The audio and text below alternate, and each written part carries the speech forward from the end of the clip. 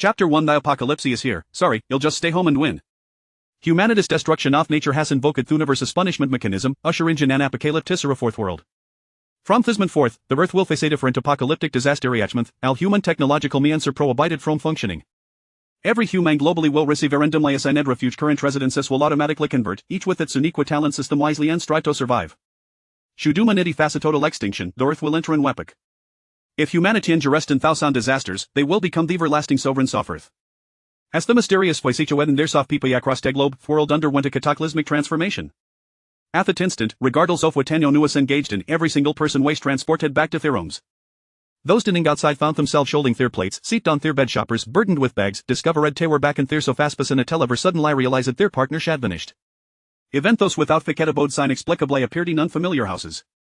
Suya was no exception, had been at work, enduring his scolding, Butin the next month, the environment around him twisted and morphed, and found himself on his own sofa.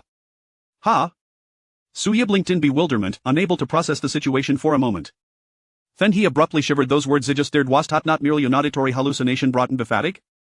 A mysterious entity is punishing humanity, the apocalypse is upon us. Suya took a deep breath, forcing his trembling body to calm. As a 23-year-old, Suya possessed strong adaptability, quickly grasping the reality of his predicament. Humanity has been granted random shelters to combat the impending apocalypse. In 10 minutes, the first round of calamities will commence, with Bethamy being extreme heat. A minimum temperature of 60 degrees Celsius will blanket the globe. Please check our shelter's attributes thoroughly, gather resources, and ensure your survival. Should the uprish, noon we will put to you, forever yon you will be preoccupied with their fight for existence. Suyu murmured as she set down a mysterious note unfittable. This note was filled with essential information, enabling humanity to quickly comprehend their situation. In just 10 minutes, the first wave of apocalypse would begin. Not an illusion, could it possibly be cruel print by some hike organization? Suya frowned, softly murmuring open shelter data panel. Whoosh! A translucent top panel materialized before Suya's eyes, making him what in them an astonishment if this is a prank, it's quite oth elaboration. Suya mused, carefully examining the data before him. Shelter unnamed. Shelter level 0. Shelter owner Sui. Shelter population 1. Shelter space 1 room, on a living area, 1 bathroom. Shelter safety rating 1 point. Shelter comfort rating 1 point. Shelter item resources 7 share santables, 1 bed, 1 sofa, 1 refrigerator, 1 computer. Shelter food resources 5 small breads, 2 boxes of Finst noodles, 3 bags of Coca-Cola snacks, 2 packs of noodles, 4 bottles of beverages, 8 bottles of beer, 2 buckets of drinking water. Shelter miscellaneous non-valuable items, miscellaneous not counted. Survival points 0 points. Current phase first apocalypse extreme heat Obuto begin. Current main task survive. Main task reward completion will result in a score based on performance, leading to random rewards. Current special reserve 1 shelter talent awaiting activation. This is remarkably real. Suya scrutinized the data before him, then swiftly moved to the window, pulling open the curtains to gaze outside. The streets were already overcrowded, with people pouring out from their homes, creating an uproar. Some were disheveled, some were expression of sheer terror, while others rushed to an convenience store at the first opportunity. What's going in? It was just stalling bricks at the construction site. How did you end the foam? It's so incredible, I just teleported Caldi Besant abroad instead, I want to travel. You fools, doesn't this mass teleportation not clarify the situation? The apocalypse is coming. It's over, my phone has no signal, I can't make equal shashuman technology truly been render redistless? Boss, I need to buy everything you have store the most durable food, and bring me 100 blocks of ice. Get lost, I want sell to you think him foolish, the apocalypse is your money's justiceless paper. The streets worries enough cause as throngs of people rushed into supermarkets and convenience stores, with store owner Shastilai rolling down here shutters. Turmoil was escalating, and police present suicidal rediontheries. Suya remained upstairs, silently observing the chaos below. If the retro lays an apocalypse, then we have in live 5 minutes until it starts. Even if I wanted to buy something no, it's too late. Suya checked his phone for a moment. Unsurprisingly, there was no signal calls couldn't go through. Hepla get it in, but her was no response. Power outage? Upon checking his drinking water, he found the tide had not yet been affected. If it's not an apocalypse, that's preferable, if this is true, and need to think too weakly on how to respond. Suya took a deep breath, aware of thought thighs was likely genuine. After all, how could orchestrate such a mass simultaneous relocation? According to reports, the first disaster sheet, with a minimum of 60 degrees Celsius. With otanic cooling means, it may not serve for long. Even if I somehow to jihad stroke, dehydration is no grave a threat. And now the technology has failed, the urban water supply system will probably encounter significant issues. Right now, we'll presume to be inside our own homes and door houses serve shelters. Suyin endeavored to maintain his composure, using Gela Survivic no water to determine his next steps. First, gather water. Suyu kiklai realized how needed to take out every basin and bottleline hishomi and rush it to the bathroom to collect water. It turned on the bathtub to its maximum capacity, filling it with water. Thank goodness I rented this place with a bathtub it's proving is full at a critical moment. Wonder what happened to the landlord, Namater has plenty of properties, we shall die worry? Suyama directed himself, continually splashing cold water on his facet to stay alert. Taken jadvantage to my left, Heshek essential storage facility is like the refrigerator. Perfect, there was still power. However, their refrigerator would soon low seat cooling capacity, and Suya couldn't afford to delay had to keep the internal environment cold for as long as possible. Harry tugged all their milk containers in the house, filling them with water and packing a few cubes inside. Feather must could retain both heat and cold. From now on you'll minimize how often I open the fridge if it relays the day of extreme heat, it might just be my final salvation.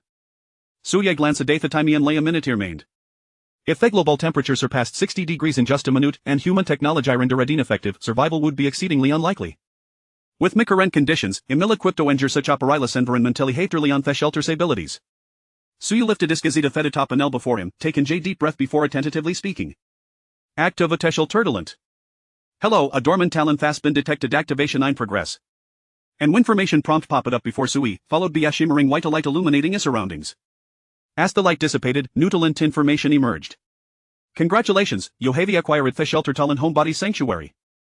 Homebody Sanctuary SSS level for every 24 horsepower in your shelter. You will randomly gain a critically needed survival word, up and upgrading filter, the effectiveness of this talent will also increase.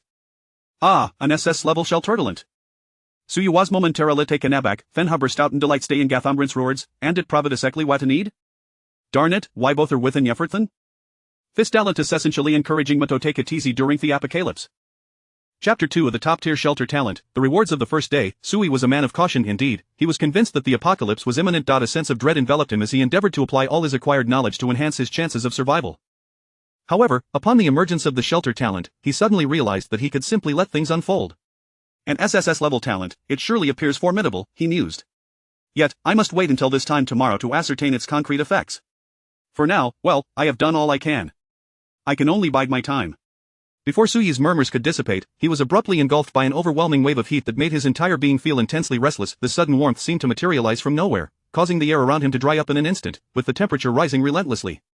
He felt as though the very air he inhaled was ablaze. Quickly, Sui turned his gaze, and to his shock, he beheld the sky outside transformed into a vivid crimson. The world had undergone a cataclysmic change, an unending torrent of scorching heat waves surged into his abode through the open window. In a heartbeat, the temperature inside the room soared to an oven-like intensity. Oh no, I forgot to close the window. The first wave of the apocalypse has begun. Sui's countenance shifted dramatically as he rushed to the window. Just as he reached for the curtain, he inadvertently touched the steel bars of the security window, which burned him. Ah, that's hot. Has the Earth's temperature escalated so swiftly? After a brief pause, he caught the sound of piercing screams and desperate pleas emanating from the once chaotic streets. It's so hot. I'm going to die from the heat. What kind of wretched weather is this? The apocalypse has truly arrived, the temperature is unbearable. Dear, we must hurry home. Someone help me, I'm feeling dizzy, I think I'm suffering from heatstroke, I thud. Many who had not yet returned to their homes were drenched in sweat, frantically seeking refuge from the sweltering heat. Above them, the sun loomed larger than ever, indiscriminately radiating endless warmth. The scarlet sky was blinding, reminiscent of blood. On the streets, frail individuals collapsed under the oppressive heat, exhibiting severe signs of heatstroke. Yet, in that moment, there was no one to assist these weakened souls. Everyone was racing home or seeking nearby structures for shade. At this instant, humanity comprehended the gravity of the situation. This was not an illusion, but a genuine upheaval of the world. The apocalypse had truly arrived, life and death hung in the balance at this very moment. Sui sighed softly, he could not save others, only tend to himself. He grabbed the curtain, wrapped it around his hand, gritted his teeth, and shut the window before drawing the curtain shut. The temperature within the room dropped slightly, although it remained uncomfortably hot, it was a tad better than the furnace-like conditions outside. The apocalypse had barely commenced, and without engaging in any strenuous activity, Sui was already drenched in sweat, his body losing fluids rapidly, and his lips cracked and parched. A sense of dizziness began to envelop him, fatigue washed over him, and an inexplicable irritability settled in his heart. This was a sign of rapid dehydration. Not daring to be negligent, Sui quickly stripped off his clothing, guzzled a bottle of water, and retreated to the bathroom, submerging himself in the bathtub. However, the water had already warmed due to the extreme temperature of the earth, causing the once cold water to rise in temperature. If I stay submerged for too long, will I end up cooking myself? This thought crossed his mind, but he quickly dismissed it. If the temperature were merely 60 degrees, it wouldn't be that extreme. However, the disaster information did state that the initial wave of the apocalypse would have a minimum temperature of 60 degrees, with no mention of it not rising higher. The oppressive heat and dryness made it arduous for Sui to maintain his composure. His thoughts were spiraling wildly. He yearned to devise a solution or enhance his chances of survival, yet, given the current circumstances, achieving that seemed exceedingly difficult. Ordinary individuals, confined to their homes, were suddenly confronted with such intense heat, and with an unpredictable future looming, most could only wait silently for their fates to unfold. It appears I can only await the effects of my talent, Sui lamented, but soon rallied his spirits. After soaking in the bathtub for a considerable time, he finally emerged, dripping wet. As he stepped out of the bathroom, the droplets on his body evaporated almost instantaneously. I feel a bit better. I should eat something. In this sweltering heat, some food will spoil if left out for too long. Sui selected perishable items from his pantry, enduring the scalding sensation as he swallowed them down. I suppose I am quite the homebody. At least I have some provisions. Those who lack storage habits, I fear the first to perish will be them. Sui contemplated silently, then chuckled. Well, it seems the apocalypse has a certain affinity for introverts. Finding humor amidst adversity was indeed an essential skill for those who preferred solitude. He deliberately slowed his eating pace, wishing to conserve his energy. During this time, he intermittently heard the frantic shouts and cries of people from outside and neighboring floors. Though he could not discern the words, he sensed the despair and torment woven into those cries. It was unbearably hot. The human body struggled to adapt to such a sudden surge in temperature. With the apocalypse descending upon them, many individuals with low resilience would inevitably panic, possibly succumbing to psychological collapse. Extreme heat can incite agitation, overwhelming pressure, and an inability to remain calm. In a bid to stave off excessive mental strain, Sui continued to hydrate while taking out pen and paper to assess his current survival circumstances.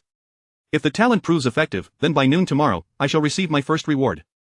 According to the talent's effects, what do I urgently require at this moment? Sui surveyed his supplies, pondering. The first wave of disaster is heat. Extreme heat corresponds to rapid moisture loss. Theoretically, my most pressing need is water.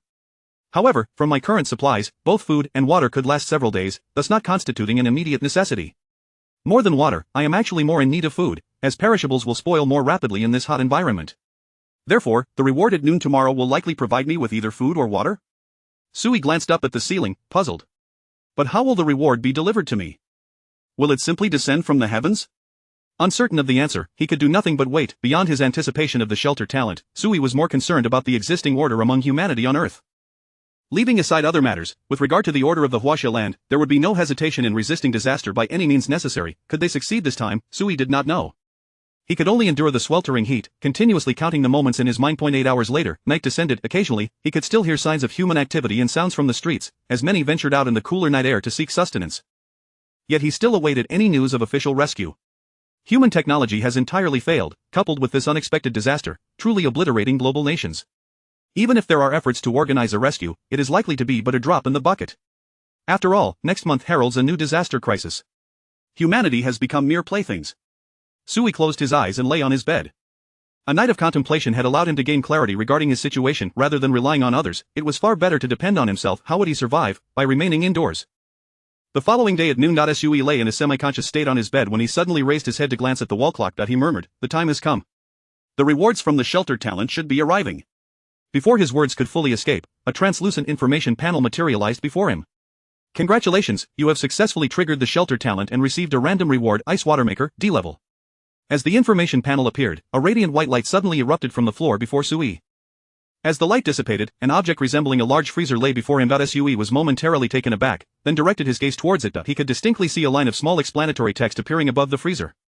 Ice Water Maker, : a D-level shelter item that possesses enduring refrigeration capabilities, featuring a cold storage space. It can automatically generate 10 servings of ice water, drinkable, every 24 hours, effectively reducing human body temperature, 5 degrees for 2 hours.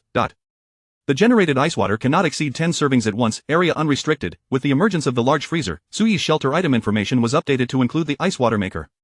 Simultaneously, the comfort level of the shelter surged from 1 point to 11 points. A reward truly exists. Sui inhaled deeply, hastening towards the freezer and slowly lifting the door. Instantaneously, a chilling white mist enveloped him, the frigid sensation almost causing him to squint his eyes in delight, nearly prompting a shout of joy. How refreshing! It felt akin to stepping into an air-conditioned room on a sweltering summer afternoon, a sensation so pleasurable it was almost suffocating. Sui bent down, nearly submerging half his body into the freezer. Relishing the icy sensation, he began to inspect the contents within. 10 bottles, each comparable to large beverage containers, were stored inside the freezer. Sui retrieved one, easily twisting off the cap and cautiously taking a sip. Drip, you have consumed D-level ice water, gaining a 2-hour continuous effect. Body temperature perception reduced by 5 degrees. As the icy water flowed down his throat, Sui felt a refreshing wave coursing through his body. His previously overheated skin began to calm, pores slightly constricting, and the relentless sweat ceased, much more comfortable. This is truly a marvelous item. Sui sighed in satisfaction. This was precisely the resource he urgently needed. With this device, the most pressing survival challenge in such extreme heat was resolved. He no longer had to worry about heatstroke or dehydration. Just as Sui prepared to further examine the freezer, a sudden, urgent knocking reverberated from outside the door. Knock, knock, knock. Knock, knock, knock. Chapter 3 of the shelter trading platform. Is urine really sweet? Knock, knock, knock. The sound was urgent, as if someone were forcefully banging on the door, causing Sui to tense up instantly. His intuition suggested that a group of individuals awaited outside, their intentions shrouded in mystery. With his eyes slightly narrowed, Sui chose silence, holding his breath and remaining completely still, refusing to make a sound. Even though this was his first experience of an apocalypse, he was aware that in the face of overwhelming disaster, human nature could be unpredictable. In a world now in chaos, where calamity reigned, who could say if the people outside were villains? It would be unwise to open the door, let alone respond to their inquiries. Is anyone there? Open the door quickly. We're your neighbors from upstairs, please let us in. The deep voice of a man resonated from outside, and judging by its timbre, he was a robust individual, which only heightened Sui's anxiety.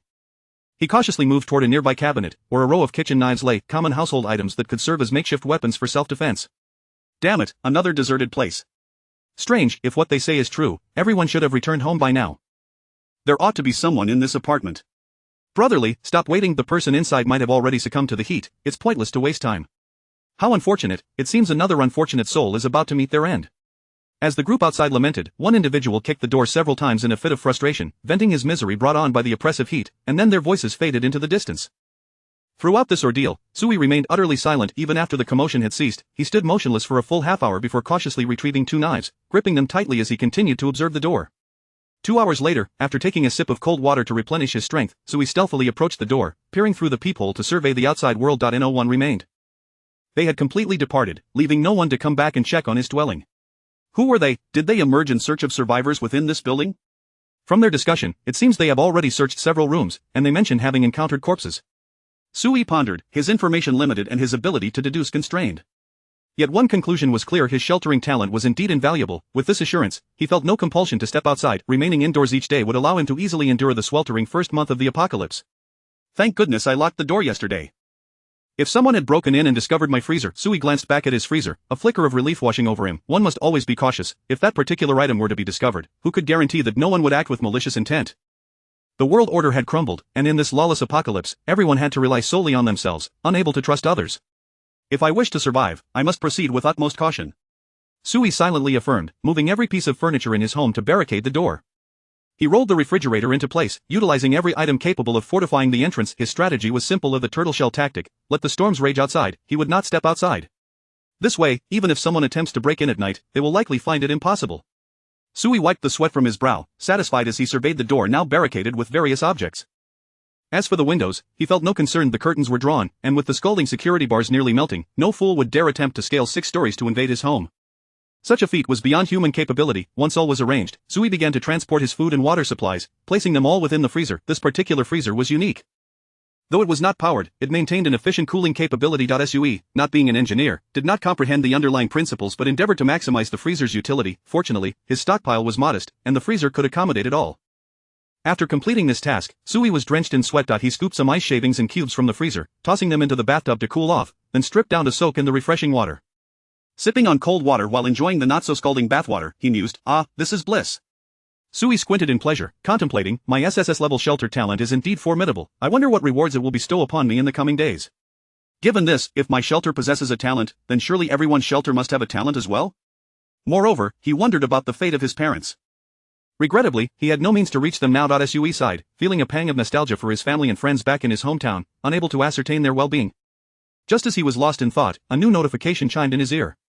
Congratulations to all, every human who hears this message is among the fortunate survivors who have made it to the second day. Now for today's latest Earth Apocalypse Disaster Daily Report. Current number of surviving shelters worldwide.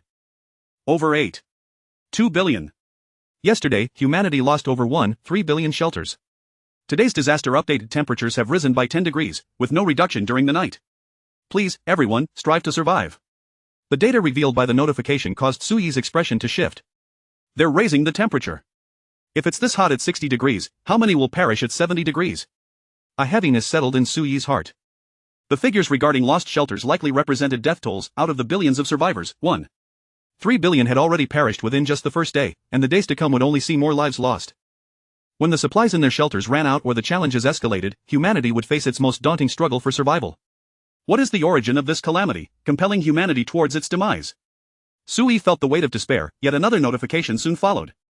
As a reward for surviving the first day, we are now opening a global communication platform for shelters, divided by city regions. Additionally, we are launching a trading board for various city shelters, allowing any shelter to freely trade any goods and resources. Please note, all transactions must ensure authenticity. Any acts of deception will result in the perpetrator losing tenfold their shelter supplies. Collective rewards, a platform for open communication and trade, categorized by city regions. This was increasingly reminiscent of a game. Yet the foundation of this game was built upon the lives of humanity. Sui lifted his gaze to the new data panel that appeared, resembling the chat interface of a familiar online game, with the top marked as Jinling City Shelter Communication Channel. Below, a torrent of messages began to scroll, rapidly filling the space with various shelter information. Unnamed shelter, hello, is anyone there? Unnamed shelter, there are people, but we're about to die from the heat. Is this really the apocalypse? Unnamed shelter, what time is it, and you're still not acclimated? I have 2 liters of drinkable liquid, willing to trade for any food. I've already listed it on the trading platform. Is there anyone willing to exchange? Dragon number 1, shelter, you haven't even named your shelter. I can't tell who SWHO.B. By the way, what is your shelter talent like? I'll give you a heads up. I have an A-level shelter talent, and I feel like I can make it. Wang Qinshan, shelter, ISNT, naming it after yourself. I 1T disclose my talent. I fear you all might be bad people. Unnamed shelter, what time is it, and you're still hiding things? We humans must unite, help the weak, let us get through this together. By the way, is there any kind soul who can assist me? A weakling, my child hasn't eaten all day, and we're running out of water. Unnamed shelter, Mom. Dad, where are you? It's me, Daniel, it's me, Daniel, it's me, Daniel. Unnamed shelter, Daniel, can you stop spamming? We're all about to die of thirst, and you're here looking for your mommy like a tadpole? Sui silently observed the chat messages without participating. The information was rife with pleas for help, cries for loved ones, and trading requests. A few shelters attempted to share their talents in apocalyptic conditions, seemingly those with better shelter talents who were temporarily free from survival pressures. Now on the second day, rationally speaking, although most individuals were panicked and fearful, they should still be able to endure. The true crisis of survival had yet to arrive. After glancing through the messages for a while, Sui noticed that everyone was cautious, sharing little useful information. Of course, there were also those claiming to be officials, fervently calling for unity among the living forces, hoping to rekindle the organizational prowess of the Chinese people. Yet at this moment, no one dared to ascertain whether there were any fraudsters among them. After observing for a while, Sui opened the trading interface. Here, the trading information from Jinling City and its surrounding shelters was displayed, with a variety of demands represented. Most orders were barter-based, with numerous one-sided pleas for help. Trading information: 1 liter of urine available, sweet tasting, will trade for food, no waste. Trading information: 1 bottle of 2 yuan mineral water, just needs storable food, equivalent to a day and a half's worth for an adult. No small knives accepted. Trading information: complete set of collectible Ming Dynasty general armor, comes with a sword and bow, a must-have for surviving the apocalypse, only accepting 7 days worth of water and food. Trading information: my neighbor hoards food, I hoard guns. Neighbors are my granary, currently offering a strong crossbow set, including 20 iron arrows, in exchange for 5 days worth of food and drink. The volume of trading information was substantial and continued to grow. It seemed that the survivors of the Jinling shelter were relatively numerous, though it remained uncertain how many would still be present in the days to come. Sui scrutinized the listings, noting that valuable items were scarce, with most trading goods comprising food, drink, weapons, and tools, hard currency of survival. Of course, there were also individuals attempting to sell gold bars and jewelry at high prices, yet none had any buyers. Ironically, the listings for sweet urine had successfully traded, quickly indicating, transaction successful. Even urine found buyers, while treasures went unnoticed. Indeed, in chaotic times, food and drink are the irrefutable essentials. Sui mused, glancing down at the half-full bottle of ice water in his hand, pondering, perhaps I should give it a try and see what I can sell. He still had quite a bit of ice water left, and offering half a bottle would not pose any issue.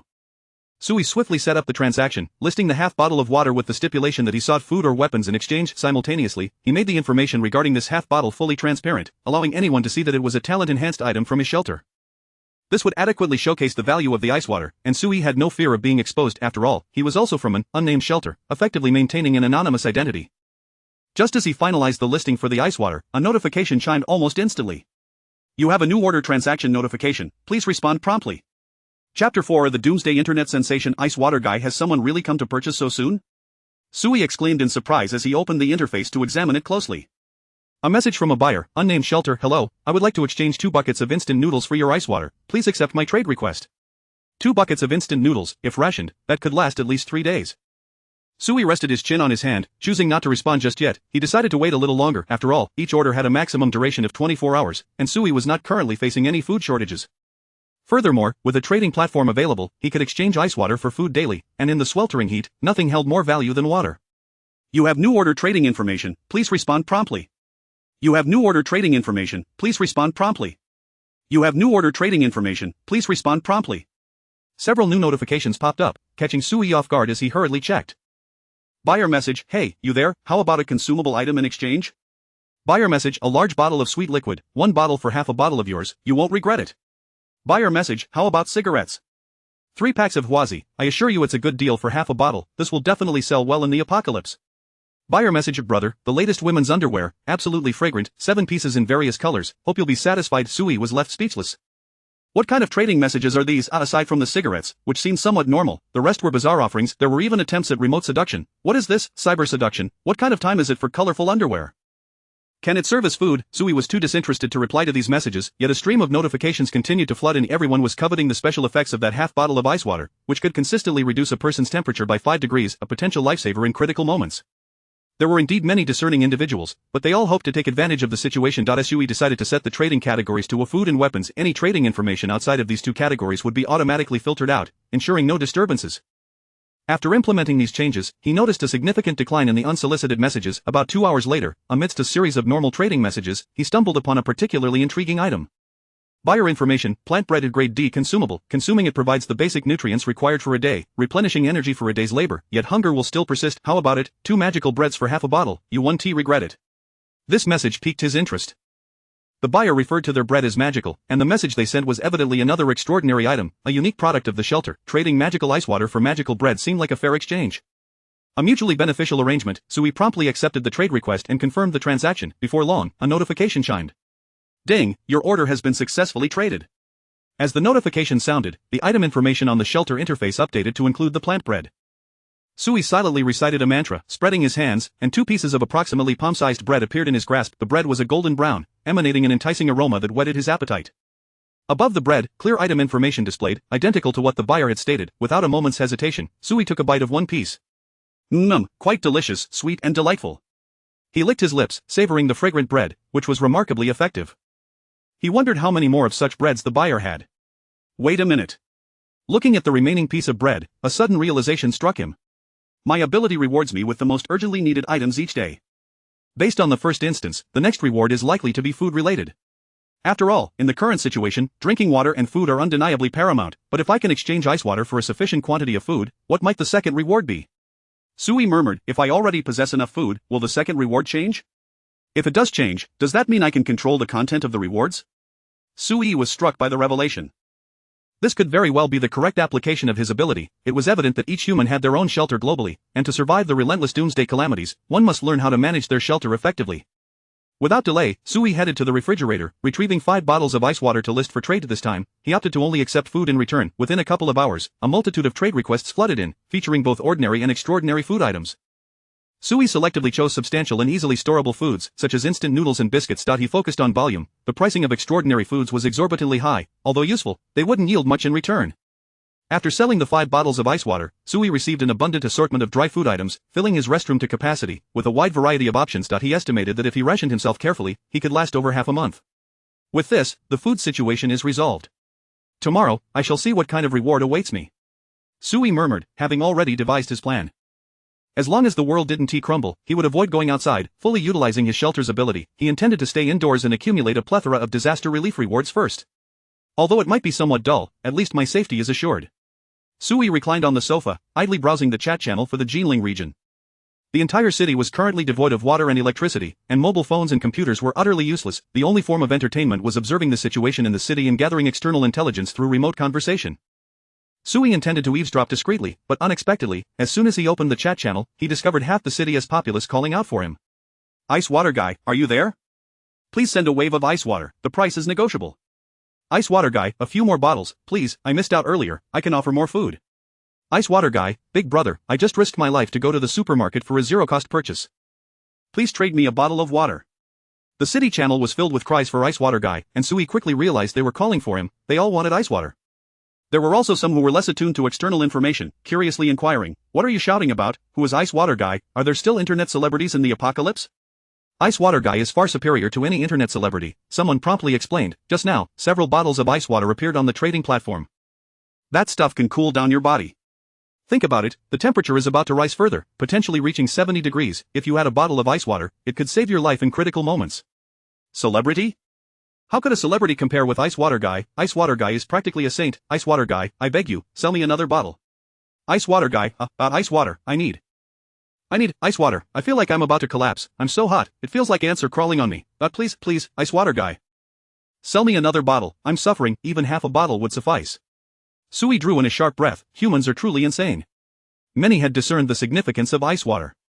Through the exchange of information, they all recognized its critical importance, yet, alas, people could not summon Ice Water Guy, as if he had vanished without a trace, leaving no sign behind. The chat channel was filled with a few fortunate individuals boasting about the ice water they had acquired or flipping it for profit. Special ice water, starting at 10 boxes of instant noodles. Highest bidder wins. Ice Water Guy's ice water is now available. Large quantities of food or gentle female company will do. Ice water shot version now available. Personal testing reveals that even a small sip can provide cooling effects. 1 sip for the special price of 5 packs of instant noodles or 5 bottles of ordinary drinking water. Upon seeing these messages, Sui's body jolted in shock. Good heavens, the business instinct of the Huaxia people. Even in the apocalypse, they still sought to profit from the price difference, retaining some magical ice water for himself while reselling a portion ensured that many fortunate souls secured their early supplies. This also made Sui acutely aware of the immense value of the ice water he held. Damn it, I sold it too cheaply. Sui sighed, though he did not intend to sell the remaining ice water just yet. Currently, I am the only one in Jiling with cooling ice water. The 4.5 bottles on the market haven't even been consumed yet. Listing more would only drive the price down. Best to wait until they no longer have ice water. When they are left with no options, that will be the time for me to maximize my profits. Sui remained calm. He did not perceive any wrongdoing in his actions. In times of apocalypse, personal interests take precedence above all else. The survival of others is of no concern to me. Chapter 5 of The Spread of Chaos. The crisis outside time flies, and soon it was 8 o'clock in the evening. The temperature had not dropped with the arrival of night. Instead, the additional 10 degrees of heat made every breath for humanity feel akin to being subjected to an official barbecue. Sui, too, was vexed by the heat, endlessly scrolling through trading information and regional chats to pass the time. Suddenly, a cacophony of voices erupted from the street outside the window. Has someone come out? Sui hurriedly walked to the window, slightly parting the curtains to peer outside. There, on the nocturnal street, he beheld several individuals wielding candlesticks and makeshift torches, gradually emerging from the residential building where he resided. Move quickly, don't dawdle. It's sweltering out here. Liga, can we really find something to eat? It's far hotter outside than in here. I feel like my throat is on fire. We must search, or else we'll starve. This dreadful weather refuses to cool down at night. A group of men clad in work uniforms voiced their complaints loudly, while windows on various floors of the building opened, and curious gazes peered down. Li Guo? Sui's heart stirred. Isn't that the man who knocked on the door during the day? He recognized this group of men but was unaware of their origins or intentions, having seldom met his neighbors due to his busy work schedule. I'm parched. I recall there are several shops on this street. Let us go take a look. Did everyone bring their gear? We can't return empty-handed like last night. Li Guo, we've got everything. By the way, can we bring back more food to trade for ice water? I hear it's quite miraculous. Ice water, too expensive. It's not worth it. We can make do with regular water. As the men conversed, they moved deeper into the shadows. Observing from his concealed position, Sui noted that each of them seemed to carry weapons, steel rods, kitchen knives, homemade bows and arrows. In this sweltering apocalypse, the true enemy is the heat. They carry such an arsenal, perhaps with ulterior motives.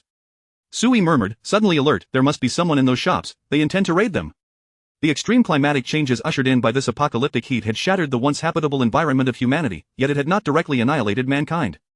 Compared to the unbearable heat, it was the perilous nature of human interactions that posed the greatest threat. With cities across the globe in paralysis and resources dwindling, the darkest facets of human nature were easily awakened. In such times, those who disregarded old rules thrived. Moments later, cries of desperation pierced the night. Spare me, ah! Husband, what have you done to my husband? Help, someone is killing us!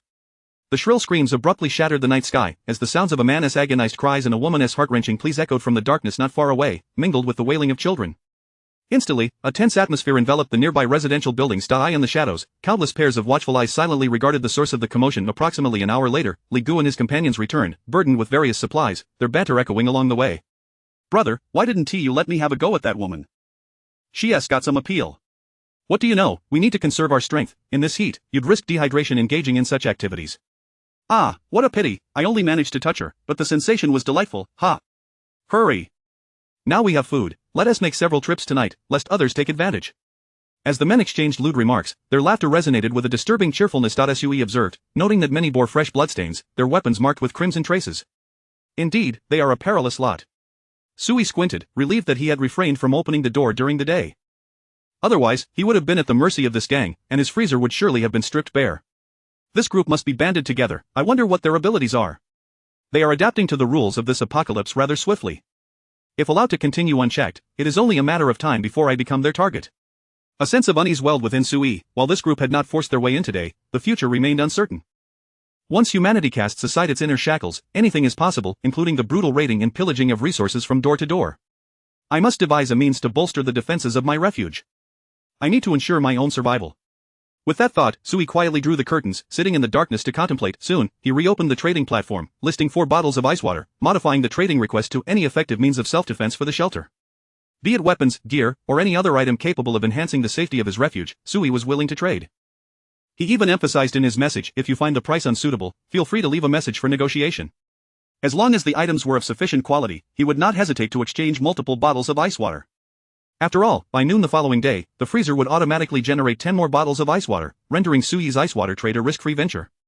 Ice water guy is back. A new order for ice water has appeared. For bottles listed at once, it must be the ice water guy himself. Let me check the orders. Wow, ice water guy is requesting defense measures. A clear line of thought.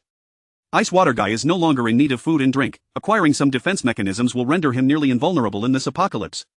Curse it, I'm about to die of thirst here, while ice water guy is already contemplating the security of his refuge as neighbors perish next door.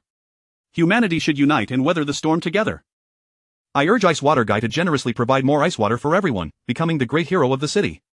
Discussions regarding the new ice water orders floated through the chat channel, yet the majority remained filled with pleas for help and self-proclaimed saviors' proclamations. On the second night of the apocalypse, the novelty of experiencing the end had worn off, leaving only an overwhelming dread for the future. Resources had become increasingly scarce, and the sweltering heat was unrelenting. Humanity had to confront the grim reality this was a global catastrophe capable of claiming lives. Moreover, the scarcity of resources had rendered Sui's ice water particularly coveted. The bottles purchased earlier in the day had been completely consumed, and the new order for 4 bottles of ice water garnered the attention of nearly all surviving shelters in the city, with responses flooding in continuously. Sui meticulously reviewed the messages, spending an hour sifting through numerous replies to select the items he desired. Ultimately, he chose a compact compound bow, equipped with 30 professional steel arrows, along with the necessary maintenance tools, spare parts, and user manual. This item, in peacetime, would undoubtedly be classified as controlled goods, possessing lethality comparable to a handgun. Its value was considerable, and Sui successfully traded 3 bottles of water for it, while another bottle was exchanged for a thermal jacket. These folks are miserly. Each one more shrewd than the last. Though ice water is precious, it can only be traded for so much. Sui inhaled deeply. In this apocalypse, people were counting every resource, and now, armed with a weapon, he felt a modicum of safety. He glanced at the door, which he had secured tightly, placing the bow next to his pillow to ensure quick access should he need it while sleeping. The thermal jacket was donned, though its effectiveness was minimal, as he still felt the oppressive heat. With food, water, and weaponry secured, the only thing I now lack is medicine. Lying on his bed, Sui contemplated his survival strategy in the darkness. For tomorrow's ice water, I must strive to trade for some medicinal supplies, perhaps something like Huoxiang Jingqi water. I wonder what tomorrow's reward will be. Now that I have the essentials for survival, will the reward consist of redundant food and water, or will it be something new? As he mused, Sui gradually succumbed to sleep. Bang! Ah! Don't come any closer, I'll call the police. Help, someone save me, it's a murder. Suddenly, a woman's piercing scream from above jolted Sui awake. He swiftly leaped from his bed, grabbing the bow, his gaze alert as he directed it toward the door. The entrance remained intact, and there were no others in the room. Once assured of his safety, Sui's attention shifted to the ceiling. This was an old complex with poor sound insulation. He could distinctly hear the sounds of a violent struggle from upstairs. There were male shouts and female screams, along with the sound of objects being violently smashed within a room. What are you doing? Are you trying to harm someone? Don't come any closer, I have a weapon. Another man's scream rang out, seemingly that of a brave soul who had been subdued. Is it Li Guo's group? Sui pondered gravely, reflecting on the situation. Given the events of the past 2 days, it appeared that only Li Gu and his companions possessed any fighting capability within this building. Regardless of whether it was indeed them, the current situation indicated that someone in the building could no longer resist the urge to begin searching for resources. Starting with neighbors, they were likely to force their way in to seize supplies. The worst-case scenario of an apocalyptic breakdown was unfolding, as a disorderly human collective descended into chaos and danger. In tense silence, Sui awaited developments, and after an hour, the commotion above began to subside. The assailants seemed to refrain from any further expansion. They did not descend to approach Sui's room. However, Sui was acutely aware that the resources stored in a single apartment would hardly suffice for this group of aggressors. It would not be long before they arrived at his door. I can't avoid this. I will inevitably confront them. A heavy weight settled in Sui's heart as he surveyed his surroundings, noting that dawn had already broken outside. The sky remained a crimson hue, and the air was thick with oppressive heat. The wall clock chimed, marking noon precisely. It was now the midday of the 3rd day of the apocalypse. Congratulations, your stay in the refuge has met the new 24-hour requirement, triggering the shelter's talent reward. Chapter 6. Recruit talent for the shelter, embark on exploration missions. Congratulations, you have received a D-grade talent recruitment voucher for the shelter. As a mysterious voice echoed, a delicate golden paper fluttered down onto the tea table before Sui. A talent recruitment voucher? Is this my second reward? Sui picked up the paper, examining it closely. It bore incomprehensible mystical patterns, along with the words, D-grade recruitment. Apart from that, there was nothing else unusual. Every shelter can recruit talent? Are the recruited talents conjured from thin air, or are they other human beings from Earth? Sui murmured, it increasingly resembles a game in which many lives could be lost. An avid gamer, Sui began to grasp the mechanisms of the apocalyptic shelter through the appearance of the recruitment voucher. If his assumptions were correct, that enigmatic entity must be treating the entire Earth as a vast game arena, with all humanity participating as players in this cataclysmic game. Use. Sui clutched the recruitment voucher, confirming its use. A dazzling golden light erupted from his palm, subsequently separating from it and expanding before him, gradually coalescing into a golden human form. As the golden light dissipated, a young woman of diminutive stature yet bright eyes stood before Sui. She has come to life. Sui was taken aback. Even with some mental preparation, he was still profoundly shaken by the spectacle. The girl stood at barely 1.60 meters, appearing to be in her early 20s, though her appearance was unremarkable. Her luminous pupils and spirited demeanor radiated vitality. Soldier Lin Yu, reporting to the commander. The girl saluted Sui with a crisp snap, standing tall and proud, exuding a commanding presence. A soldier? Only then did Sui notice her camouflage combat uniform, adorned with meticulously designed pockets and attachments, fully functional and ergonomically suited. Her sturdy military boots featured anti-slip tread patterns, providing ample grip on complex terrain. Lin Yu bore a multifunctional tactical belt at her waist, equipped with a handgun, magazine pouch, flashlight, and survival tools, each item orderly arranged and ready to tackle various emergencies. A female soldier? Sui gazed at Lin Yu with surprise and inquired, are you from Earth? Where do you come from? Lin Yu's face was resolute and exquisite as she replied with unwavering clarity, report, Commander, I am a human from Earth, hailing from the special combat zone of Huaxia. I have received orders. The apocalypse has arrived, and the fate of humanity hangs in the balance. I have been entrusted with the mission of protecting the commander and will obey your commands. Lin Yu's response was articulate and precise, allowing Sui to glean some understanding. Perhaps this is what that mysterious entity envisioned as a new breed of humanity, crafted from the blueprint of Earth's inhabitants. She inherently possesses the concept of loyalty to me and is aware of the current circumstances. Sui mused silently, this is the shelter talent, it truly resembles playing an apocalyptic management game. Simultaneously, a notification chimed in his ear. Congratulations! You have successfully recruited D-grade combat type talent, Special Forces Soldier Lin Yu. You have successfully activated the talent information panel. You can view the complete talent status of your shelter in the talent module interface. With the notification, the talent section was added to Sui's shelter information. The population count of the shelter rose from 1 to 2, and the safety level increased from 1 to 1. Sui clicked on the talent module, and Lin Yu's detailed information quickly appeared before him. Talent data information, : Name, Lin Yu, age, 22 years, type soldier, talent grade D-grade, physical strength 85. Nerve reaction 83. Endurance 88. Mental will 95. Self-healing immunity 82. Talent traits frowny face loyalty, she is a loyal Huaxia warrior, no matter the difficulties faced by the shelter, she will never betray. Talent skills frowny face military basics, she is proficient in all conventional combat skills of modern soldiers, possesses comprehensive mastery of firearms and knives, and excels in hand-to-hand combat, reconnaissance, and wilderness survival skills. Combat power rating 105 points. A panel strikingly reminiscent of game data unfolded before Sui, meticulously detailing Lin Yu's personal information. With 105 points of combat power, is that high or low? Sui pondered briefly before concluding, regardless, she is undoubtedly stronger than I am. Sui was merely an ordinary office worker, occasionally indulging in games and novels, and engaging in fitness.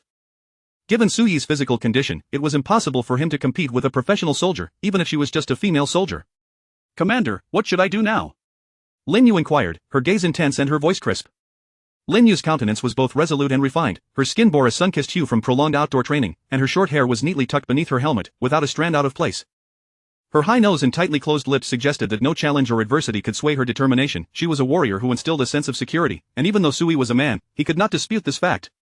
Let us not rush. Sui waved his hand and asked, are you hungry? Would you like something to eat? The talent interface contained many more detailed data points yet to be displayed, but Sui could delve deeper into queries regarding hunger, illness, psychological state, and other pertinent information. Clearly, shelter talents also required sustenance, could fall ill, and might even develop mental issues under the stress of the apocalypse. I'm not hungry. Lin Yu shook her head, her voice calm. Commander, our situation is dire. We are severely lacking in supplies, I cannot afford to waste food. In a non-combat state, I can survive on one meal every 3 days, consuming only half the food portion of an adult man. 3 days for half a meal? Sui was astonished, truly, Huaxia soldiers demonstrated extraordinary endurance and resilience, bordering on the superhuman. He gave a thumbs up, but before he could speak, a new mysterious notification echoed in his ears. Now commencing the city area announcement. Several shelters have recruited talents. The Shelter Exploration Task Module is now activated. All shelters may dispatch talents to undertake exploration tasks, gather more survival supplies. Simultaneously, the Shelter Level Leaderboard, Talent Leaderboard, and Exploration Task Leaderboard are now open in this area. Upon the conclusion of this round of the apocalypse, additional survival rewards will be distributed based on leaderboard rankings. This announcement was a citywide notification. Suddenly, the entire city erupted in excitement, the previously dull chat channels igniting with fervor. Unnamed shelter. What is this? Exploration tasks, leaderboards. Why does this apocalypse feel reminiscent of a pay-to-win online game? Unnamed shelter. Here we are, barely surviving, and that mysterious entity is watching us play a game? Damn it, I'm dying of thirst. I am a big cow. Which big brother recruited a talent? How strong are they? Can you help me contact my parents? Wang Qinshen. I checked the leaderboard, there's only one talent on it, from the unnamed shelter. Unfortunately, I can't private message this big brother. Jinling Human Rescue Association, we urge this big brother to step forward, join the Human Rescue Association and contribute your strength to the city's disaster victims. The chat channel was abuzz with excitement, everyone discussing this matter. Some speculated that the person was Ice Water Brother, while others pretended to be the mysterious top player, and many were closely engaging with the exploration task module. After silently observing for a while, Sui closed the chat interface and glanced at the three leaderboards. The shelter level leaderboard was chaotic, all showing level 0 shelters, with Sui's ranking displayed as 35, 164th. The talent leaderboard was much cleaner, with Sui occupying the first position, indicating that he was the first in the city to recruit shelter talent. The exploration task leaderboard, however, was empty, with no one listed. Sui closed the leaderboard and opened the newly unveiled exploration module for the shelter. Chapter 7, discovered by thugs, a crisis looms near. Current exploration tasks, daily auto-refresh, 1. Resource collection E-level exploration task, duration 8 hours. Randomly acquire various resources, task rewards depend on talent rating, talent level, and task level, requires dispatching 1 talent from the shelter. 2. Material collection D-level exploration task, duration 12 hours, randomly acquire materials for upgrading the shelter. Task rewards depend on talent rating, talent level, and task level, requires dispatching a talent from the shelter with a minimum rating of D. 3. Medicine collection D-level exploration task, duration 12 hours. Randomly acquire some medicine, task rewards depend on talent rating, talent level, and task level, requires dispatching 1 talent from the shelter. There are only 3 exploration tasks, each differing in content, yet all necessitate the dispatching of a shelter talent. This implies that as long as the shelter has sufficient talents, survival resources can be acquired without venturing outside. Sui pondered, this is indeed quite safe. I need not risk myself, and even if provisions run low, I can send someone to search outside. The emergence of exploration tasks greatly aids Sui. Due to the unique nature of his shelter talent, he must remain within the shelter for extended periods, naturally unable to explore for resources like others. While this ensures safety, it simultaneously limits his avenues for resource acquisition. However, with talents at his disposal, Sui can remain at home while sending talents out to explore, thereby reaping both talent rewards and exploration rewards. A dual harvest means more resources. Sui decisively resolved to experiment with this exploration task module. The question arose, which of the 3 tasks should he select? All 3 tasks offered rewards that Sui needed, yet he currently had only Linyu available for use. Let us try the one with an 8-hour duration. It is shorter and yields quicker results. Sui swiftly made his decision, wary of sending Linyu out for too long. After all, there were still assailants in this building, who knew when they might discover their presence. Upon selecting the task, Linyu instantly responded, Commander, I have received the task and will ensure its completion. With a crisp salute, she turned to leave but was halted by Sui's voice. Wait. Sui glanced at the strong crossbow in his hand, hesitated for a moment, then extended the kitchen utensils to Linyu. Choose something you can use as a weapon. Also, take this insulated jacket. See if it's of any use. Bring a bit of food and 2 bottles of ice water, it's quite hot outside, and we wouldn't want you to suffer from heatstroke. Sui wished to provide Linyu with the crossbow to enhance her safety during her outing, yet he was also concerned about the potential intrusion of assailants. His safety had to take precedence. Thank you, Commander. Linyu accepted the jacket, selecting 2 fruit knives as backup, and patted her holster with a sunny smile. Commander, worry not, I am quite strong. Almost forgot, this woman is armed. Do you have enough ammunition? Sui inquired. Linyu nodded, sufficient, a submachine pistol with a 20-round capacity and 3 magazines. 60 rounds of ammunition, indeed ample. Sui nodded in satisfaction, go ahead, be cautious of your safety, do not feel pressured to collect resources. Yes, Commander. With spirited resolve, Linyu turned and strode to the door, then paused. Commander, about this door, Linyu pointed to the pile of clutter at the entrance. Ah, I forgot. We used them to barricade the door. Sui felt a tinge of embarrassment as he tapped his head. You know, I am not adept at combat, this was to ensure our safety. Commander is wise. This is the right course of action. Lin Yu smiled, assisting Sui in clearing the entrance. Before stepping outside, she busied herself for a moment. Commander, I have set up rudimentary defensive traps and warning devices. If you hear any commotion outside, please remain vigilant and await my return for assistance. Having said that, Lin Yu swiftly descended the staircase and stepped into the sweltering heat outside. Once Lin Yu exited, Sui promptly closed the door, rearranging the items to barricade the entrance once more. After this commotion, Sui was drenched in sweat, feeling faint and fatigued. He disregarded everything, seizing the crossbow and rushing to the bathroom, using half a bottle of ice water to cool his head, then gulping down another half bottle before stripping and submerging himself in the bathtub. It was only then that Sui felt the signs of heatstroke begin to alleviate slightly. This weather is indeed intolerably hot, it feels deadly even indoors. I can only wonder about the conditions outside. I hope Lin Yu remains safe. She is currently my sole shelter talent. Yesterday's ice water is all gone, the refrigerator has replenished with 10 bottles of water. I'll give Lin Yu 2, use one myself, leaving me with 7. Perhaps it's time to exchange some of these for better goods? Sui lay in the bathtub, opening the trading platform for the city area of the shelter. He browsed and found a few intriguing items compared to yesterday. Most were food and water, yet the prices were exorbitant. It seems my shelter talent isn't the only valuable one. Others' talents may also be formidable. Sui mused internally, finding little worth purchasing. However, considering the potential devaluation of ice water due to the influx of better items, he opted to spend 3 bottles on some non-perishable food. With 4 bottles remaining, he decided to hold off on further use until the evening. The afternoon dragged on monotonously. To alleviate his boredom, Sui rummaged through his comic books, rereading them repeatedly. Around 5 o'clock, the familiar sounds of banging and shouting echoed from upstairs. Sui was somewhat accustomed to it by now, feeling less panic, merely listening attentively for a moment before checking every corner of his home to ensure it was securely concealed. Those thugs upstairs have likely harmed many. I wonder when it will be my turn. Sui thought. Regardless, this poses a threat. For the sake of safety, I must devise a plan to deal with these thugs swiftly. Should he send Lin Yu to eliminate them? That seemed ill-advised. While Lin Yu was a soldier, she was still outnumbered, and any unexpected incident could result in significant loss for Sui. The main uncertainty lies in the talents of the assailants. I've seen in the chat channel that some have activated combat-related talents. If one of those thugs possesses a combat talent, Lin Yu, despite being a soldier, may not stand a chance. Patience is key. Sui inhaled deeply, resolving to endure for the time being. As long as they did not seek him out, he would strive to remain inconspicuous while secretly amassing strength. By around 6 o'clock, Sui heard the sound of chaotic footsteps from upstairs, along with indistinct conversations interspersed with curses. Damn it, this heat is unbearable. Big brother, can I have another sip of that bottle of ice water? Let us see what we find outside. According to the rules, whoever finds the most gets a drink. Sure thing, big brother. Watch me shine. By the way, I think I heard a woman's voice from downstairs earlier, mentioning something about a commander. Could there be someone important here? Important, in this apocalypse, what good does that do? Let us find that woman later and see what's going on. The conversation drifted past Sui's door, heading down the stairs. Appearing through the curtain, Sui quietly observed a group of men dragging empty sacks out of the residential building. Leading them was none other than the group led by Li Gu from yesterday, now bolstered to 13 members. It seems I have caught their attention, Sui thought, recognizing that the poor sound insulation of the old building had likely revealed Lin Yu's movements to Li Ji's gang. This building has 8 floors, with 4 households per floor.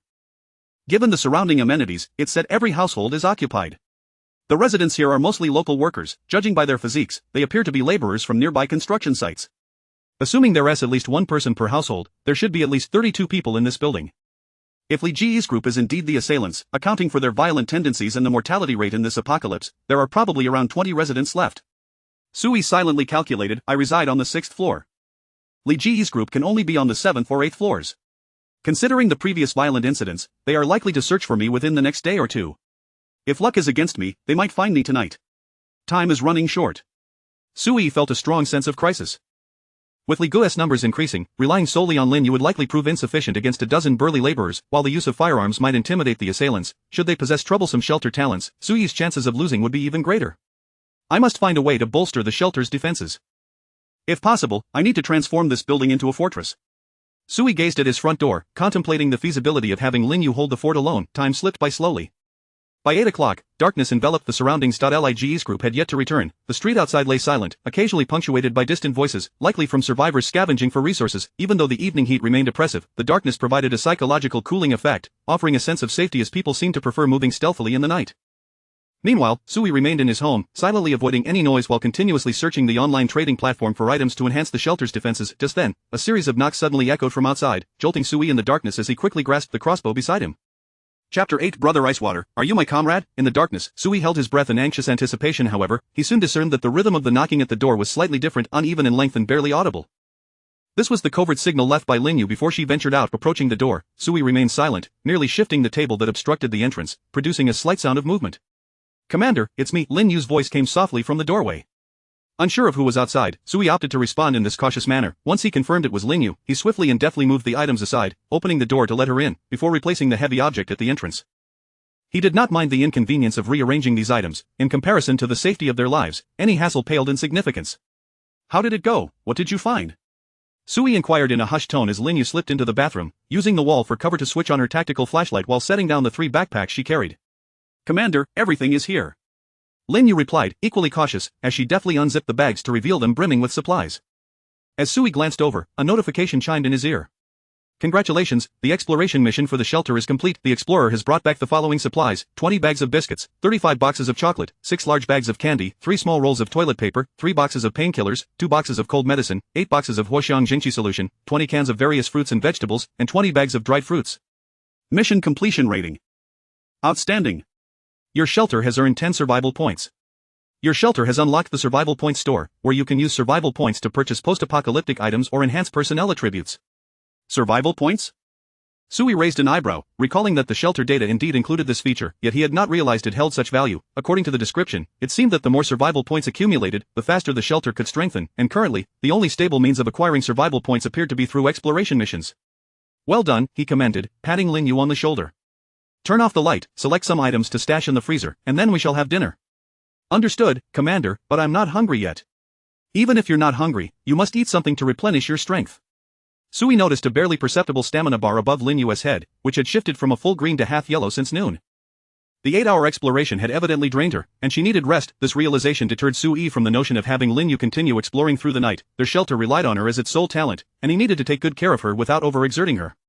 With an additional helper in the house, Sui found it considerably easier to manage the tasks at hand. At 10 p.m., the two shared a simple meal, opening 2 cans to replenish essential nutrients. Afterwards, Lin Yu proactively suggested improving the basic protective measures of the house during the night, setting up internal traps and early warning devices. Sui readily agreed, pleased to have a professional soldier handle such matters, knowing she would do it far better than he could. While Lin Yu busied herself, Sui assisted her, patiently inquiring, "What else do you need? Tell me, and I will find a way to procure it." "Commander, I still need nylon rope, more knives, and regular items like chili powder would be helpful too." Lin Yu was aware of the shelter's situation and refrained from making excessive demands. "I understand. I will go gather these items," Sui assured her, nodding as he accessed the trading platform to search for the necessary supplies. Since the trading platform had been established, nearly everyone in the city lacking resources had begun to list items for trade. Even used sanitary products were not excluded. Almost every common item could be found there, and the items Lin Yu requested were no exception. Sui exchanged a small amount of his dwindling food supplies and a bottle of ice water to acquire what she needed. As he prepared to close the transaction after completing his order, an intriguing offer caught his eye. "Police equipment available for trade, willing to exchange for food and water. Interested parties, please respond." Police equipment? Sui wondered if the seller was in a police station. He quickly sent a trade request, adding a note, "I am Brother Icewater, with 3 bottles remaining. Do you have a handgun and ammunition? Grenades would also suffice." The response came swiftly, indicating a refusal to trade but including additional information. "Hello, Brother Icewater. We are in need of a substantial amount of food and water. Your ice water is indeed required, but for 3 bottles, we can only offer 154 caliber handgun, and I can include 10 rounds of ammunition, sufficient for your self-defense in the near term while awaiting rescue." Awaiting rescue? It appeared the other party's identity was official, and their resolve to save the city had not dimmed. This aligned with the traditional spirit of the Chinese people, who always find heroes to step forward in times of calamity. Sui pondered, understanding that the refusal to trade was not a genuine rejection, but rather an attempt to facilitate private conversations between shelters to ensure clear communication between buyers and sellers. 1 handgun and 10 rounds of ammunition seems rather insufficient. Sui calculated, it appears they are reluctant to provide too many weapon resources, likely due to concerns about the aftermath of the disaster and the potential social repercussions. If that is the case, I can forego the handgun, but acquiring more ammunition would be beneficial. Sui turned to Lin Yu, who was still working, and lowered his voice to ask, "Lin Yu, what caliber is your ammunition?" "CZ-75 submachine gun, with a modified magazine that can hold 20 rounds. The caliber is 919mm pistol ammunition," Lin Yu replied without turning her head. Sui, unfamiliar with military terminology, noted this information and responded to the seller. 3 bottles of ice water for 100 rounds of 919mm ammunition. You have a submachine gun? The seller quickly caught on, sending a surprised message of Brother Icewater, "Who are you? It is unusual to possess firearms in China. Are you my comrade? I cannot provide you with that many bullets. I cannot ascertain your identity. I can only offer you 20 rounds at most. Add 10 bags of biscuits, and I want 100 rounds." Sui avoided directly answering the question, merely presenting a counteroffer, which further fueled the seller's uncertainty about his identity. Are you my comrade? Very well, 50 rounds, that's my best offer. Include 1 box of painkillers, 1 box of cold medicine, and 1 box of Huoxiang Jingqi solution, and I will take 100 rounds. Sui's terms nearly swayed the seller. Food shortages could be temporarily tolerated, but medicines were exceedingly precious in the current sweltering heat. If there were no nearby pharmacies or if they were closed, acquiring such medications would be incredibly challenging. These medications held immense value in the present environment, especially painkillers and Huoxiang Jingqi solution, which were life-saving essentials. Congratulations, you have successfully completed a trade order. The seller quickly agreed, no longer sending refusal messages, and readily accepted the order, delivering 100 rounds of ammunition.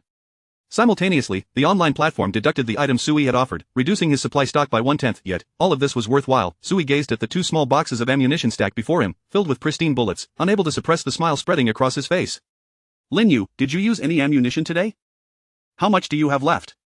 Commander, I've been conserving it. I didn't use my gun today, so I still have 60 rounds. Here, take this 100 rounds. Don't be too frugal. If a critical moment arises, use your gun. Sui handed the box of ammunition to Lin Yu, smiling as he added, it's a pity I couldn't get more magazines. I'll find a way to buy more next time. Thank you, Commander. Lin Yu's eyes lit up at the sight of the bullets, eagerly accepting them. She understood that their lives now depended almost entirely on her gun and ammunition. With the increased supply of bullets, Sui felt a slight alleviation of pressure, his expression brightening. Lin Yu, let me help you set up the traps. Just as they began to relax, a sudden deafening explosion shattered the tranquility. Chapter 9 The Emergence of Derivative Disasters, the third gift reward, the resounding explosion, alarmingly close, nearly startled Sui's soul out of his body, while Lin Yu instantly snapped to attention. What on earth is happening? Sui nearly leaped from his spot, rushing to the window to gaze outside. A fiery crimson light illuminated his face as he stared in horror at the scene before him, witnessing a raging inferno erupting on the adjacent street. The inexplicable blast had ignited a conflagration within the city. Under the sweltering climate, the flames, as if aided by some malevolent force, rapidly escalated, engulfing nearby buildings in their relentless grasp. But the terrifying blaze surged higher and higher, resembling a serpent coiling upwards towards the rooftops. One residential building was completely enveloped in flames, its windows flung open as the inhabitants, roused from slumber, emitted chilling cries for help. Sui even witnessed individuals, unable to withstand the encroaching fire, daringly leap from the high-rise, only to be consumed by the inferno. Those too afraid to jump were left to writhe in agony within their rooms, transforming into mere fireballs, screaming in despair. A harrowing tableau of human tragedy unfolded before his very eyes. This is a massive fire. Sui stood rigid, the glow of the flames revealing the faint terror in his gaze. The conflagration, just a street away, was spreading at an alarming rate under such temperatures. This signified that the building where Sui resided was no longer safe. In the face of the city's chaotic paralysis, no one could quell the blaze. It would not be long before the fire reached Sui's residential building, potentially engulfing much of the city within mere days. The entire city of Jiling might very well succumb to this sudden catastrophe. The raging fire also ignited a frenzy in the city's chat channels, already rife with despairing sentiments. It's over, I'm done for, the fire is right next to me, it's about to reach me. Help! Somebody help me, I'm trapped in the flames. I'm close enough to see that it appears to be an explosion caused by a gas leak. I fear we are all doomed. Who is even left to extinguish this fire? Ice Water Brother. Calling Ice Water Brother, our city needs a hero to step up. Stop shouting, do you really expect Ice Water to douse the flames with a few bottles of water? Have you lost your mind? The entire city's chat channel descended into a state of panic, each individual engulfed in despair. Sui's expression remained solemn. He understood the gravity of the situation was nearly insurmountable. Commander, we must leave this place at once, Lin Yu said, joining Sui at his side, her gaze heavy with concern as she whispered, this fire will annihilate the city. It will reach us within 2 hours, we have little time left. Is fleeing our only option? Sui clenched his fists, his eyes reflecting a complex turmoil. This was the apocalypse, where could he possibly escape to? If the shelter was destroyed, would his abilities still hold any efficacy? Without his talents, how would he survive? Even with Lin Yu, who was equipped for battle, how long could they endure? Having survived one apocalypse, there were bound to be others to follow. Sui was burdened with doubts, yet he recognized the truth in Lin Yu's words. If he did not prepare now, escape would become impossible. Ha! Lin Yu gazed at the raging inferno, suddenly murmuring in confusion, it seems to have stopped spreading? What? Sui jolted, quickly lifting his gaze ahead to scrutinize the scene, and indeed, the flames had ceased their advance. 20 minutes later, Sui was entirely convinced that the fire had not spread further, remaining confined to 2 residential buildings and their immediate surroundings. The affected area spanned roughly 800 meters, while buildings beyond the edge of the flames remained unscathed. The air shimmered with heat waves, the temperature within the burning zone fluctuating between 600 to 2000 degrees, yet the surrounding structures and even the greenery were untouched. Strange, what could be the reason for this? Sui pondered, furrowing his brow. It was not only he who felt perplexed, the city's chat channels buzzed with similar observations, sparking discussions among the inhabitants. Some fortunate souls, situated nearby, found themselves unharmed and thus opted to remain, narrating the unfolding disaster to the city's survivors. Some watched with morbid curiosity, while others trembled with trepidation, yet their eyes could not shield those perishing amidst the flames. Half an hour later, the building engulfed in fire fell silent, the last of the survivors succumbing to the inferno. At midnight, the once roaring flames quickly extinguished, ceasing entirely within 10 minutes, leaving behind a few skeletal structures belching thick plumes of black smoke. This fire burned oddly, and its extinguishment was peculiar as well, Sui observed intently, unable to comprehend the phenomenon until the flames were fully quelled. Just moments after the fire's cessation, a citywide announcement echoed throughout, startling all. Now commencing city area announcement, the first instance of derivative disaster has emerged. The derivative disaster module is now officially activated. At any location in time globally, derivative disasters may erupt based on the current apocalyptic scenario. Derivative disasters will not affect living beings or objects beyond the disaster's range. Signs may precede their occurrence, and some disasters will provide advance notifications. If any shelter survives a derivative disaster, it will receive substantial apocalyptic survival points. If it does not, the downside was the overwhelming destructiveness, far surpassing the defenses of current shelters. The upside was that it would not spread indiscriminately, only enveloping a designated area. If I encounter a derivative disaster at this stage, I fear there would be no hope for survival. As Sui pondered, he suddenly heard whispers emanating from the window above. Brother, that fire was truly bizarre, it seemed like some kind of disaster. Surely it won't ignite here for no reason? What are you worried about? Second brother's place is sturdy, the fire can't harm us. Indeed, let us unite and become invincible, haha. It was the voice of Brother Lee's group, who had evidently returned without Sui's notice, seemingly residing on the top floor. Sui quietly pulled the curtain to conceal any signs of disturbance. Linyu, about to speak, was halted by Sui's gesture. Let us rest, we shall discuss matters tomorrow. Sui signaled with his lips and hands, and Linyu, her expression serious, nodded in understanding. Aware of the danger above, she turned and resumed her work at the door, setting traps. Sui retrieved a thin blanket from the cabinet and laid it on the sofa, crafting a simple bed for Linyu, and then positioned the already open ice cooler nearby to cool the air.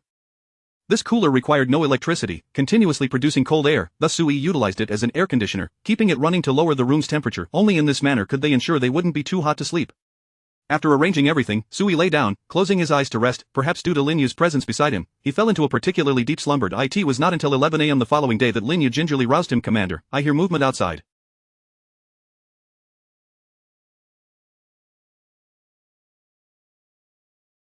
It seems that group upstairs has descended to search for supplies. Earlier, it sounded as though they killed someone up there. It seemed to be an elderly person, Linyu said, her expression grave, her eyes gleaming with a sense of righteous indignation. Sui patted his drowsy head, waving his hand dismissively. Let them be, we must prioritize our own safety. Understood, Commander. Should I venture out to explore today? Linyu inquired. Our supplies are still insufficient, and with that group out, I wouldn't need to worry about your safety. Let's hold off for now. Sui declined. He was waiting for the third day's gift reward. After a simple meal, the two sat beside the ice cooler to cool off. A time passed quickly, and soon it was just past noon. As anticipated, the melodious prompt rang in Sui's ears. Congratulations, you have remained in the shelter for 24 hours, triggering a talent reward. The duration countdown has reset. Chapter 10. The new talent, conditions for upgrading the shelter. Congratulations, you have successfully recruited D-level auxiliary talent, Engineer Lia. With the sound of a mysterious prompt echoing, a figure of golden light materialized before Sui, and in the blink of an eye, a woman emerged from the luminous radiance.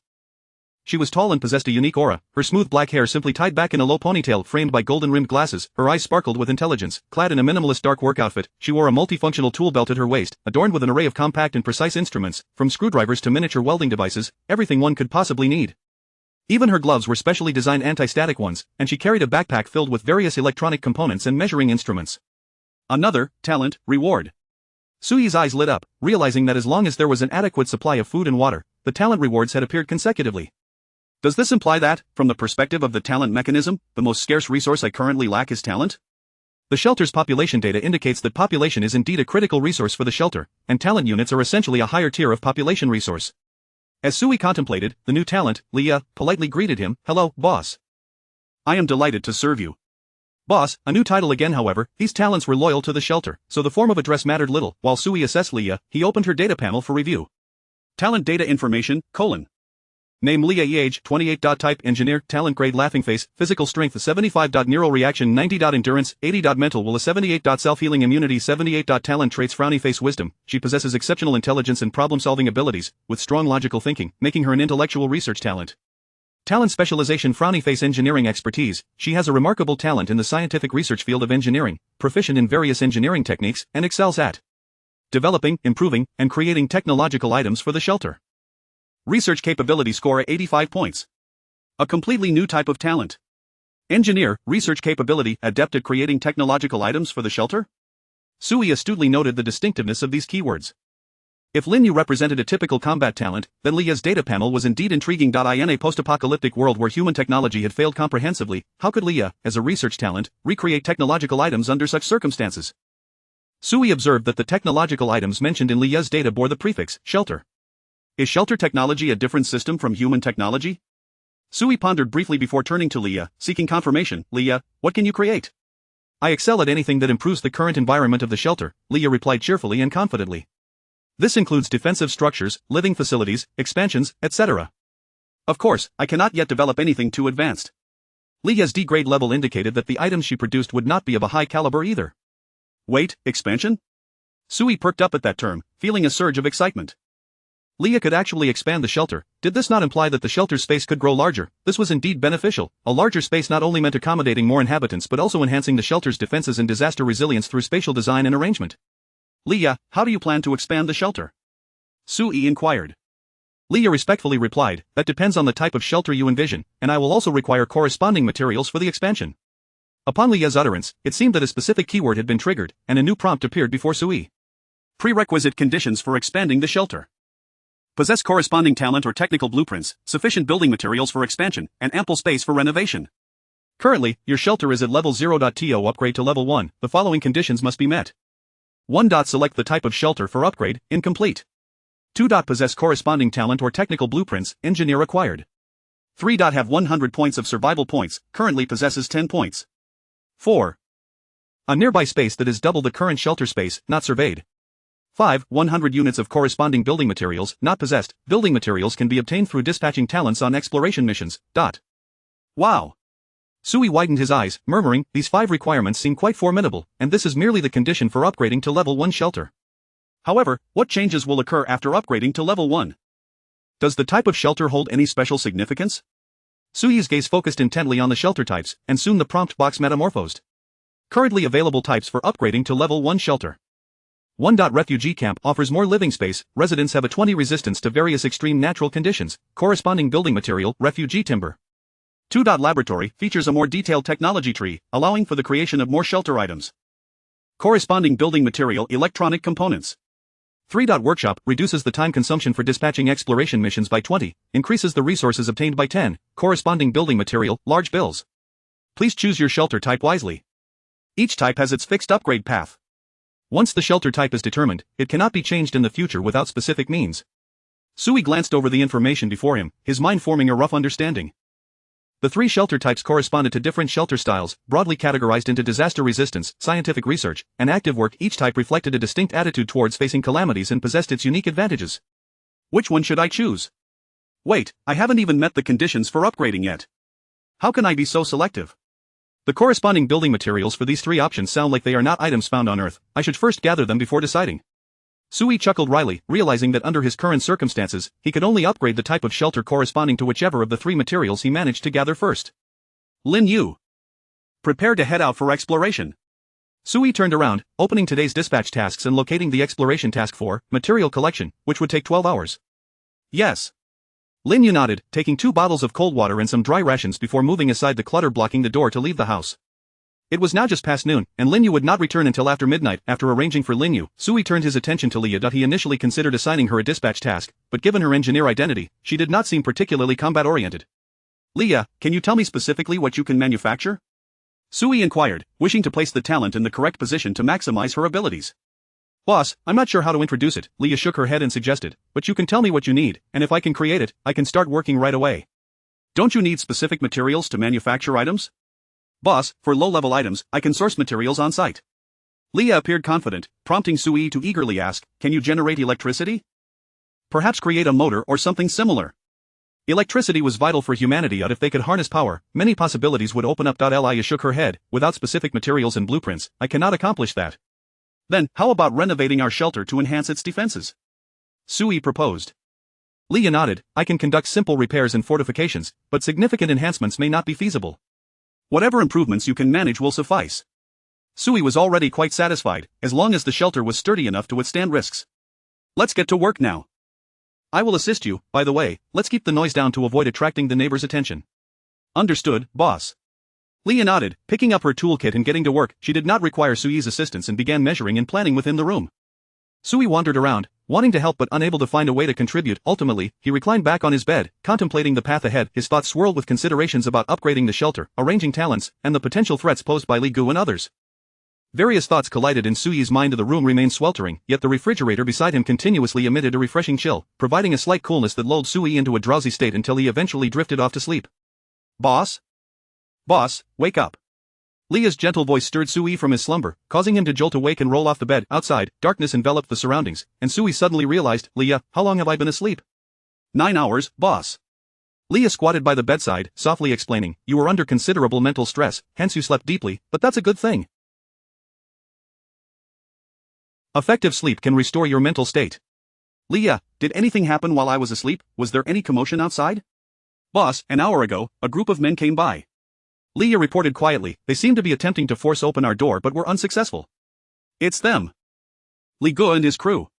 Sui immediately tensed, instinctively glancing toward the front door. However, upon this glance, he found himself frozen in astonishment. All the obstacles he had previously placed by the door had vanished, returning to their original positions within the room.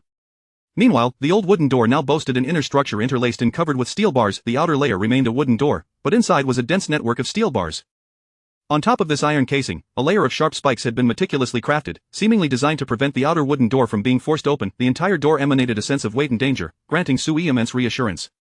This was far superior to the cluttered door he had before. It was evidently much more challenging to breach from the outside. Did you do all of this? Sui turned to Leah, astonishment evident in his voice.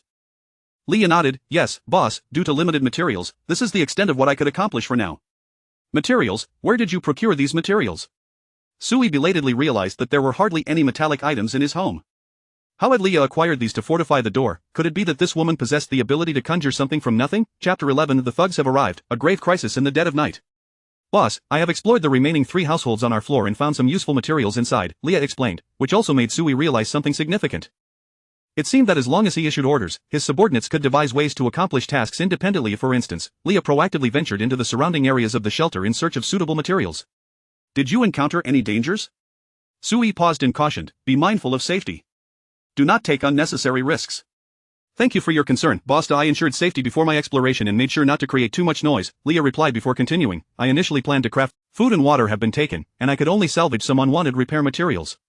Considering the plight of our neighbors, I made limited modifications to our front door and set up some traps on the doors, in addition to crafting 5 steel spears. Leah turned her head, her gaze drifting to the corner of the room. There lay 5 steel spears, approximately 2 meters long, with spearheads welded from kitchen knives, meticulously polished to a gleaming finish. This is an excellent find. Sui's eyes brightened. These long weapons could provide a certain level of defense against thugs in the absence of firearms. Leah, you are truly resourceful. Thank you for the compliment, boss. By the way, did that group manage to break down the main door? Did they realize someone was inside? Sui inquired, feeling a twinge of regret for having slept so soundly that he missed the commotion. This was not entirely Sui's fault. The psychological pressure he had endured during these 3 days of apocalypse had been immense, especially during the solitary phase when he had to contend with both malevolent thugs and natural disasters, alongside the dire scarcity of resources. In such a prolonged state of high tension, once he fell into a deep slumber, it was nearly impossible to rouse him. They should not have noticed. Leah shook her head. I remembered your instructions and kept silent, using a sound-dampening welding tool. However, a standard wooden door cannot withstand their hammering and battering.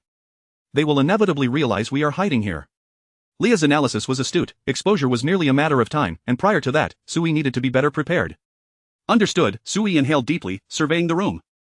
Many aspects had been deliberately modified. For instance, the windows were reinforced with wooden insulation, the curtains thickened, and a rudimentary cooling device had been added to the freezer. Leah's renovations not only prioritized the shelter's safety but also considered comfort.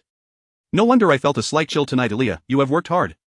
Sui expressed his satisfaction. It's about time we eat. Lin, you should be back soon. Boss, I have already had dinner, please eat first, I still have some new modifications to complete. Leah rose, her figure blending into the shadows of the room, disappearing to tinker with something else. Sui picked up some bread and cold water, eating while preparing to open the trading platform to check for any new trade items. He had developed a routine of trading away any surplus cold water daily to maximize the storage resources of the shelter. While browsing the interface, he discovered that one of the 5 requirements for upgrading the shelter had already been fulfilled. Successfully surveyed the adjacent available space needed for upgrading the shelter. Successful detection? Was this the reason Leah had searched the nearby houses? Sui pondered. If there are other shelters adjacent to ours, does that mean we must eliminate them to meet the expansion requirements? After all, most modern residences are interconnected, and with both parties being shelters, conflicts over expansion would inevitably arise. It seems that even if some wish to avoid upgrading their shelters and stir trouble, others will come seeking their own issues.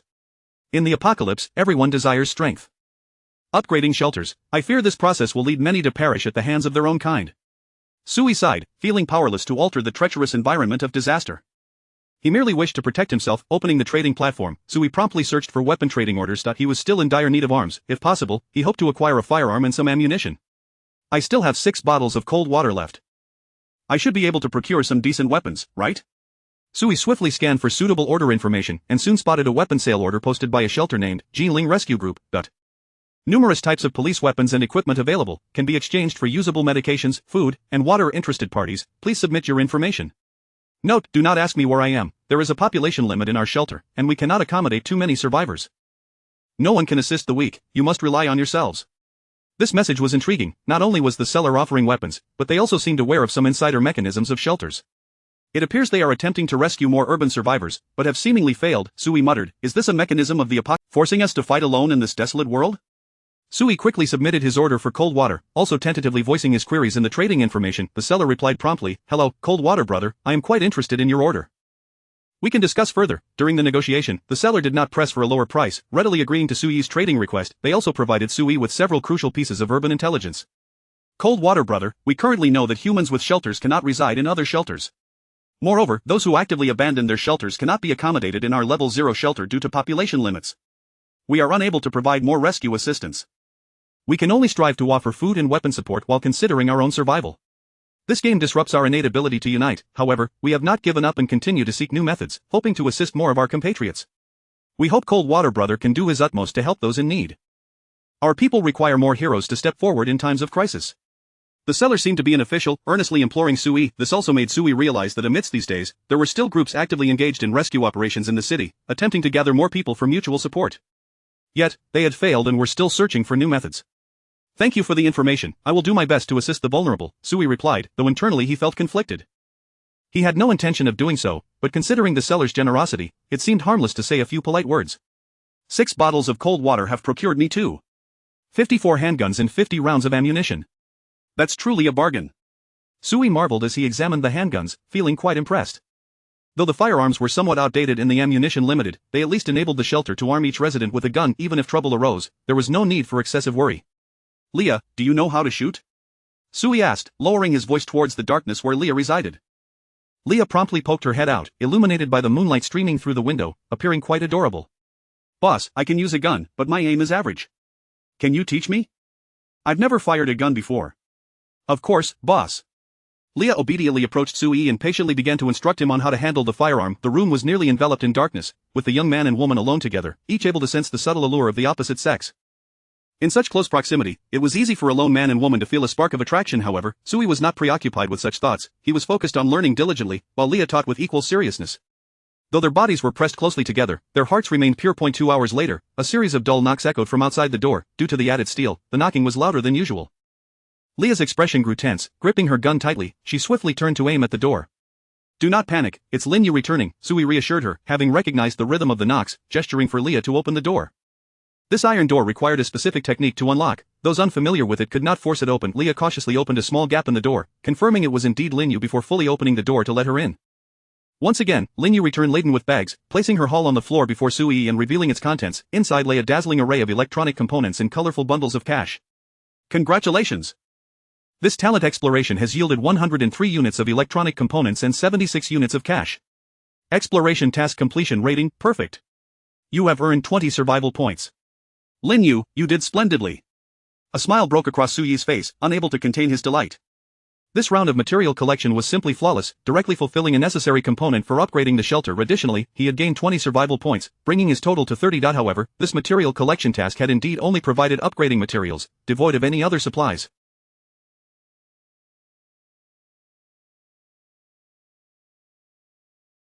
Of the 5 prerequisites for upgrading the shelter, Sui had now satisfied 4, he needed merely to accumulate 100 survival points to upgrade to a level 1 shelter. According to Leah's earlier conversation with Sui, she informed him that upgrading to a level 1 laboratory-type shelter would restore the power system, allowing for living conditions that could barely resemble those before the disaster. Having been tormented by darkness for several days, Sui longed to see the light again, thus leaning towards the laboratory upgrade for the shelter. Upon hearing Sui's praise, Lin Yu's expression remained serious. She looked at Sui and quietly warned, "Commander, on my way upstairs, I heard that group preparing to search. They seem to intend to thoroughly raid our entire building tonight." Lin Yu's words caused Sui's expression to shift slightly. Before he could respond, a cacophony of noise erupted from the hallway outside. "Hurry, bring the tools. Tonight, we will capture all the survivors. Damn it, I didn't expect that killing would also grant survival points. Brotherly said to clear this floor tonight. We will tackle the adjacent buildings tomorrow. It won't be long before the whole city is ours. We are the emperors of Jinling. Following Brotherly guarantees a feast." The voices of the group drew ever closer, soon converging at Sui's door. "This is the place. I sensed something was amiss before, I couldn't open this damn door. Brothers, let's break it down. If there's someone inside, we kill them. If not, we search for supplies." Sui's expression darkened, realizing that the thugs were acting even faster than he had anticipated. Without any warning, they had launched a night raid. Chapter 12 of the gunfight in the dead of night, a grave crisis for the shelter. Just as Lin Yu conveyed her message to Sui, the marauders had already gathered in the corridor outside. Sui had scarcely any time to react. He could hear the men outside commencing a thorough search of the floor, with faint voices from the neighboring apartment echoing ominously. The traces I left here yesterday are gone? Has someone been here? It seems something is missing. It must be that household that closed the door. I told you there must be someone inside. Damn it, go find them, how dare they hide?" With narrowed eyes, Sui glanced at Lin Yu, who subtly gestured for him and Leah to take cover in the dead corner of the room. Sui nodded, cautiously positioning himself against the wall while Leah stood at his diagonal. Lin Yu crouched behind the freezer, all three armed and holding their breath, awaiting the enemy's approach. Before long, a series of violent knocks resonated from outside. Bang, bang, bang. Come out, you inside, if you keep hiding, we'll kill you all. Damn it, how dare you play games with me? Boom. Accompanied by the marauders' shouts, the sound of splintering would fill the air, the old wooden door proving utterly inadequate against the relentless assault. Once the door shattered, beams of blinding flashlight pierced through the gaps in the iron bars, illuminating the interior. The light danced, allowing Sui to catch fleeting glimpses of shadowy figures beyond the steel door. A rough estimate suggested there were at least 20 individuals. The ranks of these marauders had swelled, and outnumbered. Sui dared not recklessly reveal their position by firing. Conversely, Lin Yu, undaunted, seized the moment the light flooded in and decisively opened fire. Did-day. A burst of gunfire erupted, and almost simultaneously, a thud was heard from outside. They have a gun. The people inside are armed. Damn it, I've been hit, Li Go, I'm shot, I'm going to die. Hide, we need to hide, where are our guns, get them out and fight. A cacophony of screams and chaos ensued outside, Lin Yu's surprise attack effectively disrupting the marauders' audacity. Impressive. Sui's eyes lit up as he regarded Lin Yu, who remained concealed behind the freezer. He understood well how complex the iron door's modifications were, courtesy of Leah. Although there were gaps between the bars, they were not large enough. Had it been Sui attempting to fire, his bullets would likely not have penetrated the narrow openings, potentially ricocheting and injuring their own. Lin Yu's marksmanship was exceptional, capable of executing such precision with a fully automatic pistol, yet, the marauders were not to be underestimated. Soon, dark gun barrels were pressed against the gaps of the iron door. Bang! Bang bang! The sharp crack of gunfire reverberated in the darkness, bullets ricocheting chaotically off the walls, shattering various items within the room. The marauders, too, were armed, likely having procured their weapons from an online trading platform. Kill them! Open fire! I'm out of bullets, damn it, I wonder if anyone's dead? There's no sound from inside. Hurry, smash this broken door, seize the opportunity. The marauders clamored outside, having already emptied a magazine in their fervor. Just as they continued to batter the door, Sui noticed Lin Yu signaling to Li Yali nodded, revealing half her body from the corner of cover, aiming at the doorway where the flashlight shone, and fired 3 quick shots. Bang! Bang, bang! One bullet went astray, ricocheting off the iron door, while the other 2 clearly found their mark outside. Damn it, there are still survivors inside. My bro, keep shooting! The marauders outside fell into disarray, frantically reloading their weapons as they continued to shoot into the room, but Leah had already retreated back to her corner. The marauders' bullets ricocheted wildly within the room yet failed to harm Sui and his companions. Thanks to Lin Yu's strategic positioning, they remained relatively safe from stray bullets, shielded from direct hits. As soon as the marauders completed their volley, and the gunfire subsided momentarily, Lin Yu almost instantly revealed herself, unleashing 2 bursts of gunfire toward the door. Dud-did-day. Dud-did-day. Thud, thud. The sounds of bullets striking flesh echoed from outside, mingled with the marauders' anguished cries. We can't be targets by the door any longer. There's a sharpshooter inside, we can't compete, Li Gu. We need to retreat. Damn it, this is getting painful, let us pull back upstairs. Lacking the combat resolve of regular soldiers, the marauders, having sustained injuries in their counterattacks, were now gripped by the fear of becoming the next unfortunate victim. Amidst the clamor and cries of despair, the chaotic sounds outside gradually faded. Have they left? Sui whispered, but Lin Yu remained still, holding her breath. Suddenly, Lin Yu exposed her arm and fired to the right. The sound of gunfire erupted once more, accompanied by fresh screams from the doorway. Damn! They discovered us. Run, quickly, damn it! A new wave of chaos erupted outside, as a flurry of footsteps retreated rapidly. Cold sweat trickled down Sui's forehead. These marauders were exceedingly devious. In such a situation, they still sought to ambush those within, waiting for a moment of relaxation to launch another assault. Fortuitously, Lin Yu was there, her combat acumen allowing her to see through the marauders' trap. Commander, they fled. Lin Yu straightened up from behind the freezer, hastening to Sui's side, concern etched on her face. You're not hurt, are you? I'm fine, Sui shook his head. Having not fired a single shot and having hidden well, he was unscathed. Sui was not timid, rather, in the night, visibility was compromised, and as it was his first time handling a firearm, he refrained from shooting indiscriminately, worried about jeopardizing his teammates. His decision proved prudent. These bandits, in a confined space, were no match for Lin Yu alone. Commander, it appears we won't be able to sleep tonight. Lin Yu lowered her voice, analyzing the subsequent combat situation for Sui. The people outside suffered losses. At least 5 of them were likely hit. They will most likely attempt a stealth attack on us later tonight. This iron door should hold them off, but if they possess breaching tools, we might be in trouble. Lin Yu's expression was grave, the heavy scent of blood wafting from outside corroborating her assessment. The marauders, having incurred such losses, would certainly not swallow their pride easily. Then let us counterattack. Leah suggested in a hushed tone. Lin Yu, you're so capable, let us take the initiative to disrupt their formation, advancing to retreat. Your analysis is sound, Lin Yu replied with a wry smile, glancing at Leah. But I cannot do that. They are likely lurking in the corridor, waiting for us to emerge. We're still unclear about how many firearms they possess, and besides, the commander mentioned they might have some combat skills, which could complicate things further. I'm not afraid of death, but I worry that if I go out, I might not be able to eliminate them all, and if I were to fall, it would endanger the commander. Lin Yu furrowed her brow tightly. She was the only combat unit in the shelter at that moment. Though Leah could shoot, her combat experience paled in comparison to Lin Yu's, and as for Sui, he had only recently transitioned from being an ordinary person. While he could fight desperately, he would merely be a liability in a firefight. It seems we can only adopt a strategy of delay, Leah remarked, glancing at Sui. Boss, let us keep Lin Yu from going out for the time being. We'll lie in wait and find a way to inflict pain on the enemy before breaking the deadlock. I'm afraid we don't have that much time to waste. Sui's expression darkened as he opened the city area chat channel, his eyes catching a shocking message. High-priced acquisition. Grenades, flamethrowers, kerosene and other weaponry, resources are negotiable, those with items, quickly place your orders. This was the latest purchasing information on the city channel. The speaker was an individual named Li Dasheng Shelter, and Sui quickly deduced that this was the very group of marauders outside. They sought to procure equipment capable of forcibly breaching doors. These marauders were indeed unwilling to let this matter rest. According to Sui, such equipment was available for sale on the city's trading platform. He had seen orders for grenades and similar items. This indicated that the next wave of their assault would commence swiftly, and their methods would become even more brutal. The threat was escalate. Chapter 13 The only breakthrough, life and death on the line. If this group of marauders could truly procure suitable equipment, it is almost certain they would acquire it. These ruffians scour the streets daily for supplies, even committing murder in their neighbors' homes to seize resources. Their stockpile must be substantial. As long as they are willing to pay a premium, they will undoubtedly succeed. If they get their hands on such a devastating weapon, I fear I will not survive the night. Sui's expression was strained, his eyes reflecting profound helplessness. He had done no wrong to anyone, he merely stayed home each day, contemplating how to endure the apocalypse, yet fate had conspired to thrust him into this dire predicament. Commander, Lin Yu observed the change in Sui's demeanor and inquired softly, if we can make it that far, we will be safe. Sui earnestly sought their counsel, hoping the two could provide sound advice. If they could just endure until noon, Sui would receive a new talent reward.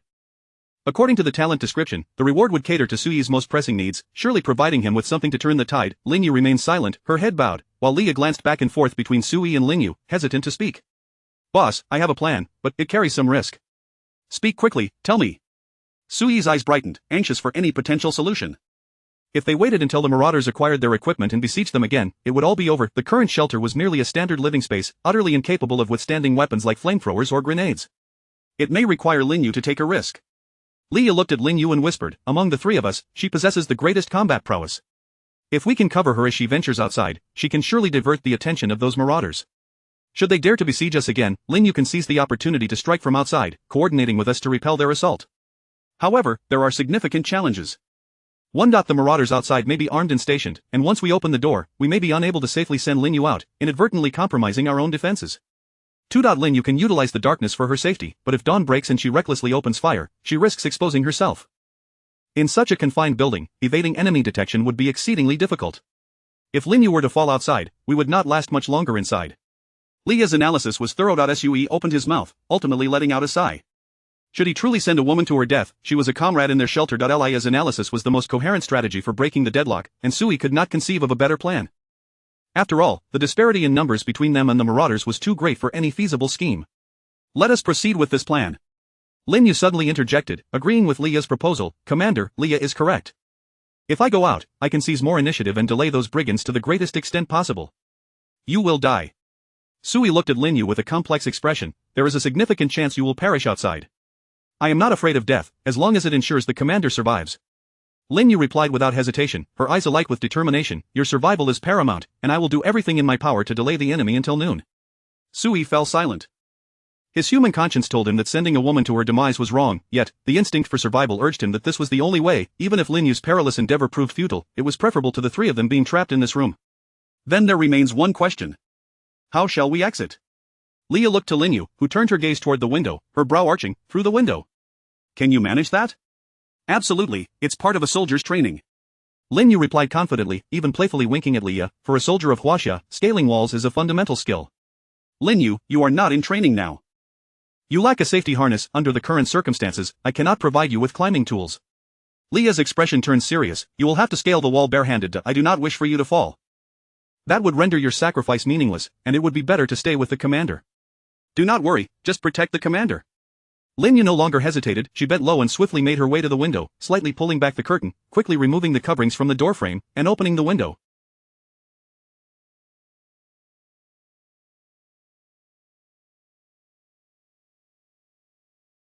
A wave of heat rushed into the room. Lin Yu secured a bottle of ice water to her waist and then agilely leapt out of the window, her figure disappearing into the night. Lin Yu! Sui rushed to the window, leaning out to look. In the moonlight, he saw a lithe figure stepping onto the air conditioning unit, using the scalding water pipes to navigate along the exterior wall. Every surface she touched was searing. The scene was perilous. If she misstepped, she would be shattered upon impact. The heat enveloped her, sapping her strength and moisture. Commander, come back. Lia pulled Sui back from behind. Be cautious at the door. If the enemy opens fire, you will be in the line of fire. Trust Lin Yu, this is our only path to survival. Lia dragged Sui back into the corner, her expression grave. Commander, you cannot afford to be too soft-hearted. Extraordinary times call for extraordinary measures. Am I truly being soft-hearted? Sui lowered his head, a bitter smile playing at his lips. If he were genuinely soft-hearted, he would not have remained silent while allowing the two to make decisions, permitting Lin Yu to undertake this deadly venture. Sui understood that this course of action was correct, yet humanity dictated otherwise. He also recognized that in the apocalypse, he needed to be somewhat heartless, to learn to suppress his conscience.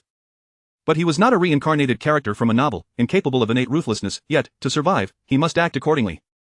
Yes, I have already done so. Sui lowered his head, silently reciting, his expression complex. If Lin Yu dies, I shall not last until noon tomorrow. Sui's emotions were in turmoil. He could only continuously reassure himself, Lin Yu may not be human, she might merely be a construct created by that mysterious entity, perhaps just a replica of a human soldier, but was she truly not human? Sui did not know. The more he attempted to reassure himself, the more he recalled the sense of security Lin Yu had provided him over the past few days. Regardless of whether this woman was human, Sui understood that he indeed owed her something. Commander, this is the apocalypse. You must learn to be more ruthless. Lia pressed close to Sui, keeping a vigilant watch on the door while lowering her voice. If you do not, you will not be a competent leader. I am already learning, Sui muttered, rubbing his forehead with a deep sigh. Lia, I have already become quite ruthless. I simply may need a bit more time to fully adapt. Regardless of his guilt, he had still sent Lin Yu into danger.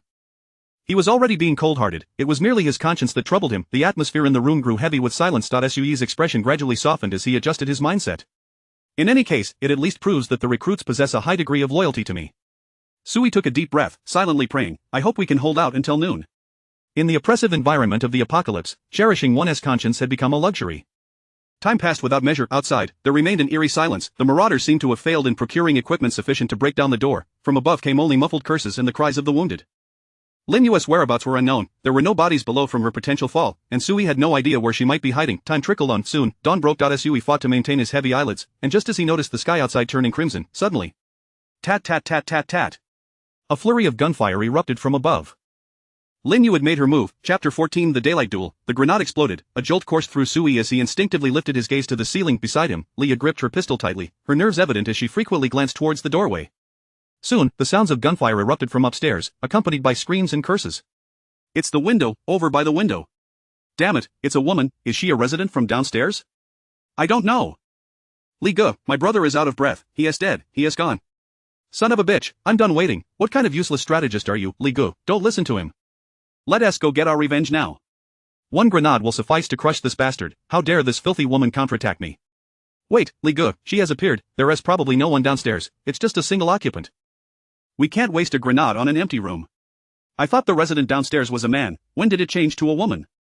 The chaotic sounds from above persisted, and Sui strained to listen, his expression growing grave. They had indeed procured grenades. No wonder Lin Yu had suddenly opened fire. She was drawing their attention to prevent them from using grenades against Sui. Shoo! Leah placed her finger to her lips, signaling Sui to remain silent. If their presence was discovered, it would spell certain doom for both of them. In such a confined space, they would undoubtedly suffer the full brunt of a grenade explosion. As expected, within a few minutes, rustling noises emanated from outside the door. Sui's hair stood on end as he caught a glimpse through a strategically placed mirror in the corner. Detecting movement in the gap of the iron door, someone was peering into the room. The figure was pressed against the iron door, their eyes darting wildly like an evil spirit, sending chills down Sui's spine. Moments later, a shout rang out from outside. Li Ge! There is no one downstairs, not a sound, but this iron door is locked tight. It seems she hasn't left through the front. Echoes quickly returned from above. Indeed, that woman has emerged. She climbed up the window to ambush us. Damn!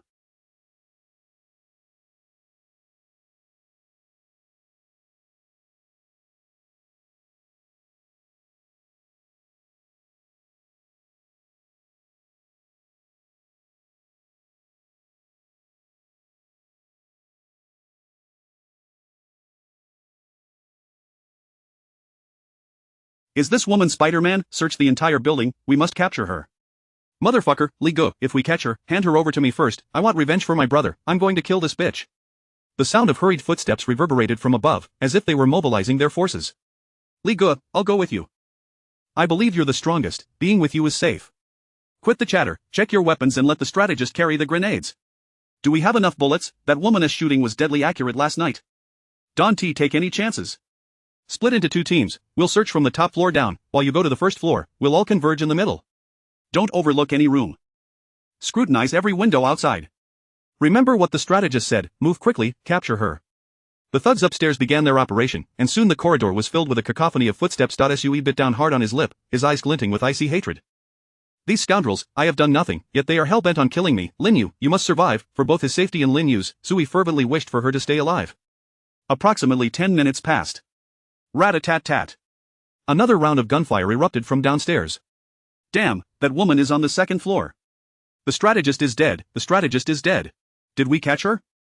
Sui overheard, realizing that Li Ge and his men were hurriedly making their way down while anxiously shouting, what has happened to my strategist? Li Ge, the strategist is gone. That woman is in the room on the right side of the 2nd floor. We had searched it before, and the door was left ajar. Motherfucker, Lao Son, a bunch of useless fools, unable to protect the strategist. What are you standing around for? Don't you dare rush in and capture her. Li Ge, that woman is formidable. Her marksmanship is deadly accurate. The chaos downstairs intensified, and Sui listened anxiously, but no new gunfire followed. Clearly, the thugs were hesitant to storm the room, inadvertently granting Lin Yu the opportunity to escape. They failed to capture her. Motherfucker, there is no one inside. Keep searching. That filthy woman, I want to dismember her. Where are my grenades? Give them to me. Li Ge, they're on the floor. Rat-a-tat-tat, rat-a-tat-tat. A burst of gunfire erupted this time from the top floor. A hapless individual met their end without even a warning. Li Ge was on the brink of madness, storming up from downstairs, only to come up empty again. A bunch of useless fools, hold her down until I arrive. Li Ge was nearly driven to insanity. His subordinates remained silent, evidently terrified of him. Yet, they also feared Lin Yu. The more they trembled, the greater their terror of her grew. This woman was elusive, striking with lethal precision, and vanishing like a specter. Any hesitation would result in their failure to capture her. Moreover, she was astute, entirely evading Li Ge and targeting only his subordinates. Good, very good. Sui clenched his fists tightly, beads of sweat trickling down his. Avoid crossing paths with that Li, he surely possesses combat prowess. Boss, it's already 10:30 a.m. Leah whispered beside him, nearly pressing her lips against Sui's ear to avoid detection by the thugs outside. Sui glanced at the wall clock, which had been damaged by stray bullets from the night before, barely registering the hands that continued to tick slowly. 2 more hours. Sui gritted his teeth, his primary concern now being the effect of the talent reward. He was uncertain if the talent would truly be effective. After all, this was merely the level 0 shelter's talent reward. Even if it provided him with something he desperately needed, what if it proved useless? Or failed to resolve his immediate predicament, that would truly lead to a dead end? With no better options at hand, Sui could only pray inwardly, his mind in turmoil. If only my start had been more favorable, if only these thugs weren't around to sigh. Sui sighed deeply, lamenting how fate had bestowed a— Truly, fortune and misfortune are intertwined, presenting an inexplicable semblance of fairness. Time trickled away, the gunfire from both sides continuing unabated, rising and falling unpredictably. At this point, even Sui was uncertain of Lin Yu's whereabouts. He had risked peering out the window several times, yet had seen no sign of her scaling the walls. Who knows how she managed to elude detection, moving like a phantom within the confines of the modest apartment building that had become her battleground. Yet Lin Yu was not invincible. She had been engaging in guerrilla warfare, avoiding direct confrontation with the enemy, striking and then fleeing. Throughout this ordeal, Sui heard the thugs repeatedly pass by his door. Li Gu even suspected at one point that Lin Yu had returned to the room, attempting to forcibly breach the door. Fortunately, thanks to Lia's adept skills, Li Gu's efforts were in vain, leaving him to kick the iron door in frustration. The standoff continued until the clock struck 12:20 p.m. Just as the new rewards were about to be issued, a deafening explosion erupted from the rooftop. Boom! The entire floor shook, and Sui lost his balance, witnessing a cascade of dust and debris falling from the ceiling. It's a grenade! Lia's eyes widened in shock, nearly voicing her alarm. The enemy had unleashed a grenade. They must have caught Lin Yu. Is she dead? Did she die? Sui gritted his teeth and scrambled to his feet, looking at Lia, who silently shook her head. No one knew, and at this moment, no one could ascertain Lin Yu's fate. In the aftermath of the explosion, male laughter echoed from above. Ah, filthy woman, I couldn't blow you to bits. Li Gu is incredible. I thought our building was going to collapse. This old structure is quite sturdy, it didn't crumble, but where is that woman, where is her body? I don't know, it seems to have fallen. Quick, find her. Even if she is dead, I want to see her corpse. I'm going to desecrate her. Haha, Li Gu, is that really how you desecrate a corpse? Line up, I want to go second. The raucous laughter of the thugs upstairs signified their perceived victory.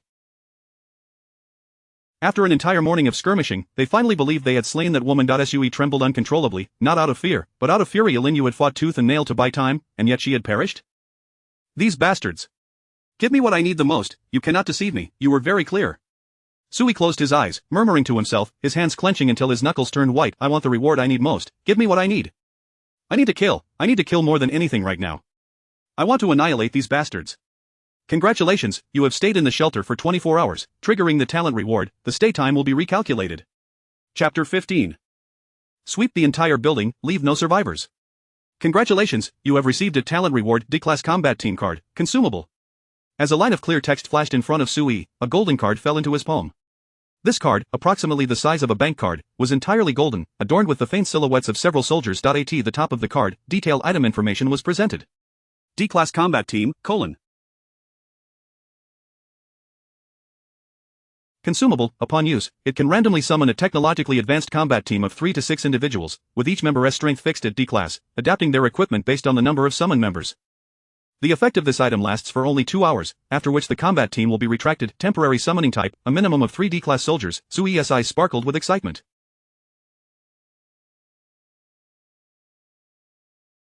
The prowess of D-Class soldiers had already been vividly demonstrated through Lin Yu, showcasing combat capabilities that were nearly comparable to special forces. With a minimum of 3 combatants, this would undoubtedly annihilate the group of thugs. Summon. Without hesitation, Sui chose to activate the card, and a shimmering golden light enveloped him. As the golden glow dissipated, 6 fully armed special soldiers stood by Sui's side, ready for action. All were male, clad in special camouflage uniforms, donning combat boots, equipped with night vision goggles, grenades, and navigational devices at their waists, each wielding firearms of varying lengths. Each soldier exuded a resolute and piercing gaze, radiating an aura of discipline and decisiveness. With a mere glance, Sui discerned their roles with clarity. There was a battlefield medic carrying a medical box, an assault soldier wielding a submachine gun, a teammate with a special rifle standing beside, and a sniper safeguarding the core position with a Barrett rifle.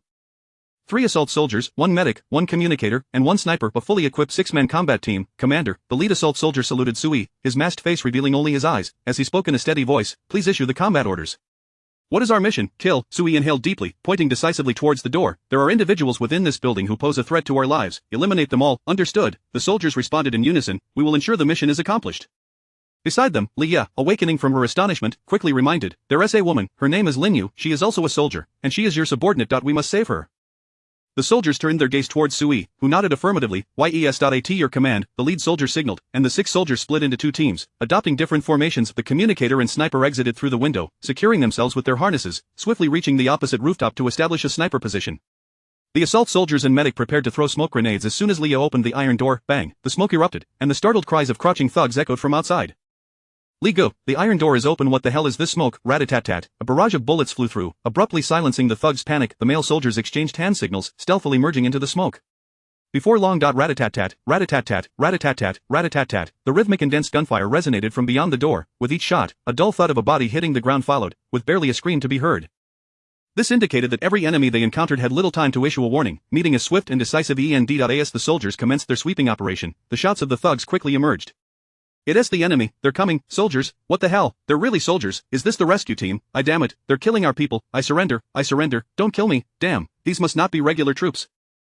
They dare to attack ordinary people, fight back." The chaotic shouts from outside persisted, accompanied by the sounds of flashbangs and smoke grenades detonating. Throughout this time, gunfire never ceased. Sui also heard the sporadic sniper shots echoing from a distant rooftop.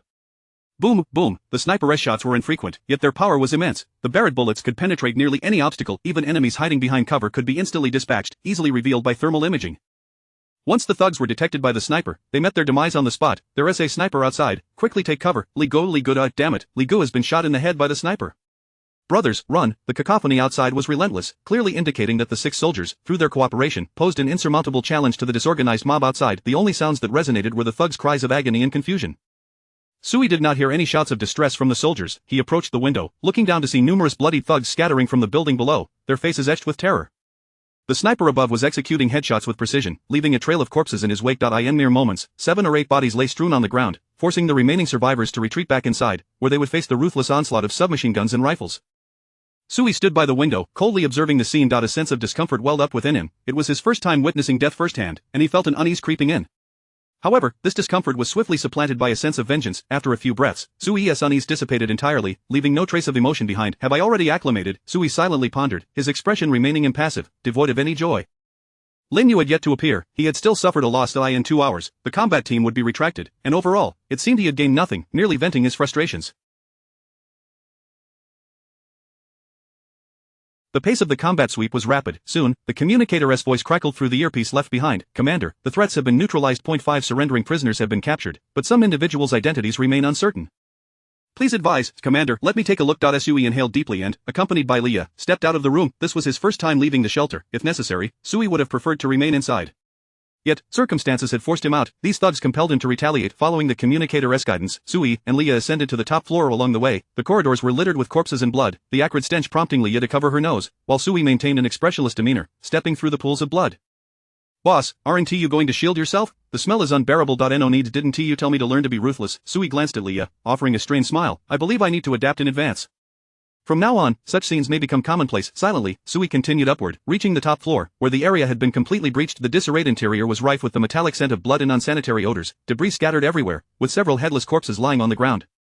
Within the inner room, around 10 women huddled in a corner, clutching their heads in terror. "Commander," the rifleman guarding the female captive saluted Sui, quietly reporting, "the resistors have all been eliminated. These women are unarmed and appear to have been abducted by the thugs. Should they be executed as well?" "No need." Sui glanced around. This was a group of women bereft of weapons, their faces displaying only despair and numbness. He even recognized some familiar faces, girls he had seen jogging on his way to work, a young mother accompanying her daughter to school, and a cleaning lady from a nearby company. All had fallen victim to heinous acts.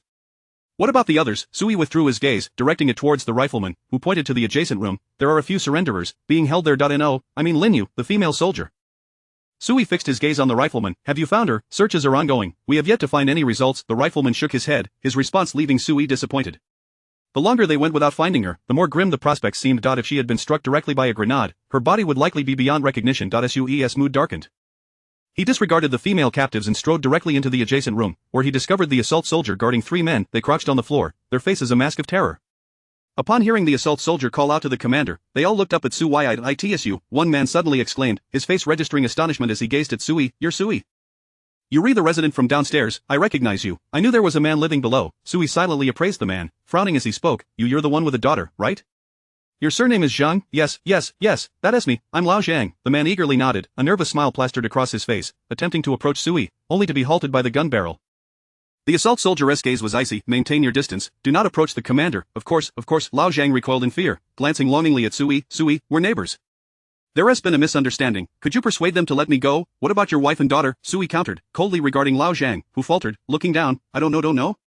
They right next door, aren't they? I just saw them. A sardonic smile crept across Sui's lips. To sell your wife and child, I can hardly call you a neighbor. It's not like that. Sui, I couldn't contend with that fellow. Lao Zhang's face flushed as he desperately defended himself. To survive, you sold your wife and daughter. Sui regarded him coolly, these matters are of no concern to me, they are your family affairs, yet you sought to kill me last night. Among those who attacked the door, you were one of them, right? Lao Zhang opened his mouth to defend himself but sagged in resignation. Sui, I beg you, I truly don't wish to die. The blazing sun outside cast a harsh light on Lao Zhang's back, nearly overwhelming him with heat, yet the sweltering temperature could not dispel the terror that gripped his heart at that moment. Who could have imagined that the unassuming young man living downstairs suddenly commanded such an armed force? Had he known Sui was this formidable, he would have aligned himself with him instead of that fellow. What about Li? Sui inquired, prompting one of the men to interject eagerly. Boss, he is dead, that Li was shot in the head, I saw it with my own eyes, whereas the body he is not dead. Before Sui could finish his question, Lao Zhang interjected, drawing Sui's attention. What did you say? Sui turned to Lao Zhang, frowning as he asked, how do you know he is not dead? He has an invincible body. Lao Zhang raised his gaze to meet Sui's, gritting his teeth as he decided to divulge, that guy is powerful, there is no way to kill him. People have tried, but he just revives. He was stabbed through the heart, and his head was severed, yet he still managed to come back to life. That guy, he simply cannot be killed. Chapter 16, The Vanished Corpse, A New Crisis. There have long been those who defy him, yet none have succeeded in extinguishing his life. Old Zhang's betrayal left the expressions of the two men nearby peculiar. They had never anticipated that old Zhang would possess such audacity, completely turning against his brother without a hint of concern for the inevitable retribution that would follow. Is that truly the case? Sui furrowed his brow as he regarded old Zhang, his skepticism palpable regarding the existence of such a terrifying talent. Resurrected from the dead, that must surely be an SSS-level ability. In this apocalyptic world, it would render one nearly invincible, fearless in the face of any threat. Indeed. Old Zhang gritted his teeth and nodded, his countenance shadowed with despair. I have no desire to live anymore. I refuse to endure this humiliation. If you can kill him, that would be ideal, if not, then grant me a swift end. His demeanor suggested he spoke truthfully. Sui remained silent for a moment before issuing a command to take old Zhang to identify the corpse. Locate the body of that man, namely, if the corpse cannot be found, seek out individuals. Understood. The assault troops nodded, escorting old Zhang outside. The remaining medics and riflemen exchanged positions, with the rifleman tasked with guarding the remaining captives and ensuring Sui's safety. Sui intended to interrogate these two captives further. Now, enlighten me about the deeds you and that man named Li have committed. Sui glanced at the two captives, his tone unyielding. Disclose everything you know, and do not attempt to deceive me. Old Zhang is beyond caring for his life, I will verify your words with him. Should I discover any deceit, you shall accompany old Zhang on his journey? Sui's words clearly instilled a glimmer of hope for survival in the two men. They exchanged glances, and one of them, gritting his teeth, spoke up, Boss, what do you wish to know? Everything, since the onset of the apocalypse, what have you been involved in? Sui scrutinized the two captives, emphasizing, especially regarding that man named Li, what peculiarities does he possess? Boss, if we reveal this, you must not kill us. The other man stammered, his apprehension evident as he nervously swallowed and began recounting. It was that day, after we were brought back, when the sky turned red. We both lived together on the third floor, and there was no food at home. We were starving. At that moment, that man named Li approached us, claiming he could take us out to scavenge for food and water. We followed him, going out every night to search for supplies, while during the day, we slept and indulged in women. Then Li gathered many people, robbing most of the occupants on the first floor. As the man spoke, his gaze fell lower, seemingly aware of the many inhumane acts they had committed. Initially, Li merely threatened everyone, but then one day, he resorted to murder. He proclaimed he would slay all who opposed him, starting with the elderly. He ordered the men to hunt in batches, returning afterward to indulge in women. Many believed that since the world had ended, it was better to comply with him. The man continued his ramblings, but Sui interrupted. What is the nature of Li's immortality? I do not know. Fear flickered across the man's face as he shook his head. I indeed witnessed him lose his head. There was a girl on the rooftop. When the apocalypse struck, her boyfriend was also present. He was said to be quite skilled in combat. That guy severed old Li's head, and then old Li. His head grew back shortly thereafter, allowing him to kill that man. The man's woman was subsequently killed by old Li in a gruesome manner, and since then, no one dared to defy him. Sui raised an eyebrow, coldly remarking, dare not, or simply do not wish to? The man trembled, falling silent. Old Li was indeed a formidable figure, employing a mix of coercion and rewards, striking terror into the hearts of men while simultaneously distributing benefits. In a world rife with fear, old Li's tactics compelled most men to ally with him. Unless unforeseen circumstances arose, old Li's sanctuary would likely flourish. If old Li's talent is immortality, then what is yours? Sui inquired with indifference. The man was taken aback, confused. Talent? What do you mean by talent? Sui raised an eyebrow, silently assessing the man. This individual did not appear to be lying, or perhaps there was a necessity to conceal his abilities, Sui could not discern, but the man felt increasingly anxious under Sui's scrutinizing gaze, hastily explaining, "Boss, you cannot possibly think that we are immune to death like Oldly? We are mere mortals. A single blade is enough to end us, please, do not jest or test us. We merely wish to survive, many of our actions were compelled by circumstance. Even if you intend to slay us, it should be the police who apprehend us, to interrogate and judge us." The man was visibly flustered in his explanations, when suddenly, Sui interrupted, "Have you never returned to your own dwelling? Have you remained with Brotherly all this time?" "Ah, yes, boss." The man paused, nodding in confusion. Oldly forbade us from dispersing, he feared betrayal and insisted everyone remain beneath his watchful eye, even while sleeping. No wonder, Sui murmured, realizing that Li likely understood the existence of talents and feared the emergence of troublesome adversaries, thus compelling everyone to refrain from returning to their own sanctuaries. Many individuals, at the onset of the apocalypse, had not yet awakened their talents before being drawn into Li's fold. This group of people, devoid of talents, were indeed ordinary individuals. Sui silently summoned the data panel of the sanctuary within his mind, only to find no response. This means, conservatively estimating, only Li possesses a talent, while the 3 remaining individuals are likely devoid of any abilities. Sui pondered, the only source of concern being Li's immortality.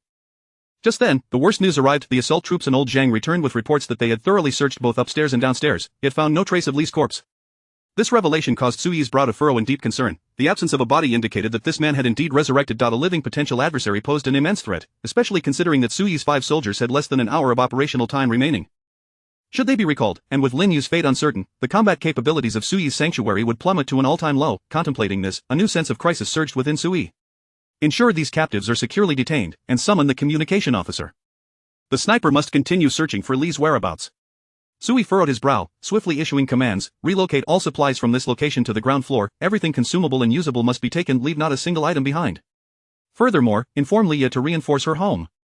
She shall manage all supplies from this building, but the time allotted to her is only 1 hour. With Sui's command, all but the sniper sprang into action. The 3 captives, under guard, began laboring tirelessly, transporting the supplies that Li and his cohorts had painstakingly collected over the past few days down to the ground floor. 7 large men moved swiftly, but Sui still found their pace lacking. He mentally counted down the time while pacing restlessly before the group of women in the inner room. Sui harbored no ill intentions, he merely contemplated whether he could leverage this group of women to enhance the sanctuary's security. They must have suffered greatly under Li's torment, surely, they harbor resentment towards him? His foremost desire was to amass as much usable strength as possible, uniting all to resist the resurrected Li. Just as Sui pondered how to initiate a dialogue with the desensitized women, a new line of prompt information suddenly materialized before him, rendering him momentarily speechless. Chapter 17 Destroy the shelter, inherit vast resources. Detected that you have stayed in another person's shelter for over 30 minutes. The current shelter owner is not present and is in a state of unable to resist. Do you choose to occupy this shelter or to destroy it? Occupy or destroy? Sui was momentarily taken aback. He had inadvertently lingered in this space for a full half-hour, triggering a potential doomsday game mechanism. He recalled vividly that the group of thugs had mentioned that committing murder could increase survival points. From this perspective, the doomsday game not only unleashed terrifying natural disasters but also encouraged the slaughter of humanity. Given that even the act of murder was incentivized, it was hardly surprising that mechanisms for destroying and occupying other shelters existed. According to the accounts of those captives, this house originally belonged to Brotherly, who later broke through the walls to create a larger area for living. Sui squinted slightly. If I choose this option now, will Brother Li's shelter cease to exist, along with his talents? The answer seemed self-evident. Sui hesitated not for a moment and swiftly confirmed. Destroy the current shelter. As Sui confirmed, a crimson light materialized before him in an instant. The women looked on in panic, instinctively shrinking further into the corners. They were terrified, dreading new torment and upheaval. Sui had no time to tend to the emotions of these unfortunate women. He fixated on the red light, watching it expand and engulf much of the room within mere breaths.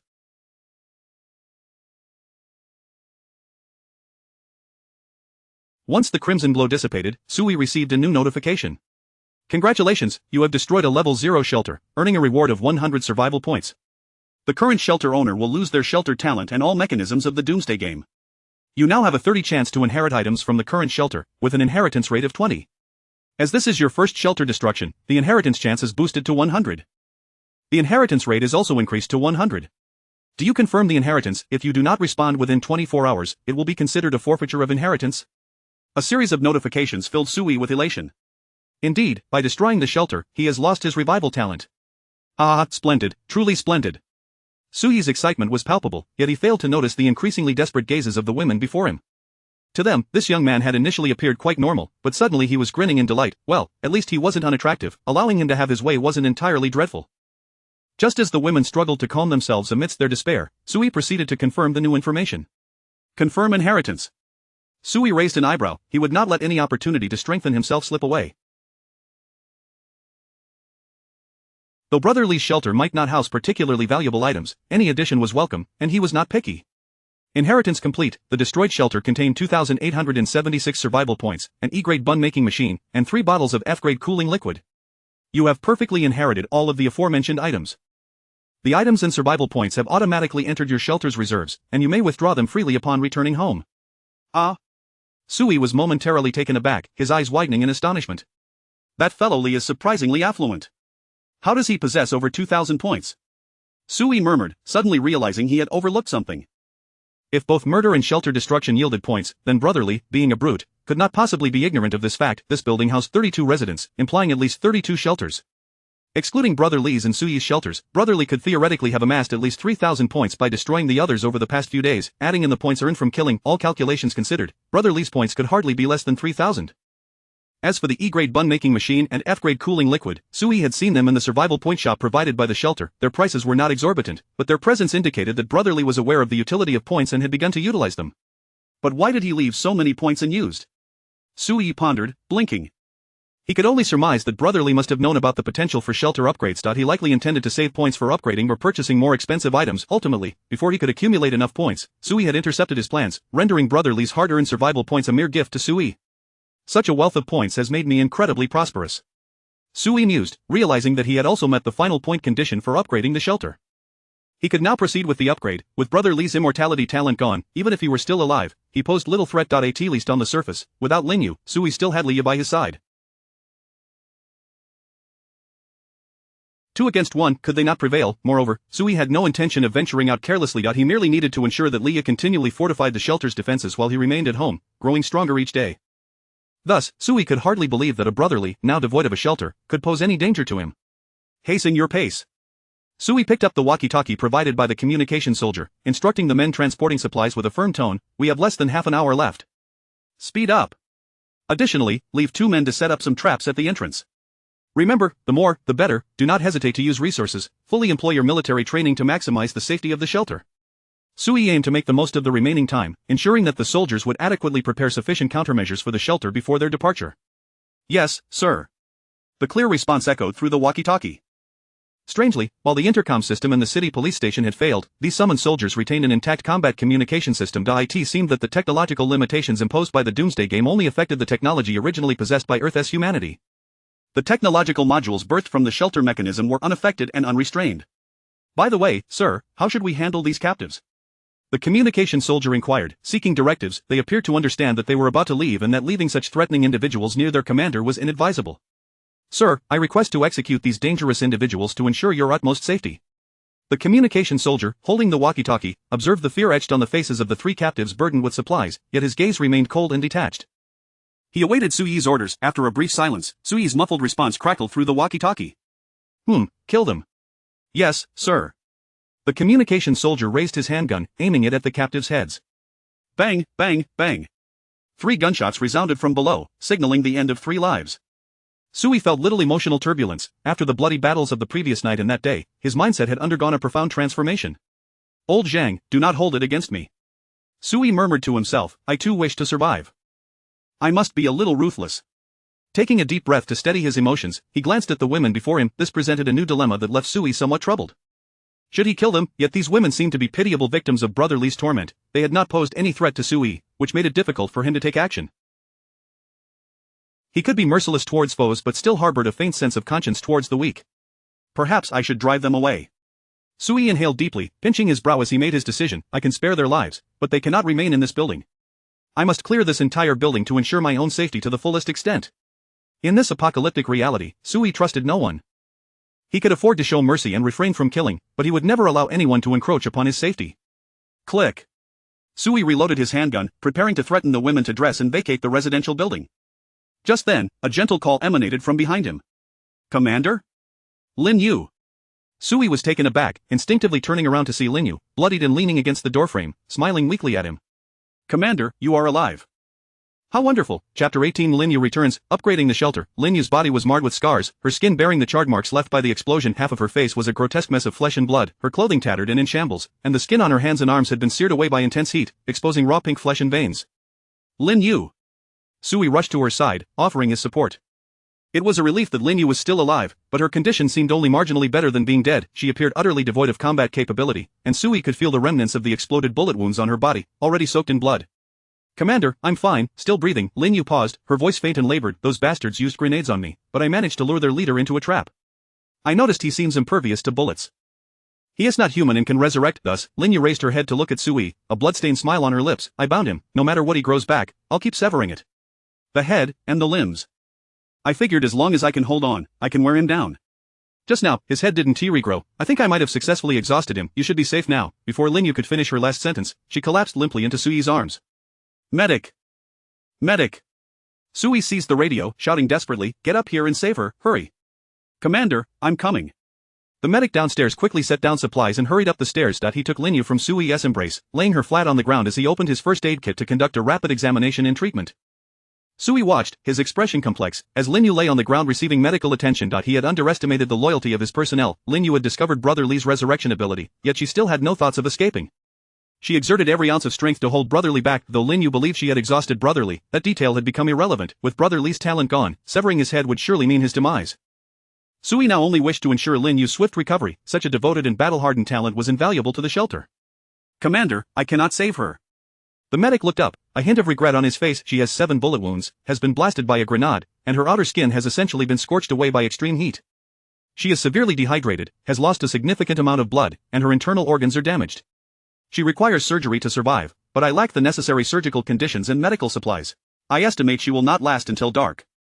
The medic's report darkened Sui's expression. The afternoon had already waned, with only a few hours remaining until nightfall. Even if he were to take Linyu to the nearest hospital in search of an operating table and medical supplies, the medic would likely not survive that long either. We must save her. I remember there are medical supplies in the survival resource shop. Sui gritted his teeth, signaling for the medic to carry Linyu as they hastily returned home. Upon reaching the shelter, Lia immediately noticed the gravely injured and unconscious Linyu, rushing over in alarm to assist. Lia wished to inquire with Sui, but he was already deep inside the house. Open the survival points shop. As soon as Sui returned to the shelter, he called upon the panel. A translucent array of data materialized before him. Indeed, humans could only perform such operations upon returning to their own shelters. Filter item categories, intelligently adjust purchase needs, medical items for critically injured combat personnel. Having confined himself to the shelter for the past few days, Sui had become well acquainted with the shelter panel, mastering many operational details. Before long, the store's product information rapidly transformed before Sui's eyes, revealing an array of miraculous medical supplies, products not achievable by human technology, albeit at exorbitant prices. The cheapest medical item cost 500 survival points. Sui hesitated not, making a quick selection before proceeding to make a purchase. When it came to those who risked their lives for him, he was exceedingly generous, even if they might merely be replicas created by the shelter. Congratulations, you have successfully purchased C-level medical consumable Gene Enhancement Serum. Gene Enhanced C-level medical consumable, when administered, injects new gene sequences into the target, capable of comprehensively healing most of the target's injuries, and has a certain probability of optimizing the target's gene sequences, enhancing the target's physical attributes. Purchase price, 1,000 survival points. A price of 1,000 points. Few could afford such an amount globally at this moment. Sui felt no pang of regret, purchasing it outright and preparing to inject Linyu. As the emerald green liquid was pushed into Linyu's veins, her previously pallid face began to regain color, and the wounds on her body visibly started to heal slowly. Though Linyu remained unconscious, the medic's latest checks indicated her body was gradually recovering, expected to awaken in a few hours. It's a relief if she can be saved. Sui exhaled, recognizing that Linyu had fought so valiantly. He had no reason to neglect her. Moreover, in the foreseeable future, the shelter would greatly require a combat talent like Linyu to provide support. After ensuring Linyu was settled, Sui intended to issue new orders to the soldiers, but upon lifting his gaze, he noticed that the medic who had stood before him had vanished without a trace. Lia, where are the soldiers? They disappeared, boss. Lia squatted at the door, continuing to repair the iron gate, her head not lifting as she replied, didn't you say earlier? They were temporary rescue forces, and would vanish. Very well, the time has indeed come. Sui looked down, realizing he had not retained the radio, and all the equipment they brought had vanished. Even the traps he had instructed them to set at the entrance were gone, the entire world having erased all traces of their presence. What a pity! Sui lamented, feeling a sense of loss. 6 fully armed Special Forces soldiers represented an extraordinarily formidable security force. Had they been able to remain, the safety of the shelter would have significantly increased. Perhaps my shelter level is too low, granting me only temporary usage rights for the talent rewards. If the shelter level were higher, I might have access to more combat talent rewards. Sui was now fervently eager to upgrade the shelter. However, prudently, he first instructed Leah to drive the women upstairs away. Naturally, he would not be heartless, leaving them some clothing and a portion of food, but these women could not remain on this floor any longer. Sui needed to maintain the internal security of the entire building, ensuring no strangers lingered. After Leah expelled the women, she remained downstairs, beginning to modify the external entrance of the building as per Sui's instructions, while continuously setting new traps in the hallway. Outside the window, the sky had gradually darkened, the crimson glow faded, replaced by a pitch-black night sky, with only the bright moonlight offering a glimmer of illumination to the humans dwelling in the night. Sui opened the shelter's chat interface, wishing to observe the day's intelligence updates and to ascertain whether the day's battle within the building had impacted the nearby survivors. Sure enough, as soon as he opened the chat channel, he found numerous discussions surrounding the matter. Indeed, that scene felt like watching a police and gangster film. The gunfire continued from last night until this afternoon. I live in the building directly across. I even saw someone crawling outside like Spider-Man, hiding and engaging in guerrilla warfare. What a shame my phone is broken, otherwise, I would have recorded it for you. I watched the entire day. It was exhilarating. Exhilarating? You have no idea how many people died. The stench of the dead was so potent I could smell it from this distance. That building must be reeking. Ah, this is the apocalypse. Humanity has begun to slaughter one another, completely oblivious to the need for unity. Wait, do you really see this as an action film? Don't you have any other thoughts? I heard many women emerged from that building, seemingly expelled. It seems that way. Damn, quick, let us go out, taking in whoever we can. Hey, wait for me, leave the one with the biggest backside for me. I have a taste for that. The battle that erupted in Sui's building evidently captured the attention of certain urban survivors. However, the prevailing discourse in the chat channel was not solely focused on this incident, as the apocalypse had persisted for several days, and chaos and killings were rampant throughout the city. The skirmish within Sui's building was merely a ripple in the vast ocean, attracting the attention and discussion of nearby survivors. I see no new dangers, but it is certain that this building has drawn someone's interest. Sui closed the chat information box, murmuring his analysis. However, given the display of force I exhibited during the day, no one would dare come looking for trouble, right? If I can secure a few more days of reward time, I will be able to endure the most challenging early stages of the apocalypse. Sui took a deep breath, checking the curtains in his home to ensure no disturbances, before summoning the shelter panel. Check the conditions for upgrading the shelter. Congratulations, all 5 of your upgrade prerequisites have been met. You may now upgrade the shelter to level -1 experimental house or continue to await further upgrade options. Begin the upgrade. Without hesitation, Sui executed the operation. He had no time to deliberate, as there were only 3 upgradable shelter types. Any choice would yield similar outcomes. What mattered to him was whether the talent rewards following the upgrade would be more generous. Chapter 19: The Dual Achievement Reward, The Awakening of Bloodline. Congratulations, conditions met, the shelter is beginning to upgrade. As the information before Sui transformed, waves of golden light emerged from the void, enveloping the entire room. Everything within was shrouded in this radiant glow, dazzling yet gentle to the eyes. Though Sui could not discern the specifics of the shelter's upgrade process, after several breaths, the golden light dissipated, and tranquility returned. Sui quickly surveyed his surroundings, only to be somewhat disappointed to find that the shelter appeared to remain unchanged from its previous state. It was still the same house he resided in, with no alterations to its size, furnishings, or rooms. Congratulations! The shelter has upgraded to level 1 experimental house. You have gained additional space in the 4 adjacent areas: left, right, front, and back. The new area of the shelter will be 4 to 5 times larger than before. You can now freely transform the adjacent spaces by consuming resources and survival points, giving your shelter a complete makeover. The current shelter has unlocked the experimental technology tree. You may assign suitable talents and, through the consumption of resources and survival points, enhance the technological level of the shelter. Following a series of new notifications, Sui realized, so this is merely an upgrade. The specific transformation of the shelter must be conducted by me?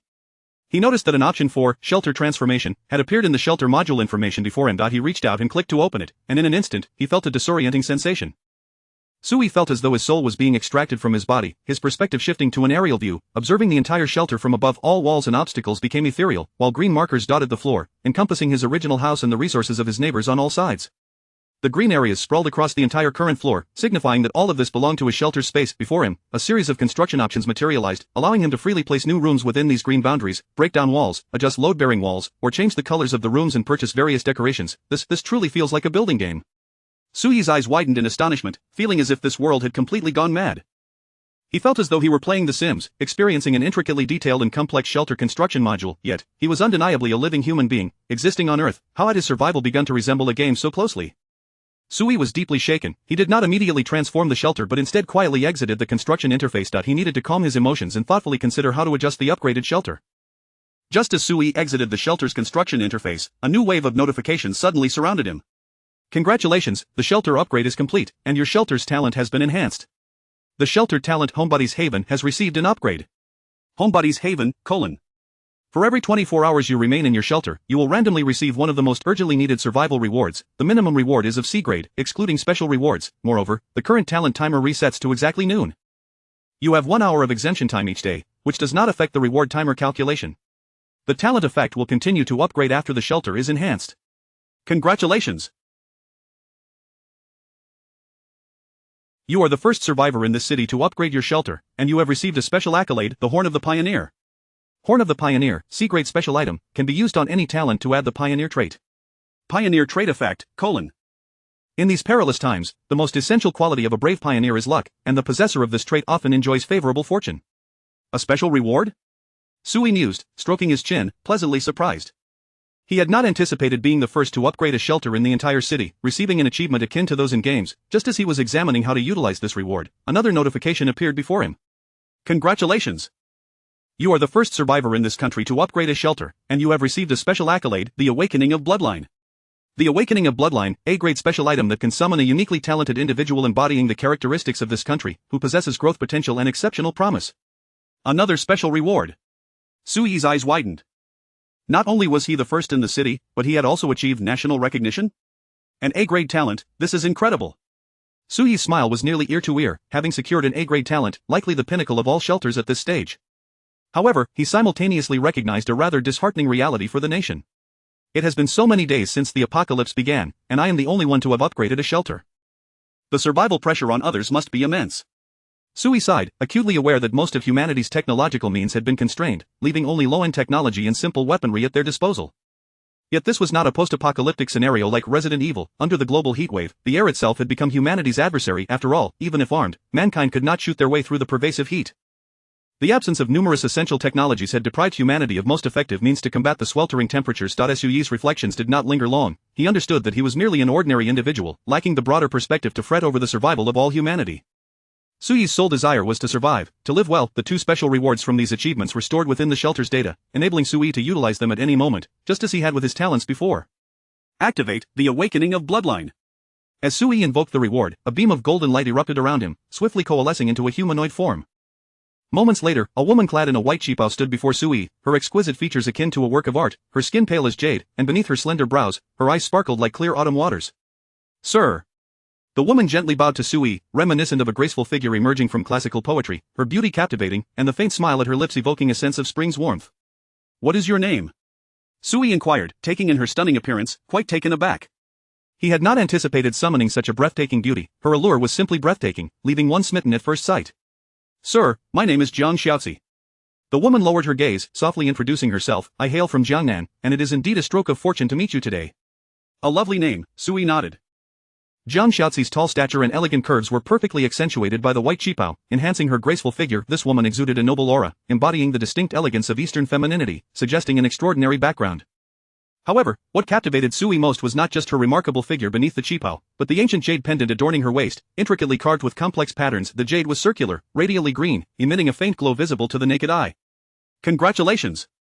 You have acquired A-grade special talent, Jiang Xiaozi. An information prompt materialized before Sui, and he instinctively opened Jiang Xiaozi's data panel. Glancing over it, his expression shifted dramatically. Chapter 20 The Extraordinary Traits of A-Class Special Talents. The strategist is in position. Name Jiang Xiaozi. Age 28 years. Type a National Fortune Genius. Talent grade A-Class. Physical strength 60. Neural reaction 68. Endurance 50. Mental will 368. Self-healing immunity 211. Talent characteristics Frowny face. National Fortune blessing. She possesses specific qualities of the Huashan nation and is endowed with national fortune. The sanctuary she inhabits will remain unscathed by apocalyptic derivative disasters. Filial piety first. For every resident in the sanctuary over the age of 40, the exploration rewards dispatched from the sanctuary, the probability of obtaining advanced talents, and the speed of technological research will increase by 1%. The maximum enhancement cap is 100%. Deep strategy. Any matters within the sanctuary that require contemplation regarding strategy, tactics, research, traps, or defense will not fail. Talent gifts. Extensive networking. She has a multitude of friends, and each month there is a certain probability of bringing new talents to the sanctuary. If no talents are recommended within the month, the probability of recommending advanced talents in the next cycle will increase.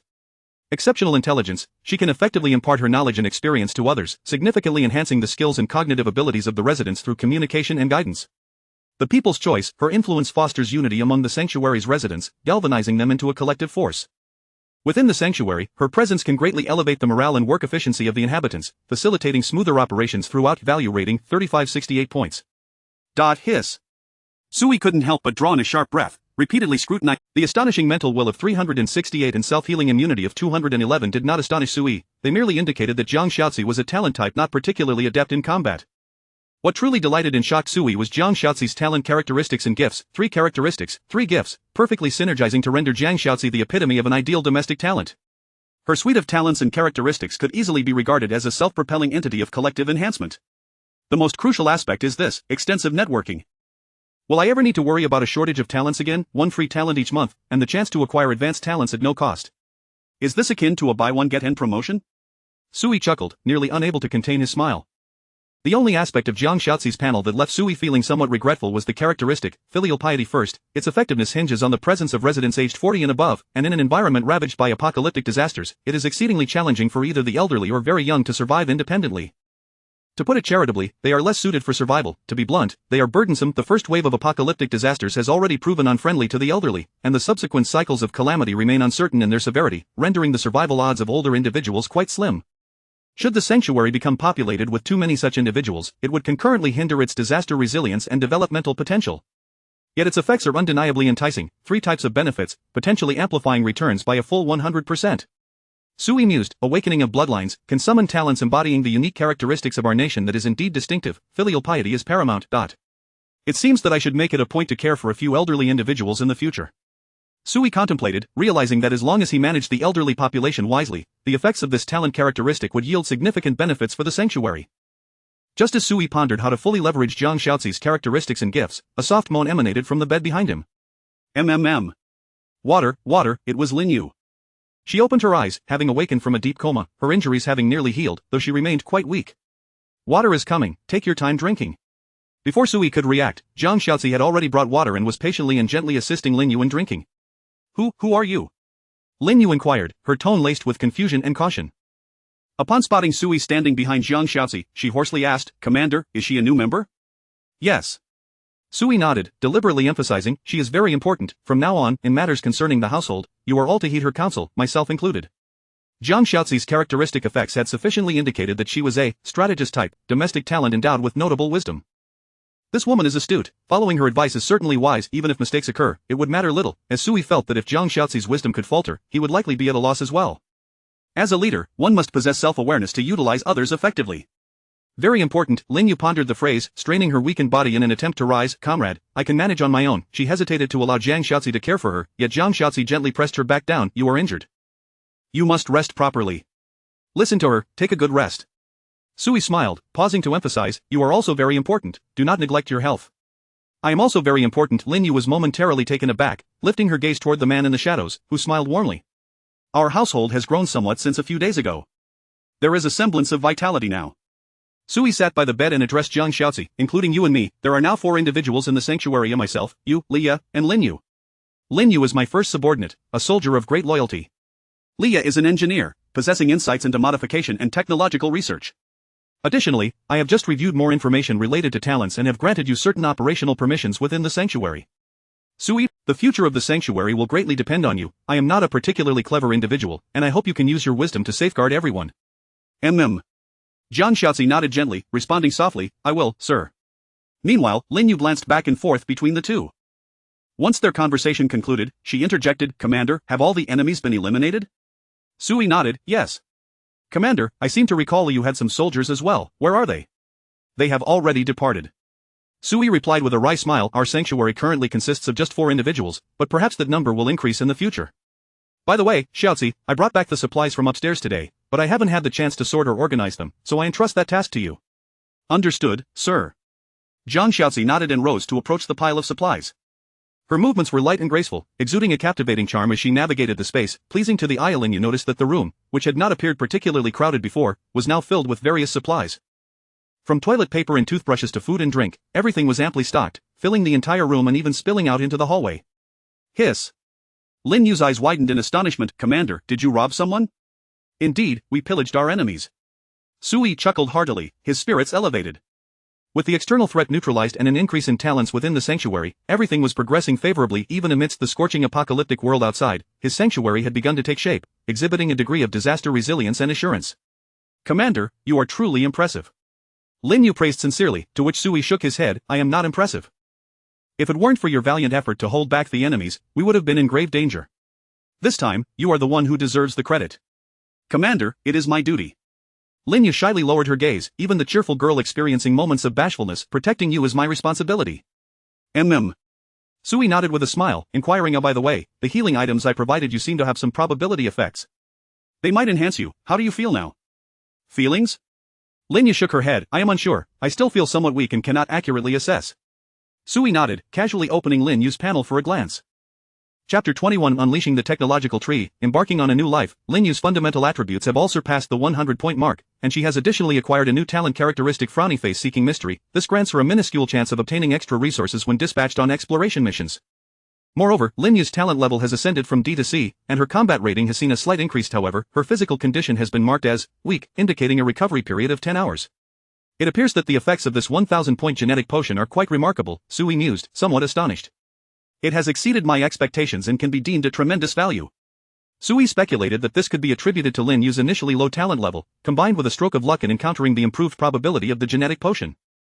Speaking of luck, Sui recalled a special reward he had yet to utilize, Frowny Face Horn of the Pioneer, which can bestow new characteristics upon talents, potentially bringing good fortune. According to the description, while the effects of this item are somewhat ambiguous, it remains a special reward nonetheless. Now that I possess only 3 talents, whom should I bestow it upon? Sui pondered, considering that, by logical standards, it should naturally be given to the highest-ranked Zhang Xiaozi.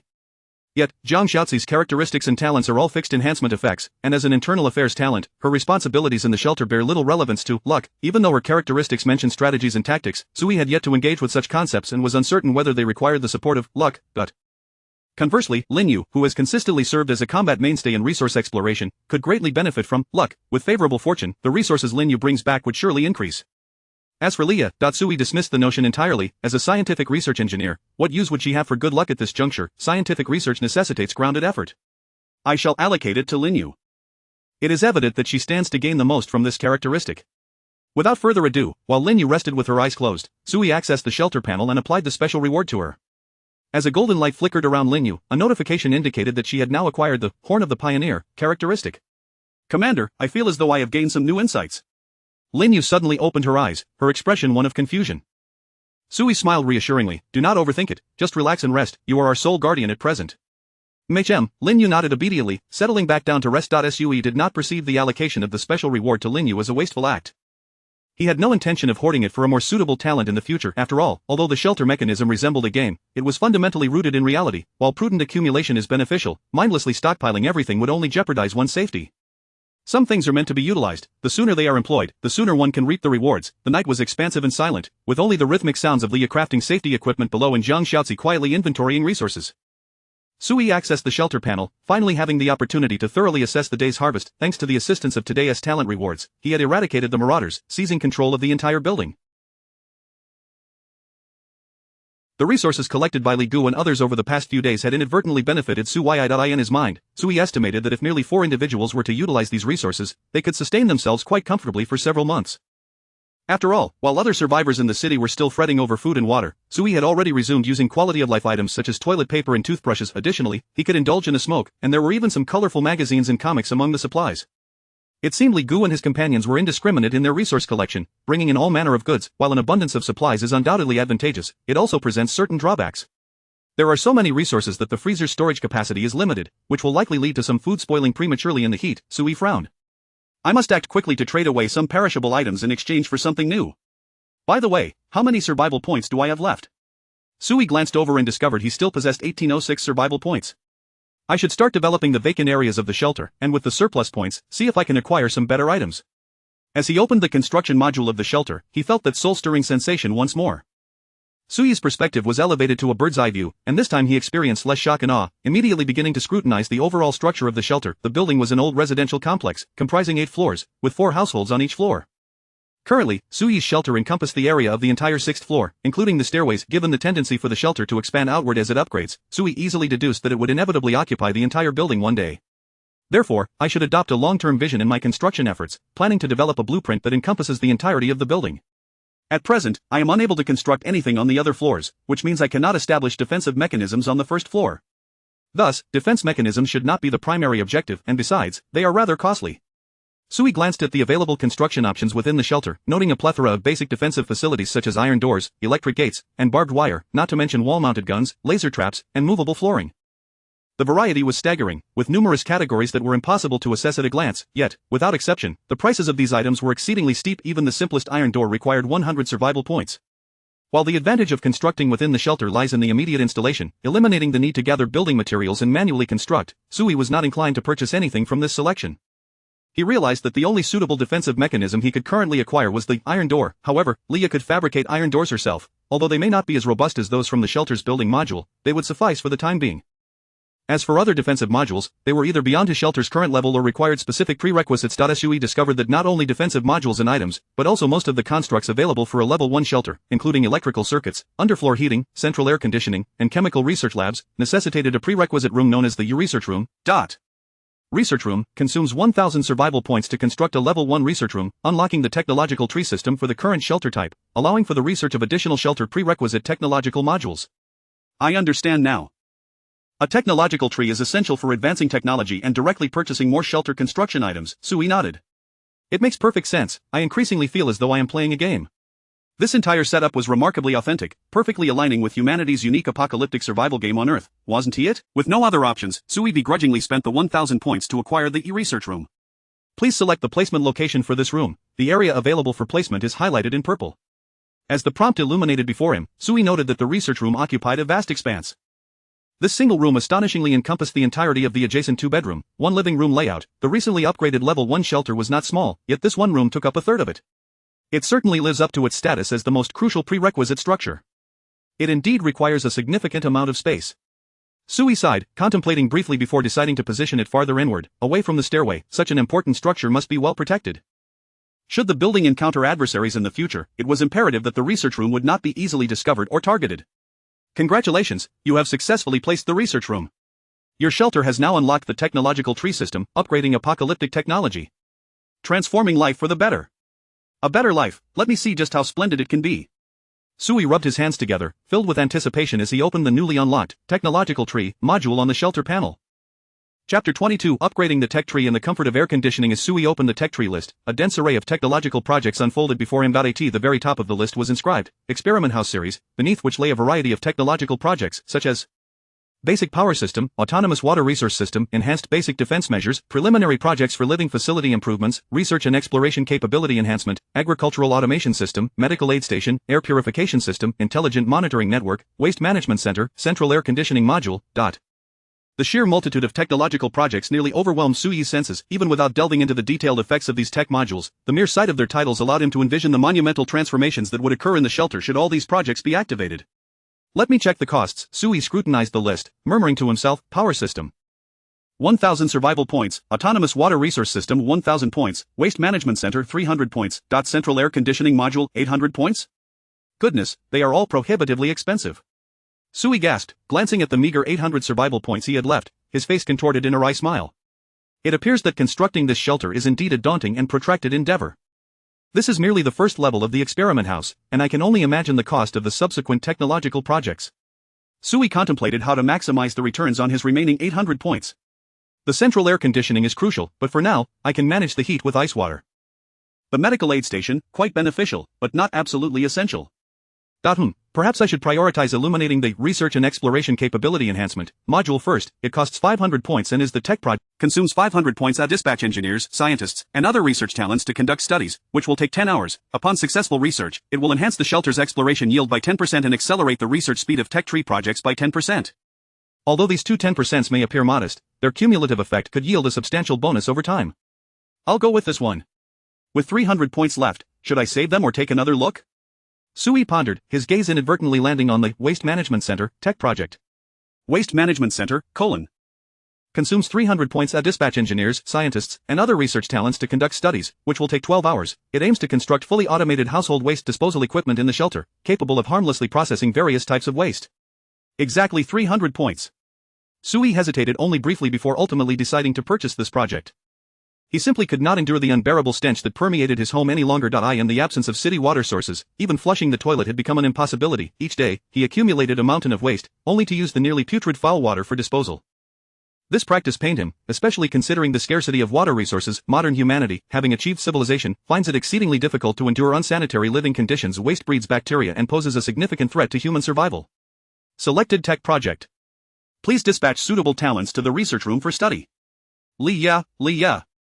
Sui called out to Leah, who was downstairs. She poked her head up the stairs, looking puzzled. Boss, did you call for me? How is the construction of the defense measures downstairs coming along? Almost finished. In about half an hour, the traps at the entrance and the fortification of the main gate will be complete. Leah replied cheerfully, although this building is a bit old, the materials are quite sturdy. The original door was iron, so I didn't need to make extensive modifications. Alright, once you're done for the day, make sure to get some rest. We have a major project to tackle tomorrow. Sui nodded and informed Leah about the 2 tech projects under research. Upon hearing this, Leah's eyes lit up. Boss, there's no need to wait until tomorrow, I can start right now. Right now? Sui glanced outside. It was already pitch black. It's past 11 p.m., that's too late. You should rest well. Sui did not wish to overburden his subordinate, but Leah was resolute. No way, boss, I can research all night. I promise to complete the task before tomorrow night. I can issue a military order. Leah's urgency shone through her eyes, reflecting her fervor for scientific research. Sui, exasperated, hadn't anticipated that beneath Leah's seemingly delicate exterior lay a fervent researcher. Sir, I also support Miss Lee's decision to commence research now. John Shoutzy interjected softly, offering her perspective. This is a critical moment. Our survival hinges on this. The sooner we enable Miss Lee to contribute, the better we can ensure everyone's safety. Thus, we should often prioritize flexibility over adhering to a conventional schedule. John Shoutzy's words were gentle, and Sui nodded in agreement. Very well, let's proceed with this plan. It will be hard work for Leah. Not at all, boss. Leah wiped the sweat from her brow, still clutching a wrench, her smile radiant. I truly enjoy doing these things. With that, Leah inquired about the location of the research room and dashed off. The research room was situated in what had once been the neighboring house, and Sui, curious, followed her from the outside. The research room appeared similar to any ordinary residential space, with a plain wooden door. However, upon opening the door, a plethora of peculiar research instruments greeted him: high-powered microscopes, chemical workstations, precision cutting machines. There were many devices Sui had never encountered, let alone knew how to operate. Leah, however, was in her element, deftly maneuvering the research equipment with ease. Her expression suggested that she derived immense joy from her work. After observing for a brief moment, Sui chose not to intrude and quietly exited the room. Upon returning to the main house, Sui noticed that he seemed to be the only idle one in the entire shelter. Leah was preoccupied with renovating the building and developing tech tree projects. Jiang Xiaozi was busy inventorying and categorizing supplies while also planning for the shelter's future development. Even Linyu, who was merely resting, was a valiant contributor, nursing her injuries and deserved her slumber. Perhaps I should also take a rest? Sui scratched his head, realizing he truly had nothing to occupy himself with. Even if he wished to further improve the shelter, he lacked the survival points, so he simply lay down next to Linyu and closed his eyes, drifting into slumber. When Sui next opened his eyes, he was greeted by a vivid crimson. The sky outside had brightened, and the scorching sun relentlessly tormented every living being on the planet.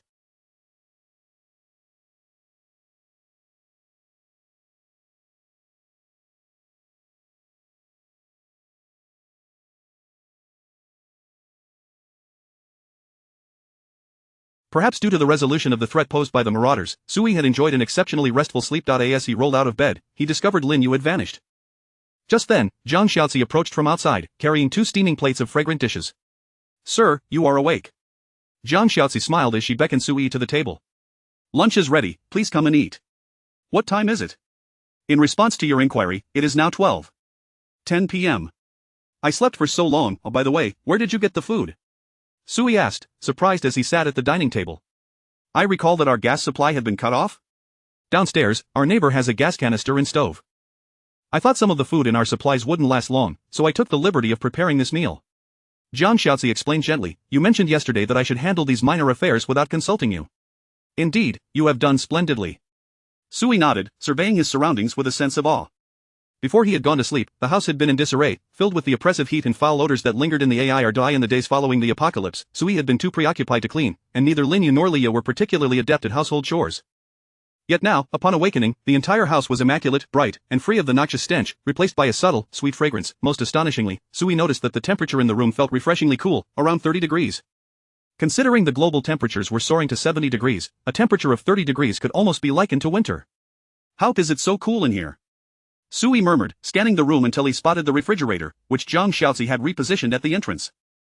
The door was ajar, and an improvised contraption resembling a fan was continuously drawing cold air from the refrigerator into the room. An air conditioner. Sui's eyes widened in disbelief. Xiaozi, did you do this? This was no mere refrigerator. It was unequivocally an air conditioner. Sui had considered doing something similar in the past but had never found the time. Now, Zhang Xiaozi had taken care of these details. It wasn't me. It was Miss Li. Zhang Xiaozi shook her head, deflecting the credit. She devised the apparatus to enhance your sleep quality. Without your directive, Li wouldn't have taken the initiative to create such things. Sui chuckled, aware of Lia's character. She was a rather passive researcher, accustomed to following orders and seldom taking the initiative. Zhang Xiaozi, on the other hand, exhibited a proactive nature, thinking independently about what needed to be done and striving to execute it well.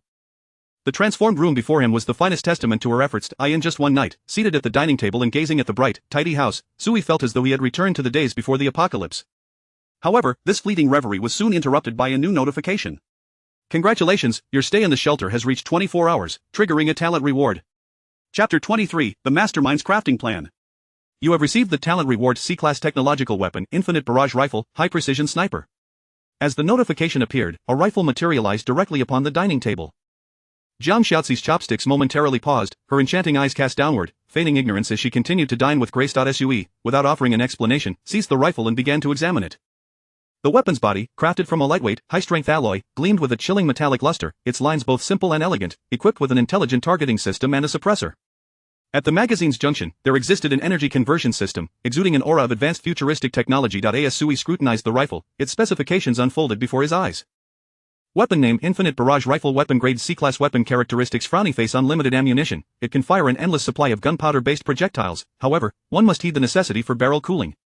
High-precision mid-range sniping. Within a range of 800 meters, it can be adjusted to a single-shot sniper mode, maximizing its power. Silencer: its firing sound is faint, nearly imperceptible in non-enclosed spaces.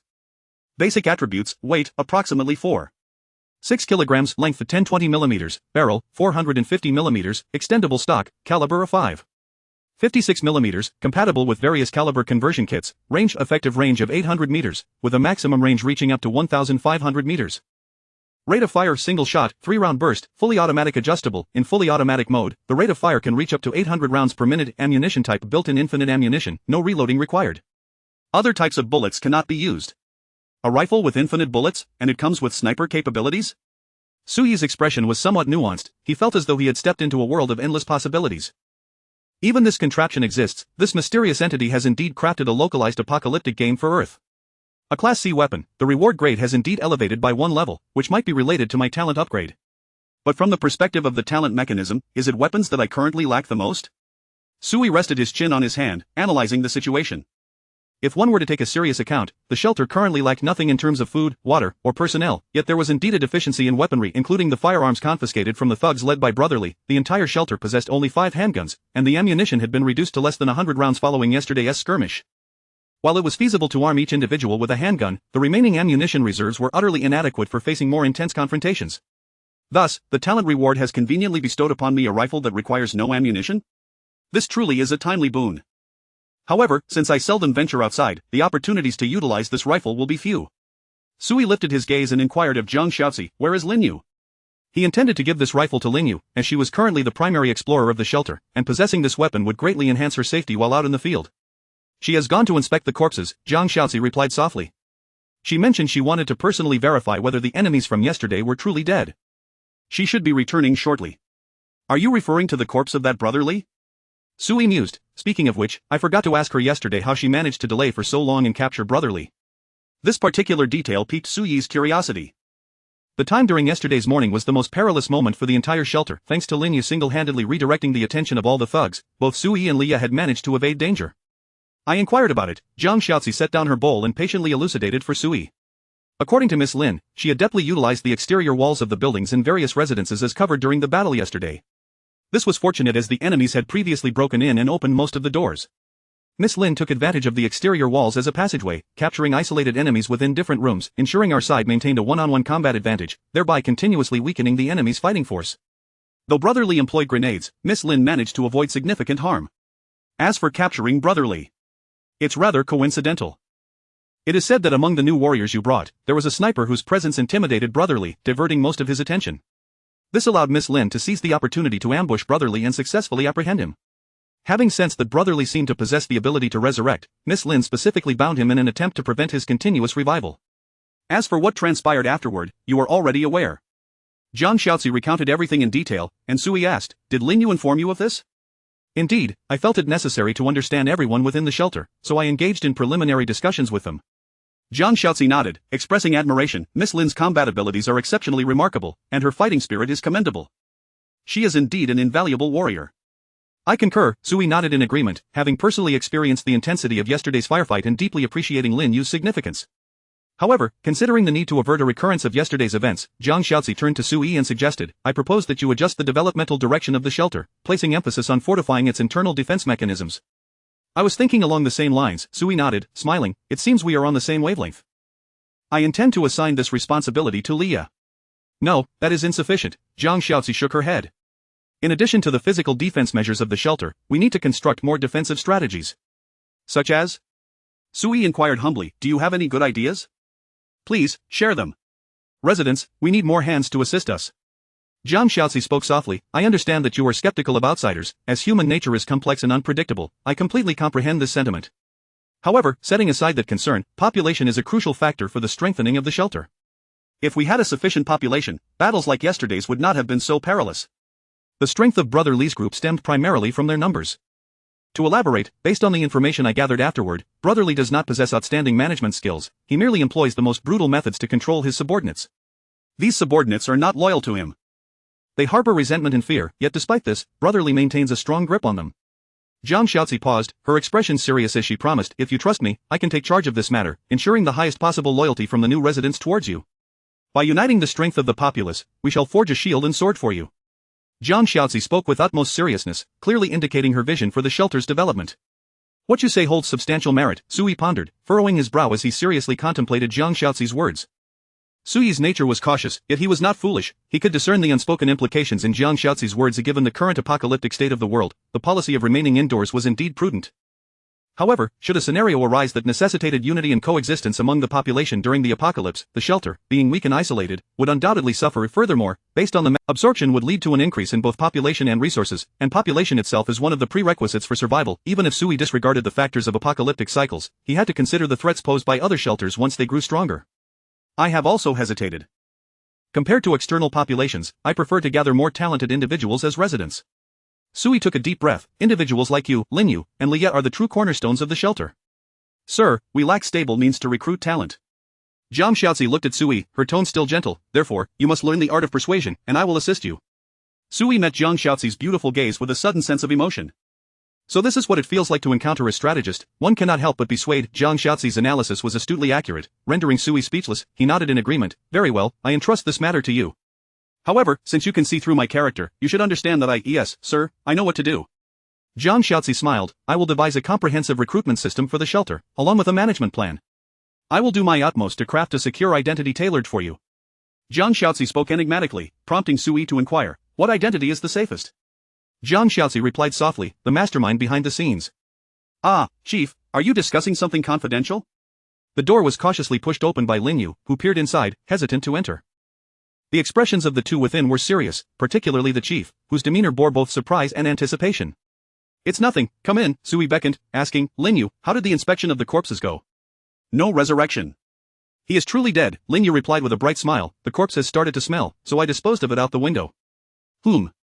Sui nodded, handing the rifle in his possession to Lin Yu while explaining its basic details. Is this for me?" Lin Yu exclaimed in delight, her hands caressing the rifle with an almost obsessive fascination. Soldiers have an instinctual love for their weapons, especially considering this was a rifle with infinite ammunition, equipped with comprehensive features capable of handling numerous dangerous and complex battlefield scenarios. "Yes, you can give your submachine pistol to Xiaozi for self-defense." "Chief, that pistol has very little ammunition left, only 20 rounds. "That will suffice."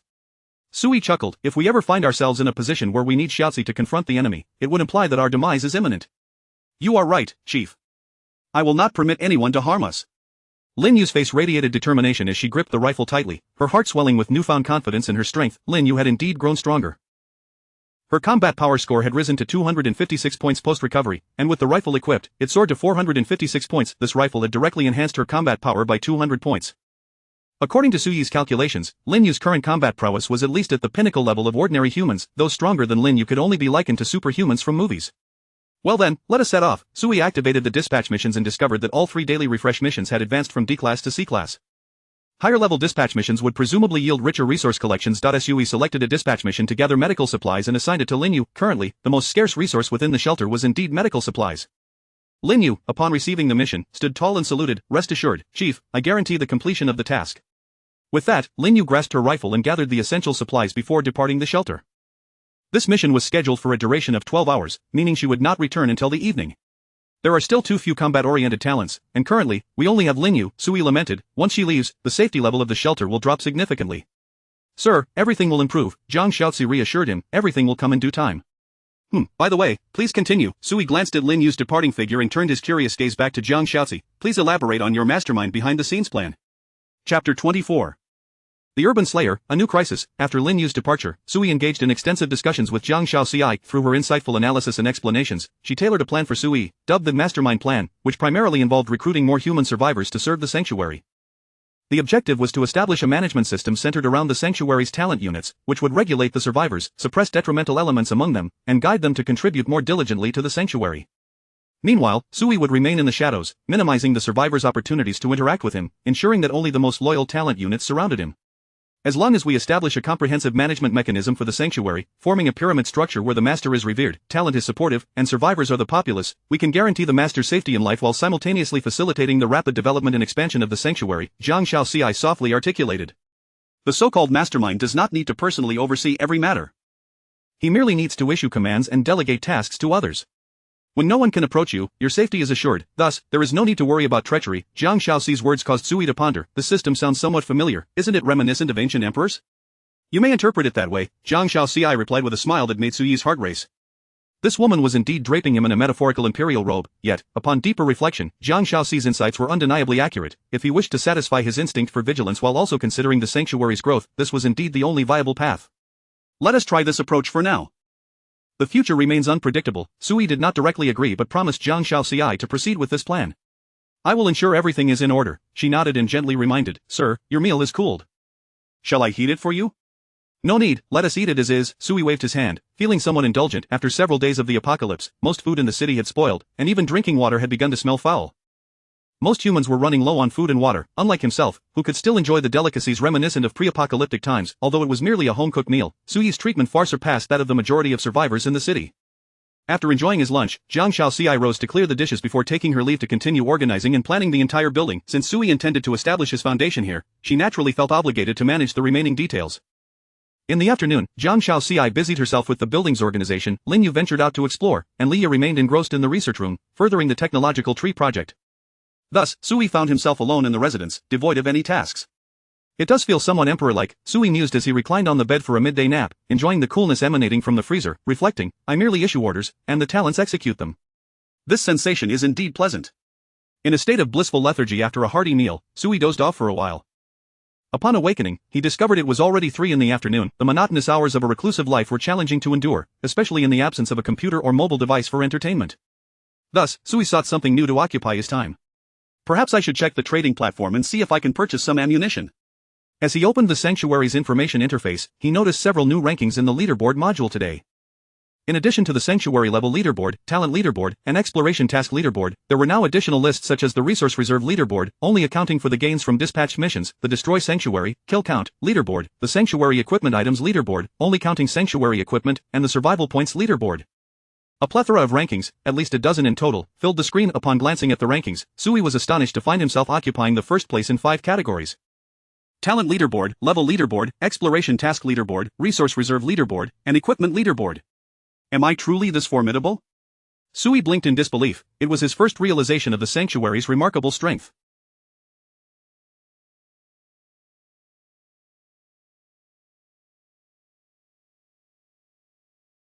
Less than a week had passed since the onset of the apocalypse, and he had already secured the top position in 5 categories. The more rankings one held, the better, as the mysterious entity would bestow rewards based on leaderboard standings after the current apocalypse cycle concluded.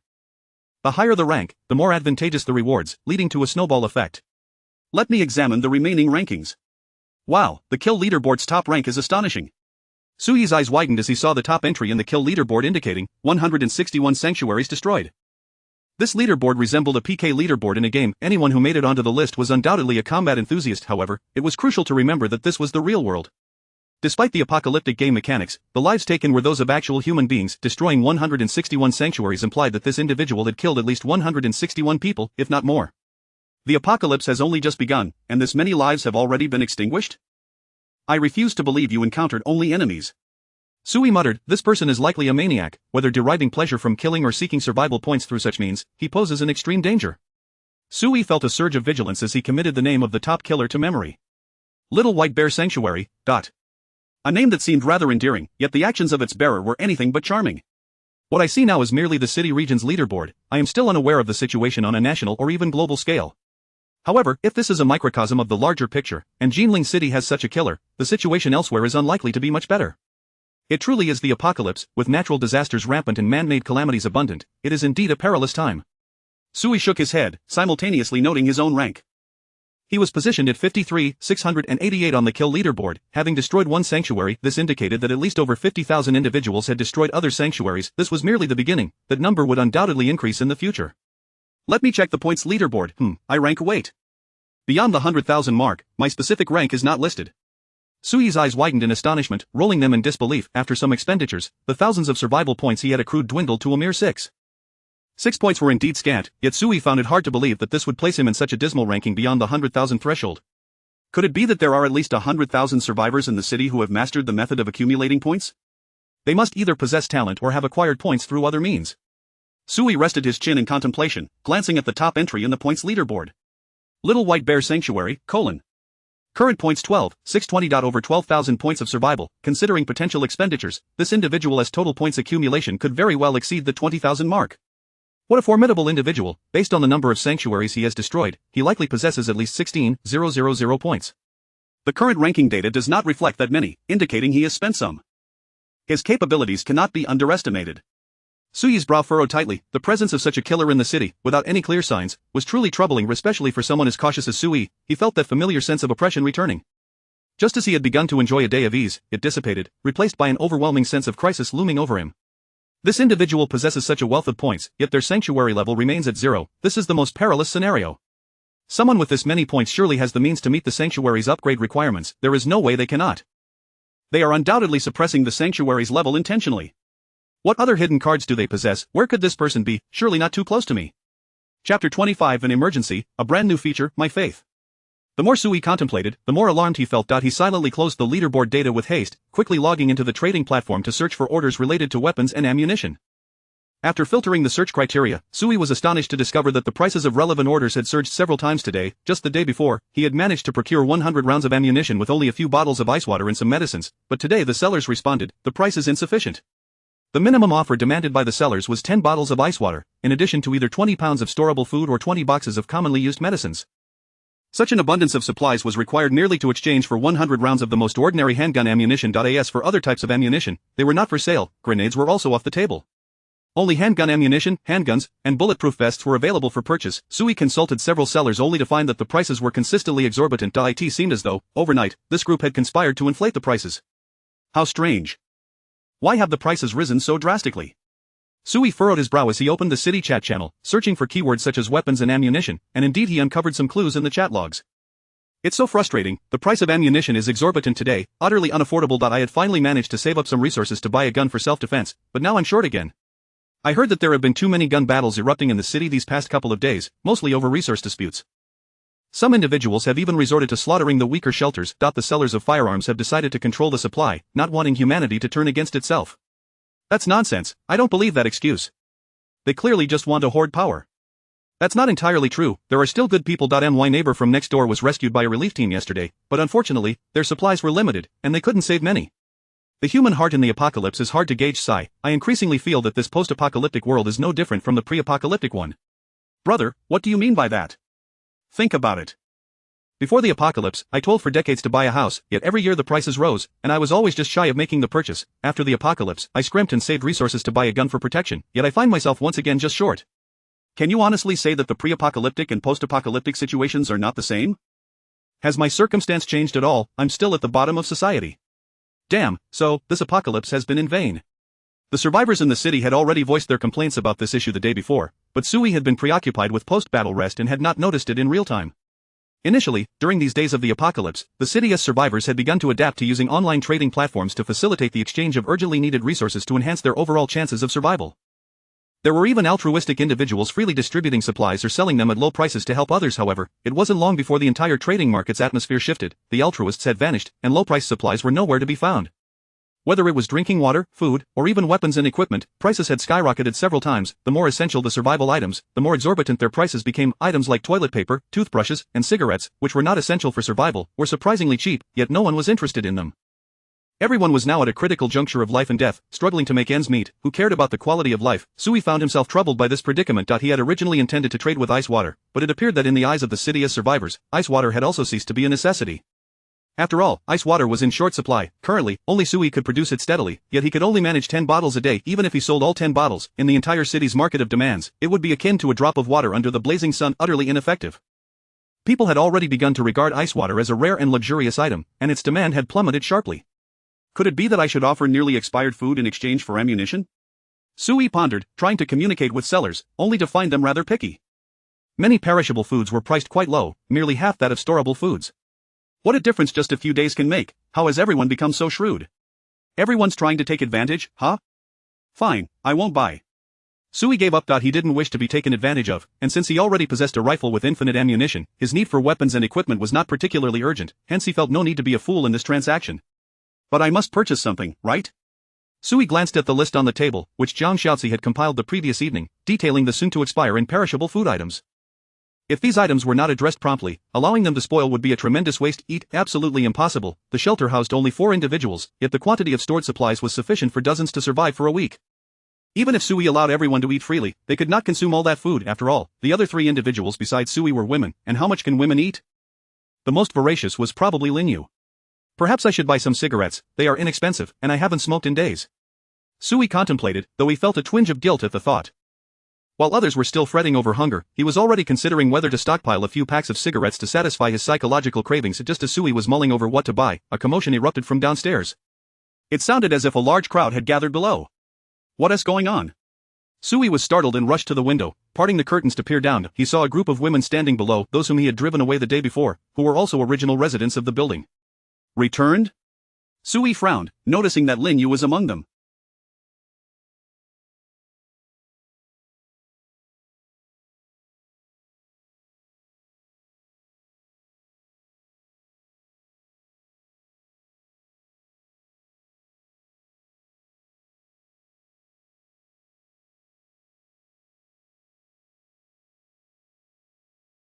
She stood with a gun, facing the crowd, seemingly trying to reassure the women, before turning and walking toward the residential building, using the special method taught by Leah to open the door. Before long, the sound of Lin Yu ascending the stairs echoed in the corridor. Simultaneously, a new notification appeared before Sui. Attention, your dispatch talent unit Lin Yu has triggered a special event and returned to the shelter early. Triggered a special event, returned early? Sui raised an eyebrow, murmuring, is this a new mechanism? If she returns early, will it affect the quantity of resources collected during exploration? Sui was unclear. He did not yet fully understand the mechanism of dispatching explorations. From Lin Yu's act of bringing back this group of women, it seemed that dispatching tasks were akin to survivors searching for Before long, Lin Yu pushed open the door and appeared before Sui. Commander! Lin Yu's voice was crisp as she saluted Sui. It's not dark yet, why have you returned early? Sui regarded Lin Yu calmly. Is something wrong? Yes, Commander.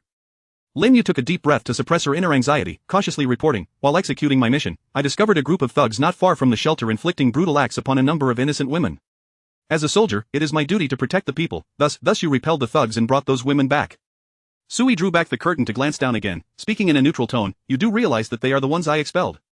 I know, Commander. Lin Yu lowered her head, her tone hesitant as she tried to explain, I did not intend to defy your orders. It's just, they are truly pitiful. I understand that during mission execution, one must not show unnecessary compassion or kindness. However, Miss Jiang mentioned to me last night that if one encounters suitable individuals during a mission, they could bring them back to the shelter. She said our shelter needs more fresh blood. She did not specify who should be brought, so, seeing their plight, Commander, I am sorry. Lin Yu's head hung low, her confidence waning, I will send them away. That may not be necessary. Sui waved his hand with a slight sigh. It seemed Zhang Xiaozi was astute. She had already contemplated a plan to develop the shelter since last night, and was confident she could persuade him today. Moreover, Zhang Xiaozi had discerned Lin Yu's character. Although Lin Yu was a valuable asset to the shelter, in Suyi's view, she was no different from a living person. He firmly believed that these talents were fundamentally no different from humans, and Lin Yu's background as a soldier from Huaxia further underscored her potential to rise in defense of the weak. Daring to sacrifice oneself to protect the populace, these 8 words epitomized the essence of a Huaxia soldier. Lin Yu had acted accordingly, and Sui found himself at a loss for words. Each talent possessed their own characteristics. Had it not been for Zhang Xiaozi's remarks at noon, Sui would have merely instructed Lin Yu to drive the women away once more. But now, the situation was different. Go find Zhang Xiaozi. Sui turned around, closing the curtain, and softly said, she will manage these women. Commander, will we kill them? Lin Yu inquired nervously, gripping her rifle tightly. Sui noticed her small gesture and couldn't help but chuckle. Lin Yu, if I were to order you to kill them, would you do it? Commander, I don't know. Lin Yu panicked, her eyes wide with disbelief as she stared at Sui, unable to accept that the person she vowed allegiance to could be a ruthless tyrant. Can you pull the trigger? Military orders are as solid as a mountain. Lin Yu tensed, murmuring, I would rather die than betray. She could not accept the possibility of firing upon innocent individuals, as that would violate her principles as a soldier. You appear conflicted. Sui chuckled, I won't issue that command. Go find Zhang Xiaozi, she will take care of these women, she knows how to arrange it. Commander, you agree? Lin Yu exclaimed in surprise, her beautiful eyes sparkling as she looked at Sui, her expression one of utter astonishment. Do I appear to be a murderer? Sui questioned, puzzled, as Lin Yu opened her mouth, shaking her head vigorously. No, you are not. You are the greatest leader in my eyes. To extend a helping hand to the innocent while in the most difficult of circumstances, such actions resonated deeply with Huaxia soldiers. Enough, I am not great. I have my own plans. Sui waved his hand. He was not as noble as Lin Yu portrayed. The shelter currently possessed an abundance of supplies. Rather than waste them, it would be more beneficial to nurture more individuals for labor. Raising a group of men would not be as advantageous as raising a group of women, as the threat in variables would be somewhat diminished. Go on, find Zhang Xiaozi. Yes, Commander. Lin Yu, filled with excitement, turned to leave, eager to share the good news with the unfortunate women downstairs. Does this count as exploitation? Sui mused, peering through the curtain at the group below, but at least I can provide them with safety. It can only be seen as mutual benefit. That being said, I suppose I'm not too bad. The apocalypse has not completely altered my nature. Before Sui's self-reflection concluded, a new notification suddenly appeared before him. Congratulations! You have successfully completed the special event of the dispatched mission. Your talent unit Lin Yu has received significant encouragement and gained a new talent feature, My Faith. My Faith, talent feature. She has received sufficient encouragement, and her loyalty to you has solidified her faith and pursuits, granting her the opportunity to transcend to a higher tier of talent. Chapter 26, What a cunning woman. Sui was taken aback, a flicker of joy igniting within him. Is there an unexpected surprise? A special event, akin to completing a mission? And rewards? Am I fulfilling the spiritual needs of the talented, thus enabling their growth? In this case, I've struck gold. Sui beamed with delight. Not only had he inadvertently acquired a group of laborers, but he had also facilitated Lin Yu's growth. As the sole military force of the refuge, Sui naturally wished for her to become ever stronger. Lin Yu currently holds a C-grade rank. If she continues to grow, she could potentially break through to B-grade, right? I truly look forward to it, though I wonder when this trait will manifest its effects. Sui gazed out the window. Li Jia, do you think he will agree to let us return home? Outside the building, among a dozen women, a girl in her early 20s timidly spoke. Her delicate features were ashen, a horrifying deep red mark encircling her neck, and her tattered clothes were in disarray. Despite the oppressive heat of the blazing sun overhead, the girl exerted herself to pull at her ragged garments, desperately attempting to cover more of her skin. She was gripped by fear, so intense that she felt cold even in the sweltering heat. I suppose so, I don't know. A weary-looking woman in her 40s glanced at her companions, compassionately wrapping an arm around the girl. Don't be afraid, that young man doesn't seem like a bad person. He drove away that gang led by Li, so he is indeed our savior. Regardless of whether he allows us to return home, at least he has not harmed us, though it is a pity about Xiao Wang. If only she were still alive. Li Jia inhaled deeply, her expression dim. The girl in her arms could no longer hold back her sobs, tears streaming down her cheeks. The surrounding women shared her sorrow, deep resentment surfacing in their expressions. That gang led by Li had not even spared the underage sister of the girl. If he doesn't let us in, where will we go? Someone whispered, despair and resignation evident in her eyes. I don't know. A girl shook her head, her gaze filled with profound uncertainty. Perhaps we might truly perish. They had already attempted to navigate this chaos, having been driven away just yesterday. They had witnessed the tumultuous outside world out there, only the scorching heat and villains awaited, countless pairs of dark eyes fixated on this group of women. In just one night spent huddled in the subway station, 3 of their number had vanished without a trace, leaving no one to uncover their fate. The remaining women dared not linger in the subway station any longer, yet facing the sun's intensity outside, they felt as though they might faint, utterly lost as to where to go. Filled with trepidation and unease, they wandered aimlessly. Unbeknownst to them, they soon found themselves back near the residential building, only to be confronted by a group of men searching for supplies, who promptly surrounded them. These men attempted to forcibly abduct the women. Once taken, they might face a fate as new slaves. In their most desperate hour, Linyu appeared, driving away the thugs and escorting them to the base of the building. The girl armed with a rifle proclaimed that her commander might be willing to take them in. Commander, a term that instinctively instilled a sense of security. This girl was likely a soldier. Her commander should possess a similar reassuring presence. The women could only speculate in their hearts, lost in confusion. She's coming, she is out. A woman suddenly exclaimed, prompting the girls to raise their heads and behold the entrance of the building swinging open. Linyu emerged, rifle slung over her shoulder, her face etched with seriousness. The girls noticed a beautiful woman in a cheapao standing before Linyu, as if she were leading the way. You must be the new friends Linyu brought back? Zhang Xiaozi's voice was gentle as she approached, seamlessly taking Li Jie's hands in hers. Are you Li Jie? I've heard Linyu speak of you. You've been so caring towards the girls. You're truly a remarkable sister. Li Jie faltered, at a loss for words. At least you've made it back safely without incident. Zhang Xiaozi reassured her, beckoning the girls. What are you all waiting for? Come along with me, it's time to go home. Home, a girl timidly spoke from the crowd. That man won't drive us away again, will he? He seemed unwelcoming yesterday. Are you referring to Mr. Su? Zhang Xiaozi turned to the girl, explaining gently, he asked you to leave yesterday out of concern that there were still hidden thugs in the building, to eliminate any threats to our home. Indeed, Mr.Su was compelled to let you endure a night outside. But now, the building has been confirmed to be safe, so as soon as dawn broke, Mr.Su sent Linyu out to find you. To be fair, Mr. Su's actions were somewhat inappropriate. I apologize on his behalf to all of you. Zhang Xiaozi spoke with utmost sincerity, an expression of regret gracing her exquisite features. Linyu felt somewhat uneasy, unaccustomed to playing a role in this web of deception. Though Zhang Xiaozi's reasoning seemed somewhat strained, in this chaotic and dark world, even the most tenuous justifications could find acceptance. As long as they could survive. Is that true? Li Jie asked, her eyes lighting up with gratitude as she gazed at Zhang Xiaozi. You truly are good people. When that group of soldiers appeared and took out Li's gang, I knew you were the good ones. And among you are all women. Only Su, yes, Mr.Su, is the lone man. A man who can be accompanied by you must surely be a good person. Li Jie spoke with a hint of disarray, her heart racing with excitement at the prospect of returning to their former sanctuary, free from the fears that had plagued them outside. Come, let us return. Rest well. I've prepared food and water for you. Zhang Xiaozi paused, smiling gently. And you can take a bath. In this weather, it's like having a ready-made hot shower. A bath, the women's eyes sparkled. They had lost count of how many days had passed without one. Ever since Li's gang had taken over the building, they had endured torment daily, surviving only on the scraps left by those men. Delicious food and hot showers. Although they had experienced such luxuries merely a week ago, they now felt as though they belonged to a distant past. All right, we're going home.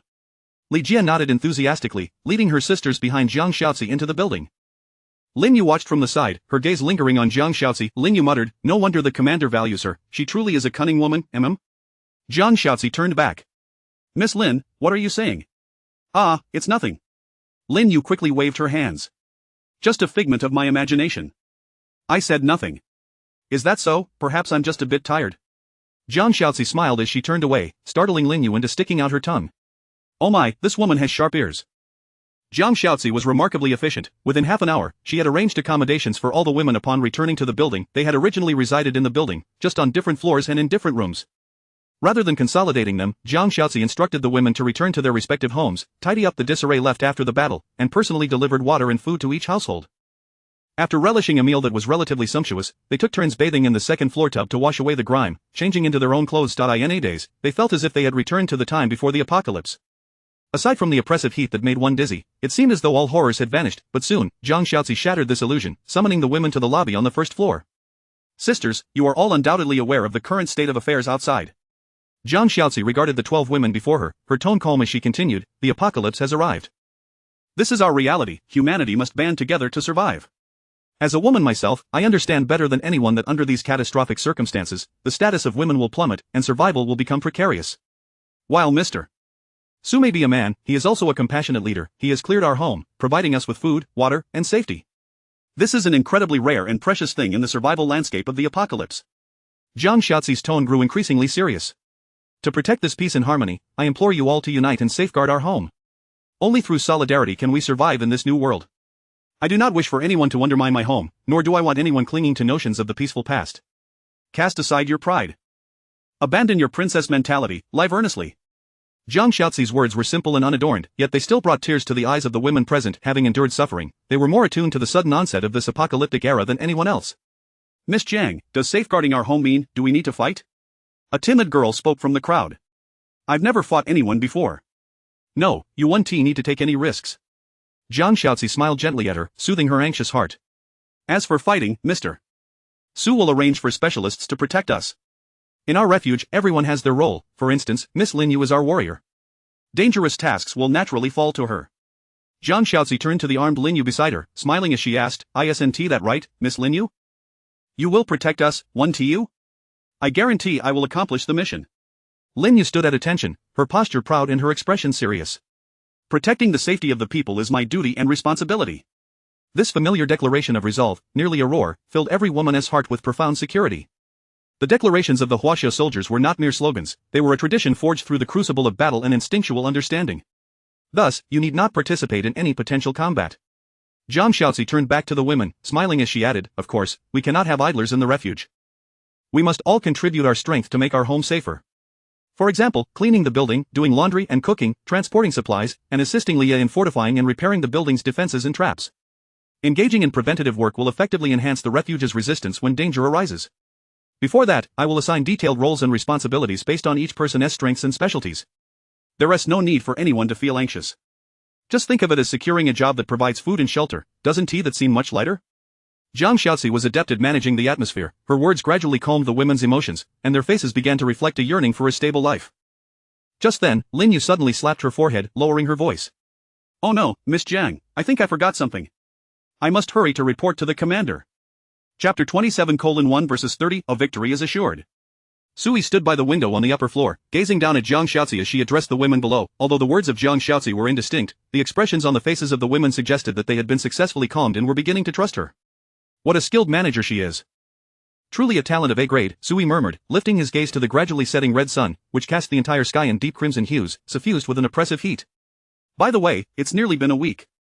Why have we yet to see any sign of rescue forces, he pondered. While one might assume that foreign military forces would crumble under such an unforeseen disaster, in Huaxia, such a probability seems rather low. Where are the soldiers? With 1 million regular troops, urban defense forces, armed police, special police, and militia that amounts to over 10 million combatants, not to mention the countless veterans who retire each year. How could they all remain silent? Sui furrowed his brow, grappling with the largest enigma that weighed heavily on his mind. Like all ordinary citizens of Huaxia, he had harbored the hope of rescue during the initial moments of the apocalypse.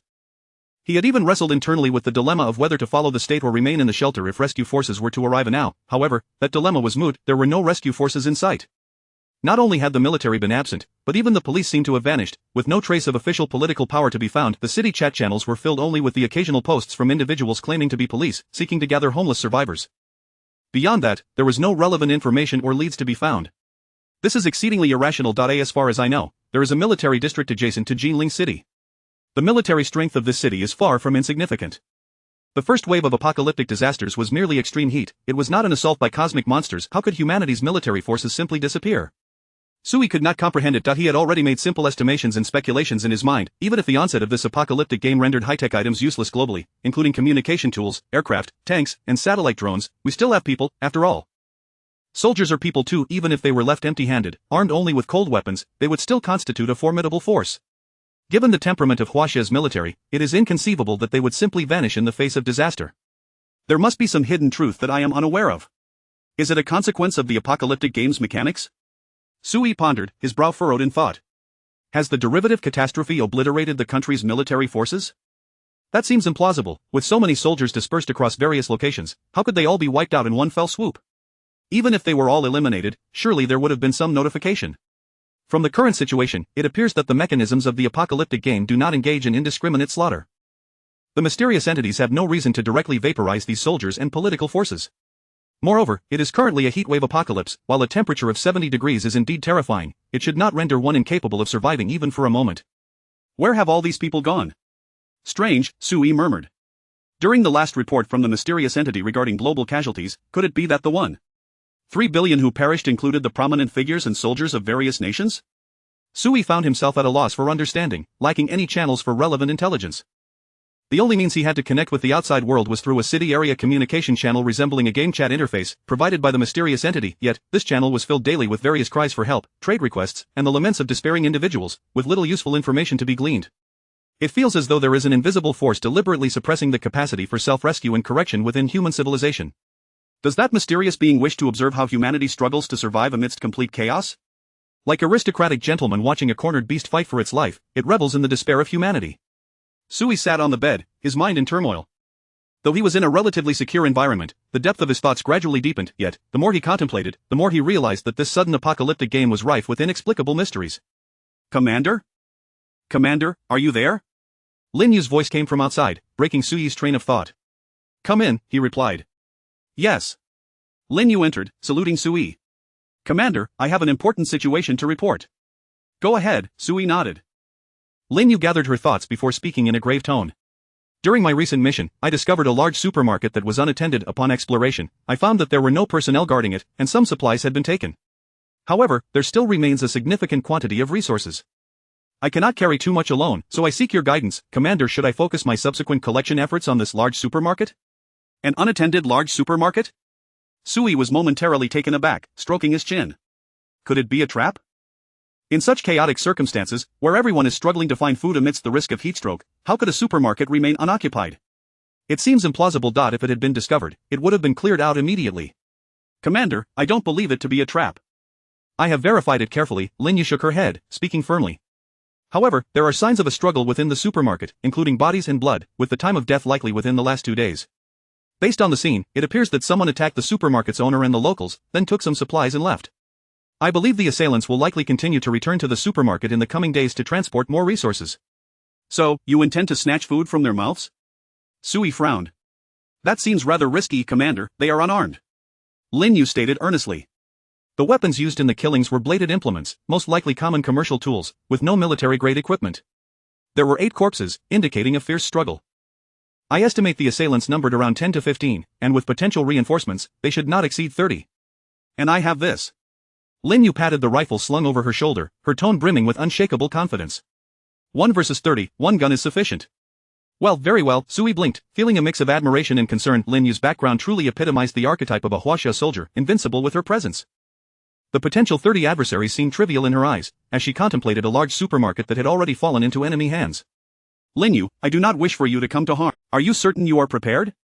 Though Sui was tempted, knowing that they had recently gathered a new batch of people, it was crucial to secure more resources to meet their needs. Zhang Xiaozi was confident she could train these women into qualified residents of the shelter, but the prerequisite was that Sui could provide for them all. I am tenfold confident. I will definitely succeed. What I mean is, I do not wish to see you injured. I absolutely will not be harmed. Lin Yu held her head high, her tone calm yet resolute. A group of unarmed thugs does not even qualify to lay eyes on me.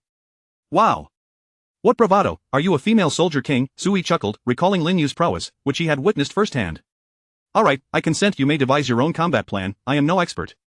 However, I suggest you seek Zhang Xiaozi for some strategies. She is quite clever and can assist you. Additionally, inform Leah to craft some useful items for you. Sui paused, emphasizing, do not rush, prepare thoroughly. I cannot afford to lose you. These words were spoken with utmost sincerity. It was not a matter of romantic affection, he simply could not bear to lose Lin Yu. She was far too vital. I promise to return victorious. Lin Yu saluted sharply before turning to leave.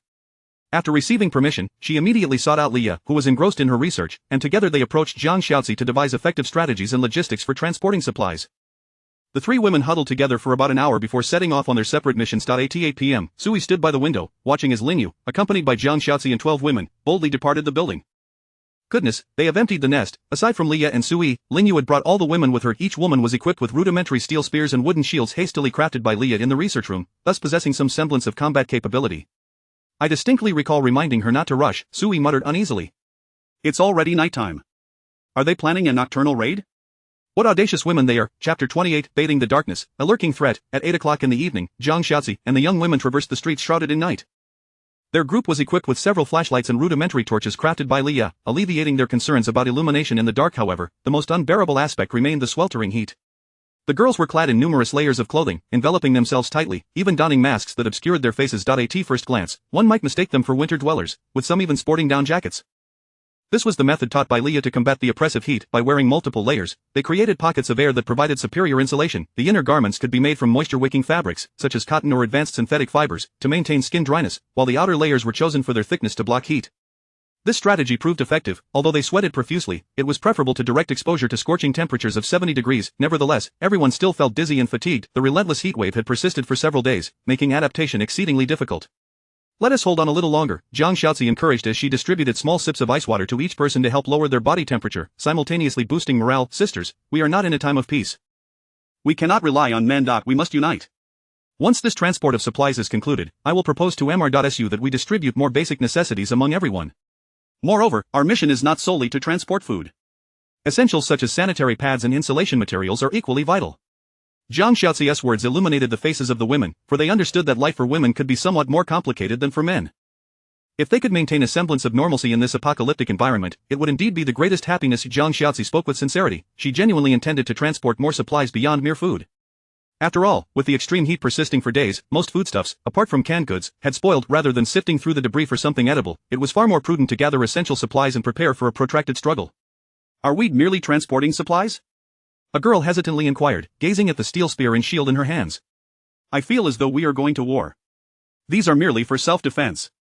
"We shall not engage in actual combat," Zhang Xiaozi reassured, stepping confidently to the front of the group. Before long, they arrived at a large supermarket situated 6 streets away. The towering structure loomed at 7 stories high, its entrance shattered, with debris strewn about and walls marred by dried blood. The interior of the shopping complex was desolate and deserted. Zhang Xiaozi, accompanied by the timid and anxious women, entered the building, seeking the directional signs that led them straight to the underground supermarket for their task. Initially, the women were apprehensive, fearing that a band of marauders might spring from the shadows and encircle them. Yet, as time passed, they became increasingly captivated by the diverse array of supplies within the building, energetically collecting and transporting items. They all understood that the more they could bring back, the lighter the burden of survival would be. Each person was laboring for their own existence. No one dared to slack off. Zhang Xiaozi orchestrated the women to continually carry supplies outside the building, planning to return in unison once they had gathered a sufficient quantity.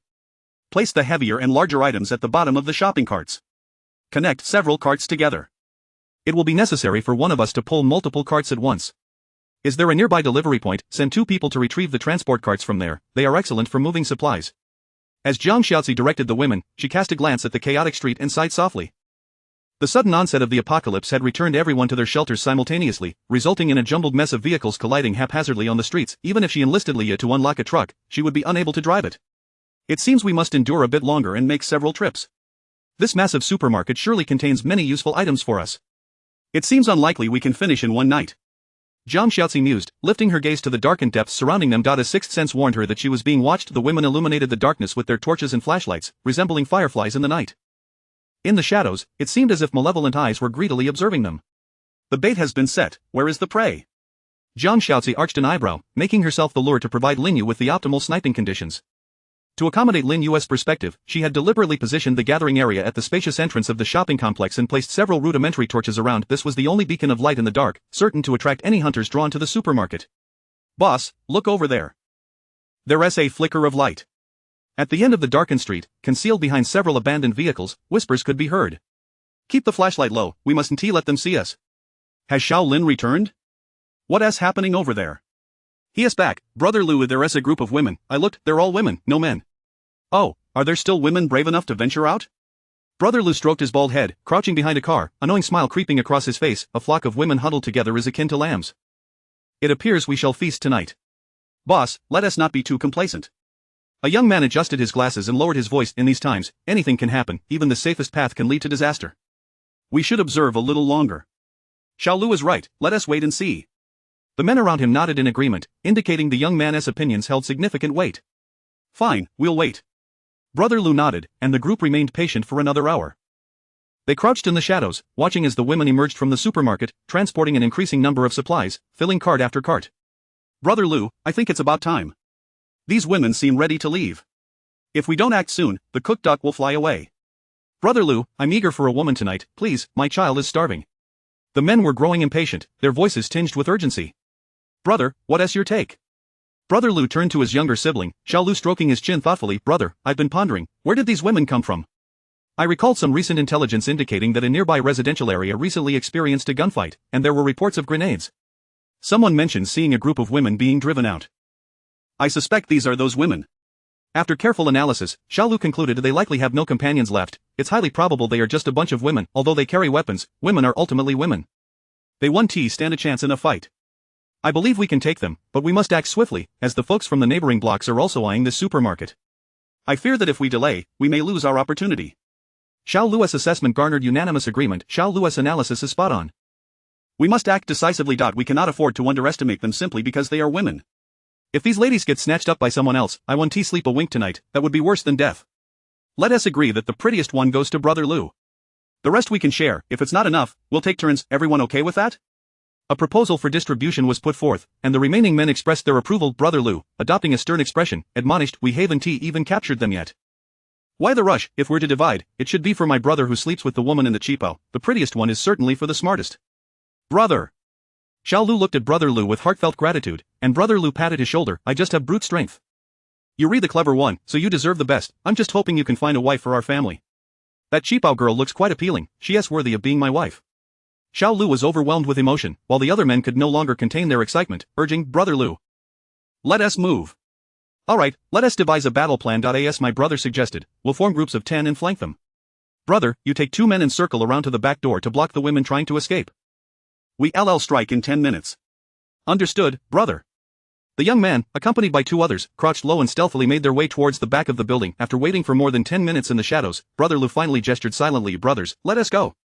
It is time to feast. Let us go. Seize the women, seize the supplies. Under the cloak of night, the men could hardly contain their exhilaration, moving swiftly while crouched among the abandoned vehicles. Utilizing the cover of darkness and the cars, they crept closer to the women at the entrance of the building. However, unbeknownst to them, atop a nearby high-rise platform, a woman clad in camouflage was poised with a rifle, observing their every move through a high-powered scope equipped with night vision. Miss Jiang was correct. Lin Yu tilted her head, her finger gently squeezing the trigger. The prey has indeed taken the bait. Chapter 29. Killing 2 birds with 1 stone, annihilate them all. Hey, ladies! A sudden, mocking voice echoed through the darkness, startling the nearest girl. Ah, who's there? She turned around and was dismayed to see over 20 men approaching from both sides, wielding weapons such as fire axes, steel rods, and kitchen knives. Sister Jen! Sister Jen! The girl, pale with fright, turned to flee while shouting loudly. The women, who had been focused on transporting supplies, looked up in alarm, their expressions shifting instantly. They had been encircled by this group of men. Stay calm, don't panic. Zhang Xiaozi's clear voice rose above the chaos as she maintained her composure, soothing the girls. Take a deep breath. Remember what I taught you. Upon hearing Zhang Xiaozi's reassuring tone, the women found their resolve and rushed to gather around her from a distance. Some girls recalled Zhang Xiaozi's instructions before she left and hurriedly picked up scattered spears and shields from the ground, trembling as they faced the men with their shields raised. Oh, still want to get rough, do you? Look, it's the women's army. Haha, I do like my women a bit spicy. It's invigorating. The men jeered, laughing heartily, completely dismissing this group of women who struggled to hold their weapons steady. Their predatory gazes lingered particularly on Zhang Xiaozi, for among the women, she was undeniably the most beautiful, a breathtaking sight that eclipsed even the stars of the peaceful era. Under the greedy stares of the men, Zhang Xiaozi brushed aside her wind-tousled hair and spoke softly, Gentlemen, are you out here this late in search of supplies? The shopping center is vast. We've already taken some and won't compete with you for the rest. Zhang Xiaozi's tone remained calm, betraying no fear. Searching for supplies? Brother Lu observed Zhang Xiaozi with keen interest, grinning as he continued, Indeed, but this shopping center is the territory of our White Bear gang. You've come here, stolen our belongings. Hand them over, and then compensate us. Brother Lu, how do you expect them to compensate? What other compensation could there be but with their bodies, haha? The one with the biggest, but I want that one. I love that type. The men unabashedly revealed their intentions, their laughter echoing without restraint. The women surrounding Zhang Xiaozi were filled with fear and despair, recalling the inhumane experiences they had endured in the dark days within the residential building. This shopping center is your territory? Zhang Xiaozi glanced at the dimly lit sign atop the building, suddenly smiling in resignation. Well, it seems there's no room for negotiation. Negotiate? What do you wish to negotiate with us? Brother Lu stepped forward with a smirk, closing the distance to Zhang Xiaozi. Are you planning to negotiate the amount of your dowry? Zhang Xiaozi fell silent, no longer speaking, but calmly raised her right hand, forming a fist. Received. Concealed in the shadows above, Lin Yu took a deep breath, entering her aiming stance. What does this mean? Brother Lu was taken aback, chuckling. Are you surrendering by raising your hand? Before he could finish, Zhang Xiaozi lowered her right hand, her index finger curling gently as if mimicking the act of firing a gun, aiming directly at Brother Lu. Zhang Xiaozi tilted her head slightly, her rosy lips parting to imitate the sound of a bullet being fired. Bang! Put! Almost the instant Zhang Xiaozi made the sound, Brother Lu's head exploded. In an instant, a gruesome spray of red, yellow, and white matter splattered everywhere. The women, horrified, erupted in piercing screams, awakening many unfortunate souls who had succumbed to the heat of the night. Thud. Brother Lou's headless body slumped into the pool of blood, and the men stood frozen in shock, unable to believe what had just transpired. Their leader, who had been laughing just moments ago, had had his head blown off. What could have caused such a fate? This woman, could she wield magic? The men were momentarily paralyzed, unable to process the scene before them, for anyone witnessing such an event would be left dumbfounded. But Jiang Shaoxi's actions did not cease. With a playful shift, she redirected her aim, narrowing her eyes slightly. Bang! Put! Another man fell, his head accurately blown apart. The explosive force nearly obliterated his neck. Ah! Ugh ugh! One woman could no longer contain herself, screaming as she vomited. The brutality of the scene was too much to bear. Reality bore no censorship. It was a stark and ruthless contest of survival. The line between life and death often lay in the most ordinary of moments. Damn, this woman possesses witchcraft. A man suddenly sprang up, and all the others reacted, their faces filled with terror as they gazed at Jiang Shaoxi. Damn it, avenge Brother Lu. We can't run. We won't escape. Charge together, she is just one person, she can't handle us all at once. Capture her, break her fingers. Among the men, a clever one realized that escaping Jiang Shaoxi was unlikely. A desperate fight was their only option. Over 20 men charged towards Jiang Shaoxi, who did not flinch but continued to aim with her hand. Bang! Put! Bang! Put! Jiang Shaoxi switched targets with precision, as if her delicate, pale fingers could indeed unleash bullets, sending man after man crashing to the ground. In just a few breaths, 7 or 8 of the first attackers lay dead, their headless corpses forming a natural barrier that slowed the advance of the others. It was over. This woman truly possessed sorcery, whomever she aimed at met with death. Is this her shelter talent? A man stood frozen in place, trembling as he murmured, void aiming, point at someone, and they die? Quick, help Miss Jiang. Among the women, the eldest, Sisterly, was the first to react. Wiping the vomit from her mouth, she suppressed her fear and anxiety, urging her sisters, if Miss Jiang dies, we have no chance of escape. Grab your weapons, protect Miss Jiang. Under Sister Li's urgent call, the girls regained their focus, picking up their spears and spreading out to form a makeshift formation against the impending assault from the men. Though their hands trembled around the weapons, their gazes were resolute. All conflicting emotions coalesced into a singular fury, whether directed at the men or the damned apocalypse itself. This moment became their motivation to fight. They held only one thought: to remember the formations and simple combat techniques taught by Miss Jiang, and then, to fight with all their might. Their growth is surpassing my expectations. Jiang Shaoxi raised an eyebrow, feeling a sense of satisfaction. She had brought these women out not only as bait but to witness the brutality of battle firsthand. Only through the threats of bloodshed, severed limbs, and visceral horrors could they grow rapidly. Those who could not adapt would inevitably be cast aside by the times, and those who could adapt would earn the right to become residents of the sanctuary. At that moment, the men. They dared not mount another charge, frozen in place, unsure whether to flee or fight. The stunning woman in the chipa maintained her aiming gesture, though she did not target anyone in particular. Is it over? Lin Yu slowly exhaled, grateful for a moment's respite, allowing the heated barrel of her gun to cool. You mentioned the White Bear Gang earlier? Jiang Shaoxi tilted her head slightly, narrowing her eyes as she calmly inquired, where is your sanctuary? How many of you are there? Have the survivors in the shopping center been killed by you? Jiang Shaoxi's questions were met with silence as the men exchanged fearful glances, realizing they could not afford to offend this terrifying woman. She was beautiful, but also formidable. Beauty, we are the good guys, we merely wanted to greet you earlier. One man mustered his courage to speak in a hoarse voice, his gaze fixated on Jiang Shaoxi's finger, terrified she might aim at him. Greet me?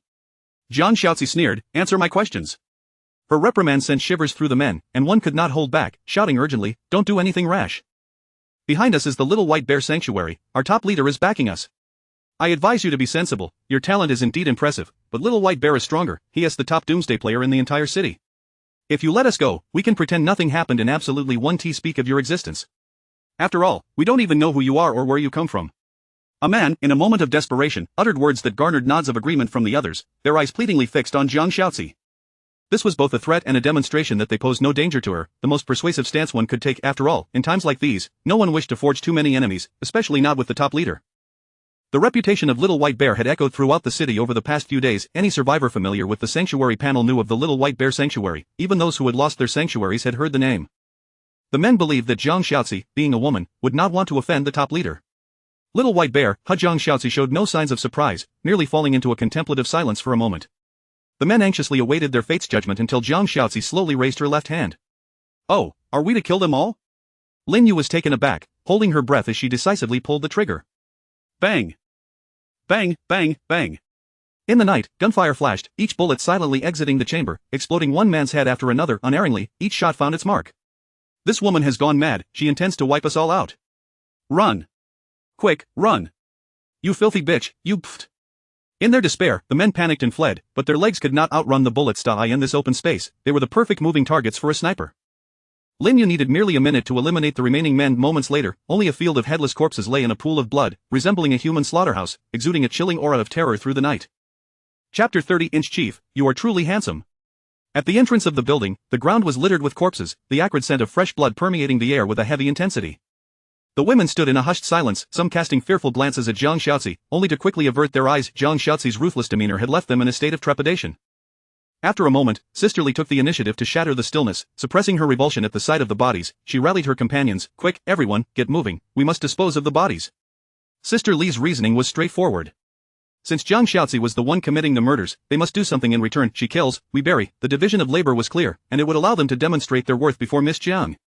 It was better than her perceiving them as useless, and should she grow weary of them, who knows, they might meet the same fate as those corpses. The women were gripped by a profound fear. Though reluctant, they pinched their noses and prepared to work.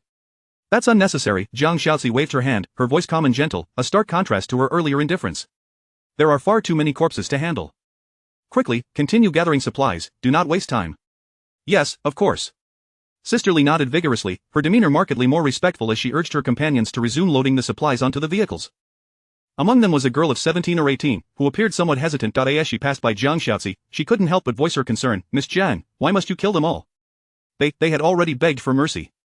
The girl gazed timidly at Zhang Xiaozi, struggling to adapt to her cold-blooded methods, having not yet shed her pacifistic ideals from a time of peace. Hey, you! Get to work! Sister Li, anxious, stomped her foot and scolded, do not disturb Miss Jiang. What is your status to question her? Get over here and work. She feared Zhang Xiaozi's wrath might lead to more bloodshed. Zhang Xiaozi glanced at Sister Li and smiled at the girl before her. I remember you, your name is Xiaoyan, correct? 18 years old, a freshman at Jilin University. Yes, Xiaoyan nodded. Zhang Xiaozi's smile faded as she stated flatly, your sister, 15 years old, perished in that building. I have seen her corpse.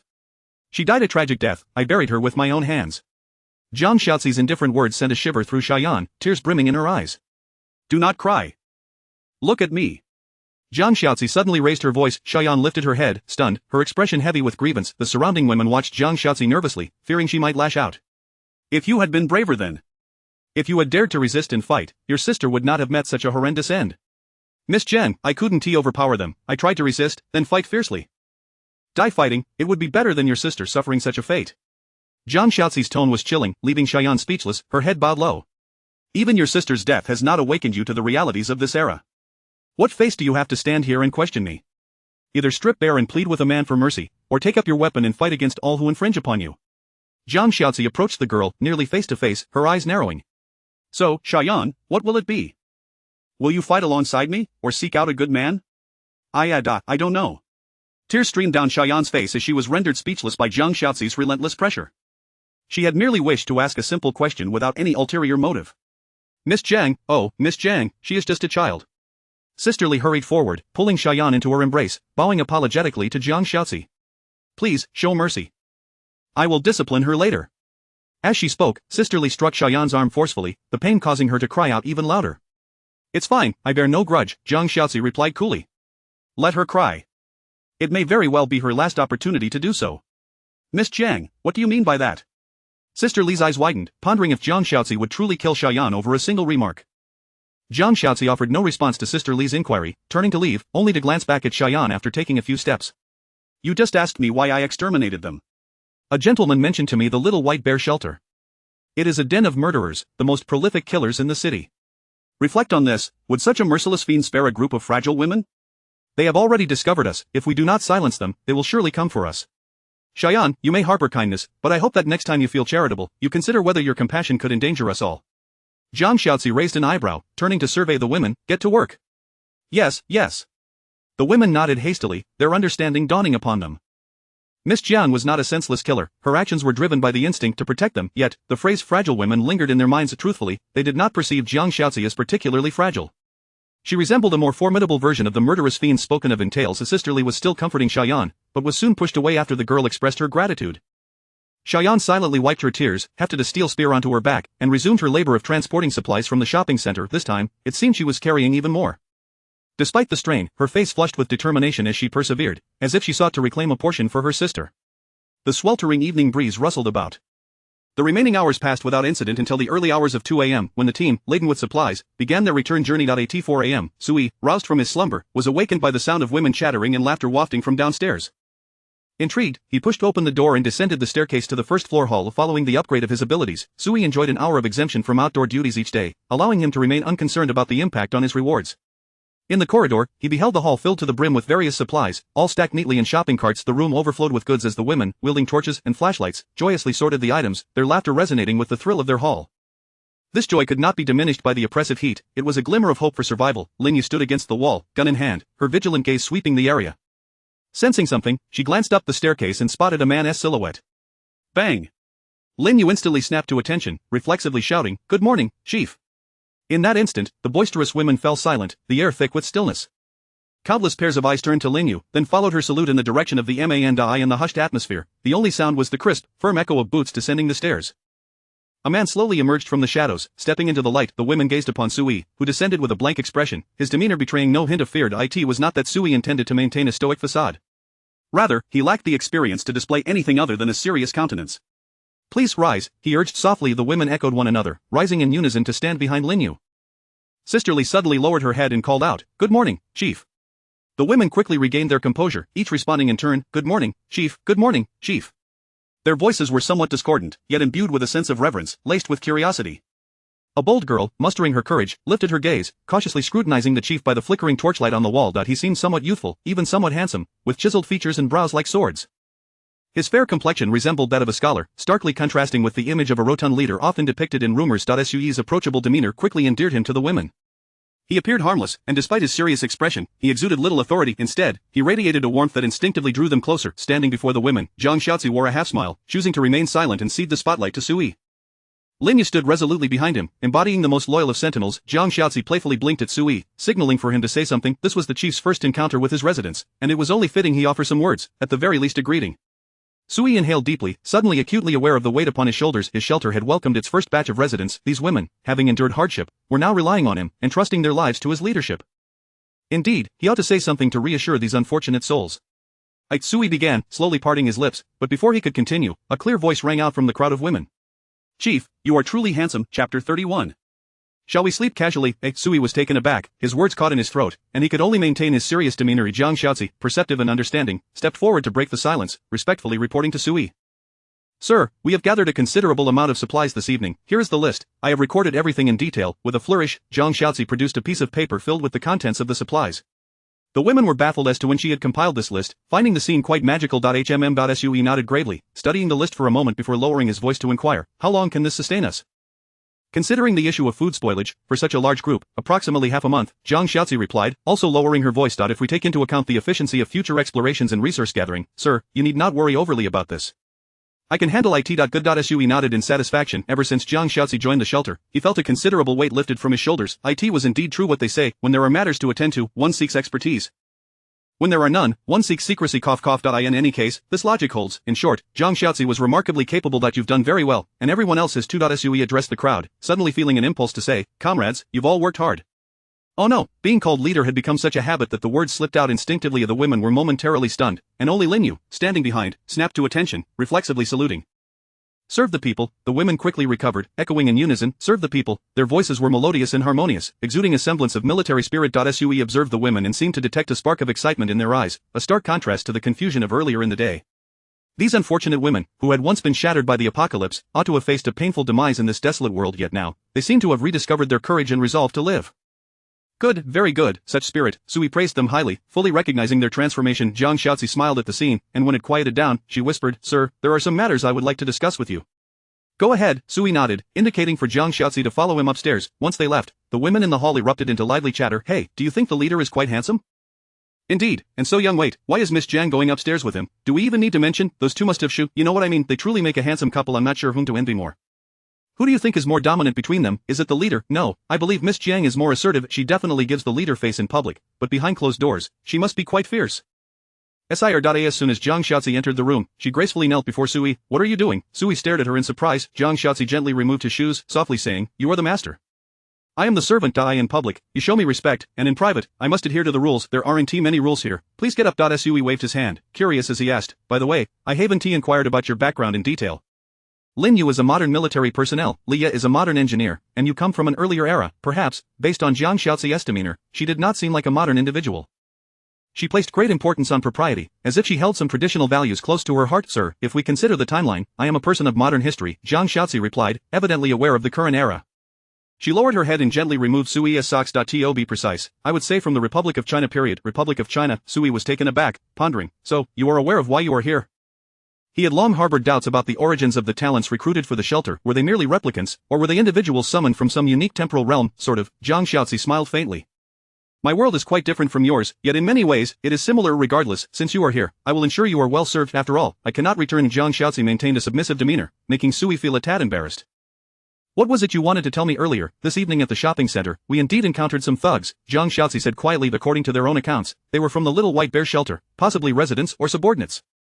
Little White Bear shelter. Sui was immediately alarmed. That was the haven of brutal killers. It topped the PK murder rankings. What did you do? Sui fixed his gaze on Jiang Xiaozi. She looked up and smiled gently at him. I had Lin Yu eliminate them, all of them. At least everyone I saw was killed. Jiang Xiaozi replied calmly. I had the girls act as bait to draw them out, and only after ensuring most of them had shown up did I let Lin Yu take action. Initially, I didn't intend to kill them all, but once they mentioned the Little White Bear shelter, I realized the situation could not be handled with leniency, and I had to be ruthless. Xiaozi, you did the right thing. Sui took a deep breath, his tone complex as he praised her. He wholeheartedly agreed with Jiang Xiaozi's actions. For the safety of themselves and the shelter, he had no desire to engage with the Little White Bear shelter. At least not now. By eliminating all witnesses, Jiang Xiaozi had effectively severed any potential leads, averting unnecessary trouble for the shelter. However, we cannot return to that shopping center. Jiang Xiaozi sighed slightly. It was so difficult to find a place to consistently gather supplies. It seems Lin Yu will have to work hard to find more resources. It's no trouble. We will manage. Sui was not concerned about survival. His shelter talents would surely resolve his current predicaments. What occupied Sui's mind was Jiang Xiaozi's actions that evening. Although she spoke of it lightly, he could detect a faint scent of blood in her tone. Sui had initially viewed Jiang Xiaozi as a clever and gentle woman, a typical domestic talent, not skilled in warfare but adept in strategy and management, yet, it seemed his judgment had been mistaken. Indeed, a clever woman from the Republic era would undoubtedly possess ruthless methods. Sui mused internally. Of the time was rife with chaos. Sir, do you dislike me? Why do you say that? Sui turned his gaze to Jiang Xiaozi, who lowered her head, tenderly massaging his calves, her voice soft. I had Lin Yu kill so many. Men typically don't favor such women. You did it for self-preservation and to protect me. How could I find fault in that? Sui took a deep breath, tentatively placing his hand on Jiang Xiaozi's silky hair, gently caressing it. Rest assured, I will never disdain you. You are my most important partner. Sui sensed Jiang Xiaozi's body tremble slightly. She nodded in response, softly affirming, It's getting late. Do you still need to rest? I didn't sleep well last night. I really ought to catch up on some rest. Sui smiled, recalling his concerns for Lin Yu and Jiang Xiaozi's safety that had kept him from sleeping soundly. Although dawn was breaking, it did not deter him from lying down to sleep again. There was no help for it. The three women in the shelter were exceedingly capable, leaving Sui free from mundane worries. All he needed to do now was remain in the shelter, indulge in food and leisure, and await his rewards. Xiaozi, I'll take a nap. Call me at noon. I have important matters to attend to every midday. I will. Then you just wait. Xiaozi, why are you taking off your clothes? Hey, why are you getting into bed? Sui was startled, quickly retreating to the edge of the bed. Are you tired too? Should I give you the bed, sir? Jiang Xiaozi was dressed in a red garment resembling a belly band, desperately keeping her head down to hide her blushing cheeks from Sui's view, her voice soft yet resolute. Sir, I believe we can sleep together. It might be better that way. Xiaozi, you misunderstand. I'm not that kind of person. Sui was taken aback, waving his hand earnestly. You are beautiful, but we've only just met. I understand your loyalty and dependence on me, but I would never take advantage of that to force you to sleep with me. You don't need to do this at all. Sir, you are mistaken. Jiang Xiaozi lifted her head, her flushed cheeks adorned with confused yet beautiful eyes. It is you who will accompany me and sleep. I'll sleep with you. Sui was bewildered, blinking as he struggled to comprehend. I sleep with you, you sleep with me. Is there any difference? In the moment of silence, Sui noticed Jiang Xiaozi dropping her head again, her voice soft. Sir, I apologize. I overstepped. Jiang Xiaozi bent down to pick up her cheepo, seemingly unfazed by the perfect curves of her figure exposed before Sui. She appeared somewhat dejected, but not due to Sui's rejection. It was more akin to a homeless child wandering in confusion through the night. Perhaps talents are also human, and are not so different from me. Sui silently observed Jiang Xiaozi, calling out to her, wait, come sleep here. Sir, do you mean it? Jiang Xiaozi's face brightened with joy as she turned her smooth, jade-like back towards Sui, neatly folding her cheepo to place it on the bedside table.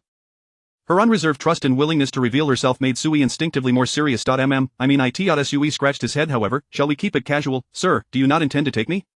I believe you would not wish for that. I could be willing, perhaps. You should remove the word could from your vocabulary. Sui shrugged. Maybe you simply need a stable bed to rest on, rather than me as a man. Or more likely, you seek a sense of belonging akin to home. You come from another world, a woman thrust from one chaotic era into another. A drifting soul seeks a warm harbor, and may thus offer up pieces of themselves they are reluctant to part with. Sir, Jiang Xiaozi lay down beside Sui, tenderly covering him with a blanket. Has anyone told you that you are indeed a good person? Xiaozi, in my era, good person is not necessarily a compliment.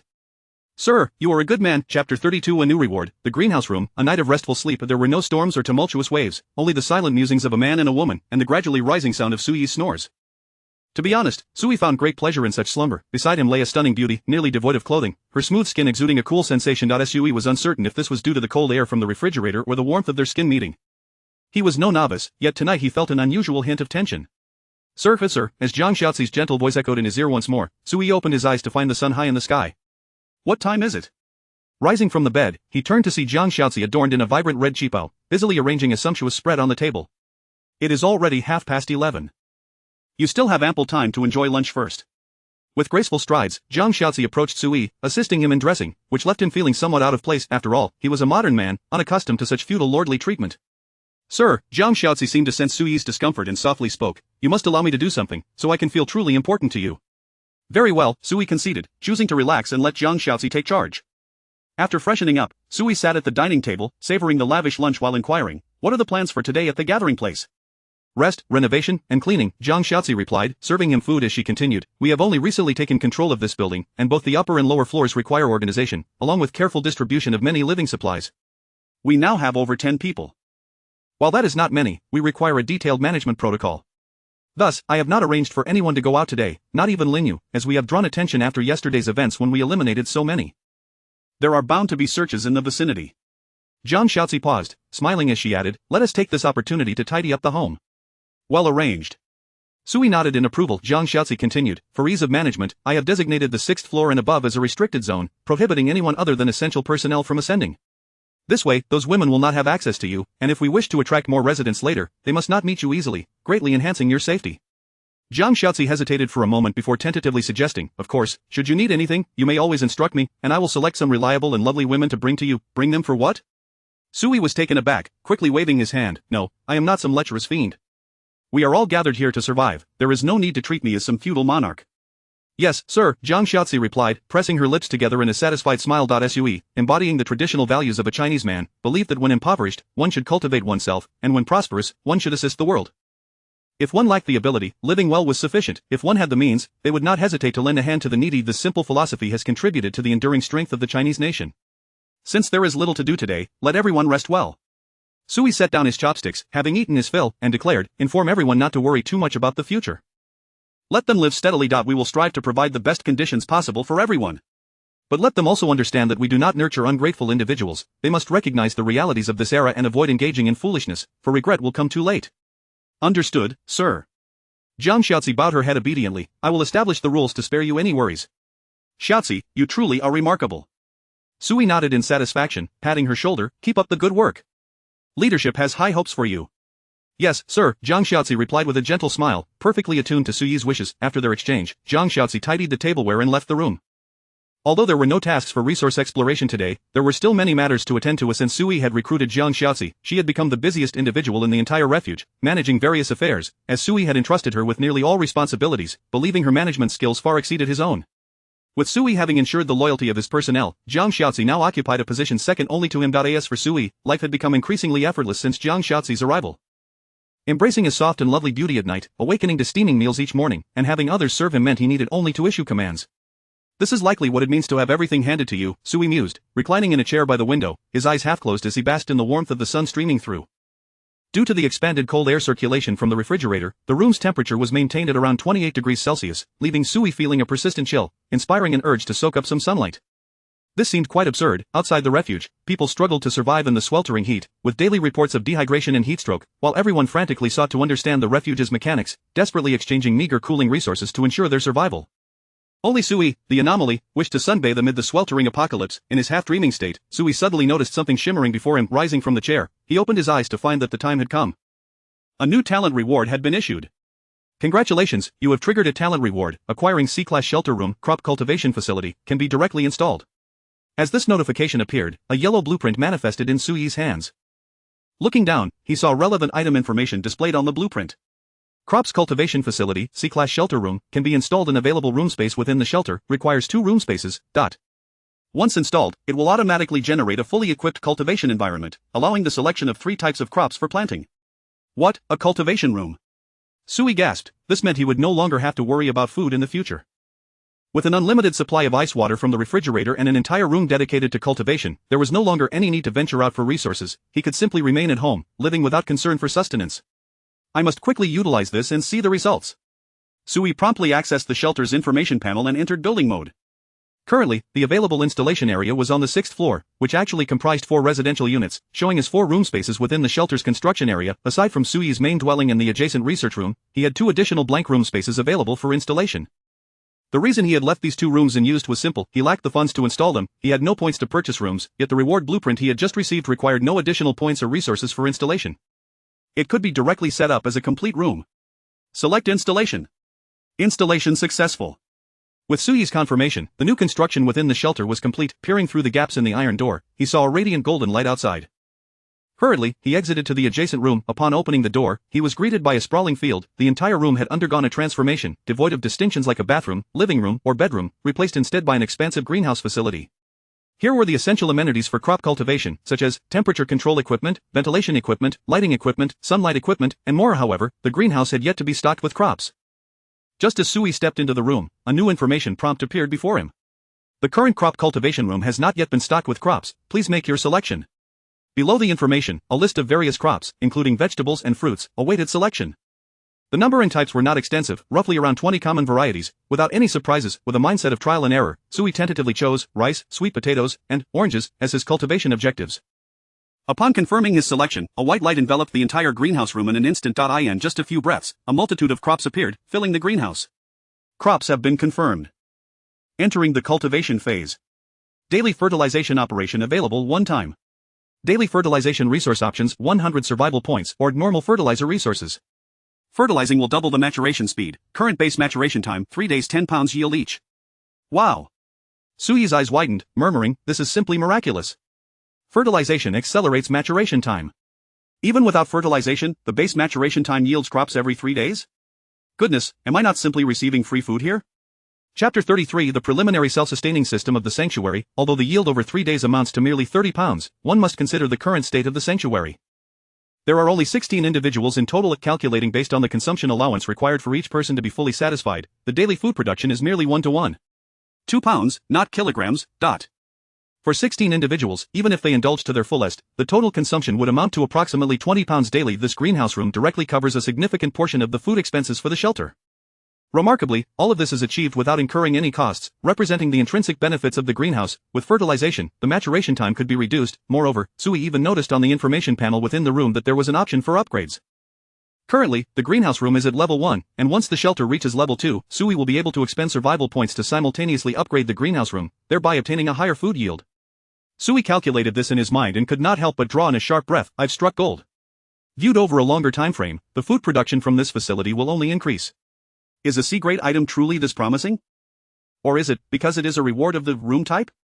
While Sui did not fully grasp the underlying mechanisms, he was certain of one thing: my talent is truly remarkable. Today, Jiang Shaoxi decided against sending anyone to scavenge for supplies, which meant that the shelter would not receive any external income today. As a result, the talent reward manifested in the form of a greenhouse room. Not wishing to venture out for exploration, then let us simply relax at home, embrace idleness, enjoy life. Why go out when one could bask in the cool air at home? Indeed, I am finding life in this apocalypse increasingly comfortable, Sui mused, when suddenly a new prompt appeared before him. Would you like to use survival points for fertilization operations? Points? Where would I acquire points? Linyu has not brought any dispatch points for 2 days. I'm no bloodthirsty maniac, so how could I accumulate numerous points? Wait, I seem to recall that I could use regular fertilization resources, right? Regular fertilization resources might refer to human waste? Sui's eyes lit up. In the absence of modern organic fertilizers in ancient times, astute farmers in Huaxia often utilized their own livestock and human waste for fertilization, aiding crops in their growth. Of course, applying animal and human waste is not as simple as pouring it directly. There are specific operational steps involved. Sui vaguely remembered seeing his grandparents collect and pile up waste when he was a child at the farm. It seemed to require fermentation. While he did not understand the intricacies, he remained unperturbed. I have Leah. I have Jiang Shaoxi. Leah is an engineer. Even if she doesn't understand fertilization, she should have some knowledge of the relevant chemical reactions and their outcomes, right? And Jiang Shaoxi is so intelligent. Being a woman from the Republic era, how could she not know how to cultivate crops? Even if neither of them knows, the worst that could happen is that I fail at fertilization. I could simply try multiple times and refine my techniques. Sui's spirits lifted, and he decisively set out to find Jiang Shaoxi, informing her of the fertilization issue regarding the greenhouse room. What a marvelous room, Jiang Shaoxi smiled, then pondered thoughtfully, Sir, I have had experience in farming. The use of waste for fertilization is indeed feasible. However, one must pay attention to isolation and fermentation. It cannot be tainted by sewage, or the waste also needs to be mixed with other organic refuse, such as straw and ash. Additionally, enhancing ventilation conditions will promote the speed of fermentation. Allowing the waste to naturally decompose under suitable conditions is essential before it can be utilized for irrigation. Just as Jiang Shaoxi finished speaking, Leah set her notebook aside and looked up. Boss, this is essentially the decomposition process of microorganisms. Fermentation promotes microbial activity, transforming organic matter into stable humus. Thus, various nutrients necessary for crop growth can be formed. However, besides this, I believe we should also be cautious of pest issues. Although the probability is low, it is prudent to be prepared. Leah pondered for a moment. In about 3 days, I could develop a sample pesticide. We could test it then. Ah, you can even make pesticides? Sui was taken aback, surveying Leah from head to toe. Sister, what kind of sorcery are you? You seem to possess an all-encompassing talent. An engineer who can concoct pesticides, this was entirely unheard of. Is that difficult? Leah tilted her head adorably. The equipment in the research room is very comprehensive, and there are various scientific texts. While I may not fully understand, I can follow the instructions in the books to create them. Moreover, we collect supplies outside every day, right? I can ask Linyu to bring back some pesticides. Analyzing the components to replicate something similar shouldn't be too challenging. If this comes to fruition, our shelter could establish an initial self-circulating system, achieving a basic closed-loop structure for food, water, and waste management. Of course, I would still need to procure the raw materials for making pesticides, as I cannot conjure them out of thin air, Leah said, opening her hands innocently. Sui found her demeanor increasingly endearing, feeling an urge to embrace and kiss her. Talent, pure talent. Sui chuckled heartily. Alright, I will inform Linyu about this. Shaoxi, you should be able to take charge of the waste fertilization issue, right? Of course, Jiang Shaoxi nodded, smiling. We have enough personnel in the shelter. Recently, I've been worried about how to manage everyone's waste should the city's underground system fail. But now it seems there is no need for excessive concern. Great, it's settled then. Sui declared, and the two women began to execute their orders. As Leah was about to leave, Sui appeared to remember something and asked, By the way, Leah, I recall I haven't assigned you any new research project tasks recently. Why are you still spending all your time in the research room? Initially, Sui had assigned Leah 2 technological projects: Frowny Face enhancing research and exploration capabilities, and Waste Management Center, the former aimed to boost exploration returns, while the latter was a complete automated waste management system for the shelter. Both projects had been completed long ago, yet Leah was still tirelessly immersed in the research room, rarely venturing outside. Since there is nothing else to do, Leah shrugged, I occupy my time by reading. The research room contains a wealth of useful knowledge, and I thought if I could learn more, I might be able to assist the boss further. Oh, splendid. Sui's smile widened, very diligent. Very ambitious, go ahead and learn. I'm off, boss. Leah waved her hand, skipping out of the room. What a marvelous girl. Even without tasks, she strives for self-improvement, preparing thoroughly for the next research assignment while continuously enhancing her knowledge. She is simply a paragon of initiative, truly a gifted individual. Chapter 34 of the Apocalypse War Instance, the joint survival of two worlds. After the departure of the two women, Sui found himself once again entrenched in a prolonged state of idleness. In all honesty, he suddenly realized that the immense benefits derived from the recent talent reward were merely a fleeting episode in his otherwise lengthy and monotonous existence. What does it matter if resources are increasing? What does it matter if talented individuals become more adept? I am still utterly unoccupied. Sui reclined back on the bench, his eyes half closed, swaying gently as he hummed an indistinct tune. Ah, how delightful. If idleness is indeed a sin, then I must be guilty of egregious transgressions. As he murmured to himself, he dozed off into a light slumber. When he next opened his eyes, darkness had enveloped the world. Downstairs, the lively chatter of women, interspersed with laughter, reached his ears. Upon descending, he observed Jiang Xiaozi leading the women in completing the first phase of a thorough cleaning of the entire building, as they gathered together to enjoy a moment of warmth and camaraderie. According to the arrangements Jiang Xiaozi had previously mentioned, she had organized the women's accommodations based on the original residence layout, while the improvement and cleaning tasks were distributed among small groups. Furthermore, starting that evening, at least 3 women would take turns on night watch each day. Their only responsibility was to ensure the security of the building's entrance, standing atop the highest floor to survey the surroundings for any approaching threats. Should any anomalies arise, they were to notify Linyu immediately. As long as Linyu could detect intruders at the earliest opportunity, everything would be manageable. Thanks to Jiang Xiaozi's meticulous planning, the entire residential building had entered a state of orderly development. Sui chose not to disrupt the joyful atmosphere, silently returning upstairs to engage in a game of chess, self-contesting with the set Jiang Xiaozi had prepared for him. A leader must maintain a leader's demeanor. Reading comic books all day is hardly proper. Engaging in chess cultivates one's character.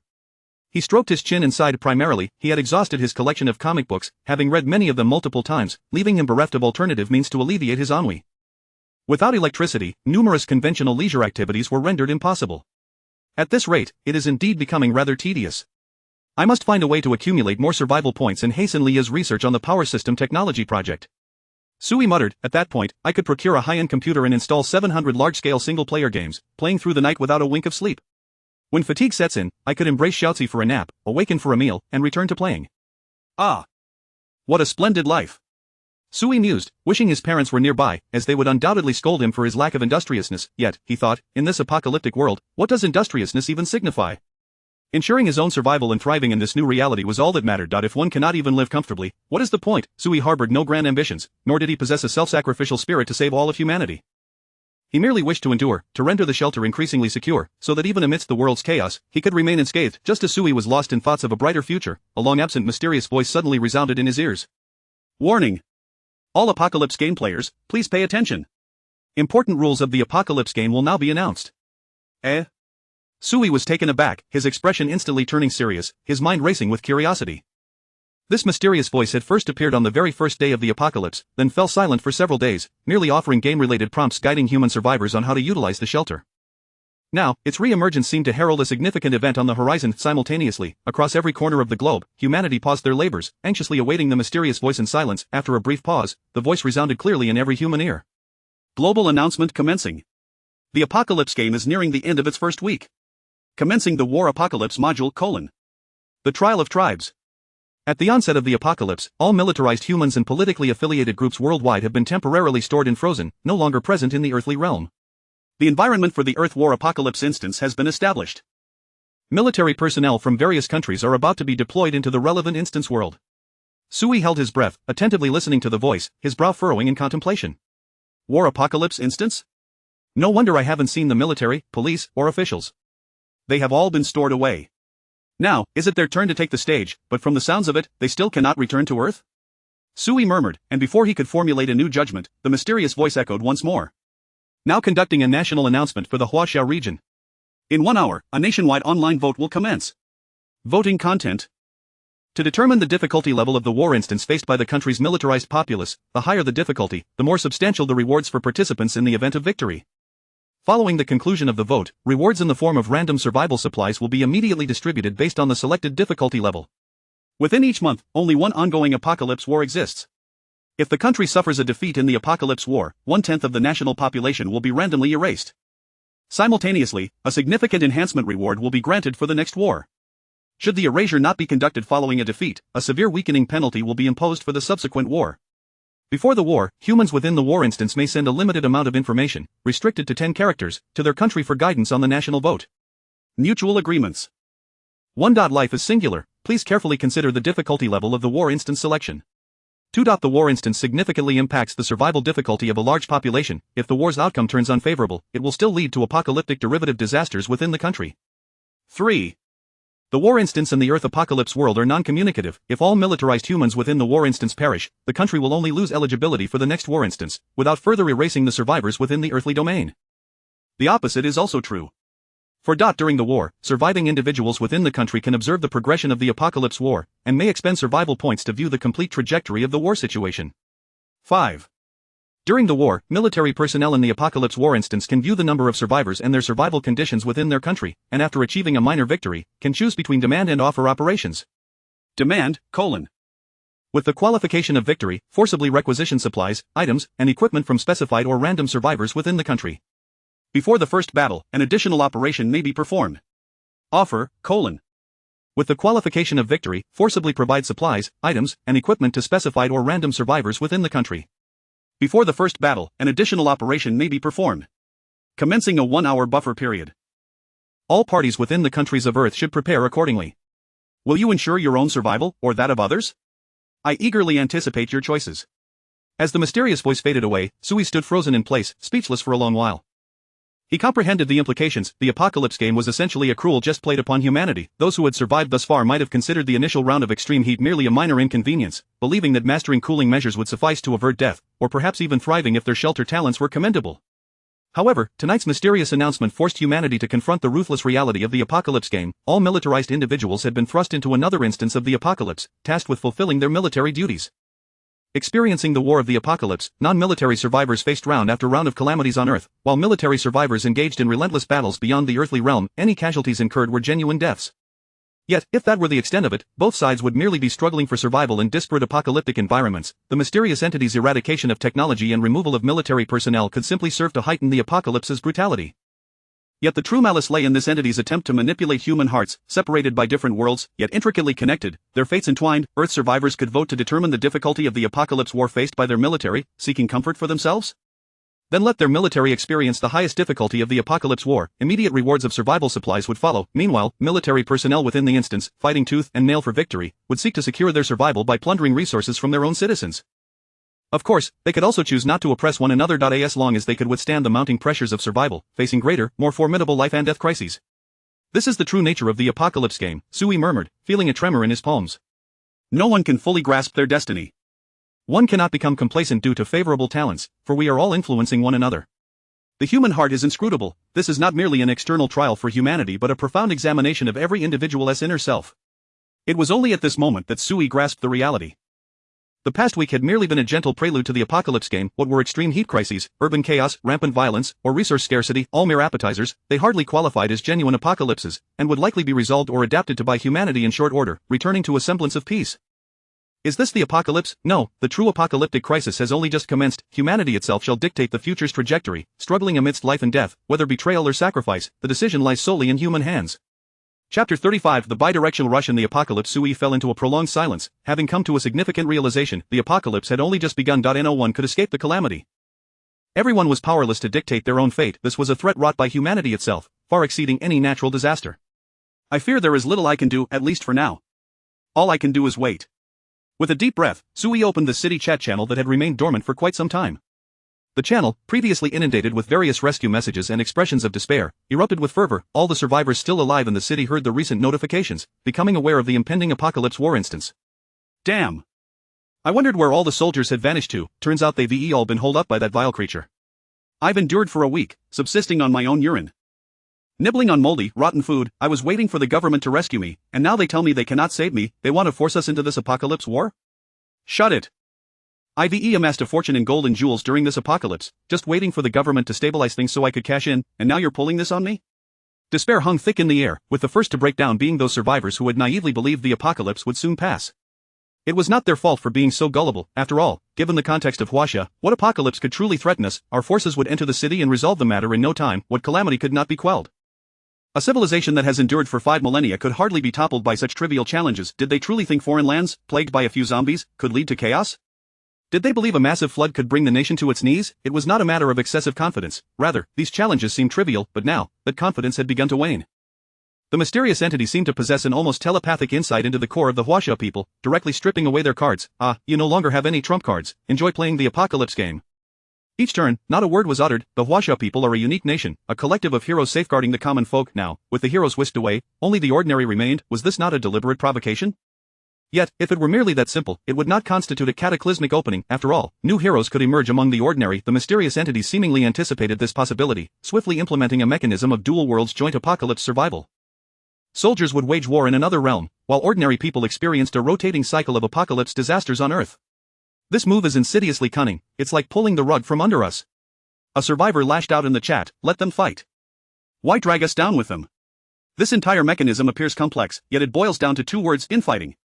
It aims to incite our internal conflicts, forcing us to vote for the most difficult wars for the soldiers, who, in turn, would siphon off our resources to ensure their victories. After this round of operations, should any side distrust the other, we will find ourselves in a situation where the soldiers engage in the most challenging wars daily, while we starve and wait for death. Even those survivors who initially struggled to comprehend the mechanism began to grasp the gravity of the situation after receiving explanations. This was not a mere rift between individuals. The mysterious entity was toying with all of humanity. It forcibly divided humanity into 2 camps, compelling each to send the other to damnation. What do we do now? How should we cast our votes? Let us go for the lowest difficulty. After all, let us not forget the annihilation mechanism. If we lose, any of us could perish. I vote for the highest difficulty. I trust our military. I need supplies. I'm parched, and if I don't get something to drink soon, I might not even last until the day of annihilation. Damn it, even our leaders have been taken. There isn't a single figure to guide us. Who should we listen to? How about we compromise and choose a moderate difficulty? Truth be told, I don't have much water left. Why are we even discussing this? We don't even know how many difficulty levels there are. Besides, it's not just our city making the decision. There are so many places across the nation. I have a bad feeling. I think I might die. Just hearing about this apocalypse war sounds incredibly daunting. And it doesn't specify when it will end. Are we to fight endlessly? If that is the case, will they prioritize their own survival, knowing they might not return? The chat channel devolved into chaos.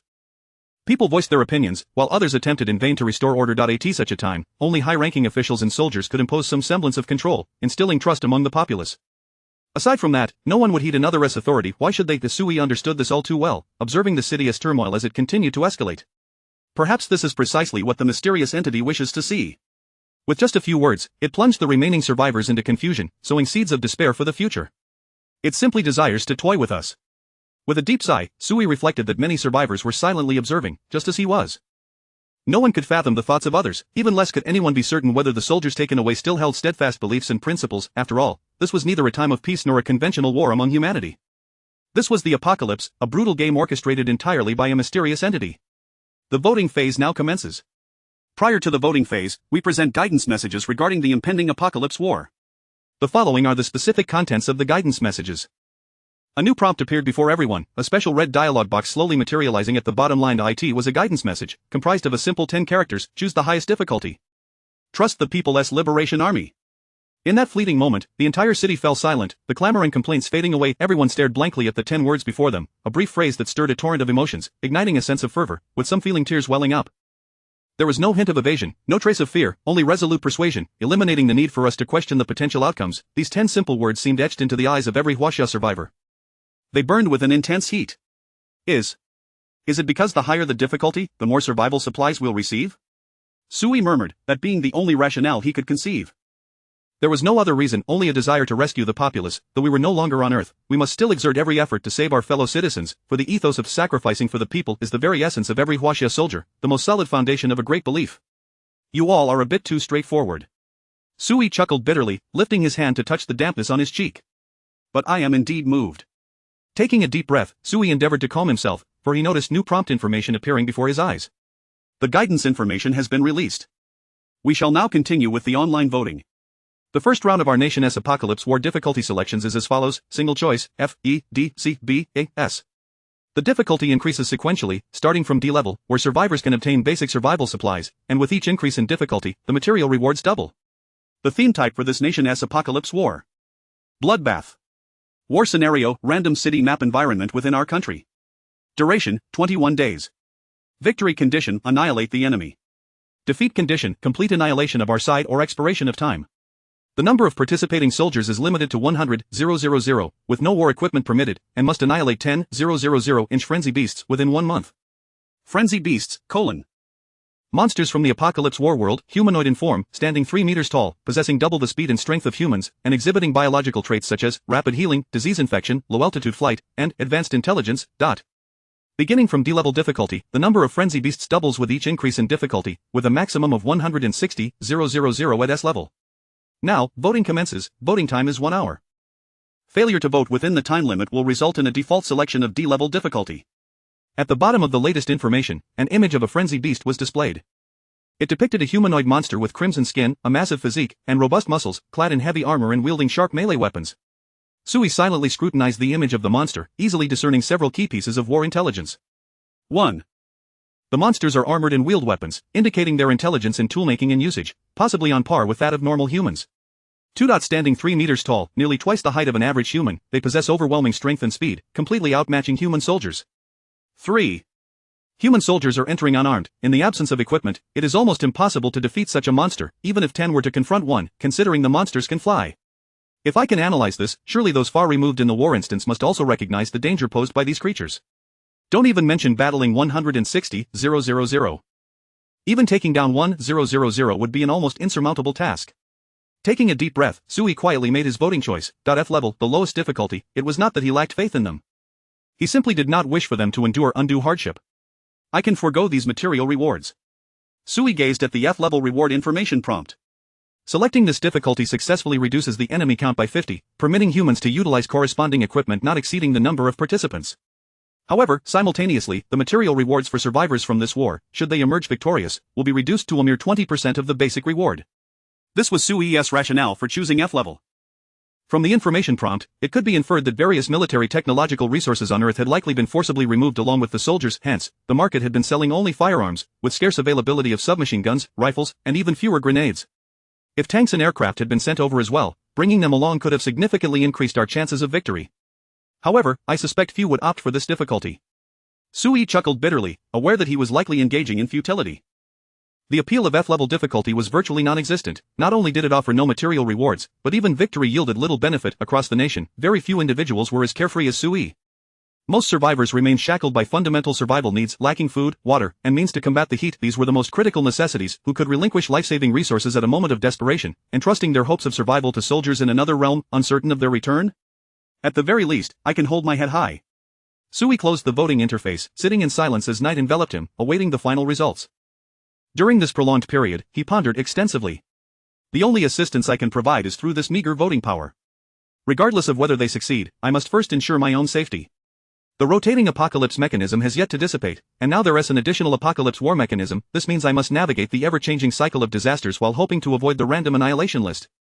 Sui furrowed his brow, feeling an overwhelming weight of pressure. This is truly difficult. I must devise a strategy, at least to guarantee my own survival, minimizing the risk of death. Lost in thought, Sui was abruptly interrupted by a notification that appeared before him. He lifted his head, realizing the voting results had been announced. Let us see, it should be D-level. B-level is also a possibility. It can't truly be S-level, can it? Sui looked up and was instantly taken aback. He beheld the answer. The first round of our nation as apocalypse war difficulty F-level. Chapter 36. Is this choice truly surprising? After all, they are the soldiers of the people. Damn! Sui exclaimed, leaping up in shock. This is absolutely an F-level. Is the heart of the Chinese people so pure? What on earth is happening? Outside, there are rampant thugs everywhere, and yet the voting for the apocalypse war yielded an F-level. Where are the thugs?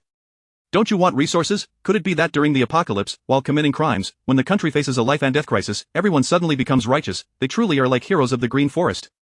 Sui was somewhat bewildered. He felt that reality was a bit surreal, perhaps indicating that his understanding of his fellow countrymen was somewhat one-sided. Not only was Sui bewildered, but the people in the city chat channel were also in an uproar. F-level? Wait, weren't you all just discussing voting C, saying we should take some survival supplies? Damn, I was deceived. Turns out I was the only one who voted for S-level. I'm the only one who truly listens to the country. You all want to rebel. This is hilarious. You all don't believe in the People's Liberation Army, right? A sudden F-level vote result would leave our soldier brothers dumbfounded. Soldier brother, I'm the one who can reach the heavens on earth, yet my family wants me to fight at the lowest difficulty? Oh, all of you who were just crying about dying of thirst, and this is the result? Would rather die of thirst than vote F-level? That is not fair to say. I just saw the specific voting numbers, and F-level only led by 83 votes, a narrow advantage. The second place was B-level, and I missed out on B-level resource rewards. So you voted for B-level? I remember you said you were about to die of thirst. Are you B-level or S-level? I voted for F-level, thank you. After all, my worthless life might not last long, so let the soldier brothers live a few more days. Damn. Bro, report your location, I'll send you some supplies. Survivors in the city chat channel were incredulous, their astonishment momentarily diverting the shadows of the apocalypse. All survivors across the nation were focused on the voting results, with some even pulling up all voting data to scrutinize. First vote F-level, second vote B-level, third vote D-level, fourth vote S-level. Only these four voting results were far ahead. B-level and D-level were understandable. Although everyone felt for the soldiers, they also wanted to secure some resources to address their immediate needs. The S-level voting data was also not difficult to explain. After all, it was the country that asked us to choose, so blindly trusting the country seemed reasonable. However, for the F-level vote to take the lead was something the entire nation did not anticipate.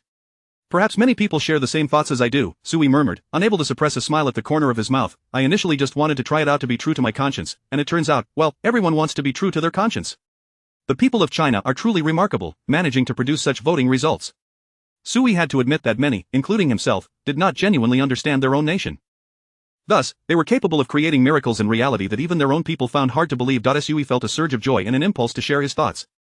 Fortuitously, he sought out Jiang Xiaozi and conveyed the entire situation to her. With her keen intellect, she quickly analyzed the underlying reasons.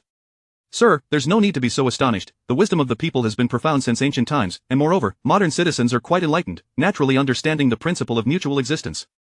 Regardless of whether the military has hope of returning, simply from the mechanism of the apocalypse war, favoring the military is tantamount to favoring oneself. Allowing the soldiers to win at the least cost ensures that once victorious, they can exchange for giving operations to obtain survival supplies.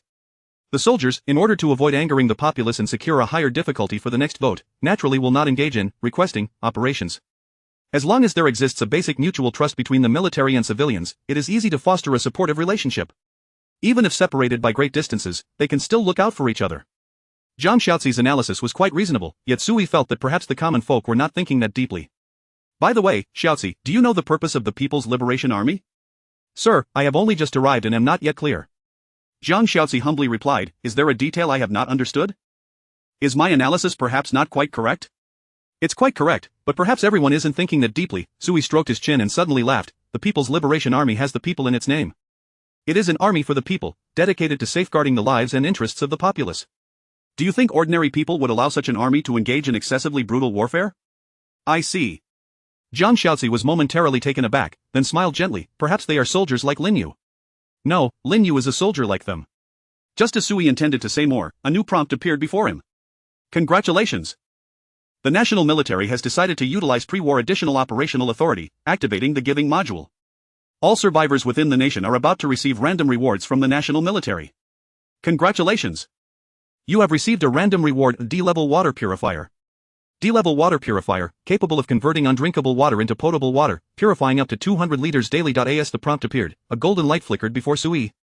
When the golden light dissipated, a large water purification device, approximately a meter tall, materialized before him. This device was unlike anything Sui had seen before, clearly not of any existing human technology, as the item description explicitly stated. Capable of purifying undrinkable water, this device had no limitations on purification range. It could potentially purify any kind of water. This is astonishing.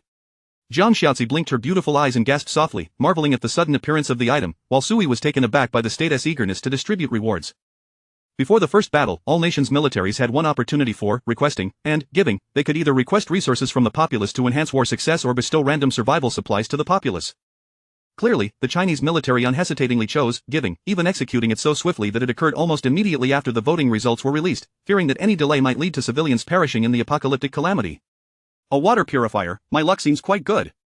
Sui examined the large device, noticing a manual attached beside it, detailing simple operating procedures and precautions. Excellent, with the greenhouse room and now the water purifier, he could indeed remain sheltered indefinitely. There was also a freezer serving as an air conditioner providing chilled water. The shelter's defensive capabilities were not weak, and with Leah, the research fanatic, continuously enhancing the shelter's structural defenses, he felt quite secure. Now, what else do I lack?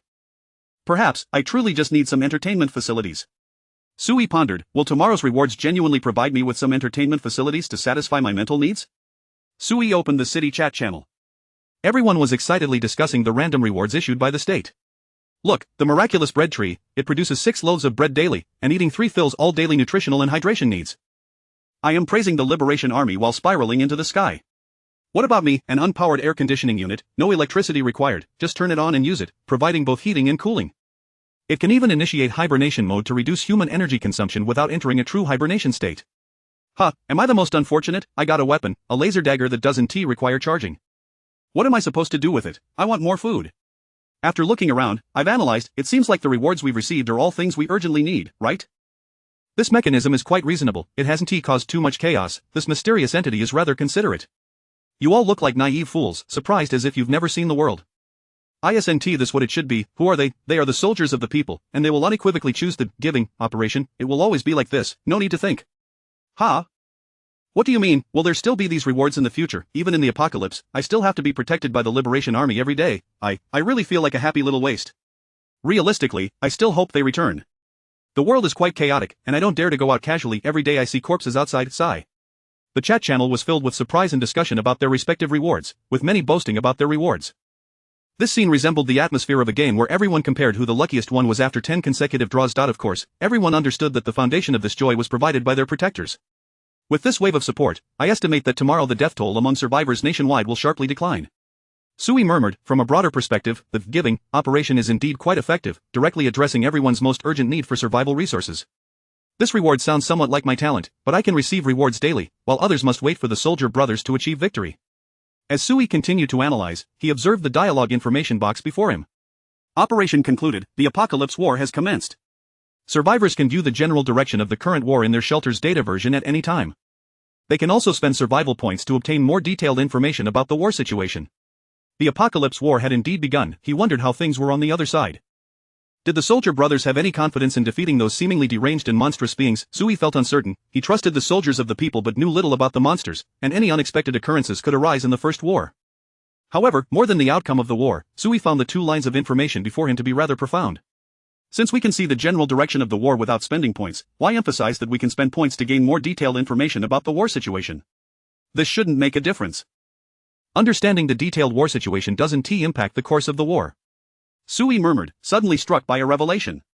So far, the hints provided by the mysterious entity have been devoid of superfluous words. It wouldn't deliberately establish a mechanism that appears to serve no purpose. Upon careful contemplation, is this information really that simple? Could it be a harbinger that the survivors of Earth can indeed influence the course of the apocalypse war by spending points? Chapter 37 A Night of Artillery Cover. Sir, what are you pondering? Jiang Xiaozi lifted her gaze to find Sui lost in thought. Curiously, she inquired, is there an issue with this machine? Having already comprehended the function and operation of the device, she was perplexed as to why Sui had yet to issue orders for its installation and utilization. This substantial apparatus could provide the most stable drinking water supply for the shelter. I was merely contemplating a certain possibility that has yet to materialize. Sui inhaled deeply and conveyed the information prompts before him along with his conjecture to Jiang Xiaozi.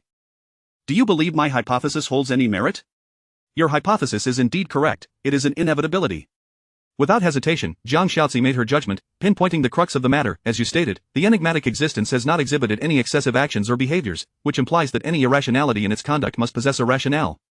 I have been pondering that if, in terms of the apocalyptic war's framework, it genuinely seeks to test humanity, it should offer more than merely brutal choices. Simple provocation and oppression do not constitute a test. Providing greater opportunities and options aligns more closely with the mindset of a higher authority, showcasing absolute control. I cannot fathom its level or the extent of its power. I merely feel that if I were to confront a swarm of ants and wish to test them, I would certainly provide an avenue for escape. If my intention were solely to exterminate a group of ants, I could simply pour boiling water over them. Why go through all this trouble? Jiang Xiaozi paused momentarily, then smiled as she remarked, thus, your conjecture is entirely accurate. Although we do not know when this new mechanism will emerge, we can be almost certain that we possess the potential to influence the apocalypse war. Of course, this influence encompasses not only the support of our troops but also the possibility that some may endeavor to undermine their combat effectiveness. I believe this represents true fairness amidst a multitude of choices, the genuine clash of human virtues and vices. Jiang Xiaozi's agreement relieved Suyi's tension. It seemed he was not merely overthinking, a wise individual shared his sentiments, indicating that there was likely substance to this matter. If that is the case, the other astute minds must also arrive at this conclusion. As more individuals become aware of this, the significance of survival points will escalate. Whether to assist the soldiers or to weaken them, each person, driven by their own motives, will undoubtedly seek to acquire more survival points. Sui murmured, Xiaozi, we must act swiftly. We need to keep pace and devise ways to accumulate more points. Acquiring additional survival points would not only enhance the shelter's living conditions but also influence the soldiers embroiled in the apocalypse war. Sui prioritized the latter. At this stage, he felt little urgent survival pressure. The sole direct threat to his life stemmed from the potential for random annihilation following the failure of the apocalypse war. Though the soldiers would unlikely make such a choice, the punitive mechanism had emerged, making the possibility of forced annihilation punishment not entirely out of the question. Better to be cautious than to be caught unprepared. Should the soldiers suffer consecutive defeats and a forced annihilation were to occur, and he happened to be the unfortunate one caught in it, that would be utterly disastrous. Your words ring true, Jiang Xiaozi nodded, inquiring, shall I instruct Lin Yu to continue exploring for supplies? Exploring for supplies was secondary. The survival points rewarded upon the completion of the exploration task were pivotal. Not yet, let's hold off, those 10 points, 20 points aren't worth rushing for. Sui waved his hand. Whether for constructing the shelter or supporting the apocalypse war, the demand for points will certainly be substantial. Ordinary methods simply won't suffice. We must employ extraordinary means. Sui's eyes sparkled with a peculiar light, and in that moment, a subtle shift occurred within him. Jiang Xiaozi, perceptive as ever, sensed the slight change in Sui's demeanor and instinctively lowered her head, uttering a phrase. Little White Bear Shelter. Sui fell silent, refraining from speaking. After a long pause, he raised an eyebrow and asked, are you suggesting I learn from the Little White Bear Shelter? No. Jiang Xiaozi shook her head, smiling as she continued, Sir, you have informed me that the Little White Bear Shelter possesses the most survival points in the entire city, and by dismantling their shelter, one can directly inherit their unused points. Therefore, sir, why not eliminate this threat to the populace? In the deep of night, Sui lay in bed, his bright eyes staring blankly out the window amidst the darkness. Beside him, Jiang Xiaozi had long succumbed to sweet slumber. After arranging the water purification machine and the night watch, she naturally nestled beside Sui, sharing the same blanket, and neither party had objected to this arrangement, as it seemed to have become an unspoken agreement between the two. Sui could feel the warmth of her form, unclad, yet his mind remained unclouded, and sleep eluded him. He was deep in contemplation regarding Jiang Xiaozi's suggestion. To take the initiative and punish the wicked is not an unpleasant notion, it's just that I currently have only Lin Yu at my disposal. Sui silently deliberated, finding it hard to believe that Lin Yu alone could tackle the Little White Bear Shelter. They were the top contender, their innate abilities were undoubtedly formidable. Sui even suspected that their talents might far surpass his own, otherwise, how could they have demolished so many shelters in such a short period?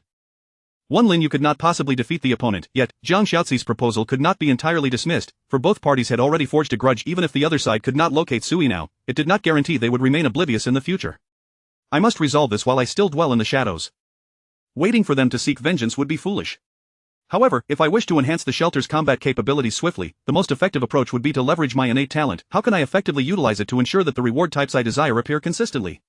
Sui pondered. The innate rewards are what I currently lack most urgently, yet the shelter's combat strength, for a level 1 shelter, is not particularly lacking.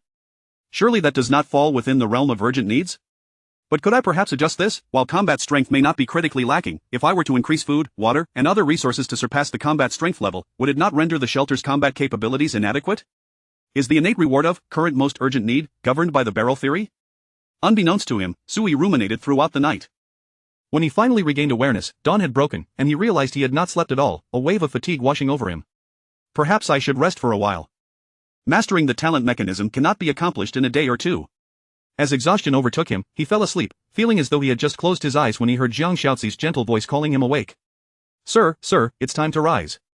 It's already past 11 in the morning. Sui wearily opened his eyes, rubbing his aching head as Jiang Xiaozi tenderly inquired, Sir, did you not sleep well last night? Yes, I spent the night contemplating various matters. Sui sighed. Xiaozi, how do you suppose we can enhance the shelter's combat strength? By accumulating a self-sustaining supply system, developing a larger populace, training an army from among them, and researching weaponry. Jiang Xiaozi answered almost without hesitation, creating an army loyal to you, sir, would naturally render us impervious to any threat. An army? Sui was taken aback, gazing at Jiang Xiaozi with sudden realization. Have you been planning this all along? Was your encouragement for me to accept those women part of this objective? Sir. Jiang Xiaozi did not contest, nearly lowering her head as she softly explained, I understand women better than men. I am more confident in training them. I am increasingly curious about your past endeavors. You can even train female soldiers? Sui scrutinized Jiang Xiaozi, tentatively asking, would you be willing to share that with me, if my inquiry is not too intrusive? Special military training officer. Jiang Xiaozi did not withhold information, elaborating for Sui, this position is akin to a unique soldier trainer during the resistance period of this world, also responsible for secret missions of the trainees, serving as their superior. Secret missions. Underground organization, infiltrators, spies. Sui's eyes widened in disbelief. You can train spies? Somewhat, yes. Jiang Xiaozi nodded with a smile. No wonder she was an A-grade talent. Her strong advocacy for him to accept those women stemmed from her capabilities. Skilled in management, possessed of extraordinary intelligence, adept at training spies, this woman was practically multifaceted. Sui was pleasantly surprised, yet he soon realized that this did not resolve his current predicament. Xiaozi, you are indeed impressive, but well, I need to rapidly bolster the shelter's combat strength. Your approach is suitable for long-term development. In the short term, if we encounter danger, we must still rely on Lin Yu. Sui understood all too well that no matter how capable Jiang Xiaozi was, she could not swiftly transform those women into warriors. That would require time. Jiang Xiaozi also understood, lowering her head and softly stating, Sir, before that, I will do my utmost to ensure the shelter's safety and prevent us from descending into despair. Life is unpredictable. Let's eat first. Sui took his seat at the dining table, just as he was about to pick up his chopsticks when the thought of the apocalypse war struck him. A night has passed, and I wonder how our soldiers fared in their first battle. How do I check the battle situation? Oh, right, here it is. Sui navigated through the shelter interface to find the battle situation module, selecting it, and several information prompts materialized before him. At midnight, the first apocalypse war commenced, with our nation's troops entering the fray. At 12:30 a.m., our troops gained control of the battlefield city information and dispatched scouts to gather enemy intelligence. At 1:30 a.m., the first large-scale skirmish unfolded, with our troops sacrificing 569 drones to complete strategic deployment and lure the enemy into an ambush. At 1:40 a.m., the first round of artillery bombardment commenced. The H-6 fulfilled its mission flawlessly, collapsing urban structures and burying 525 marauders. At 2:10 a.m., 18 J-20s were deployed in unison, suppressing the marauders' low-altitude flight capabilities and thwarting their attempts to break free from the urban ruins. At 2:30 a.m., the Dongfeng 15 began cluster bombardment, continuing for 2 hours. At 4:30 a.m., drones entered the ruins, confirming the deaths of 506 enemy combatants, with suspected remnants attempting to flee. At 5:26 a.m., the command center confirmed the situation of another armored combined brigade, successfully stalling over 200 marauders, believed to be enemy scouts. Simultaneously, large-scale marauder activity was detected, suspected of ambushing and providing support in the wilderness. At 5:40 a.m., the command center activated the Guardian 2D long-range rocket artillery for comprehensive saturation strikes on the marauder activity zones. At 6:20 a.m., the bombardment ceased, and the battle outcome remained unconfirmed. The second round of drone baiting operations commenced, but the lure failed. At 7:50 a.m., the battlefield entered a silence period. Sui read through each line, his mouth agape in astonishment. Did you just bombard for an entire night? Chapter 38. Fortuitous gains, a tenfold golden harvest. Sui was taken aback. What has become of our esteemed traditions? What happened to our unparalleled light infantry? Why have we resorted to the tactics of great powers in warfare? As soon as we entered the fray, the artillery unleashed its relentless barrage throughout the night, with air force and infantry joining forces in a synchronized assault. Even scouts were employing drones. It was as if no living soul was dispatched, allowing the madmen to engage in a game with the artillery. Though the narrative of the war was succinct, every Chinese individual possessed a keen sense for warfare and fundamental analytical skills. Upon further reflection, Sui quickly discerned the strategy of the command center had no intention of evading the madmen, nor did they plan to engage in close combat. Instead, they opted for unremitting long-range bombardment, time and again, followed by drone reconnaissance to assess the situation. If the results could not be confirmed, then they simply would not be confirmed. The directive was clearer upon discovering the enemy. The order was singular: bombard. Humans? Impossible. The madman must not catch sight of any human being. In a battle of such magnitude, failing to secure a resounding victory would be a disservice to the gratitude of the nation. Just yesterday, I thought these madmen would be formidable foes with their self-healing abilities, contagions, and low-altitude maneuvers. Now, it seems they may not be so difficult to defeat after all. Sui scratched his head, suddenly grasping the meaning behind the F-level difficulty stipulation. Humans are permitted to utilize weaponry not exceeding the corresponding number of combatants. In China, a force of 100,000 soldiers equates to the size of an army group. Within this framework, there are hardly any weapons that belong to this organizational structure. As long as the rules permit, theoretically, even nuclear weapons could be brought into play. No, Sui began to harbor serious doubts. Given the frequency with which the soldiers were firing, it was plausible that nuclear weapons had already been brought in, merely awaiting deployment. As he continued to peruse the war updates, he found no new information. It is nearly noon, and the silence has persisted for so long. Sui pondered aloud. Could it be they're planning something monumental all at once? Hey, this is a war with a 21-day deadline. There is ample time. There is no need for such a swift resolution. Considering the F-level difficulty, the enemy consists of 5,000 madmen, yet, based on the bombardment casualties from the early hours, the madmen's losses must conservatively exceed 1,000, right? At this rate, it seems we could conclude this conflict in just a few days. Sui stroked his chin, musing, if the battle concludes ahead of schedule, might there be additional rewards? With the war lasting 21 days, what arrangements could be made for the remaining time? Perhaps the soldiers might be allowed to return home for a visit. Truly, the earth is in dire need of them. At the very least, China is in great need. The nation is in utter disarray without someone at the helm. As Sui dined, he opened the city chat channel. Today, the discussions were devoid of despairing complaints. Instead, everyone was enthusiastically debating the domestic situation in the apocalyptic war. Perhaps the recent supply of national resources had alleviated their immediate concerns. For today, everyone was quite lively. I wondered why I couldn't find any significant weapons despite seeking out several police station dealers. Turns out they're all in the hands of our soldiers. What police station dealers? The term is truly. But indeed, it seems even the police have ventured into the apocalyptic war instance. Otherwise, how could some petty miscreants occupy the police stations? Who are you calling a petty miscreant? Are you brave enough to disclose your location? Let us be honest, watching these battle reports is thrilling. I was so worried last night, fearing a challenging fight, yet here we are. Excellent, we are truly beginning to dominate the aliens. By the way, do the madmen count as aliens? I can't even muster the energy to scavenge for food anymore. I am just refreshing the battle reports. It's been a quiet morning, and I'm starting to feel anxious. You're not worried about the soldiers, you're anxious for the nation to win and swiftly distribute rewards to everyone, aren't you? The confusion among the other survivors mirrored Sui's own. Everyone harbored a vague suspicion. According to the consistent style of the government, they either remained tight-lipped or unleashed something monumental. Just as Sui was contemplating the nation's next move, a new notification appeared before him, announcing the distribution of today's talent reward. Congratulations! You have triggered a talent reward and received a combat talent lottery ticket, up to 10. Combat talent lottery ticket, D-level special entertainment item, consumable. Upon use, the shelter may acquire 1 to 10 random D-level combat talents. Holy cow, Sui's eyes widened in astonishment, his heart brimming with joy. Is this truly what I wished for? Today, we received combat talent rewards directly. This was an exhilarating surprise. According to the C-level standard of talent experience after upgrading, while the D-level reward may seem slightly inferior, it is still a special reward. If luck is on his side and he draws more than 1 D-level combat talent, it would be a tremendous gain.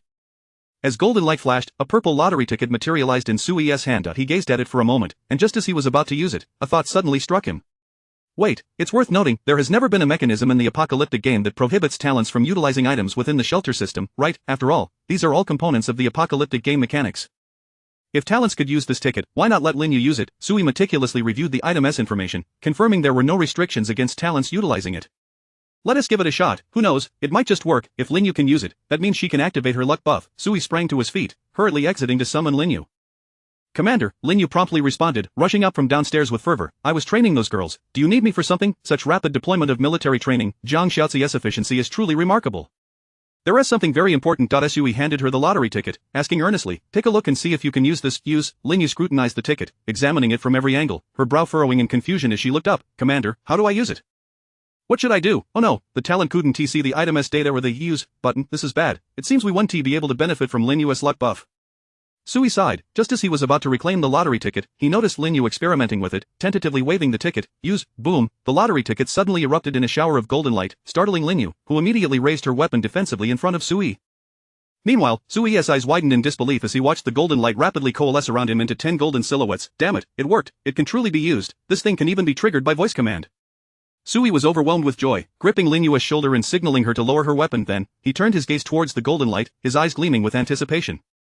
Lin Yu's luck effect had indeed taken effect. The 10 clusters of golden light dissipated in an instant, revealing 10 tall and robust male figures. Without exception, they were clad in modern military garb, adorned in camouflage, equipped with basic weaponry and combat tools. Comrades, Lin Yu frowned, recognizing that these individuals, like her, were soldiers of China, yet she did not know them. As the golden light vanished entirely, the 10 soldiers filled the already cramped room.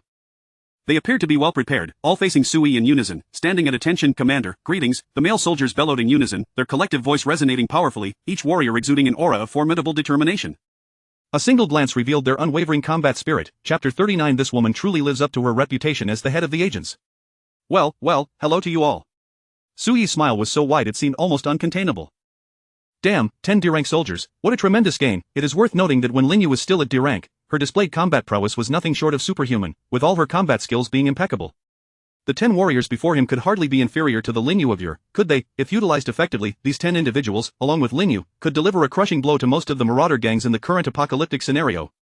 As long as the enemy does not possess overly formidable shelter talents, Sui could scarcely conceive of any ordinary individuals being capable of standing against so many Chinese soldiers. Lin Yu, well done. Sui clapped Lin Yu on the shoulder, his gaze filled with appreciation and pride. Serving the commander is my duty, Lin Yu replied respectfully, her curiosity piqued as she scrutinized the group of male soldiers. The soldiers stood transfixed, their eyes solely on Sui, resembling statues as they awaited his orders. At this moment, Sui was accessing the shelter panel to examine the soldiers' data. Name Lu Rui, age 25, type soldier, sniper, talent grade laughing face. Physical strength 105, nervous reaction 110, stamina 108, mental will 112, self-healing immunity 107, talent traits frowny face, stealth operation. He excels at concealing himself in complex environments, capable of lurking in any intricate terrain and executing precise strikes against distant foes. Talent gift frowny face, precision shooting. After extensive military training, his shooting accuracy is exceptionally high, nearly ensuring a hit every time. Name Zhang Yi, age 24, type soldier, scout, talent grade laughing face. Physical strength 102, nervous reaction 115, stamina 105, mental will 110, self-healing immunity 106, talent traits frowny face, high-speed endurance. His stamina is remarkably enduring, with ample physical strength, adept at rapid movement across varied terrains. Talent gift frowny face, enemy detection. He possesses an acute perception of any hostile units, capable of distinguishing most concealed and camouflaged adversaries. Named Li Yang, age 25, type soldier, communications officer, talent grade laughing face. Physical strength 103, nervous reaction 109, stamina 106, mental will 113, self-healing immunity 109, talent traits frowny face, technical support. He is proficient in utilizing various communication devices and technological means, with a comprehensive understanding of military communication, able to establish and maintain basic military communications in adverse conditions. Talent gift frowny face, rapid encoding. He possesses exceptional coding skills and information capabilities, able to complete complex communication decryption and encryption tasks in a short time. As Sui perused the information of the 10 soldiers, he was astonished to discover that each of them had their own military classifications. When Sui initially recruited Lin Yu, she held only the Yi soldier, profession without a specific branch distinction. However, these 10 soldiers were different. Among them were snipers, scouts, communications personnel, assault troops, armored soldiers, airmen, and anti-aircraft soldiers, among others. It could almost be said that their variety was quite comprehensive, encompassing the majority of common military classifications. Together, these 10 could form a fully functional combat unit, capable of executing a wide array of military actions. This is not merely a simple group of 10 soldiers. This is, in fact, a military combat team. Their strength lies in their ability to cooperate. Sui gasped, feeling that this stroke of fortune was somewhat exaggerated. So exaggerated that he faintly sensed he might have sacrificed a bit of his own lifespan. Of course, these 10 soldiers did possess certain shortcomings. Their weaponry was rather basic, consisting solely of various types of handguns and basic military tools suited to their respective branches. For instance, the sniper had only camouflage face paint, the scout carried a military telescope, and the communications officer had a handheld radio. While not completely useless, these items were far from the core equipment of their respective branches. For example, the sniper lacked a sniper rifle, he only had a small handgun, the communications officer had no radio station, and the scout had no drone. Without their essential gear, these 10 individuals were merely simplified versions of their true potential. It's alright, having personnel is sufficient, these things can be gradually procured later, Sui reassured himself. After all, they were all D-rank soldiers. What more could one expect? If they had arrived fully armed, they likely would not have retained their D-rank status, as weaponry and equipment can significantly influence a combat talent's combat power values. You all have just arrived. You should still be unfamiliar with the situation. But I believe you know who I am and where this place is. Sui took a deep breath, addressing the soldiers, then pointed to Linyu beside him. This is Linyu, the first warrior of the shelter, and she will be your leader from now on. Commander! Linyu was momentarily taken aback, surprised by the declaration, but was halted by Sui's raised hand. You 10 possess a well-rounded array of military branches, making you the perfect candidates to form a combat team. Linyu will lead you in defending the shelter and also guide you in becoming familiar with your surroundings more quickly. Do any of you have objections? Sui inquired, and he was met with a resounding chorus from the soldiers. Yes, Commander. We have no objections. Excellent, this is the spirit of the Chinese soldiers, absolute obedience to orders. Sui was quite satisfied. He waved his hand to Linyu. Take them out to find Jiang Xiaozi. There is still time today, and Jiang Xiaozi should arrange some exploration tasks for them. Given Jiang Xiaozi's temperament, she certainly would not allow so many soldiers to remain idle at home. Moreover, with her intelligence, she would be able to better allocate tasks for these soldiers. After all, this woman had previously worked underground, specifically assigning missions to agents. Yes, Commander. Linyu saluted, then beckoned to the soldiers. Follow me. I will introduce you to Jiang Xiaozi. Leader, may I ask what Jiang Xiaozi does? The scout, Zhang Yi, appeared quite lively, carefully inquiring while trailing behind Linyu. Is she a woman? Is she easy to get along with? She is quite easy to get along with. As for what she does, Linyu furrowed her brow. The shelter currently lacked any formal position arrangements, with most of the duties being determined by Sui, who had delegated this authority to Jiang Xiaozi. If one were to draw a parallel to military hierarchy, Linyu pondered, she is probably equivalent to our political commissar. Political commissar. The soldiers' expressions instantly turned serious, a subtle sense of respect rising within them. This term holds a unique significance for soldiers. The exemplary traditions of the Chinese military are inextricably linked to the foundational work of political commissars, as well as their exemplary conduct. Today, I have received a reward of 10 combat talents, yet they lack their own equipment. Does this mean I should expect an equipment reward tomorrow? Sui mused happily as he approached the window, gazing downwards. Before long, he spotted Jiang Xiaozi leading 9 soldiers alongside Linyu out of the building. She stood before the structure, offering her final instructions and reminders to the soldiers, before watching Linyu and the 9 soldiers depart. Not bad, she even left a soldier to guard the place. Xiaozi is indeed prudent. Sui nodded in satisfaction, observing the departing soldiers. The one left behind seems to be communications officer Li Yang. That arrangement makes sense, considering he only has a walkie-talkie and cannot fulfill the role of a communications officer at present. He can only serve as a regular soldier. By the way, with Linyu and the 10 of them departing together, they must have completed all 3 dispatch tasks for today, right? Wait. No, that's not right. Sui suddenly came to a realization. There are only 3 dispatch tasks each day. 3 individuals are sufficient for the maximum arrangement. Sending out more seems redundant. Then why did Xiaozi send out 10 people all at once? Sui hurriedly accessed the shelter panel to check the status of the dispatch tasks. To his astonishment, he discovered that the 3 dispatch tasks for today were still in a state of waiting. Jiang Xiaozi had not dispatched anyone to execute the exploration tasks at all. 10 soldiers capable of forming tight combat coordination, venturing out not for the sake of gathering supplies, but rather to Sui's eyes widened, a shocking hypothesis flashing through his mind. They are out to kill. Destroying the shelter will yield survival points. Xiaozi certainly looks down upon the meager points from the dispatch tasks. She aims to secure more points for me. Damn, this woman truly lives up to her title as the head of agents. She just acquired military authority and is already dispatching troops to kill. Chapter 40. Is this what you call intensity? Sui could only speculate, his certainty wavering. Just as he was about to summon Jiang Xiaozi for clarification, he heard her footsteps ascending the stairs. Moments later, Jiang Xiaozi entered the room. Sir, her gentle voice resonated behind Sui. He turned, raising a hand to gesture towards the window. He remained silent, yet the astute Jiang Xiaozi discerned his inquiry, proactively stating, I have assigned tasks to the new warriors. Initially, when Linyu approached me, I did consider assigning the warriors to execute missions for resource collection. However, taking into account your concerns regarding the scarcity of points in the shelter, Jiang Xiaozi paused, lowering her gaze. I have issued them a new operational directive, instructing them to gather more survival points. Her words were delicately framed, avoiding the direct mention of killing and the destruction of shelters, for she understood that Sui was a man still harboring kindness. Surely, it won't involve the indiscriminate slaughter of innocents? Sui raised an eyebrow, quickly receiving a reassuring response as Jiang Xiaozi shook her head. I would never issue such an order. I must also consider the personal emotions and beliefs of the warriors. I have tasked them with locating those who sow chaos, while being particularly vigilant in gathering intelligence related to the Little White Bear shelter. If they encounter rioters, they are authorized to pursue them as deemed appropriate, and they possess the autonomy to decide whether to kill or destroy the shelter. Of course, their primary objective remains to collect as many points for you as possible. Jiang Xiaozi granted the warriors significant autonomy, which pleased Sui immensely. Truthfully, if you were to engage in indiscriminate killing, I could understand, considering my current dire need for points. Sui turned to gaze out the window, abruptly stating, I would not hold it against you. You are my subordinate, and I shall naturally bear the consequences of your actions. Sir, Jiang Xiaozi looked up in surprise, her brow slightly furrowed. I know you are not that kind of person. Thus, I am striving to change. Sui turned his head, observing her adorably furrowed brow, and couldn't help but smile. Leah once told me that in such a brutal era, as a leader, I must learn to adapt. She said that leaders must inevitably embrace cruelty, even if it means issuing orders that contradict their principles.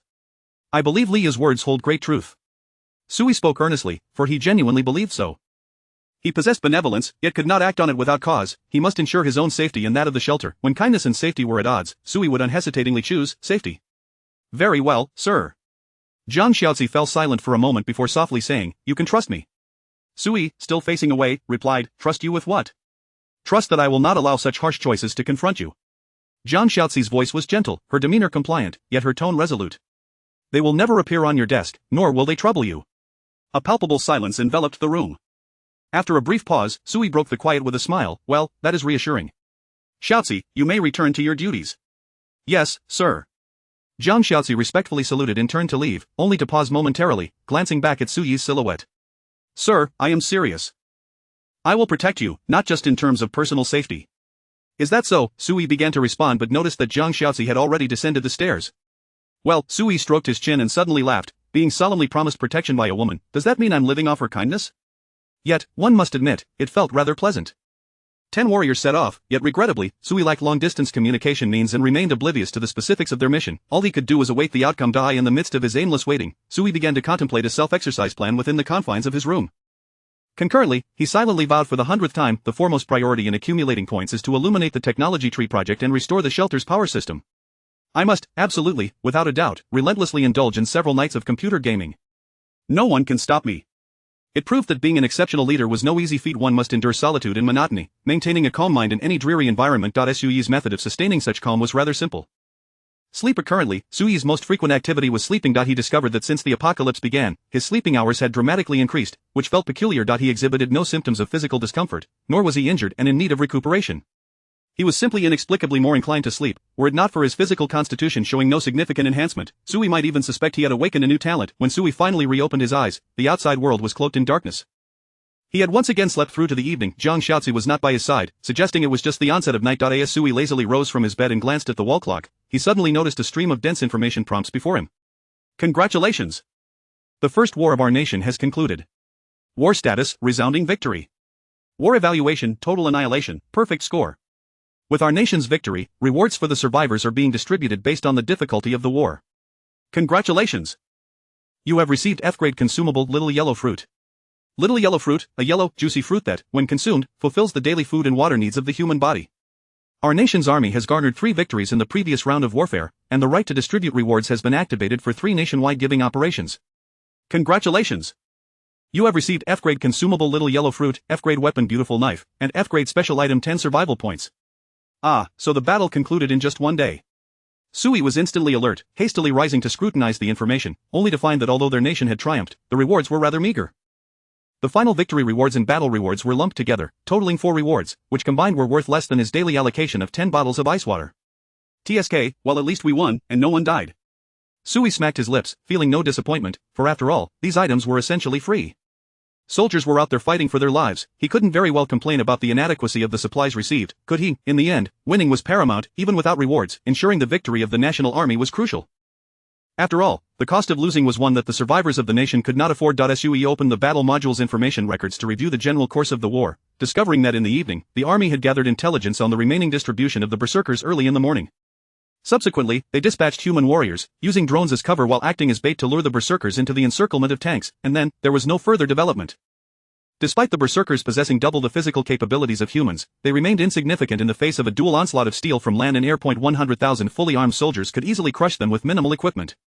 Even complex tactical arrangements were unnecessary, leading to an unequivocal victory. Perhaps the ease with which the soldiers' triumph led many survivors to browse the war's progress and subsequently discuss in the chat channel, unanimously agreeing that it was time to increase the difficulty for the warriors.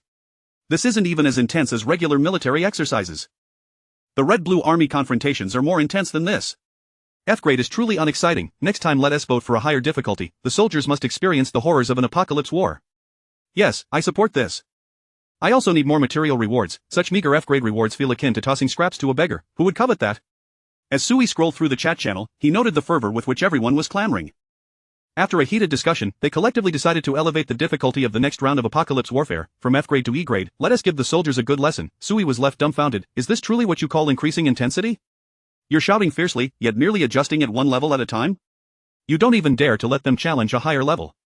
This is just a grounded approach. Sui couldn't help but chuckle. It appeared that the concern for the soldiers was not the only sentiment at play. There was also a palpable fear of the random obliteration penalties that came with defeat. However, on another note, the first round of battle lasted 21 days, and now we completed it in a single day. How should we utilize the remaining time? Sui pondered aloud. Will they allow these soldiers to return home? I suspect that is unlikely. So, what will the soldiers do for the next 20 days? What space will they occupy? This was not merely Sui's curiosity. Most domestic survivors harbored similar questions, yet soon, new prompt notifications appeared, resolving Sui's uncertainties. Global announcement: a nation has completed the first round of apocalypse warfare, initiating the related leaderboard. Congratulations to our nation's players. Our army is the first in the world to complete the apocalypse war, receiving the achievement reward replicating the domestic military-industrial system of designated types. Participants in the current apocalypse war will not be able to return to Earth temporarily, residing in a replica world akin to Earth, but devoid of any usable technology, limited to basic urban templates, awaiting the next participation. Well, it seems they truly cannot return. Sui sighed, relieved that the soldiers would have 20 days of rest, in an environment similar to Earth. Aside from the lack of usable technology, the conditions were even somewhat better, as they were not exposed to extreme heat or harsh environments. 20 days of rest is beneficial. It provides ample time to contemplate strategies for the next battle.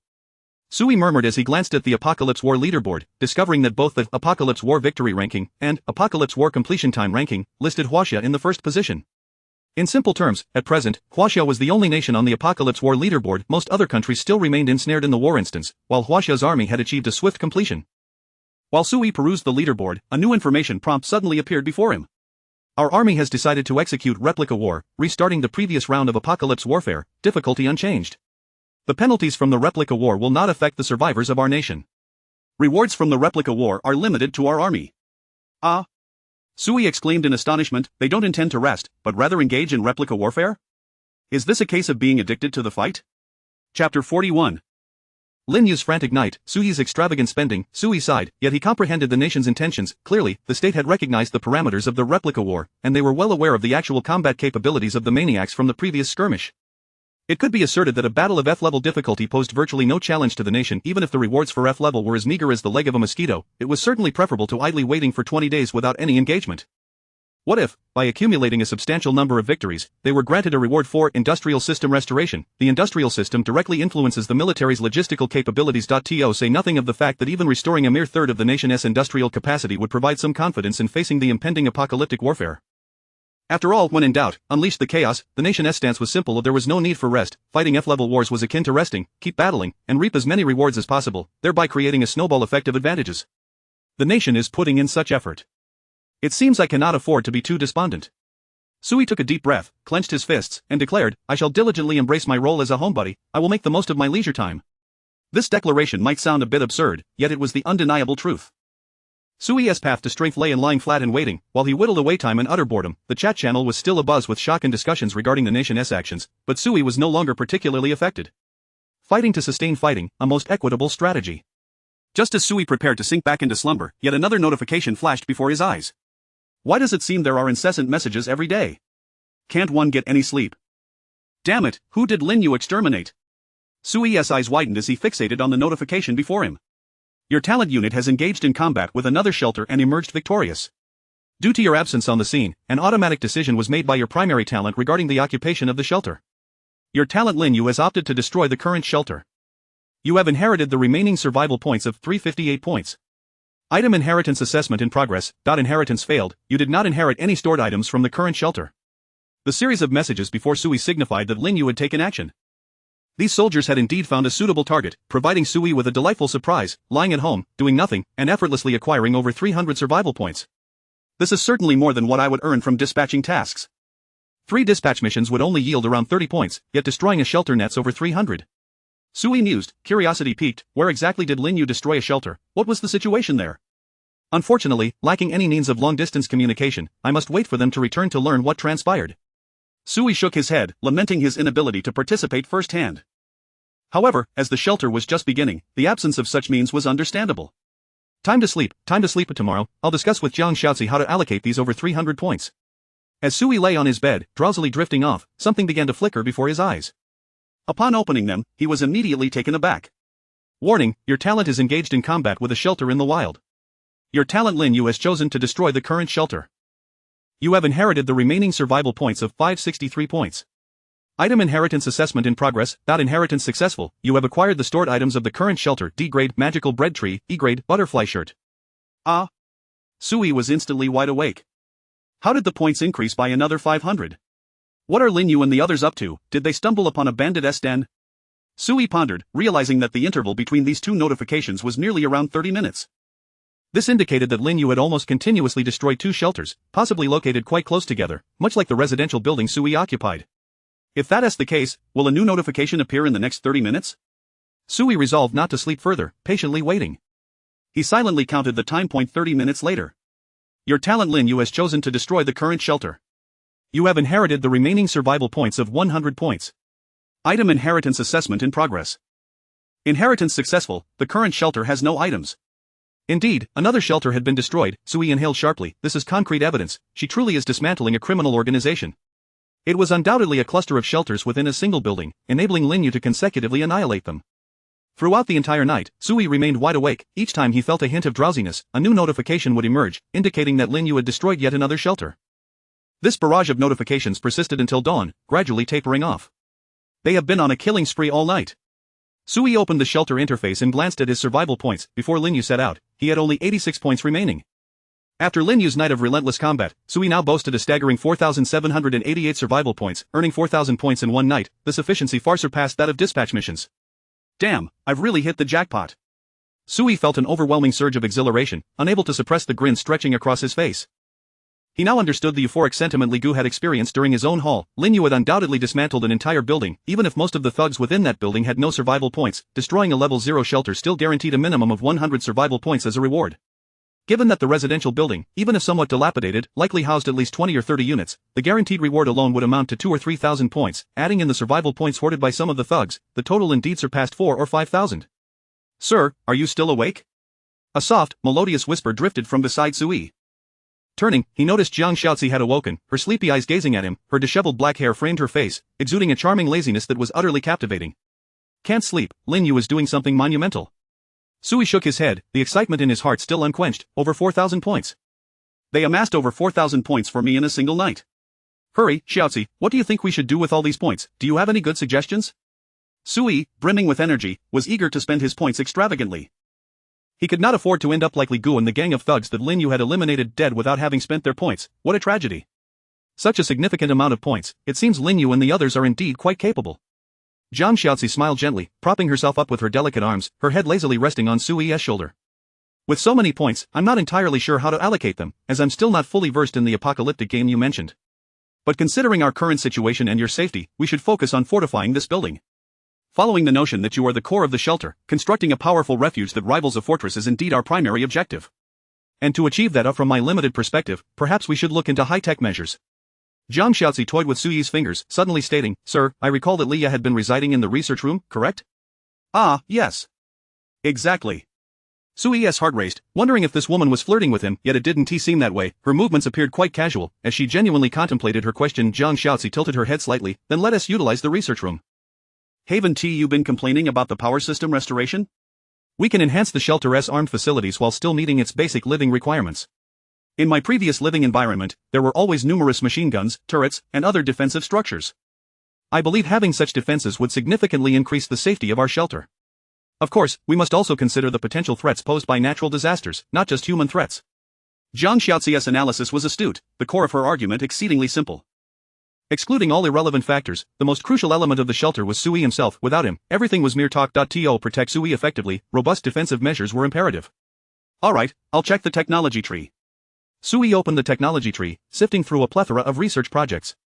Since Jiang Shaozi could not see this information, Sui articulated the content. Listening to her analysis and suggestions through their dialogue, Sui ultimately selected several technological projects. Basic power system, consumes 1,000 points, providing small-scale power generation facilities and corresponding construction technology. Once established, it can ensure a normal level of electricity for 10 shelter rooms, excluding special-type rooms. Autonomous water resource system, consumes 1,000 points, providing a small-scale water reservoir, automatically filled daily. Once constructed, it can supply daily water needs for up to 50 residents. The water system's intake points can be dispersed throughout the shelter, with some extending outward. These two projects were one Sui had long desired. Once activated, they would provide ready-made miraculous items that would grant the shelter freedom regarding water and electricity. Coupled with Sui's existing water purifier, refrigerator, and greenhouse room, the combined effects would elevate the shelter's quality of life back to pre-apocalypse standards. Yet, these two projects were indeed costly. An ordinary person would need considerable time to save enough to afford them. With 2,000 points spent, let us see about defensive facilities. Sui adjusted the classification of the technology tree, and the data rapidly transformed before him, revealing a dense array of shelter defense and weapon technology projects. Basic defense module for shelter's main structure, consumes 1,500 points, providing the outer perimeter of the main module with a multi-level ceiling door system, biometric recognition, iron walls, 4 meters high, fully enclosing, electric shock net walls, attached module, and 24-hour fully intelligent surveillance cameras, at least 12. Additionally, it fortifies the shelter's main structure to exhibit excellent resistance against cold, heat, explosions, and earthquakes. Must ensure no other shelters exist within 100 meters of the main structure. Automated Sentinel System, consumes 1,000 points, swiftly installing at least 20 automated machine guns, 300 rounds of ammunition, both inside and outside the shelter, capable of automatically recognizing friend or foe, with modes for alert and manual control. Each initial automated machine gun comes equipped with 1,000 rounds, which must be replenished promptly. Together with these two sets of defensive facilities, Sui's freshly acquired points had dwindled to a mere 374 points. Sui exhaled in contentment. The feeling of spending points is truly exhilarating. Chapter 42, a comprehensive upgrade of the shelter. It's all gone, spent completely. As Sui selected a technological project for purchase, Jiang Shaozi, standing nearby, suddenly furrowed her brows. Sir, isn't there's still over 300 points left? Why not use them all? Jiang Shaozi blinked and softly reminded him, are you intending to leave it for someone else to take? Indeed. That makes sense, spend every last point, as long as it enhances the shelter's survival capabilities. No expenditure is too great. Sui nodded in agreement. You are right, failing to exhaust military funds only means keeping them as war reparations, and we shall not play the fool in this regard. Let me take another look. This one is excellent, exactly 350 points. Sui selected another technological project focused on the shelter's defensive facilities. Underground Isolation Shelter Module, consumes 350 points, generating an underground space beneath the main structure of the shelter, capable of accommodating 10 individuals. While it lacks any additional facilities, it possesses enhanced resistance to natural disasters. This technological advancement further fortified the shelter's disaster resilience. The main structure has already been reinforced, let us continue to bolster it.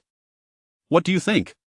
Sui turned to Jiang Shaozi, who nodded in agreement. This presents a solid contingency plan. At critical moments, we can retreat there, perhaps securing a glimmer of hope. Yes, this is indeed a trump card facility. Let us hope that day never arrives. Sui smiled and selected all projects for bulk purchase. Upon confirming the purchases, a radiant golden light shimmered, rapidly expanding from Sui's core, enveloping the entire shelter, and soon encapsulating the entire building. The women within the building were left in awe, staring in bewilderment at the golden glow surrounding them. In mere moments, the golden light dissipated, revealing a dramatic transformation of the residential building. First, in the vacant room on the 6th floor where Sui resided, a 2-meter-high facility resembling a beehive appeared, serving as a power generation component. A network of electrical conduits connected it to the walls, disappearing into them without a trace. Adjacent to it, a massive water reservoir was filled with pristine water, with corresponding pipes connecting it, automatically distributing and linking to various rooms within the building. Since the technological projects purchased by Sui directly affected the main structure of the shelter, and although the shelter occupied only the 6th floor, the main structure comprised the entire residential building.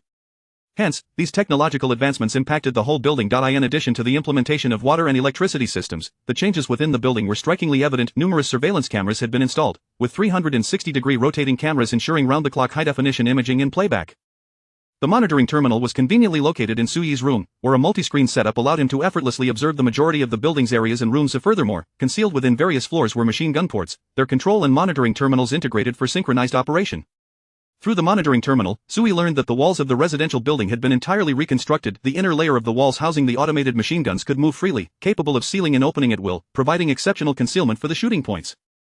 Beyond the internal changes, the alterations outside the building were even more pronounced. A 4-meter-high iron fence had materialized, completely encircling the old, open residential building, adorned with various electrified barbed wire.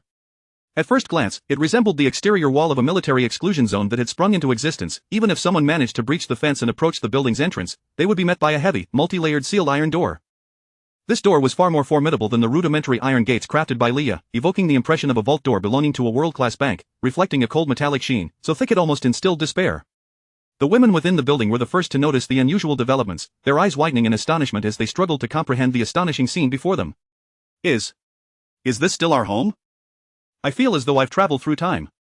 Has that eerie voice returned? Did it conjure this? I sense something is different about our building. It seems sturdier. Is that just my imagination? This door is massive. Wait, are we trapped inside?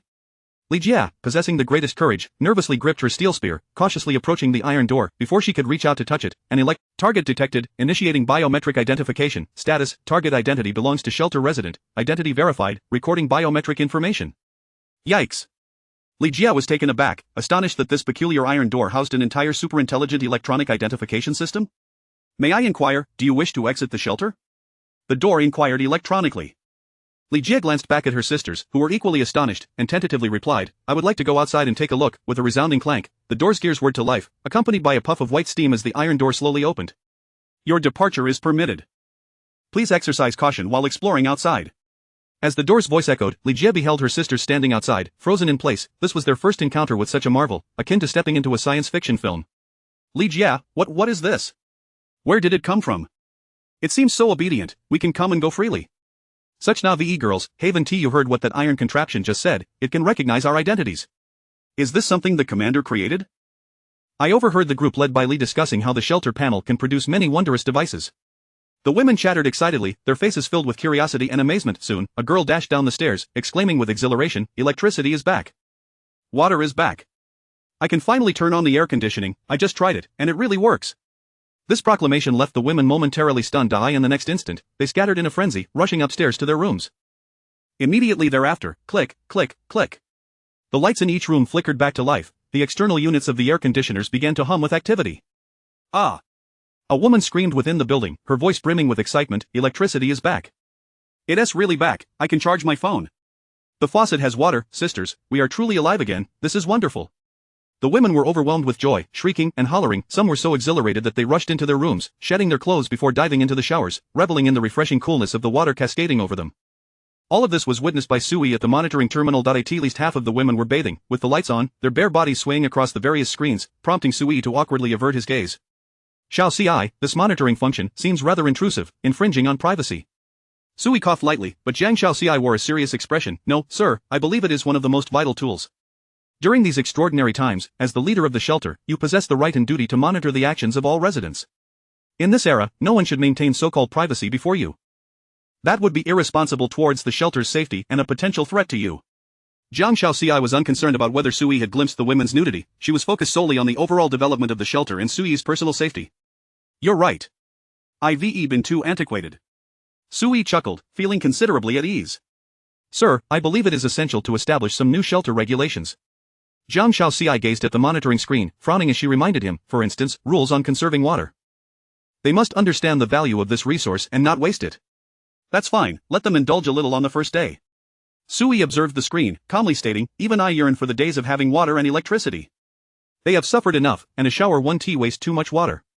Sui was confident, for although the water resource system was expensive, it could provide the daily water needs for 50 residents, covering basic necessities such as washing, drinking, and sanitation. Moreover, the reservoir would automatically refill daily, alleviating concerns about waste. Sir, you are too lenient. Jiang Xiaoci shook her head but refrained from further persuasion. She understood better than anyone that it was precisely Sui's kindness and consideration that motivated her to contribute more of her abilities. Yet, she remained focused on the long-term development of the shelter and would not allow the women to squander water resources. Sir, we should be able to transport water from the reservoir, correct? Jiang Xiaoci suggested, we can create more storage space to transport the water saved each day, making full use of the reservoir's automatic replenishment. Excellent proposal. You always think one step ahead of me. Sui nodded in agreement, acknowledging Jiang Xiaoxi's quick wit, which surpassed that of ordinary individuals. While others might still be lost in the joy of restored water and electricity, Jiang Xiaoci was already contemplating how to utilize the restored resources to bolster the shelter's reserves. If you permit, I would like to formulate some new plans and make the most of these new technological facilities. Jiang Xiaoci observed the women's elation, pausing before adding, I will also establish more comprehensive regulations for the shelter. Go ahead. I trust you completely. Sui smiled and nodded, having already assessed the loyalty of his personnel. Even without the loyalty trait like Linyu, each individual displayed a relatively strong allegiance to the shelter. As long as he refrained from erratic behavior, betrayal was unlikely. Yes, sir. Zhang Xiaoxi nodded, swiftly rising to leave. Just as she reached the door, a thought struck her, and she turned to address Sui. Sir, there's one more thing. Before she could finish, Zhang Xiaoxi froze. She noticed Sui had half extended his body, his rear still seated in front of the monitoring terminal, while his upper body leaned towards the adjacent computer desk. He was accessing the computer.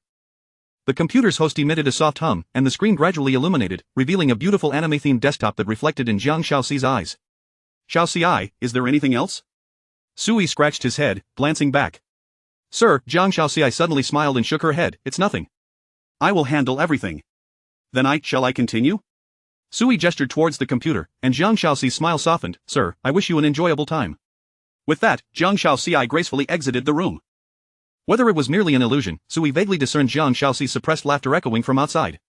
He truly is a playful young man. Sui blinked, murmuring, is that a compliment? Nevertheless, computer games were indeed quite enjoyable. Never mind, I'll forget about it. This is suffocating. Sui shifted positions, comfortably sitting in front of the computer, randomly locating a single-player game on the system and double-clicking to launch it. Let the games begin. Today, I shall do nothing but play. Chapter 43. The unexpected guest who returned from disappearance. What is the most enjoyable thing for a recluse? Indeed, the Joy Cup. Not that thing, but games. Yes, games. The Joy Cup can only offer fleeting pleasure, whereas games can provide immense and enduring joy for the reclusive. Especially for those who spend copious amounts of time indoors, a stellar game can consume an entire day effortlessly. Sui had never anticipated that he would become so captivated by the game Command Conquer. Red alert. Perhaps it was because he had been penned up for too long. Although his computer was powered on, the global internet was down, making online gaming impossible. Fortunately, Sui had downloaded numerous single-player games on his computer, many of which featured multi-playthrough systems that could keep him entertained for a long time. Even if he grew weary of gaming, he still had hundreds of terabytes of study materials to occupy his time. If that too became tiresome, he could always resort to playing Minesweeper. Spider Solitaire would suffice as well. Sui mused that if he ever reached the point where he no longer wished to turn on his computer, it would signify that his refuge had developed into a formidable stronghold. For before that moment, he would undoubtedly have consumed a vast amount of time. Just like now. Sui felt as though he had only just begun playing games, having hardly completed a few rounds when suddenly, the familiar daily talent notification flashed before him. Congratulations! You have triggered a talent reward and received a C-Class entertainment item. Imp warning device. Imp warning device, C-Class entertainment item. Carry it with you, and if someone nearby harbors malicious intentions toward you or your refuge, or if a subordinate is disloyal, it will turn red. If you are not targeted by any ill-willed individuals, and there is no potential harm against you, it will remain blue. Why did I receive such a trinket? Sui examined the item in his hand. It resembled a wristband that could easily fasten around his wrist. It even had an electronic time display feature, akin to a digital watch, with the timing function being a complementary addition. A warning-type entertainment item. Is this really what I urgently need at this moment? Sui pondered, and upon reflection, he realized that he indeed found this item rather necessary. As his gathering place continued to develop, his agreement with Zhang Xiaoxi regarding the behind-the-scenes boss plan would certainly accelerate. At that time, the population of the refuge would undoubtedly increase, and the loyalty of talent units could be guaranteed. But what about non-talent units? Who could tell whether the current and future residents of the refuge would be wholeheartedly devoted to him and the sanctuary? Even if they were loyal now, would that change in the future? Human hearts are fickle. Should there be a traitor lurking within the refuge, and he had no means of detection, it would be akin to planting a time bomb. This talent is indeed quite powerful. There are only a dozen women in the refuge, and it has already equipped me with a means to detect their loyalties? Sui fiddled with the wristband, and after a moment's contemplation, he ceased playing games and rose to leave the room. The wristband indicated a detection range of 50 meters in diameter, and Sui proceeded down the stairs, one floor at a time, conducting his search. By simply standing in the corridor, he could easily cover all residents on that floor, even if they were occupied in their rooms. From the 6th floor to the 1st, Sui took the opportunity, while the women were at home, to scan all the residents. The results satisfied him. The wristband's color remained blue throughout, never turning red. This means that they are currently loyal to me and do not harbor any ill intentions toward me or the refuge. This device is indeed remarkable. As long as I take leisurely strolls around the refuge daily, I can effortlessly monitor the residents' sentiments. Sui completed a circuit and quietly returned to his room, resuming his gaming session. With nothing amiss in the refuge, which remained tranquil, Sui could only continue to pass the time. Hours slipped by as he played, until the dimming light of dusk prompted him to lift his gaze. Why haven't Linyu and the others returned yet? I haven't received any new points notifications. They must not be in combat anymore, right? Are they not considering returning to the refuge? Did they encounter some trouble along the way? Sui frowned, just as he prepared to rise and seek out Zhang Xiaoxi for clarification when he suddenly noticed that his wristband had turned red. Sui was taken aback. Upon closer inspection, he found the wristband had reverted to blue moments later. It shifted back to red within mere minutes. It fluctuated rapidly, finally settling on blue once again. What is going on? Items from the apocalyptic game shouldn't easily malfunction. Does this mean that the girls are in trouble? Have they developed malicious intent toward me? Suyi's heart raced. This was no trivial matter among the Chinese. The greatest taboo is the hidden malice of the small-minded. The saying goes, a 1,000-mile dam can be breached by an ant's nest. Threats that lurk silently in the dark are the most perilous. I must investigate. Suyi furrowed his brow, hastily exiting his room while studying the wristband's functional description. In his examination, he indeed discovered crucial information. It states here the detection effect has a residual time, meaning that even if a threat's psychological state toward the wearer changes, the threat signal will still linger for a short while to serve as a warning. If the threat signal flickers frequently, it implies that the threat is on the edge of the detection range, resulting from a weak detection signal. Suyi murmured to himself, suddenly raising his head to observe the outer wall from the corridor. The limit of the 50-meter detection range is precisely at the edge of the wall, isn't it? It's not that the girls are problematic. Rather, there is an unexpected guest. Just as Suyi realized this, he heard hurried footsteps from the rooftop above, and soon a young woman tasked with lookout duties rushed downstairs. Ah, it's the commander. Greetings, Commander. The girl collided with Suyi in the corridor, her demeanor frantic and nervous as she saluted. Suyi frowned. What has happened? Commander, I just saw something up there. The girl pointed towards the rooftop and then outside, swallowing nervously. Those 3 people have returned. Which 3 people?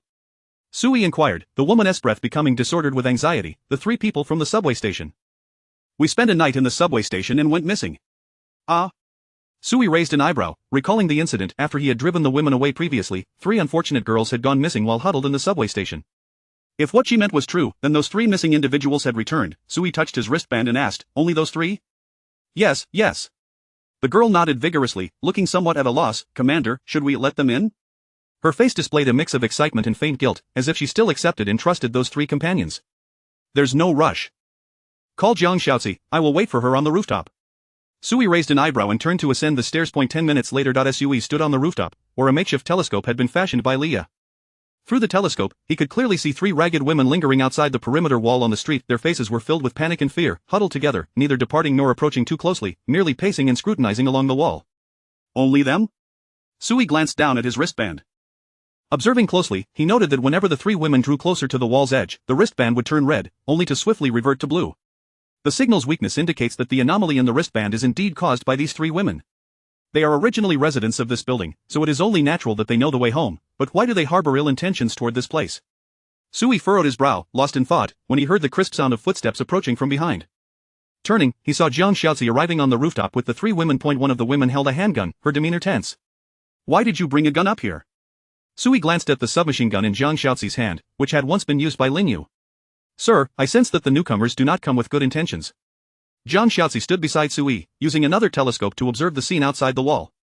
I have already explained the changes in our building to the girls, but I suspect outsiders have also noticed the alterations here. Sir, pay attention to their expressions. They wish to enter, they desire to visit us. At this moment, the sudden return of these 3 missing individuals seems too coincidental. This visit may not bode well. Jiang Shaozi's explanation was succinct, heavily laced with subjective judgment, and the women beside her appeared skeptical. But Suyi understood that Jiang Shaozi's instincts were indeed accurate. Yes, there is certainly something amiss, but it remains unclear what they specifically wish to do. Suyi shook the wristband in his hand, not providing an explanation but merely inquiring, what do you suggest regarding those 3? Sir, let them in. Jiang Shaozi continued to observe the 3 women outside the wall, her tone calm. We must address the potential threat proactively. There is no wisdom in being perpetually on guard. What about Lin Yu and the others? When will they return? Sir, before their departure, I set the latest return time for them. They should be home within the next 30 minutes at the latest. Jiang Shaozi paused, retrieving a small remote control button from her pocket and handing it to Suyi. To his surprise, she had also brought the control button for the automatic machine gun shooting port. In Suyi's room, how thoughtful of her, demonstrating her foresight. Even without Lin Yu and the others in the refuge, the fully upgraded sanctuary need not fear most enemies. These 20 automatic machine guns were formidable weapons. Even Lin Yu and the others would struggle to evade them in a direct confrontation. Let us bring them in and see what unfolds. Suyi toyed with the button in his hand, casting a glance at the women beside Jiang Shaozi. If they pose no threat, all will be well. If they do, they will meet their demise. Jiang Shaozi also cast a glance at the women beside her, a silent warning. The head of the female agents was adept at gauging sentiments. She did not forget to have a few women by her side to instill a sense of caution. Chapter 44. I only believe that Suyi remained on the rooftop, gazing at Jiang Shaozi as she descended the stairs with the women, making their way toward the surrounding wall. Though the community where Sui resided was aging and dilapidated, it boasted a vast expanse, with considerable distance between each building. The wall encircling the area essentially created a self-contained realm, undisturbed by the outside world. Nonetheless, for the sake of convenience, there were rudimentary iron gates on all four sides of the wall, which could only be opened from the inside. Without pausing for long, Zhang Xiaozi walked straight to the section of the wall where the three women stood, opened the iron gate, and led them out. Xiao Chen! Xiao Chen! At Zhang Xiaozi's gesture, Sister Li quickly raised her voice to call out, ensuring the three women heard her from afar, turning their heads in response. Oh my heavens, it really is you three! Sister Li exclaimed, her face alight with surprise as she broke away from the group and hurried towards them, grasping one of the girls' hands. Where on earth have you been? After that night, we couldn't find you at all. Thank goodness the heavens have favored us, all three of you have returned. Sister Li would not allow the three women to decline her invitation, pulling them toward Zhang Xiaozi. Miss Zhang, these three are the sisters I mentioned to you earlier, the ones who went missing at the subway station. How fortunate, they have actually returned alive. Sister Li excitedly introduced them to Zhang Xiaozi, who scrutinized the girls from head to toe. The three girls were in tattered clothing, exposing much of their skin, with visible bruises scattered across their bodies, and expressions of panic etched on their faces. Even the odor emanating from them was foul and repugnant. Sister Li gestured to the three girls, quickly greet her. They bowed their heads and timidly uttered, Hello, Miss Zhang. Zhang Xiaozi nodded, her tone indifferent as she inquired, I am pleased that you have returned, but I am curious, why did you vanish at the subway station? We were just too hungry and went out to find something to eat, one of the girls explained, her gaze lowered, appearing truthful. Is that so? Zhang Xiaozi regarded them with an enigmatic smile. Sister Li mentioned that when you left, you were all carrying food, enough to last for 2 days. You only spent one night outside. Was the food not sufficient? Zhang Xiaozi raised an eyebrow and suddenly asked, Are you quite the eater? Ah, yes, I have quite an appetite, the girl responded, her nerves evident as she hurriedly accepted Zhang Xiaozi's implication. Even Sister Li and the women nearby could sense the abnormality of the three sisters. A look of helplessness crossed Sister Li's face, but she remained silent, her gaze filled with trepidation as she looked at Zhang Xiaozi. Zhang Xiaozi nodded and deliberately asked, Now that you have returned, I trust you do not intend to leave again? And no, we do not plan to, the girl replied, her eyes cast down, unable to meet Zhang Xiaozi's gaze. Open the door. Without further ado, Zhang Xiaozi gestured for the girls inside to unlock the iron gate. Our new friends have come home. The iron gate slowly creaked open, and Zhang Xiaozi led the women into the enclosure. Outside, concealed among the bushes of the community, two men wielding kitchen knives crouched low, squinting as they watched the women return home. They've entered. It seems this place might have some plump prey, one man licked his lips, his eyes glinting with predatory hunger. This place is full of women, and that one in the Cheongsam is particularly striking. If I could just touch her, it would be worth the risk. I find this place a bit odd, does an old community like this really need such walls? The other man muttered, feeling uneasy. It looks more like a military stronghold than a place for prey. It might be more trouble than it's worth. What can we do? Those three women have already been let out, are we just going to lose them? The companion's expression wavered, and he gritted his teeth. Those three women mentioned that the boss here was killed by another guy. The one who committed the murder must have amassed quite a few points to construct these walls. Let us return and inform the boss. As long as we bring more manpower and equipment, we may not be at a disadvantage. Besides, we have 3 insiders on the inside. As long as we can take this place, we'll not only get those women but all these walls will belong to us. The two men conferred briefly before stealthily departing the community. At that moment, within Sui's sanctuary. As the 3 women entered the building, they were immediately greeted by a wave of refreshing coolness, causing them to shudder involuntarily. It was so pleasantly cool. The indoor temperature was roughly in the 30s, and it felt even cooler as they ascended the stairs. The stark contrast in temperature caused goosebumps to rise on the 3 women's skin, and they trembled slightly. There are many air conditioners running here. Be careful not to catch a chill, Sister Li kindly offered, handing the 3 girls some clothing with a smile. One of the girls, her face filled with astonishment, exclaimed, Sister Li. Isn't the whole city experiencing a power outage? How can there still be air conditioning here? There is power here, Zhang Xiaozi replied coolly, not allowing Sister Li to elaborate further. There is power. The 3 girls exchanged stunned glances, shock evident in their eyes. Amidst the widespread blackout and oppressive heat engulfing the city, this building still had air conditioning, seemingly unaffected by the chaos outside. Is this still the place we inhabited not long ago? The girls felt a sense of confusion, falling into silence. Although they stood in familiar surroundings, an overwhelming sense of trepidation and strangeness filled their hearts. It was Zhang Xiaozi who broke the silence first, assessing the girls with a keen gaze. She asked bluntly, Speak, what is your purpose in returning? Miss Zhang, they may just want to go home. Sister Li attempted to interject, but under Zhang Xiaozi's cold stare, she wisely fell silent. Yes, we merely wish to go home, one of the girls quickly nodded, her gaze lowered as she replied, We used to live here, and Sister Li can attest to that. After we went missing, we have been searching for her and the others. We searched everywhere, and it was only out of desperation that we returned home in hopes of luck, not expecting to find you all here. The girl's words were cut short as Xiao Wang, the girl behind Jiang Xiaozi, suddenly interjected, "You're lying. After we left the subway station, we were searching for you and almost encountered danger ourselves. If it weren't for Sister Lin Yu rescuing us, we wouldn't even know where we are now. With so many women together, we faced peril, yet you three were searching for us, and yet you emerged unscathed?" Xiao Wang's piercing gaze bore into the three girls, who felt increasingly anxious under her scrutiny, lowering their heads in silence. Jiang Xiaozi smiled. "Even now, you refuse to speak the truth. It seems your tongues are quite stubborn. Take them to the basement." Jiang Xiaozi turned and walked away, with Xiao Wang bravely leading the way, prodding the three girls with a steel spear at their backs. "Hurry up! Xiao Wang, everyone knows each other. There is no need for this." Sister Li attempted to mediate, but Xiao Wang shot her a glare. "Sister Li, it's precisely because we have been too soft-hearted that we have allowed ourselves to be bullied. Miss Jiang has told me that women must be more ruthless than men to survive in this era." Xiao Wang turned, her voice a stern command. "Move quickly." The spear pressed against their backs caused discomfort, and the three girls felt panicked, bewildered by Xiao Wang's transformation from timid and gentle to someone unrecognizable. This place was still the same as before, and the people were still those they recognized, yet everything felt profoundly alien. Within the vast underground chamber, darkness was dispelled by the flickering light of torches. Here, the absence of air conditioning meant the stifling heat permeated the room. The three girls were brought to the basement, where a solitary iron bed leaned against the wall. Jiang Xiaozi stood beside the bed, her slender fingers gliding along its edge. "This is your last chance. Why have you come here?" They gazed at Jiang Xiaozi in confusion, remaining silent. Jiang Xiaozi sighed softly, raising her gaze toward the girl guarding the three women. Xiao Wang nodded. "Sister Jiang, Xiao Zhang will be bringing the items shortly." Before long, hurried footsteps echoed from above, and another girl with a ponytail entered the basement, carrying an old cloth bag. "Sister Jiang, most of the items are here, but Sister Li mentioned there are some things she does not wish to manufacture." Xiao Zhang handed the bag to Jiang Xiaozi, who casually nodded. Understood." Clatter. Jiang Xiaozi emptied the contents of the bag onto the iron bed, and the expressions of the women holding torches shifted dramatically. What lay within the bag were handcuffs, iron rods, branding irons, clamps, daggers, a collection of various torture instruments. "Do you know, I used to frequently employ these little gadgets. I wonder if I've grown rusty." Jiang Xiaozi picked up a small pair of scissors, nonchalantly trimming her nails. "Miss Jiang," Sister Li's face turned pale with fear, her voice trembling as she mustered the courage to speak. "We don't need to resort to this, does the commander allow it?" "Xiao Wang, pick one and tie her to the bed."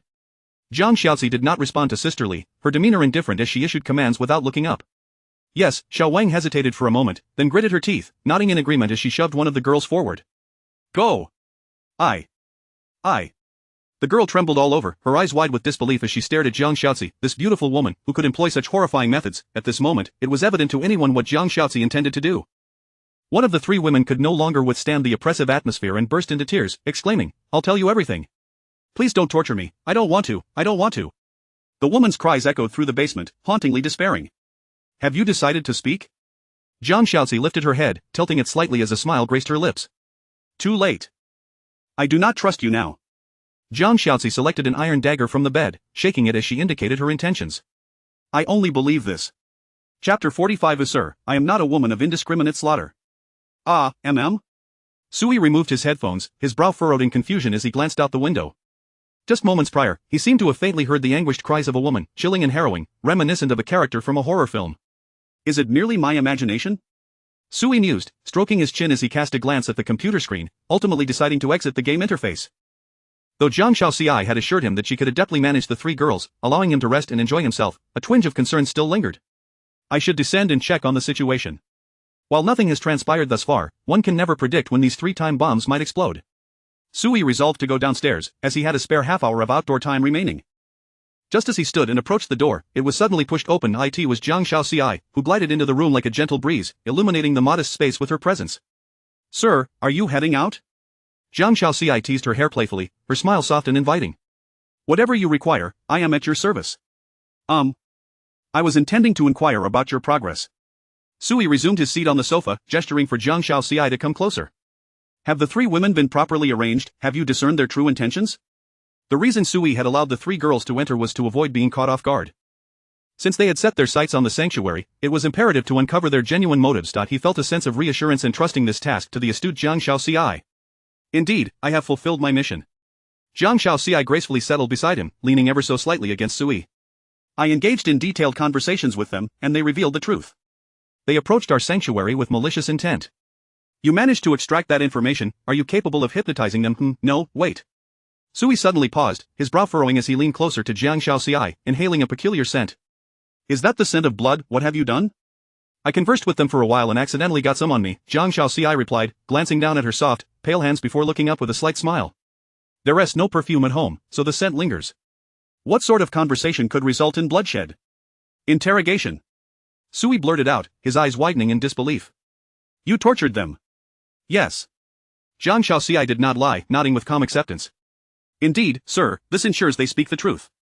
I lack a lie detector, so I had to resort to such measures to ascertain the veracity of the information. Jiang Shaoxi spoke earnestly, revealing her intent to be completely forthright with Sui.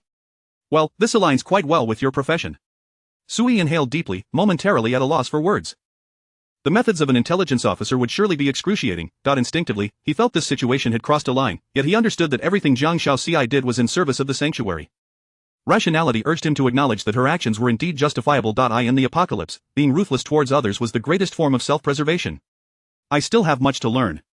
Sui sighed as Jiang Shaoxi tenderly massaged his temples, her voice softening. Sir, there are matters you need not inquire about. Simply knowing the outcome suffices. And what is the outcome? Sui paused before asking, by the way, those 3 women are not dead, are they? One remains alive. Jiang Shaoxi replied calmly, adding, but she is unlikely to survive until dawn. Ah, they will all perish. Sui was taken aback, grappling with the surreal nature of her words. Just half an hour ago, he had seen those 3 women timidly lingering outside the walls, unmistakably alive. In the blink of an eye, 2 of them were gone. Sui fell silent, understanding that he must learn to accept such harsh realities. If this was the price of growth in a world plagued by chaos, he felt it was all happening too swiftly, making adaptation exceedingly difficult. Sir, if this troubles you, I shall refrain from such actions in the future. No, I merely feel. Sui lifted his gaze to meet Jiang Shaoxi's, smiling as he queried, if we were to kill them, how would we draw out the snakes from their lairs? Surely, there are orchestrators behind them? Indeed. Jiang Shaoxi regarded him with a hint of surprise, having prepared for rebuke, yet to her astonishment, Sui appeared unperturbed. At first glance, he seemed a man of cold disposition. Yet, Jiang Shaoxi could sense his heart racing. Sir, he was merely concealing his true feelings, compelling himself to accept and adapt to the bewildering rules of a chaotic world. Sir, according to the intelligence, they no longer hold any value for survival. In fact, their continued existence may pose complications. Jiang Shaoxi steadied her emotions, speaking softly. According to their account, they were abducted at the subway station by a group of thugs, who are based 8 streets away from us. Among those thugs, a man leads with a peculiar ability. He seems to possess the power to manipulate life and death from afar, tormenting the flesh of others. Due to this ability, he has gathered numerous followers, continually capturing isolated survivors to locate the sanctuary behind the scenes. As for their intentions regarding the sanctuary, it likely involves plundering resources or destroying it altogether. The 3 girls were under this man's influence, unable to control their own fates, and were coerced to return here, intending to act as informants for the thugs, with the aim of breaching our sanctuary. Jiang Shaoxi paused momentarily, casually brushing her hair aside, and continued, according to the original plan, they were supposed to establish contact with the thugs before nightfall. It is already dark, and since the thugs have yet to arrive, they have naturally lost their value. Why do you say that? Sui inquired earnestly. Is it not possible that the thugs discovered our sanctuary's robust perimeter defenses and were temporarily deterred? If we are to address these potential threats, we would still need those 3 girls to pinpoint the thugs' location. I have already extracted the thugs' location. Jiang Shaoxi gazed out at the darkening sky beyond the window, suddenly speaking up. Sir, Lin Yu and the others have yet to return, and they are nearly 20 minutes overdue. Suyi's expression shifted. Shaoxi, are you implying the thugs must have already arrived, but encountered Lin Yu and the others on their return journey? Jiang Shaoxi smiled subtly. These thugs do not merely possess one extraordinary ability. Many survivors share similar traits. They are armed and numerous, approximately 50 in total. A group of this size would not be deterred by our seemingly robust walls. Jiang Shaoxi articulated her analysis, firmly establishing her belief that Lin Yu had indeed encountered the thugs. Since we have faced this group of thugs directly, the 3 women no longer hold any value for survival. Although they were coerced into being informants, I cannot ascertain whether the thugs' ability could surpass their control and lead them to inflict harm. If the sanctuary is on the brink of conflict, I must eliminate any internal threats. Jiang Shaoxi elaborated, speaking more than she typically would. Shaoxi, why do I feel as though you are lecturing a child? Sir, I merely wish to avoid any misunderstandings. Jiang Shaoxi lowered her head slightly. I am not a woman of indiscriminate slaughter. I believe you. Sui embraced Jiang Shaoxi, his tone turning serious. Without you, even if I suspected those 3 women were problematic, I would not have been able to uncover the truth so swiftly. If my hesitation had delayed matters and jeopardized the sanctuary's safety, that would indeed be the worst-case scenario. Your decision was entirely correct. You have done nothing wrong. He had no grounds to blame Jiang Shaoxi. She utilized her intellect to shield them from the threats of the apocalypse, ensuring that the burden of such brutal choices never fell upon Sui. Her loyalty had been proven through her actions. However, this apocalypse truly feels. Sui inhaled deeply, a smile gracing his face. Here I am, comfortably seated at home, yet I encounter marauding thugs at my doorstep. Sir, it seems you are not concerned about Lin Yu and the others potentially losing in battle. They will not lose. Even if they cannot prevail, they can still retreat and hide. Sui waved the remote control in his hand, a gleeful smile upon his lips. After all, we have quite a few machine guns. No sooner had Sui's words left his mouth than the sound of Sister Li's voice echoed from the hallway. Miss Jen. Miss Jen. Miss Lin Yu has returned. Chapter 46 A Night Raid and Unexpected Joy. Sui rose to his feet and descended the stairs alongside Zhang Xiaozi. Upon reaching the first floor, they encountered Lin Yu and the male soldiers engaged in removing the dust and blood from their bodies. Lin Yu. Commander. Lin Yu lifted her head and, along with her soldiers, saluted Sui, declaring, Lin Yu reporting for duty. Indeed. Sui nodded and approached Lin Yu, lowering his voice to inquire, did you encounter the enemy at your doorstep? Yes. Lin Yu affirmed, straightening her posture as she reported, after receiving Miss Zhang's assignment yesterday afternoon, I assembled a 10-member combat team and set out, centering our search on the vicinity of the shelter, combing 5 streets for potential insurgent traces while scouting suspected locations of substantial resource storage. We discovered a night market where we witnessed a group of thugs committing heinous acts, brutally slaying several survivors who had ventured out in search of supplies. Upon preliminary assessment, we unanimously deemed them a target for extermination, engaging and eliminating the foes, and from the captives, we gleaned further intelligence regarding the hideouts of the remaining insurgents. That night, we approached their gathering point and, after strategizing, launched a night raid, concluding the battle by dawn. This morning, we relocated the survival supplies from the shelter to a safer location and prepared for our return journey. On our way back in the afternoon, we stumbled upon a grain store, and during our search, we engaged in combat with lawbreakers, which delayed us somewhat. Just as we were about to regroup at dusk, we spotted a large contingent of armed men near the shelter, presumably advancing toward it. To ensure the shelter's safety, we initiated combat preemptively. Lin Yu paused, then proclaimed loudly, in the end, we eliminated 20 enemies, while the rest fled. Our concern for the shelter prevented us from pursuing them.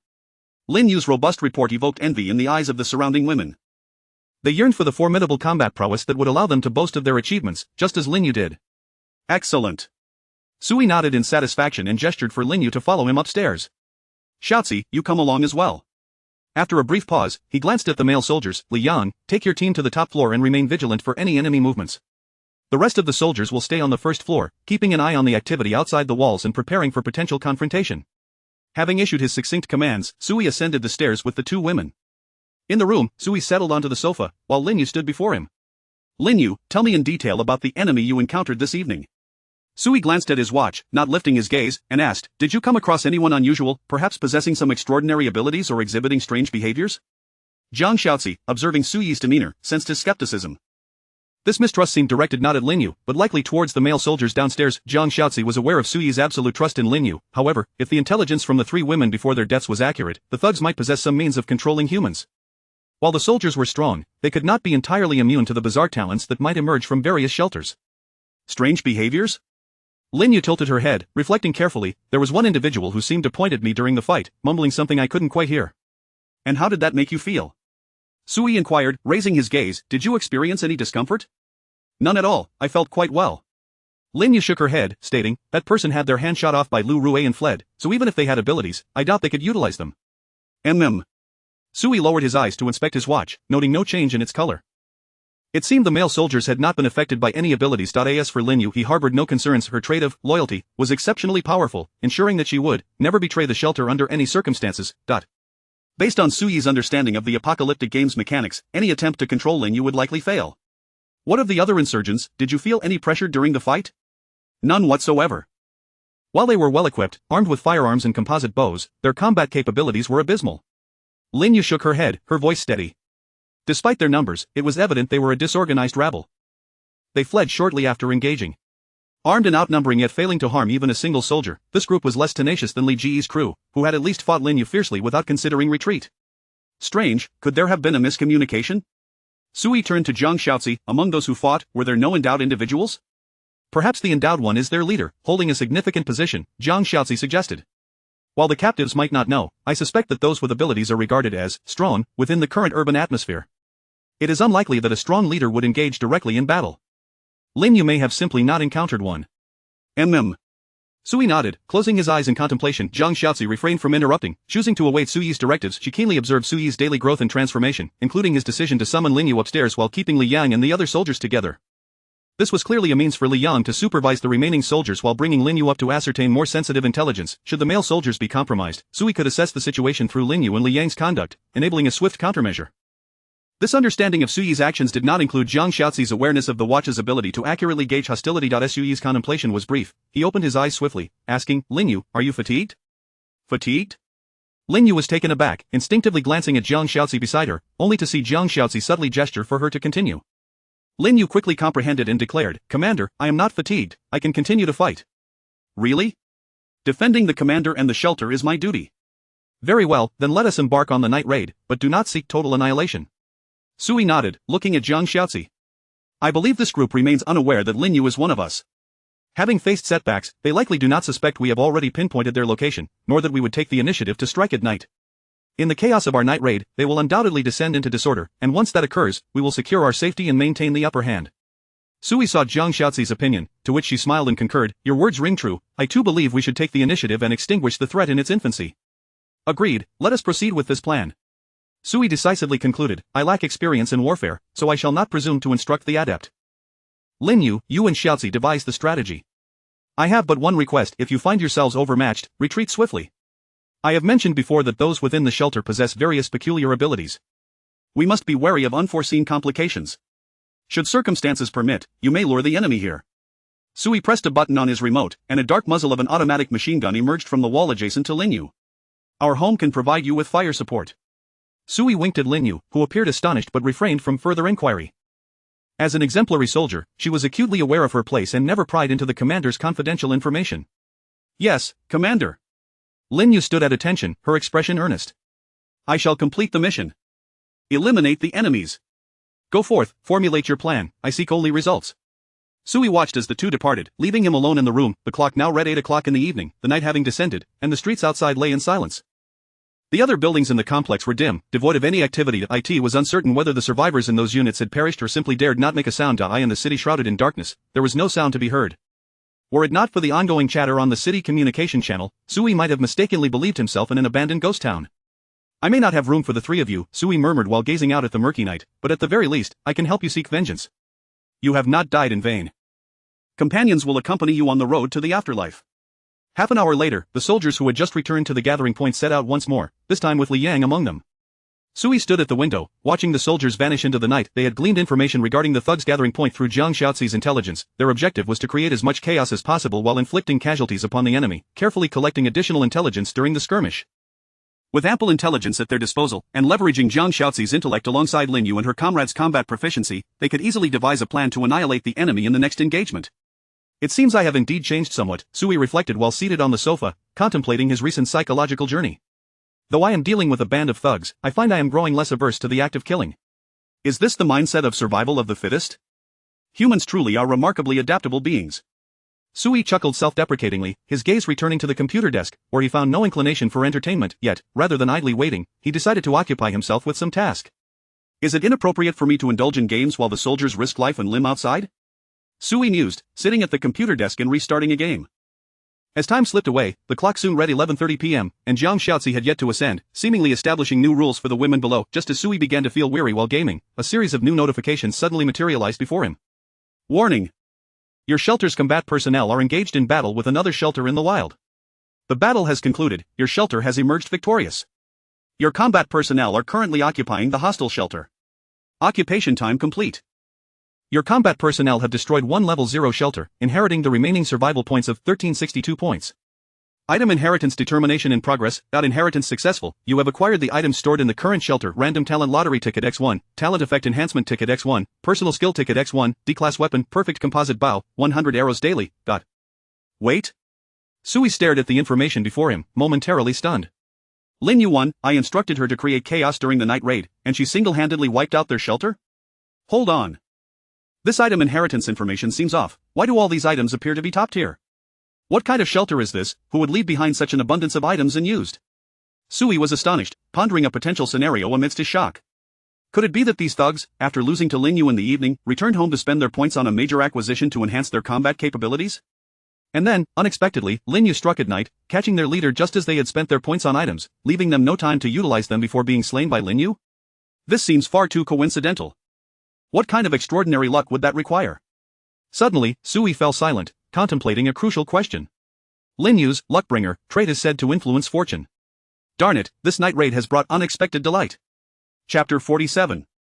The black and white gloves of the mastermind Sui repeatedly scrutinized the information prompt, confirming that he had not misread it. The inherited items and points had indeed arrived in his shelter's reserve panel. Sui had even taken these items out and arranged them before him. Random talent lottery ticket, a special item that can summon one random talent of DB grade for the shelter. This item is classified as special, and the purchaser must first obtain purchasing qualifications. Talent effect enhancement ticket, a special item that can enhance one's shelter talent, guaranteeing a favorable and amplified transformation of the talent.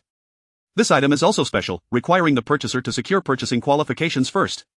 Personal skill ticket, an item from the point store, requiring 2,000 points for purchase, which randomly grants one personal skill, for player use only, with a level not exceeding C grade.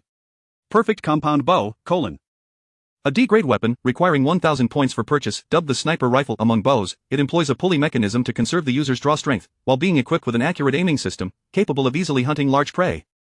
It comes with a quiver that automatically replenishes to 100 alloy arrows each day. Wow, this guy is truly formidable. With such a substantial foundation, he's undoubtedly a big shot on the leaderboard. Sui gasped in astonishment. He had no idea what this unseen adversary had done to acquire such special qualifications and obtain two unique items. However, Sui was acutely aware that both of these items were far from trivial. If this individual were to utilize them, should he happen upon a powerful personal skill or a B-grade combat talent, that would be catastrophic. Even Sui would have no choice but to adopt a defensive strategy, certainly refraining from confronting him directly. What should I say? Is it good luck or bad luck for you? Sui surveyed the items before him, shaking his head with a hint of trepidation. Thankfully, Lin Yu had utilized the opener's characteristic reward. Otherwise, it would have been Sui facing misfortune that night. Sui chose not to use the items immediately. He intended to wait for Lin Yu to return, particularly with the talent-related items. He needed Lin Yu to activate them, hoping to ride on Miss Lin's luck. According to Xiaozi's intelligence, the gathering place of that violent faction is a standalone villa in the city, which can essentially be regarded as a shelter. Lin Yu has already destroyed the shelter and should be on her way back now. After waiting for over an hour, Sui indeed heard some voices outside the window, and the iron gate swung open as Lin Yu returned, weary yet triumphant, accompanied by her soldiers. Once again, she had achieved victory. To Sui, this girl had certainly earned her stripes. Before long, he heard hurried footsteps in the corridor, and Lin Yu swiftly pushed the door open. Commander, I'm back. Lin Yu stood before Sui, her spirits high, and he could still detect a faint metallic scent of blood emanating from her. What were the results? Sui scrutinized Lin Yu, concern etched on his face. You weren't injured, were you? No, I eliminated all the enemies. Lin Yu held her head high, brimming with pride. They had some strength, but under the cover of night, they lack any organizational capability. I gave my rifle to Lu Rue. That guy's sniping skills are indeed superior to mine. He wiped out the opposing forces in no time. But I didn't fall short either. I believe I took down one of their leaders. Lin Yu beamed, and Sui cautiously inquired, before you dispatched that leader, was he just standing there in a daze, staring into the air just like I usually do? Ah. Commander, how did you know? Lin Yu exclaimed, clearly astonished. Commander, do you possess the eyes of a hawk? You know all this? It was exactly as you described. I had even sneaked up to his window without him noticing, and then I threw my combat knife. And then, I scored a headshot. Lin Yu shrugged, rolling her eyes. He was far too careless, no match for me at all. Indeed. That guy was truly unfortunate. While he was joyfully spending points, reveling in his acquisitions, the next moment, he was shot in the head. He couldn't even unleash his talent, dying without understanding how. Putting himself in that scenario, Sui figured he would probably die with his eyes wide open in disbelief. They truly were no match for you, but that is to be expected. Sui nodded in agreement. Regular troops are preoccupied with the apocalypse, leaving behind only ordinary people. Their combat prowess is certainly incomparable to yours. Even with the strongest talents, most survivors lack the combat training of professional soldiers. Lin Yu's successful ambush, seemingly a stroke of luck, was in fact a genuine demonstration of military prowess. Congratulations, sir. Your foresight has eliminated potential threats, and you can now rest easy. Jiang Xiaozi chimed in with a smile, to which Sui retorted playfully, when did you suddenly become so adept at flattery? Jiang Xiaozi stifled a giggle, refraining from rebuttal. What about post-battle handling? Sui turned to Lin Yu, this time inquiring with greater detail, not leaving everything to Jiang Xiaozi. Sui understood that as the leader of the shelter, he must actively learn and ponder many matters, even if he lacked expertise. There are no living enemies left in that villa. However, I did find some captives, men, women, and children alike. I heard from the captives that they were all captured to serve as meat puppets, under the control of that leader. Seeing their plight, I decided to set them free. They asked me for my name before leaving, and wanting to keep our secrets, I lied. Lin Yu paused, prompting Sui to inquire, what did you say? I told them my name was Lei Feng. Lin Yu scratched her head, chuckling bashfully. They insisted I was a member of the People's Liberation Army, but I clarified that I was not. I belonged to the Lei Feng Army. Ah, well done, the Lei Feng Army it is. Sui laughed heartily, not harboring any resentment. Seeing Sui in good spirits, Lin Yu felt emboldened to continue cautiously. Additionally, I felt sorry for them and allowed them to take some supplies from the villa, mostly food and drink. I figured we were heading into battle, and I hadn't made any preparations, so I couldn't carry too much back. Plus, the fighting was quite intense, and surely the surrounding survivors heard it. I thought, even if I made a second trip to the villa, I could probably lose a fair amount of supplies to theft, so why not do a good deed instead? As Lin Yu noticed the smile fade from Suyi's face, her heart sank with anxiety, and she lowered her head. Commander. I am sorry, I was wrong. It's alright, you make a valid point. We went to battle, emphasizing swift engagement and retreat. Even in victory, we wouldn't be able to carry away too many supplies. Sui waved his hand. Although he felt a pang of regret over the lost resources, he couldn't bring himself to chastise the valiant Lin Yu. If you gave them away, then so be it. Consider it accumulating virtue. You're so kind, Commander. Lin Yu beamed, realizing that her commander was indeed benevolent and would not hold her accountable. Sui sighed, beginning to understand the distinct personalities of the three women under his command. Leah was reserved, much like himself, a reclusive researcher who seldom ventured outside. Jiang Xiaozi was a ruthless woman. Describing her as one who kills without blinking would be an understatement. Then there was Lin Yu, the anomaly, an individual engaged in battle daily yet possessed of a kind heart, unable to bear seeing the weak suffer. It seems I will have to assign the dirty work to Xiaozi, while Lin Yu can handle more straightforward matters. Sui mused, suddenly amused. Did this not imply that he effectively had both black and white gloves, with representatives for his will in every endeavor? Upon reflection, was this not Jiang Xiaozi's behind-the-scenes plan for him? Jiang Xiaozi, who had remained silent, simply smiled gently, standing with elegance and poise, her beautiful gaze fixed upon Sui. By the way, that Lu Rui is a sniper, correct? There's no need for him to keep that rifle. A sniper should also be adept at using a compound bow, right? Sui gestured towards the compound bow on the table. Let us give it to him to serve as a temporary replacement for his sniper rifle. Understood, Commander. I will deliver it to him right away. Lin Yu nodded and was about to take the compound bow when Sui called out, Wait, don't rush off, I need you to do something for me. Commander, please command. Lin Yu turned to face him, standing at attention. Sui smiled and waved her over. Come here, don't be so serious. Come, sit beside me. Lin Yu's cheeks flushed, but she obediently settled beside Sui. Commander, is there a new task? It's nothing so grave. Do you remember the last time you helped me use the ticket? I remember. Today, we have one more, help me use it. Sui handed Lin Yu the random talent lottery ticket, gazing at her with eager anticipation. You have good luck. You should use it. The talent enhancement ticket and personal skill ticket would directly affect Sui, so he certainly didn't expect Lin Yu's luck to influence those. Thus, the talent lottery was solely up to Lin Yu. He was counting on her fortune. All right. Lin Yu nodded obediently, shaking the ticket in her hand as she had done previously. Use? Instantly, a dazzling golden light enveloped the room. In a flash, the golden radiance flooded the entire space, and Sui's eyes widened in astonishment. This commotion is extraordinary. It must be an exceptional talent. Chapter 48. The genius doctor of a former retired assassin with mental illness, the golden light did not linger for long. After a few breaths, it swiftly retracted and coalesced into a golden humanoid figure before Sui. It was the first time Jiang Xiaozi had witnessed such a scene, her beautiful eyes curiously scrutinizing the spectacle. Before long, the golden glow completely dissipated, revealing a middle-aged man wearing gold-rimmed glasses and a white lab coat standing before Sui. Congratulations! Successfully recruited B-level talent, Chun Shorin. B-level talent, Lin Yu's luck was indeed extraordinary. Hello, boss, the man stood respectfully before Sui, bowing slightly. My name is Chun Shorin, and I am your private physician. The man's demeanor was cool, with a smile gracing his lips, yet his eyes betrayed an unmasked madness and indifference. Unlike other doctors who exuded a warm sense of security, Chun Shorin emanated an aura of cold danger, causing Lin Yu to instinctively tense up, her gaze fixed on this perilous individual. Private physician? Jiang Xiaozi regarded Chun Shorin with keen interest, sensing a familiar essence. Indeed, Chun Shorin replied in a calm tone, smiling politely.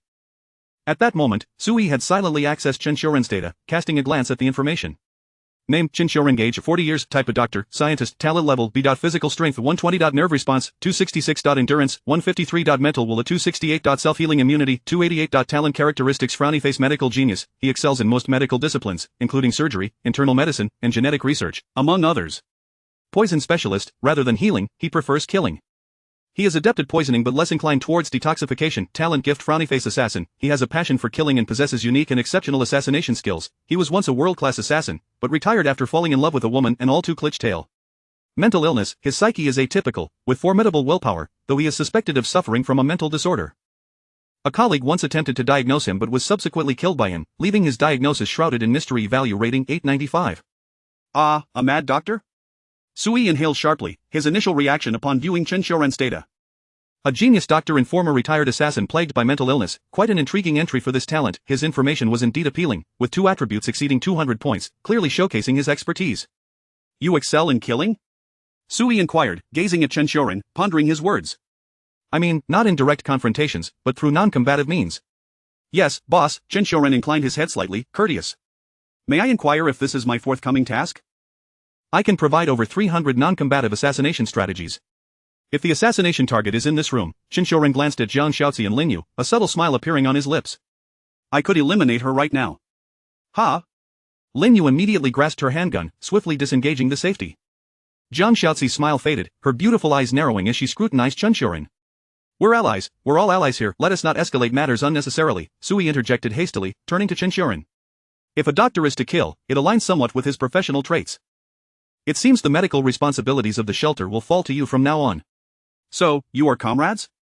Chen Xiuren smiled as he crouched by the table, pouring 2 cups of tea, which he presented to the 2 women. I apologize for my earlier indiscretion. I hope the 2 lovely ladies will not take offense. Not at all, Lin Yu replied, holstering her weapon but not accepting the offered tea, nor did Jiang Shaozi. Please, continue, Sui chuckled lightly. He has just arrived and hasn't familiarized himself with everyone yet. A little misunderstanding isn't a problem, a cup of tea can serve as a gesture of goodwill. Not goodwill, Chen Xiuren paused, speaking softly. This cup of tea is an antidote, I just poisoned it. What? Sui was taken aback, incredulous as he looked at Chen Xiuren. Chen Xiuren set down the teacup, his expression somewhat innocent as he produced a small spray from his waist and waved it. This is my homemade neurotoxin, which induces paralysis and dizziness. It may be fatal to those allergic to its components. There is an antidote in these 2 cups of tea, which will prevent the toxin from taking effect. After Chen Xiuren's explanation, Sui finally recognized that Chen Xiuren appeared impeccably clean, seemingly devoid of any visible items typically associated with talents. It was known that even D-level talents would carry firearms, so it was peculiar for a B-level talent to arrive empty-handed. Ultimately, this fellow had brought poison. Lin Yu, Shaozi, drink up.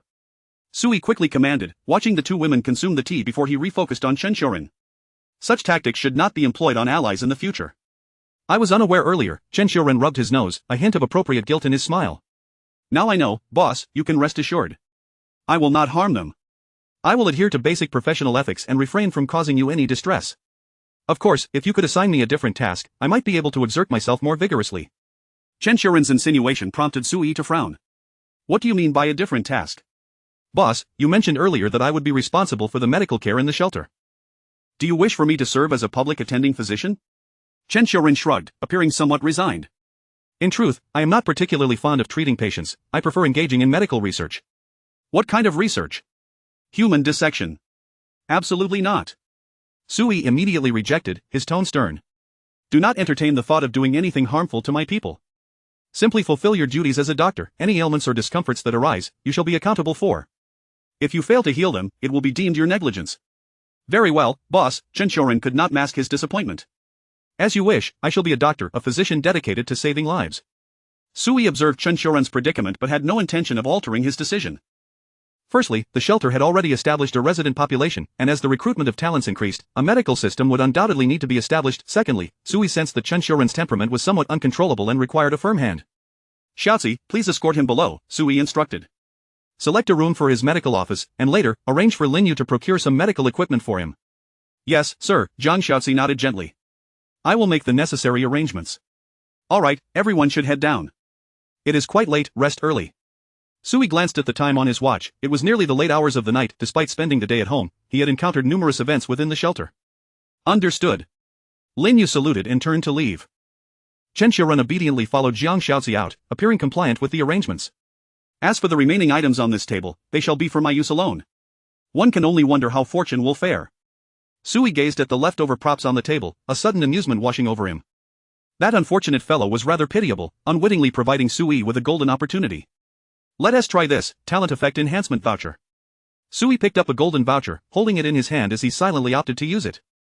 As the golden voucher erupted, a radiant light enveloped Sui entirely before his eyes. New information prompts began to materialize. Chapter 49. Why do I feel as if I have outpaced the world with a version of the apocalypse? Congratulations! By utilizing a special item, your talent has been upgraded. Home of the otaku, in addition to the original effects of your talent, you now possess an additional upgraded effect of reward stacking. Reward stacking, : As you utilize your talent rewards more frequently, the quality of the rewards obtained through your talent will gradually increase, significantly enhancing the probability of receiving high-level talent rewards. An upgrade effect related to luck? Sui tilted his head, scrutinizing the description, and felt quite pleased. The enhancement of talent rewards is undoubtedly a positive development, although the upgraded effect does not explicitly guarantee that every talent reward will be of a higher level. It is worth noting that Sui has the opportunity to win prizes every day. As long as he perseveres, there will inevitably come a time when he claims a grand prize from his talent. Let us try this. Sui picked up the last special item, personal skill voucher.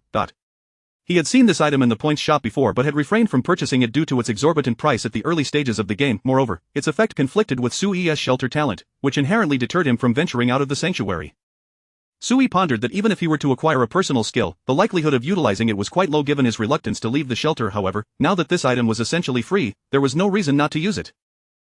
Sui activated the personal skill voucher, and a silvery glow emanated from his palm before seeping into his skin and vanishing. The next moment, a new prompt appeared before Sui.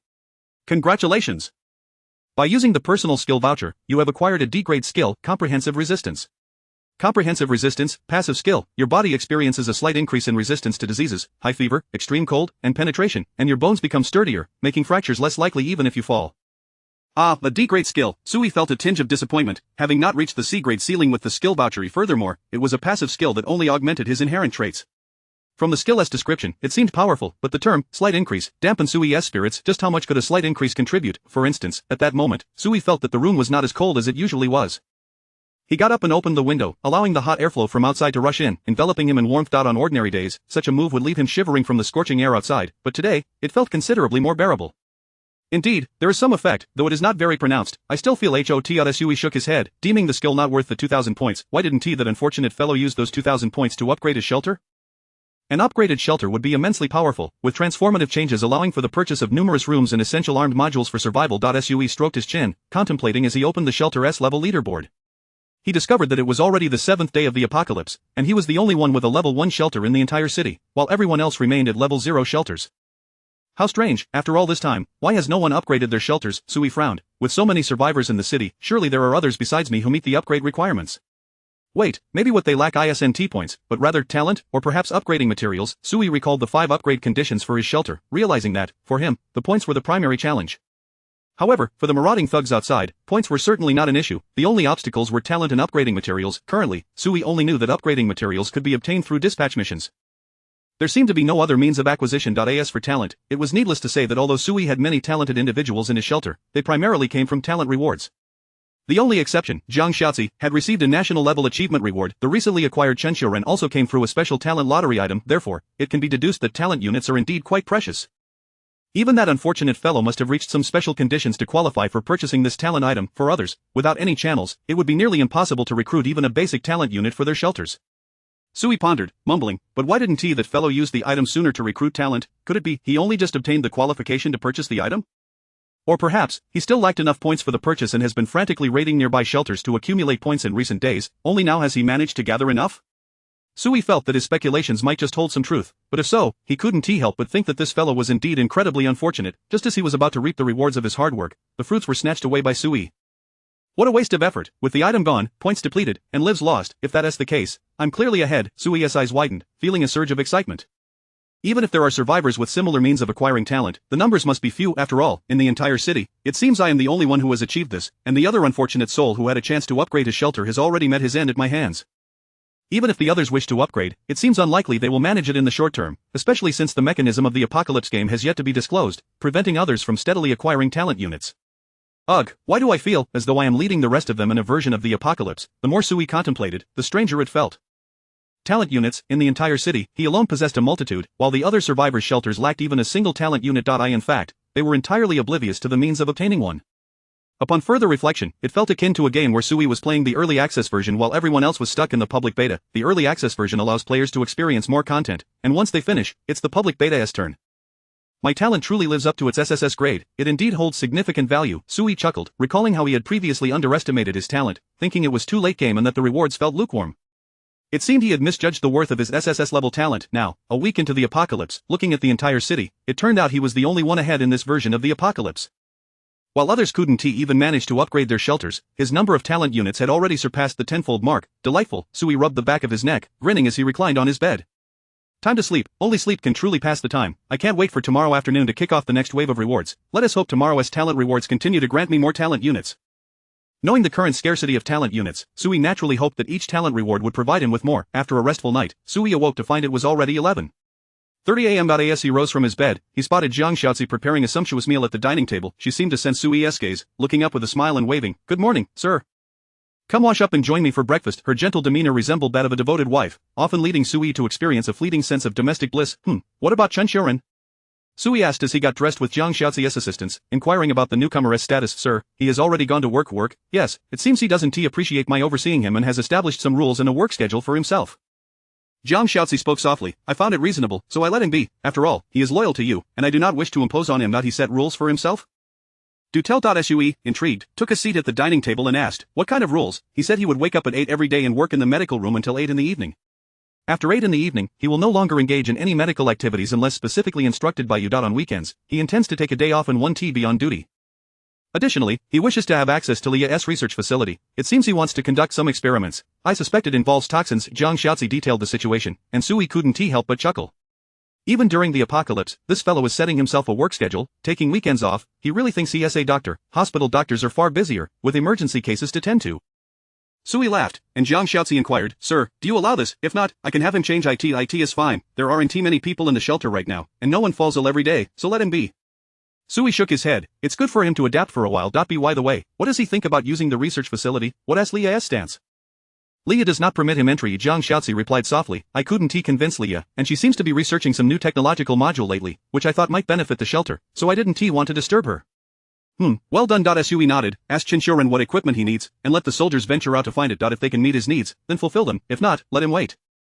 His current role is primarily to save lives. Tasks involving poisoning or killing are not urgently required, so he need not worry. By the way, we should resume the exploration task arrangements for the shelter today. We need to complete the daily 3 tasks to gather upgrading materials. Sui's shelter was now well stocked with resources, equipped with all necessary items, and abundant in talent. He lacked only the upgrading materials for the shelter. Sui contemplated seizing this rare opportunity to push forward, ensuring his shelter remained significantly ahead. Being merely 1 level ahead is far from sufficient. If possible, Sui hoped to upgrade his shelter by 7 or 8 levels before other survivors managed to do so. Yes, Sir. Jiang Shaozi nodded in agreement, and the two continued to discuss other topics. As time passed and just after their meal, it was time for the talent rewards. Sui had just settled onto the sofa to brew himself a cup of tea when a new prompt appeared before him.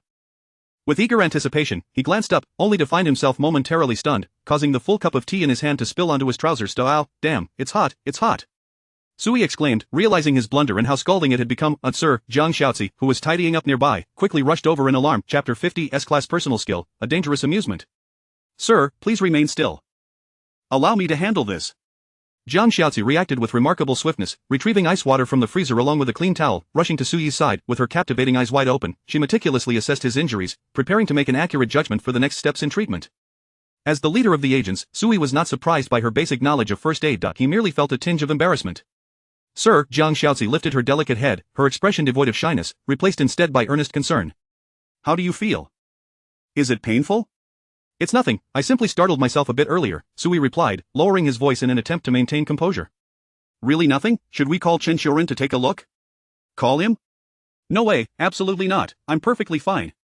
Sui rejected the idea outright, emphasizing for added credibility, Shaozi, I received a new reward yesterday, my heat resistance has increased. I was merely startled, truly, I'm fine, I haven't even broken the skin. Sui spoke earnestly, and he genuinely felt alright. Is that so? Jiang Shaozi scrutinized him closely, hesitating for a moment before raising her gaze. Before she could continue, a voice suddenly called from outside. Miss Jiang, what are today's mission arrangements? We are well rested and have eaten, we can depart at any time. Lin Yu exclaimed as she pushed the door open. She was Sui's most trusted warrior, naturally entitled to enter his room without knocking. Fortunately, the door was around a corner, concealing the current situation of the two from Lin Yu's view. As Lin Yu approached the sofa, Jiang Shaozi had already risen, and Sui's expression had returned to calmness. Commander, you're awake. Lin Yu greeted Sui with a smile and a salute, then, in a soft tone, expressed her concern. Commander, you seem a bit unwell. You look a bit flushed? Is it a fever? Should I call Chen Xiuren? There's no need, Jiang Shaozi interjected, shaking her head. It's just the heat, I simply need to lower the air conditioning. Her nonchalant explanation raised no suspicions from Lin Yu, who nodded in turn to ask, Miss Jiang, what should I do today? Are we continuing with the combat mission? Lin Yu inquired eagerly, knowing that Jiang Shaozi had formulated a detailed and long-term combat plan targeting all the thugs and survivor shelters surrounding their own. Given Jiang Shaozi's approach, Sui could easily guess that it would likely be a swift and decisive sweep. If they encountered stubborn survivors, Jiang Shaozi would undoubtedly label them as thugs and send Lin Yu to eliminate them.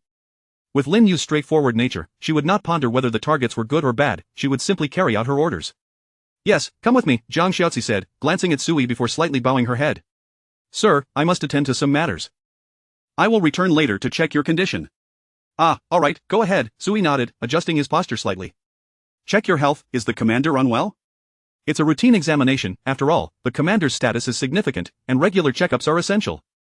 I happen to possess some medical knowledge. Ah, Miss Jiang is truly impressive. The two women chatted amiably as they exited the room. Sui lay back on the sofa, taking a moment to collect himself before lifting his gaze toward the void. This culprit, Sui murmured, closely examining the information about his talent reward once more. Congratulations! You have triggered a high-level talent reward.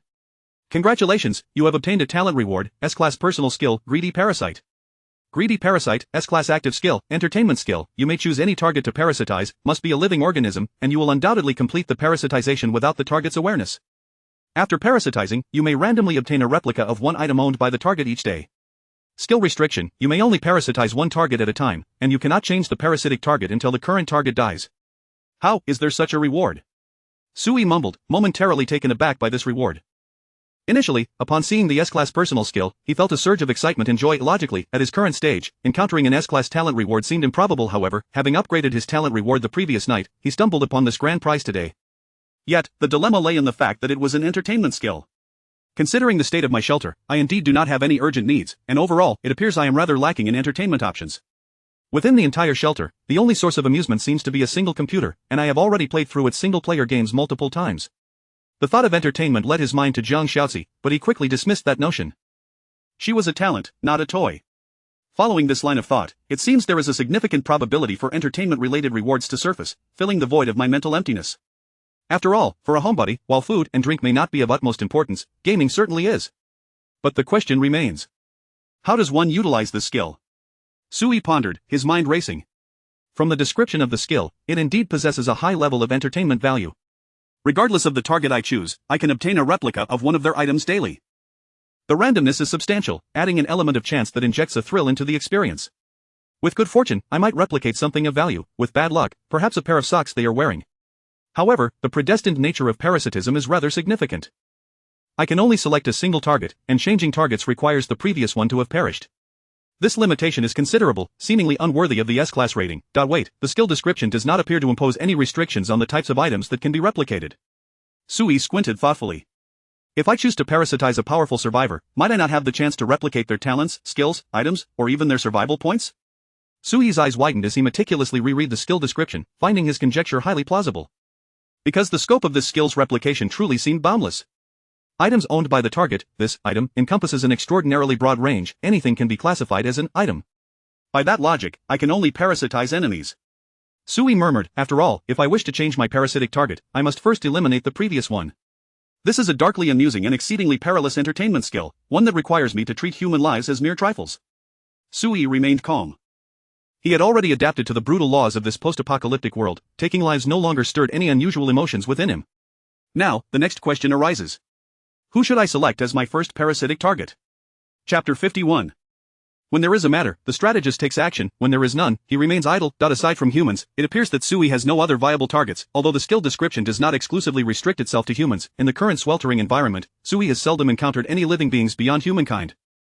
Forget about wild cats or dogs, not a single bird has been sighted in the sky. Occasionally, he might observe a few insects fluttering about, yet Sui refrains from approaching them to utilize his parasitic skill. What could a swarm of insects possibly replicate? Never mind, I might as well give it a try. Bored and restless, Sui struggled to find a suitable test subject. Should he experiment on the residents of his home? He had not yet descended into madness to the point of harming his own people. These diligent young women were quite industrious and valuable. There was no reason to endanger their lives. After much contemplation, he decided to open a window and let in an unidentified insect. The streets were now teeming with various flying creatures, a stark contrast to the city that had once been kept clean by sanitation workers. Parasitize, Sui fixed his gaze on the insect, silently reciting the command. In the next instant, a wave of dizziness enveloped him, and his body involuntarily collapsed onto the sofa. As he struggled to regain his composure and steady his consciousness, he was horrified to find that his perception and sensations had become disordered. He could distinctly feel himself possessing two viewpoints. One was the familiar human perspective from which he observed his surroundings, while the other was the compound eye view of the insect, lying atop the table, which reflected his own face twisted in terror. Is this the perspective of an insect? Goodness, this truly is parasitism. I have actually acquired the viewpoint of an insect. Sui's heart surged with astonishment. I can't endure this. I feel increasingly nauseous. He clutched his head, and with the insect's struggles, he felt as if the world was spinning around him. Unable to withstand it any longer, he fought against the urge to vomit and hastily grabbed a book, swatting the insect dead. Smack! With the insect's demise, the parasitic effect dissipated, and Sui felt a wave of relief wash over him. Damn, this is utterly outrageous. He inhaled deeply, attempting to regain his tranquility. This phenomenon has a latent effect, allowing me to possess the viewpoint of the parasite. But if I am to choose a suitable host, what secrets might they hold for me? Sui murmured, recognizing that while having two perspectives was disorienting, adapting to it was feasible. In comparison to the unpleasant side effects, the potential of this talent was immeasurable. Based on the results of my experiment, I should seek out a survivor to parasitize, preferably one from a formidable shelter. This way, having an additional human perspective would not be too unbearable, and I could adapt more easily. Furthermore, I might luck out and replicate something of greater value. If I merely choose a random individual to parasitize, leading to mediocre replication results, then this skill would merely be a frivolous amusement. Frowning, a name instantly sprang to Sui's mind: the Little White Bear Shelter. As far as I know, he is currently the only powerful survivor. Upon checking the leaderboard, he discovered that this individual's rank remained impressively high, with a staggering number of destroyed shelters. Remarkable, he was undeniably the top player on the PK leaderboard, truly a ruthless killer. If first and foremost, one can deduce that this individual possesses significant talents, his abilities must be formidable. If it were not for his current inability to acquire personnel or perhaps being constrained by upgrading materials, he could have upgraded his shelter several times over with the survival points he has amassed. If I could manage to parasitize him, my chances of replicating valuable items would surely increase, but how should I locate him? Sui pondered, realizing he could not directly call out in the chat channel. Little White Bear, where are you? Come out and let us have a chat. That would be utterly imprudent, as parasitism does not equate to control. The target retains their own consciousness and could resist Sui. According to his plan, he intended to complete the parasitism without the Little White Bear being aware, maintaining a situation where he operated in the shadows while the latter remained in the light. I previously hoped to avoid encountering him too soon, yet now I find myself eager to see him. Sui reclined on the sofa, contemplating momentarily before rising to descend the stairs to find Jiang Xiaozi. At that moment, Jiang Xiaozi was in a second-floor operations room, assigning tasks to the soldiers for the day. Upon Sui's entrance, he noticed Lin Yu and the others were fully armed and prepared to embark. Sir, do you have any further instructions? Jiang Xiaozi, perceptive as ever, recognized that Sui rarely came downstairs unless there was something of importance at hand. Sui nodded, gesturing for everyone to gather around once more.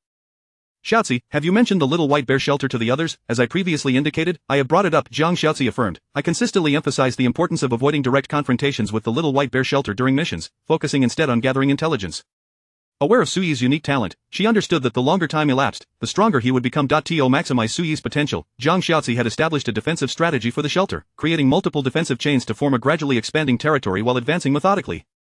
Yes, but there is a new development. Sui reflected, then spoke. Xiaozi, I need to locate the leader of the Little White Bear Shelter. I have a method to effectively target him in the long term. Sir, may I inquire what this method entails? Parasitism. Weighing his options, Sui chose not to conceal anything, as those present were his trusted aides, their loyalty assured, and their fates intricately linked to the shelter. I possess a parasitic skill. As long as I can see the leader of the Little White Bear Shelter, I can execute the parasitism and gain access to all their secrets. He paused, adding with a smile, of course, it is merely a probability, not a certainty. To possess all their secrets. Jiang Xiaozi's eyes brightened, fully aware of the overwhelming nature of such a skill. If it were true, Sui's shelter would be rendered invincible. Sir, is it sufficient to merely see the leader of the Little White Bear Shelter? That appears to be the case. I am still testing more methods of parasitism. Sui nodded, having preliminarily verified that the primary condition for parasitism was to at least see the target. If he could not even see the target, parasitism would be impossible. This. Jiang Xiaozi pondered briefly, as Sui looked at her expectantly. Xiaozi, do you have a plan? I understand this may be challenging, but if accomplished, those individuals would undoubtedly be working for us. Sui cleared his throat, realizing he might be asking for too much. The Little White Bear Shelter was infamous throughout the city for its brutality. Encountering them would not be an easy feat, and merely approaching them posed immense danger. It is not impossible. Jiang Xiaozi raised an eyebrow, speaking softly. Sir, I will take full responsibility for this matter. However, I need your confirmation. Is it truly sufficient to merely see him? Indeed. Sui nodded resolutely, having verified this method of parasitism. Good. I know what to do now. Jiang Xiaozi nodded. I may require some time. I hope you can be patient. I leave it in your capable hands. Sui replied, satisfied. Having a clever strategist was indeed a comfort. Whenever faced with an insurmountable problem, he could simply consult his strategist, who would handle it adeptly. There was no need for him to be overly clever. He just needed to learn to delegate authority to his subordinates and then relax at home while playing games to achieve victory. Sui believed this was the correct application of his talent. No wonder the talent rewards frequently favored his personnel units. It seems I had long believed that remaining cooped up at home was the path to invincibility, yet, the reality is that as long as the disaster persists, absolute safety is a myth. Building a powerful force of my own and encasing myself within the core of protection is the only truly secure path forward. Sui reflected, realizing why Jiang Xiaozi had initially devised a plan for him to operate as a behind-the-scenes power. Developing his own influence would not only enable him to utilize an increasing number of talented individuals to achieve comprehensive strength without weaknesses but also offer unparalleled safety. A solitary individual could create an impregnable shelter, yet in the end, it would merely be a hard shell.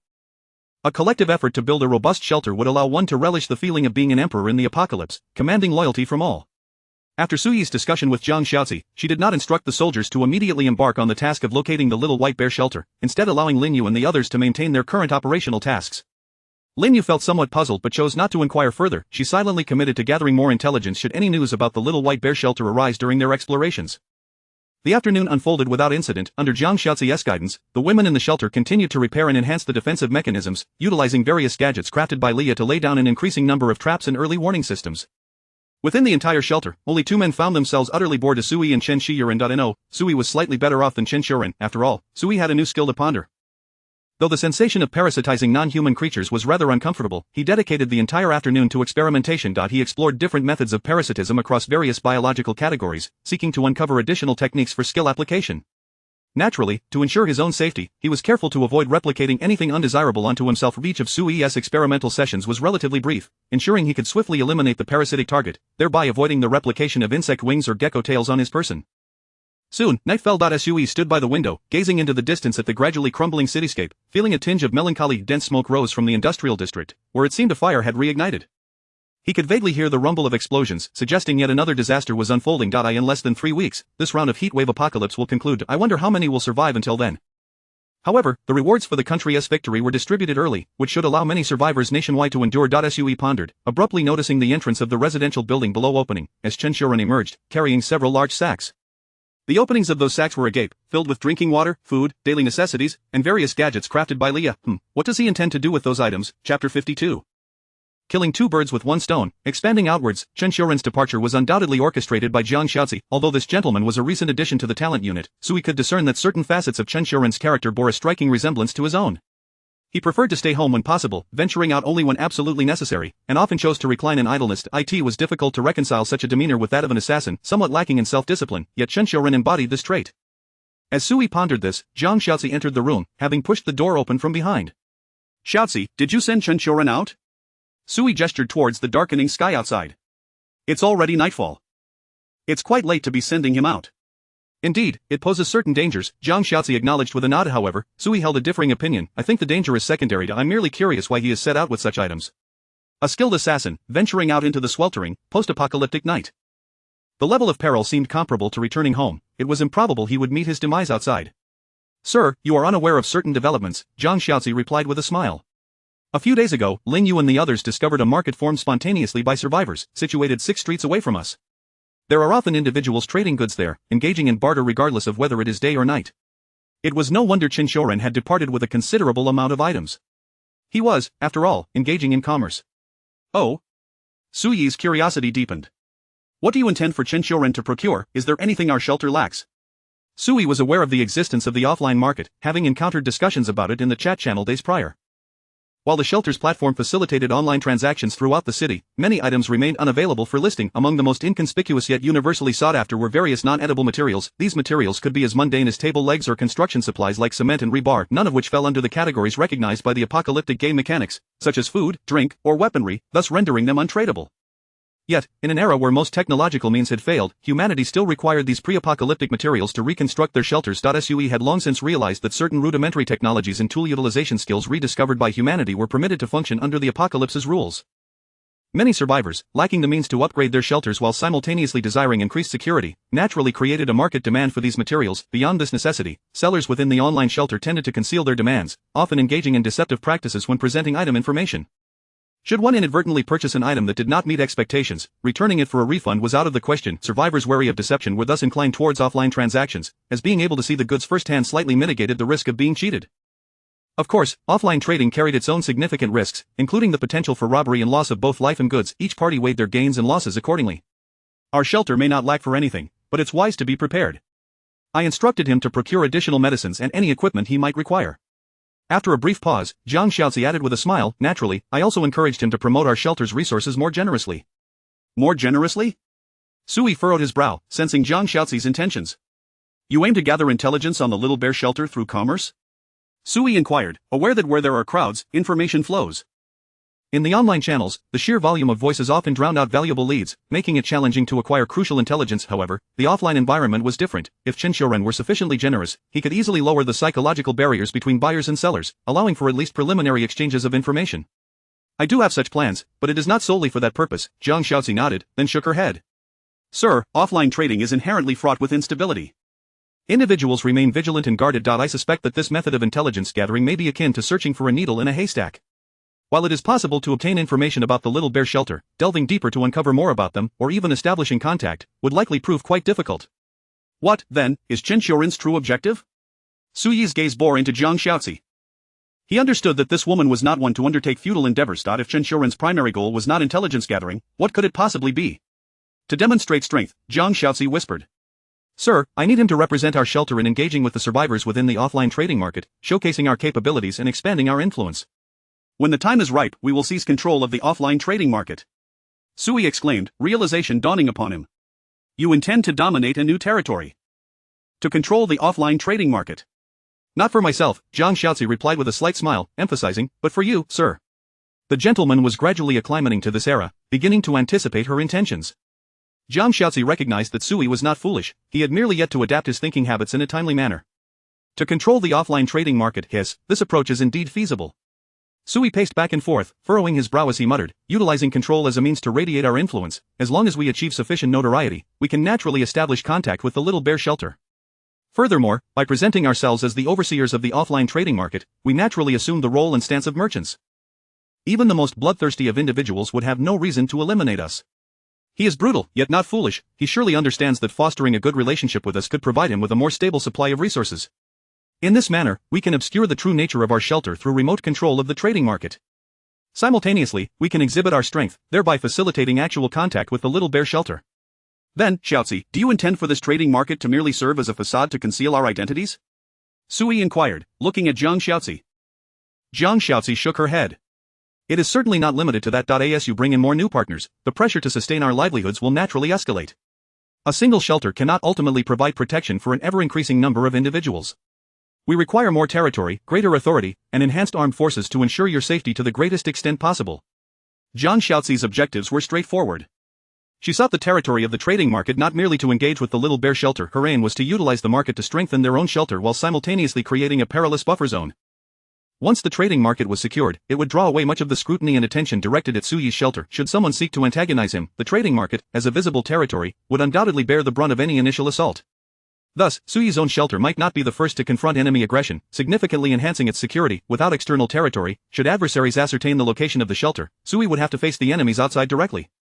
Although the safety of the shelter was continuously improving and fortifying, there was always the fear of a worst-case scenario. Should the enemy prove overwhelmingly powerful, far exceeding the shelter's capacity to withstand, leading to its breach, all would be lost. Delving deeper into thought, if the trading market were secured, it could serve as a new springboard to gather more external survivors around Su Yi's shelter, uniting them in solidarity against the apocalypse.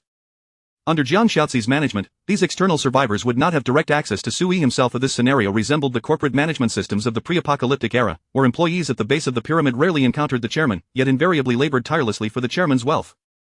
Jiang Xiaozi's decision was indeed killing two birds with one stone, reflecting long-term considerations and intricate interconnections. The more Su Yi pondered, the more he perceived its sophistication. Quite impressive, your foresight is commendable. After a prolonged silence, Su Yi finally exclaimed, Xiaozi, you are truly remarkable. This strategy is advantageous and harmless, whether we face danger or flourish. Jiang Xiaozi was constructing layer upon layer of external protective forces for Su Yi, providing not merely physical safeguarding but a comprehensive shield. You are impressive as well, sir. Jiang Xiaozi blinked her beautiful eyes, speaking tenderly, whatever Xiaozi contemplates, it never escapes your notice. Ah? You are resorting to flattery? I speak only the truth. Jiang Xiaozi's smile grew ever brighter. She genuinely regarded Su Yi as intelligent and inherently kind individual with principles, yet not pedantic. In the face of danger, Su Yi could be decisively ruthless. When conditions allowed, he would extend a helping hand to the vulnerable. Although he could be somewhat laid back at times, he possessed the ability to comprehend many matters independently and trusted his subordinates, daring to delegate authority. Such a leader, while perhaps not perfect, instilled a sense of security in those who served him. Very well, with you around, I can indeed embrace my inner homebody. Su Yi reclined comfortably on the sofa. Jiang Shaozi had already commenced the plan for the shelter's outward expansion, yet this would not hinder Suyi's intention to lounge at home and enjoy life. She would expand her domain, while he would remain comfortably ensconced in his own. There was no conflict. Sir, it is getting late, shall we retire for the night? Yes, indeed. Suyi rose and suddenly remarked with a smile, Shaozi, I find myself feeling somewhat akin to Lue Do, relying entirely on you. Shaozi cannot compare to Zhuge Liang, nor is Sir as mediocre as a Do, Jiang Shaozi replied softly, lowering her gaze. In Shaozi's view, Sir merely exhibits a disinterest in contention. While Suyi may eschew conflict, Jiang Shaozi was willing to fight on his behalf. This was the unspoken sentiment she harbored, though Suyi did not inquire further, opting instead to prepare for sleep. However, Jiang Shaozi interjected, Sir, it seems you have not bathed in quite some time. The shelter's water resources are now sufficiently ample, would you care for a wash? You make a valid point. In these few days of the apocalypse, I seem to have neglected proper hygiene. Suyi nodded. Prepare a bath. Draw some water. That has already been arranged. The room downstairs has been transformed into a large bathtub by Liya just yesterday.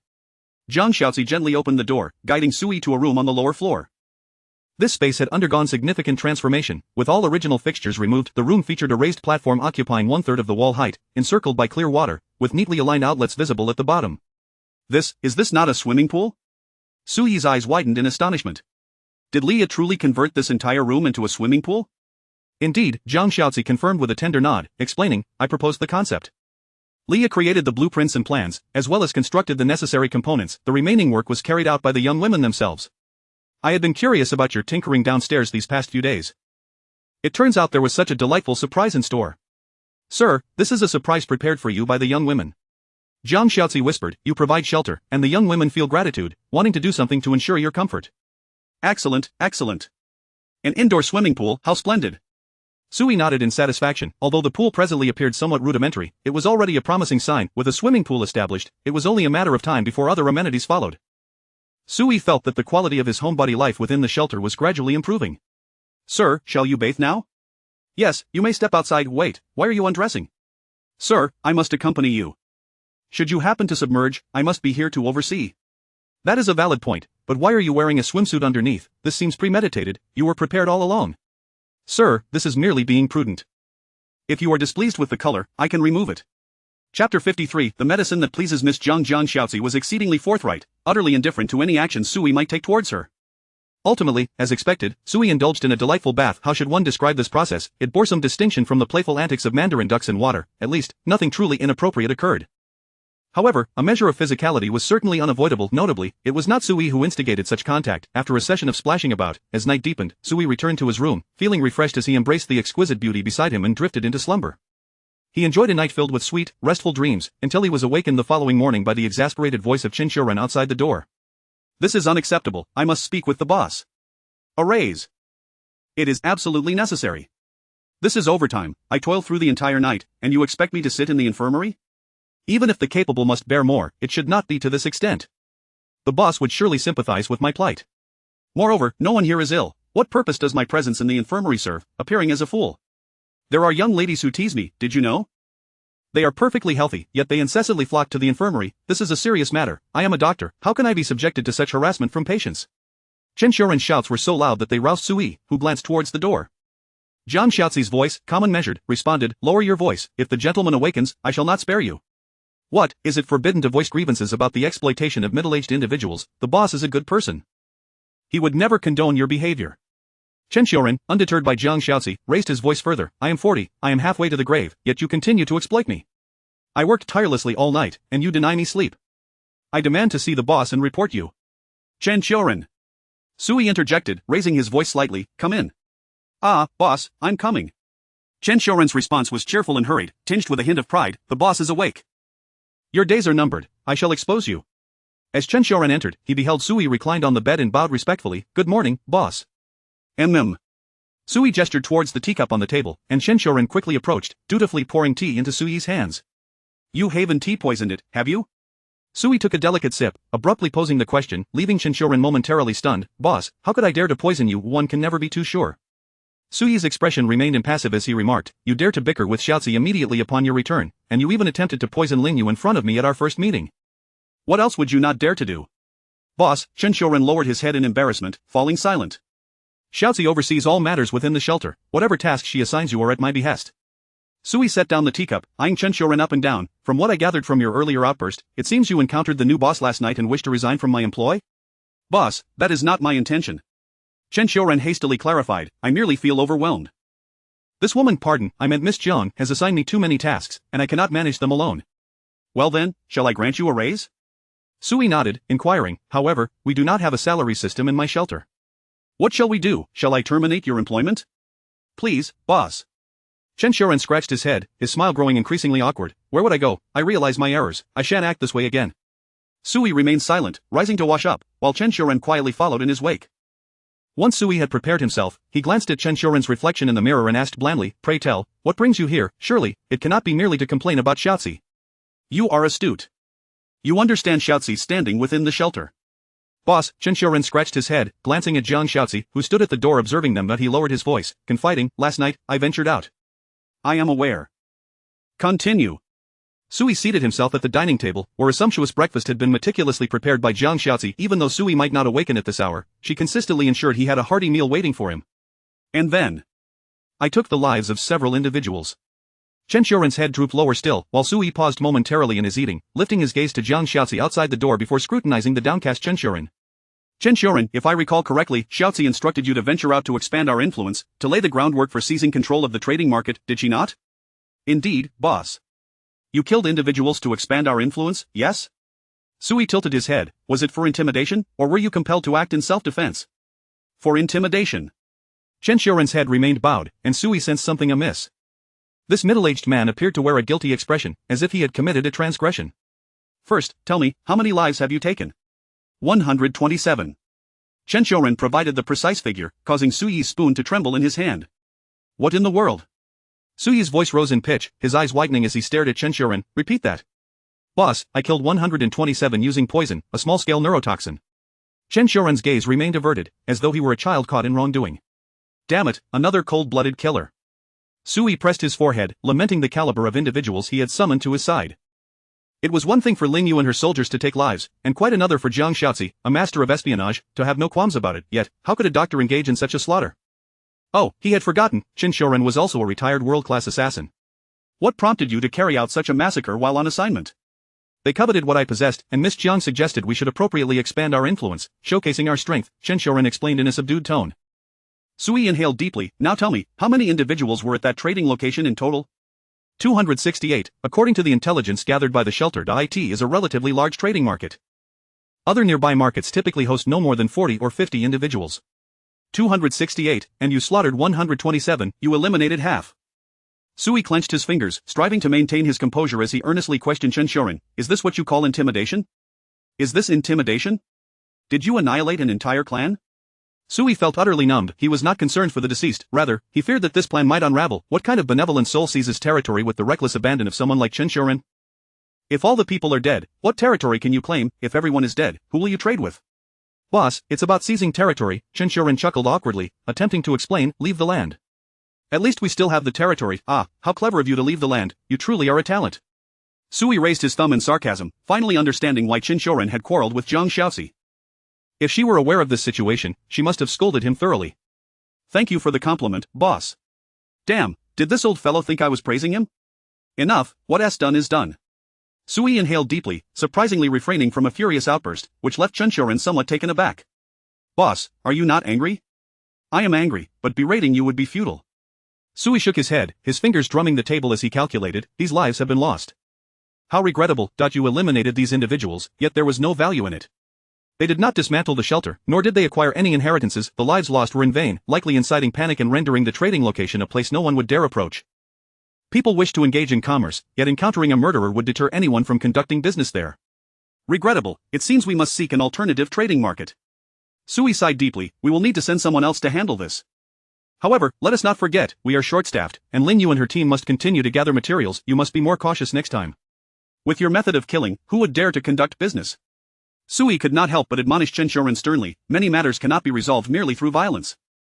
Our goal is to seize territory. Can an uninhabited area truly be called territory? The purpose of occupying the trading market is to facilitate better transactions. Under our protection, these individuals would heed our directives, clustering around us to become an external force. And you, in your wisdom, decided to eliminate half of them. Sui rolled his eyes, only to have Chinchoran suddenly raise his head, perplexed. Boss, I have completed the task objective. What have you accomplished? I have expanded our influence, ensuring the trading market remains under our control, fostering dependency among the survivors who come to trade, integrating them into our faction. Chinchoran paused, then quietly added, the few who survived clung to my hand before leaving, tearfully assuring me they would return for trading tomorrow night, insisting I must be present. Sui paused in surprise, suddenly inquiring, wait, they begged you to return tomorrow night? Indeed, boss. Is there something you have failed to disclose? Have I? Chinchoran tilted his head, a sudden realization dawning. Oh, I seem to have forgotten to mention, the individuals I killed were reportedly from the Celestial Gang, who also sought to seize territory and had arrived 2 days earlier. They presumed I was merely another survivor come to trade, demanding I relinquish half of my goods as a booth fee. Believing I was at a loss, I decided to eliminate them all. Chinchoran paused before breaking into a smile. As for the remaining traders, I provided them with antidotes. They did not perish, while my competitors were entirely wiped out.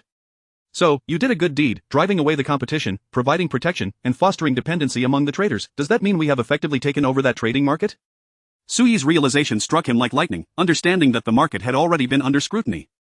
It was simply that these unfortunate souls had crossed paths with the unflinching Chinchoran. Yes, boss, I completed the task. Chinchoran beamed with delight, utterly devoid of the guilt he had displayed moments before. This fellow had been feigning all along. Damn! Sui erupted in anger. Why did you not mention this earlier? Chinchoran looked up, feigning innocence, a smile playing at the corners of his mouth. You did not ask, did you? His expression brimmed with the satisfaction of mischief.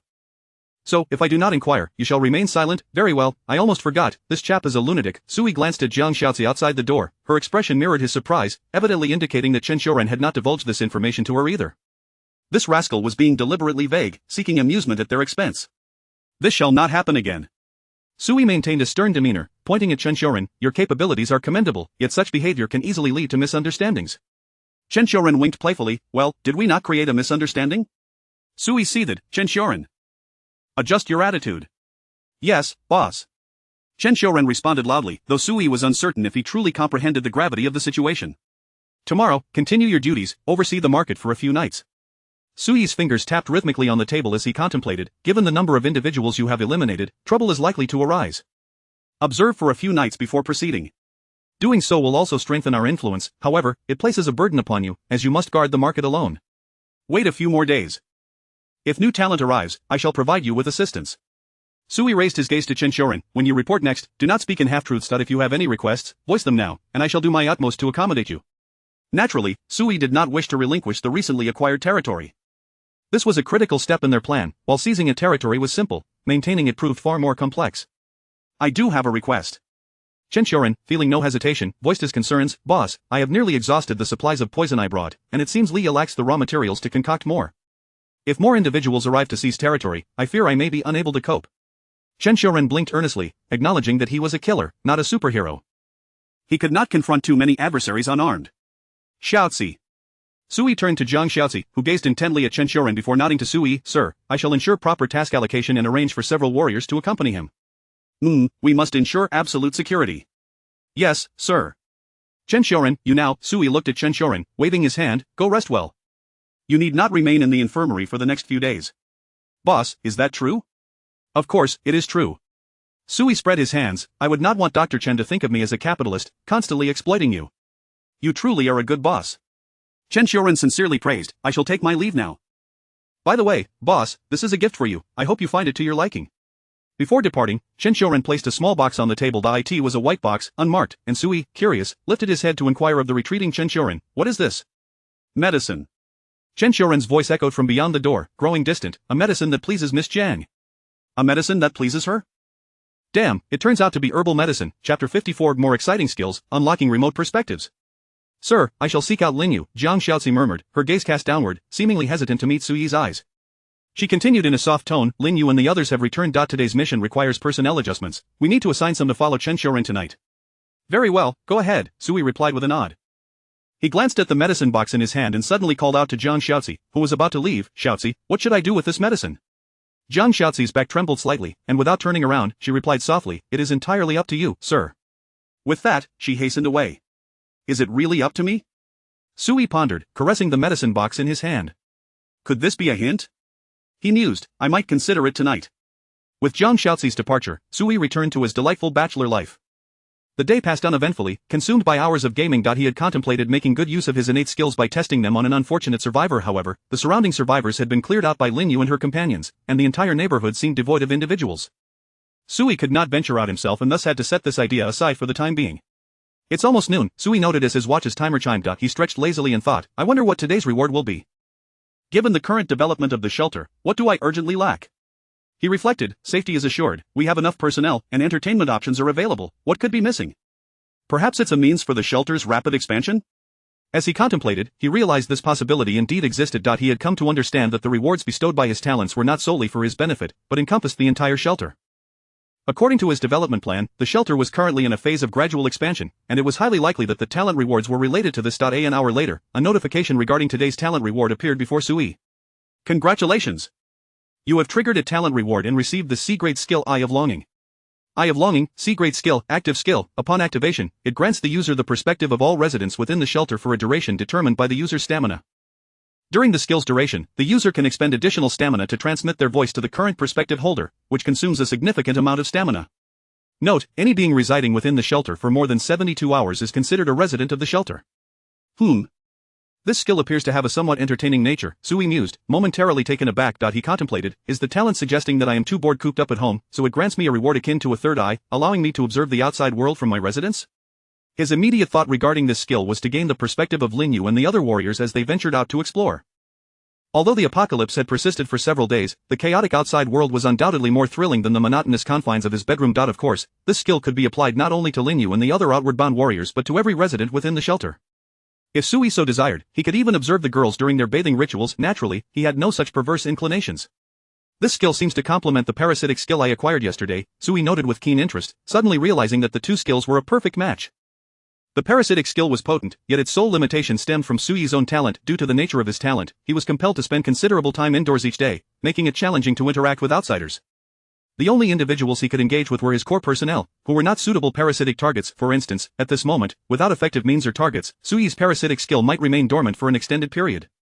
Lacking contact with people, he could not fulfill the prerequisites for parasitism, which at the very least required him to encounter or see a target. However, with the acquisition of the C-grade, Eye of Longing, skill, Sui no longer needed to leave the shelter personally. He could utilize the perspectives of Lin Yu and the others to achieve his parasitic goals. This talent reward is splendid, precisely what I require at this moment. Sui exclaimed, a smile breaking across his face. Although I have yet to experiment with whether remote perspectives can facilitate parasitism, the emergence of this skill suggests that it is likely possible. Talent rewards never bestow useless gifts. Since it was given, Sui was certain he would find it useful. Let me try it out. Sui swiftly shut down his computer, eager to test his newfound skill. Considering the time, Lin Yu and her team should have set out for a while now. I'll first find Xiaozi to inquire about today's mission arrangements. He quickly descended the stairs and sought out Zhang Xiaozi for the day's personnel task distribution. The girls were still engaged in repairing and reinforcing various facilities within the shelter, while Leah continued her research in her room, crafting different new tools for the shelter. Chen Xiuren was sound asleep in his quarters, while the three warriors were each undertaking separate exploration missions. The remaining 8 warriors, including Lin Yu, had divided into 3 combat teams of 3, continuing with routine exploration, inspection, and patrolling tasks. Sir, you typically show little interest in these matters. Why the sudden curiosity today? Zhang Xiaozi asked, her curiosity piqued after outlining the task arrangements. I obtained something remarkable, quite enjoyable, Sui replied with a mysterious smile before hastily heading upstairs, silently invoking his skill. Activate the Eye of Longing skill, focusing on the target resident. Lin Yu. As Sui activated the skill, he felt a peculiar light flickering before his eyes. Soon, seated on the sofa, he felt as though he had temporarily lost his sight, enveloped in darkness. After a few breaths, his vision returned, but instead of the familiar confines of his bedroom, he now perceived the dynamic viewpoint of the outside world. From the visuals, it appeared to be Lin Yu's perspective. She was vigilantly scanning her surroundings, leading her team with cautious movements. The environment surrounding her resembled the streets of the neighborhood, adorned with dilapidated greenery, while the cracked pavement lay beneath their feet. Beside her were 2 warriors from the settlement, the sniper Lu Rui and the communications officer Li Yang. This experience felt refreshingly novel. Sui felt as though he were seated on the sofa, donning a virtual reality headset, immersed in an extraordinarily realistic exploration game. He attentively monitored his stamina and noted that it had not significantly depleted. With an experimental mindset, he silently projected his voice towards Lin Yu. Lin Yu, Lin Yu. As Lin Yu briskly walked, she suddenly halted her steps, her eyes narrowing in focused scrutiny of her surroundings. Her body tensed, and the muzzle of her weapon adjusted direction in accordance with her shifting perspective. The 2 warriors nearby sensed her unease. Sniper Lu Rui swiftly vaulted over the neighborhood's fitness equipment, taking cover in the bushes. Communications Officer Li Yang quickly positioned himself behind Lin Yu, forming a defensive stance with her back-to-back. Captain Lin, what is the matter? Li Yang inquired in a hushed tone, scanning the vicinity with heightened vigilance. Is there an enemy presence? I heard the commander's voice, Lin Yu replied in a lowered tone, squinting her eyes. This isn't a hallucination. I genuinely heard it. How could I hear the commander at home, without any communication devices? I recall the commander mentioning that many survivors possess unique abilities. This could indicate that we are being monitored. Someone is impersonating the commander to communicate with me. Chapter 55. The comprehensive cleansing plan of the entire community, the soldiers' rescue. Sui was taken aback, realizing that he could not only see Lin Yu's perspective but also hear the sounds around her. However, Lin Yu seemed overly vigilant, completely disregarding Sui's voice, assuming it was merely a survivor's innate ability. Lin Yu, it's truly me. I have acquired a new skill that allows me to share your perspective. Sui endeavored to project his voice further, sensing his stamina waning, yet he still had enough to persist. Indeed, someone is watching us. Lin Yu grew even more cautious, her hair standing on end, ready to fire at a moment's notice. This voice and tone are exactly like the commander's. Li Yang, be alert. If you hear any sounds, remember not to trust recklessly. There are many extraordinary abilities among the survivors in this city. I have seen the immortal before. Lin Yu continued to remain unresponsive, spinning around, her sharp gaze scanning the surroundings. This young girl was far too guarded, Sui lamented, yet it was a blessing. As a soldier venturing into the unknown, being excessively cautious was far preferable to being arrogant and careless. Lin Yu, it's truly me. Observing Lin Yu's silence, Sui took a deep breath and revealed his trump card. When you were injured earlier, I was the one who took care of you. You have 2 moles on the inner side of your thigh. And they are hairless. Commander! Lin Yu was instantly taken aback, exclaiming, it really is the commander. This secret was known only to Sui and Leah within the entire shelter, as Lin Yu had only been injured that one time, and only Sui and Leah had seen her body. Now do you believe me? Sui smiled helplessly. I can share your perspective now. It is my new skill, but I cannot communicate with you too frequently, as it would deplete my stamina. I can hear your words and see what you see. I intend to use this perspective to search for suitable parasitic targets. Sui explained as succinctly as possible. Lin Yu's beautiful eyes reflected a sense of wonder, feeling it was incredible, yet she gradually accepted it as long as it was indeed the commander, that was sufficient. Of course, there was still a trace of vigilance within her heart, but she silently nodded and softly said, understood, commander. She would observe for now and confirm face-to-face with the commander once they returned to the gathering point. Is it really the commander? Li Yang inquired from the side, to which Lin Yu shook her head and nodded, let us proceed with the mission. We can discuss it later. Stand down from alert. Yes. Lu Rui was about to step out from the bushes but was halted by Lin Yu raising her hand, stay hidden with us. Our group's objective today is to thoroughly search the community where our shelter is located. There are many buildings here, offering plenty of cover, and Lu Rui's concealment will be even more beneficial. Lin Yu explained, also intending for Sui to hear. If this were not truly the commander, knowing there was a hidden sniper within their ranks would certainly raise concerns. Sui remained silent, merely observing Lin Yu's commands and arrangements. After issuing her orders, Lin Yu began walking towards the room on her left. Our shelter is in Building 6 of the community. It is known that there are a total of 12 buildings here. We will start our search from the first building. We must strive to inspect all floors before nightfall. Remember Miss Zhang's orders, we should expand our influence as much as possible and ensure safety around the shelter. Although Miss Zhang has allowed us to fire freely, we should refrain from harming anyone unless they are truly malevolent. Lin Yu's approach was imbued with more compassion than that of the other 10 soldiers. If they encountered the elderly, frail, or infirm, even if they exhibited hostility, Lin Yu might find it difficult to act against them. This was also the reason why Jiang Xiaozi had entrusted Lin Yu with the task of searching the entire community. Jiang Xiaozi aimed to use Lin Yu's character to send a friendly signal to any potential survivors within the area. Naturally, even if the other side misunderstood or targeted Lin Yu, and she did not swiftly eliminate the threat, Jiang Xiaozi could seamlessly arrange for the other soldiers to deal with the enemies while simultaneously admonishing Lin Yu for her compassion, reminding her not to err in the future. Although the community where Sui was located was old, it covered a vast area, with spacious distances between each building. Lin Yu's group did not conceal their presence or actions as she cautiously approached the first floor, commencing a search room by room. Excuse me. Is anyone inside? We are other survivors from the community, and we mean no harm. We are here to unite everyone to resist the apocalypse. Lin Yu gently tapped on the door with the insulated part of her rifle while loudly inquiring. Behind her, Li Yang stood at a distance, weapon at the ready, their positions providing mutual support.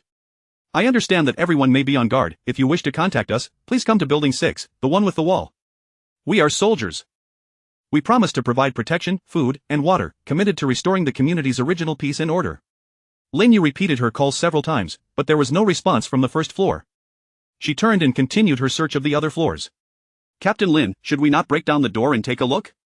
There's no need. Miss Jiang has stated that we should not leave too negative an impression on any potential survivors, as it would harm the reputation of our shelter.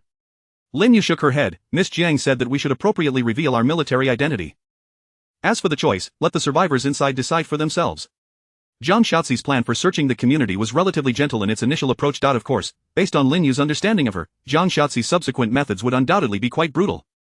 This was a strategy of first courtesy, then force, and Lin Yu hoped to gather the survivors within the community during Zhang Shaoxi's milder phase of tactics. Do not provoke this woman. She intends to completely cleanse the community within 2 days. Once the time threshold is exceeded, she would wield the slaughtering knife without hesitation. Fortunately, Lin Yu's concerns did not linger for long. Upon reaching the second floor, a timid and panicked voice emerged from one of the households she had just knocked on. You really are soldiers? Yes. Liars, you are liars. All the soldiers went to the Apocalypse War instance, and there are no regular troops left in the entire country. We are not the People's Liberation Army, and we certainly will not harm you. Lin Yu spoke sincerely. If you need rescue, please open the door. If not, we shall take our leave. With a creak, the old wooden door slowly opened, revealing a crack through the security door, behind which stood a disheveled woman, eyeing Lin Yu with suspicion. Hello. Lin Yu's expression was serious, her rifle held firmly, standing tall and straight. Dressed in military camouflage, her appearance matched the image of soldiers the people of Huaxia were familiar with. With the same righteous demeanor and steadfast gaze, she naturally inspired trust and reliance. Is it truly a soldier's? A female soldier?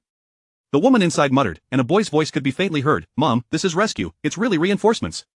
No, it's too dangerous. She has an unknown background. What if she is a bad person once we open the door? She has a gun. If she wanted to kill us, she would have barged in already. We have nothing left to eat, just half a bucket of instant noodles. What could she possibly take? We only have our lives to spare. Perhaps, in the Apocalypse War, they don't need female soldiers? As long as she is indeed a soldier, we will be saved. There was a brief argument inside, and soon the woman opened the door wide, revealing her body and blocking the 3 boys behind her. Lin Yu glanced, noticing that they seemed to be of middle school age. Minors. Sui had already known through the chat channel that at the onset of the apocalypse, minors without the ability to protect themselves and the elderly incapable of self-care would not receive independent shelters but would remain with their immediate family in the same refuge. Lin Yu was also aware of this and thought nothing of it, simply nodding to the woman. Hello, I am here to rescue you. Are you really soldiers? The woman inquired in astonishment, hesitating for a moment before slowly opening the security door.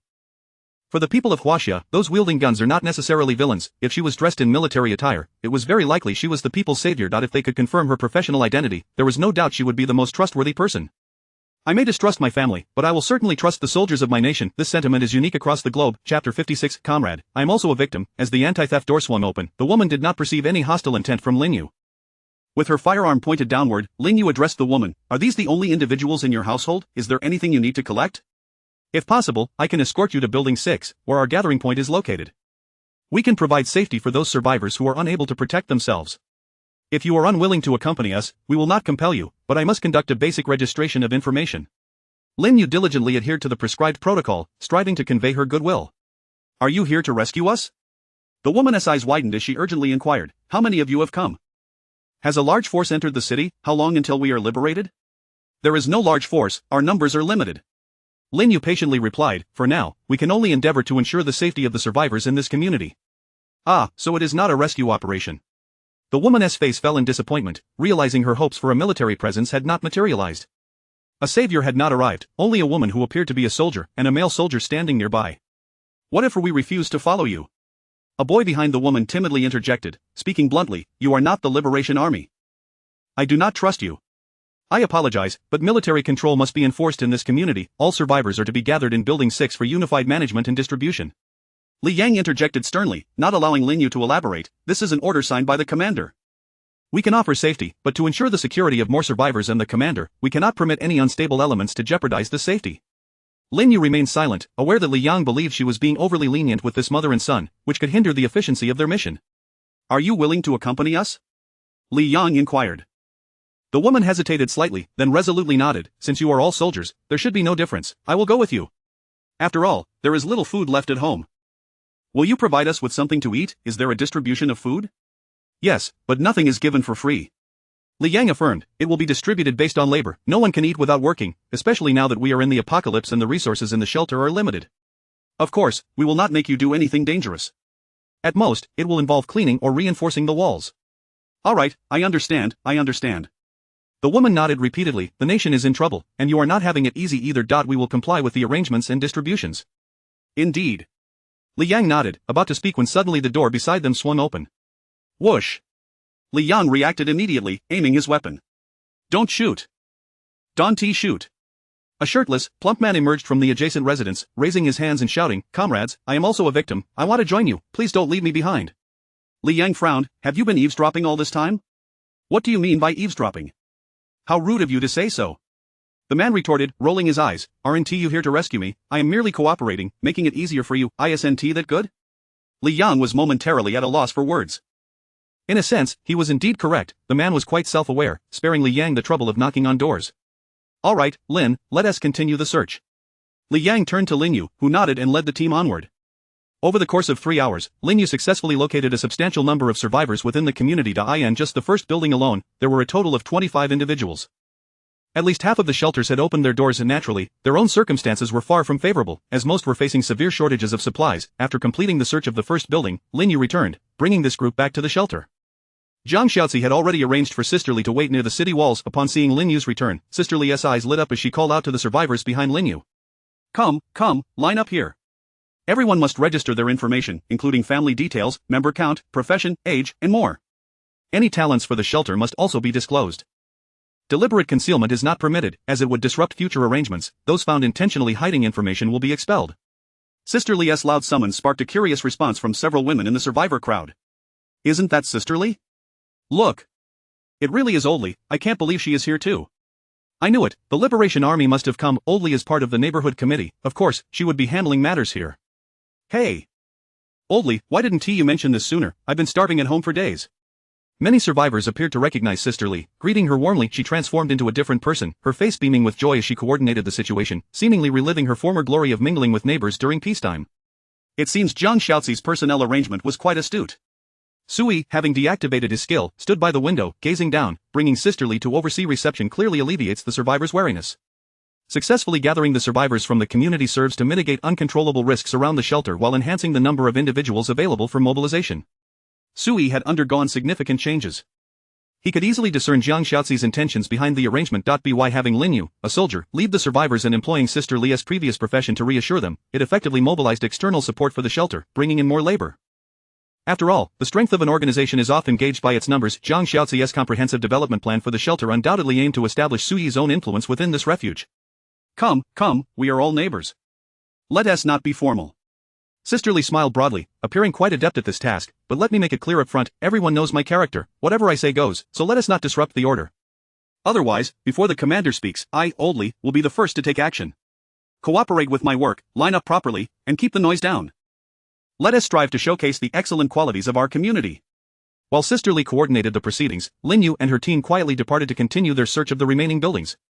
Lin Yu worked efficiently, completing the search of all 10 buildings in a single afternoon, resulting in over 300 survivors being brought in. From Sui's vantage point, he could easily observe that the majority of these survivors were exceedingly cooperative. Essentially, as soon as Lin Yu knocked on a door and stood at the entrance, the combination of her feminine identity and her righteous demeanor made it easy to bring out those hiding within the shelters. Viewed from another perspective, this was akin to effortlessly breaching a significant portion of the community's shelters without any conflict. Sui could not help but admire Jiang Xiaozi's cunning. She had completely understood the public's trust in soldiers during this era, skillfully assigning Lin Yu to execute this task and almost without any effort, successfully secured a large part of the community. The task was completed in less than a day. Even more astonishing to Sui was that throughout the afternoon, he frequently glanced at his watch, which consistently displayed a blue hue. This indicated that among the 300 survivors, there was no ill intent towards Sui's shelter. They all held trust and reliance. This seemed unbelievable, yet upon reflection, it made sense. Had Sui encountered the military's entry into the city on the first day of the apocalypse, he might have joined the soldiers without hesitation. After all, at that time, he had not yet fully realized the rewards of his abilities. He would not have relinquished his hope for salvation over an unfulfilled promise to in the face of a military presence. Even a moment's hesitation would be deemed disrespectful to the soldiers. This is all too smooth. Sui mused as night began to fall. The entire community has been so effortlessly organized and managed? Everyone is so compliant? Indeed, it puts a bit of pressure on me. Sui sighed deeply, suddenly feeling a heavy burden on his shoulders. This unconditional trust from the people towards the shelter was largely due to the identity of the soldiers. Yet Lin Yu and her team were not the original military personnel of this world. There was a misunderstanding, a deliberate misdirection by Jiang Xiaozi. Never mind, at least what I am doing is not so different from rescue. Let the misunderstanding be, I have not harmed them in any way. Sui took a deep breath, quickly regaining his composure. Speaking of which, Lin Yu should be at the last building now. She will be back shortly. The clearance operation for the entire community is nearly complete, the next phase is about to begin. Before Sui could further contemplate, a sudden barrage of gunfire erupted from deep within the community. Rat-a-tat-tat. Rat-a-tat-tat. Boom, boom, boom, boom. The rapid firing of rifles and handguns sounded intensely fierce. Sui was taken aback, quickly looking up to see flashes of gunfire illuminating the darkness of a building in the night. That was the direction Lin Yu's team had taken. They had encountered enemies. Chapter 57. The integrity and trustworthiness of Chen Shuren. Gunshots have erupted. Oh my goodness, are we on the brink of war? Let me in, Lao Li. I need to take cover. Below, the survivors lined up outside the walls instantly fell into a state of panic, as signs of chaos began to emerge with the crowd surging towards the inner sanctum. Calm down. Do not be afraid, silence, everyone. At this moment, Sister Li exhibited remarkable courage. She stepped forward and called out loudly, prepare yourselves, the soldiers outside must be facing some trouble, but that does not concern us. Rest assured, there are those above who will handle it.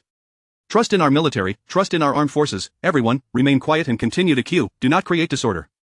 The more critical the situation, the more orderly we must be to avoid creating trouble for the organization. Sister Li's words indeed quelled the crowd's anxiety.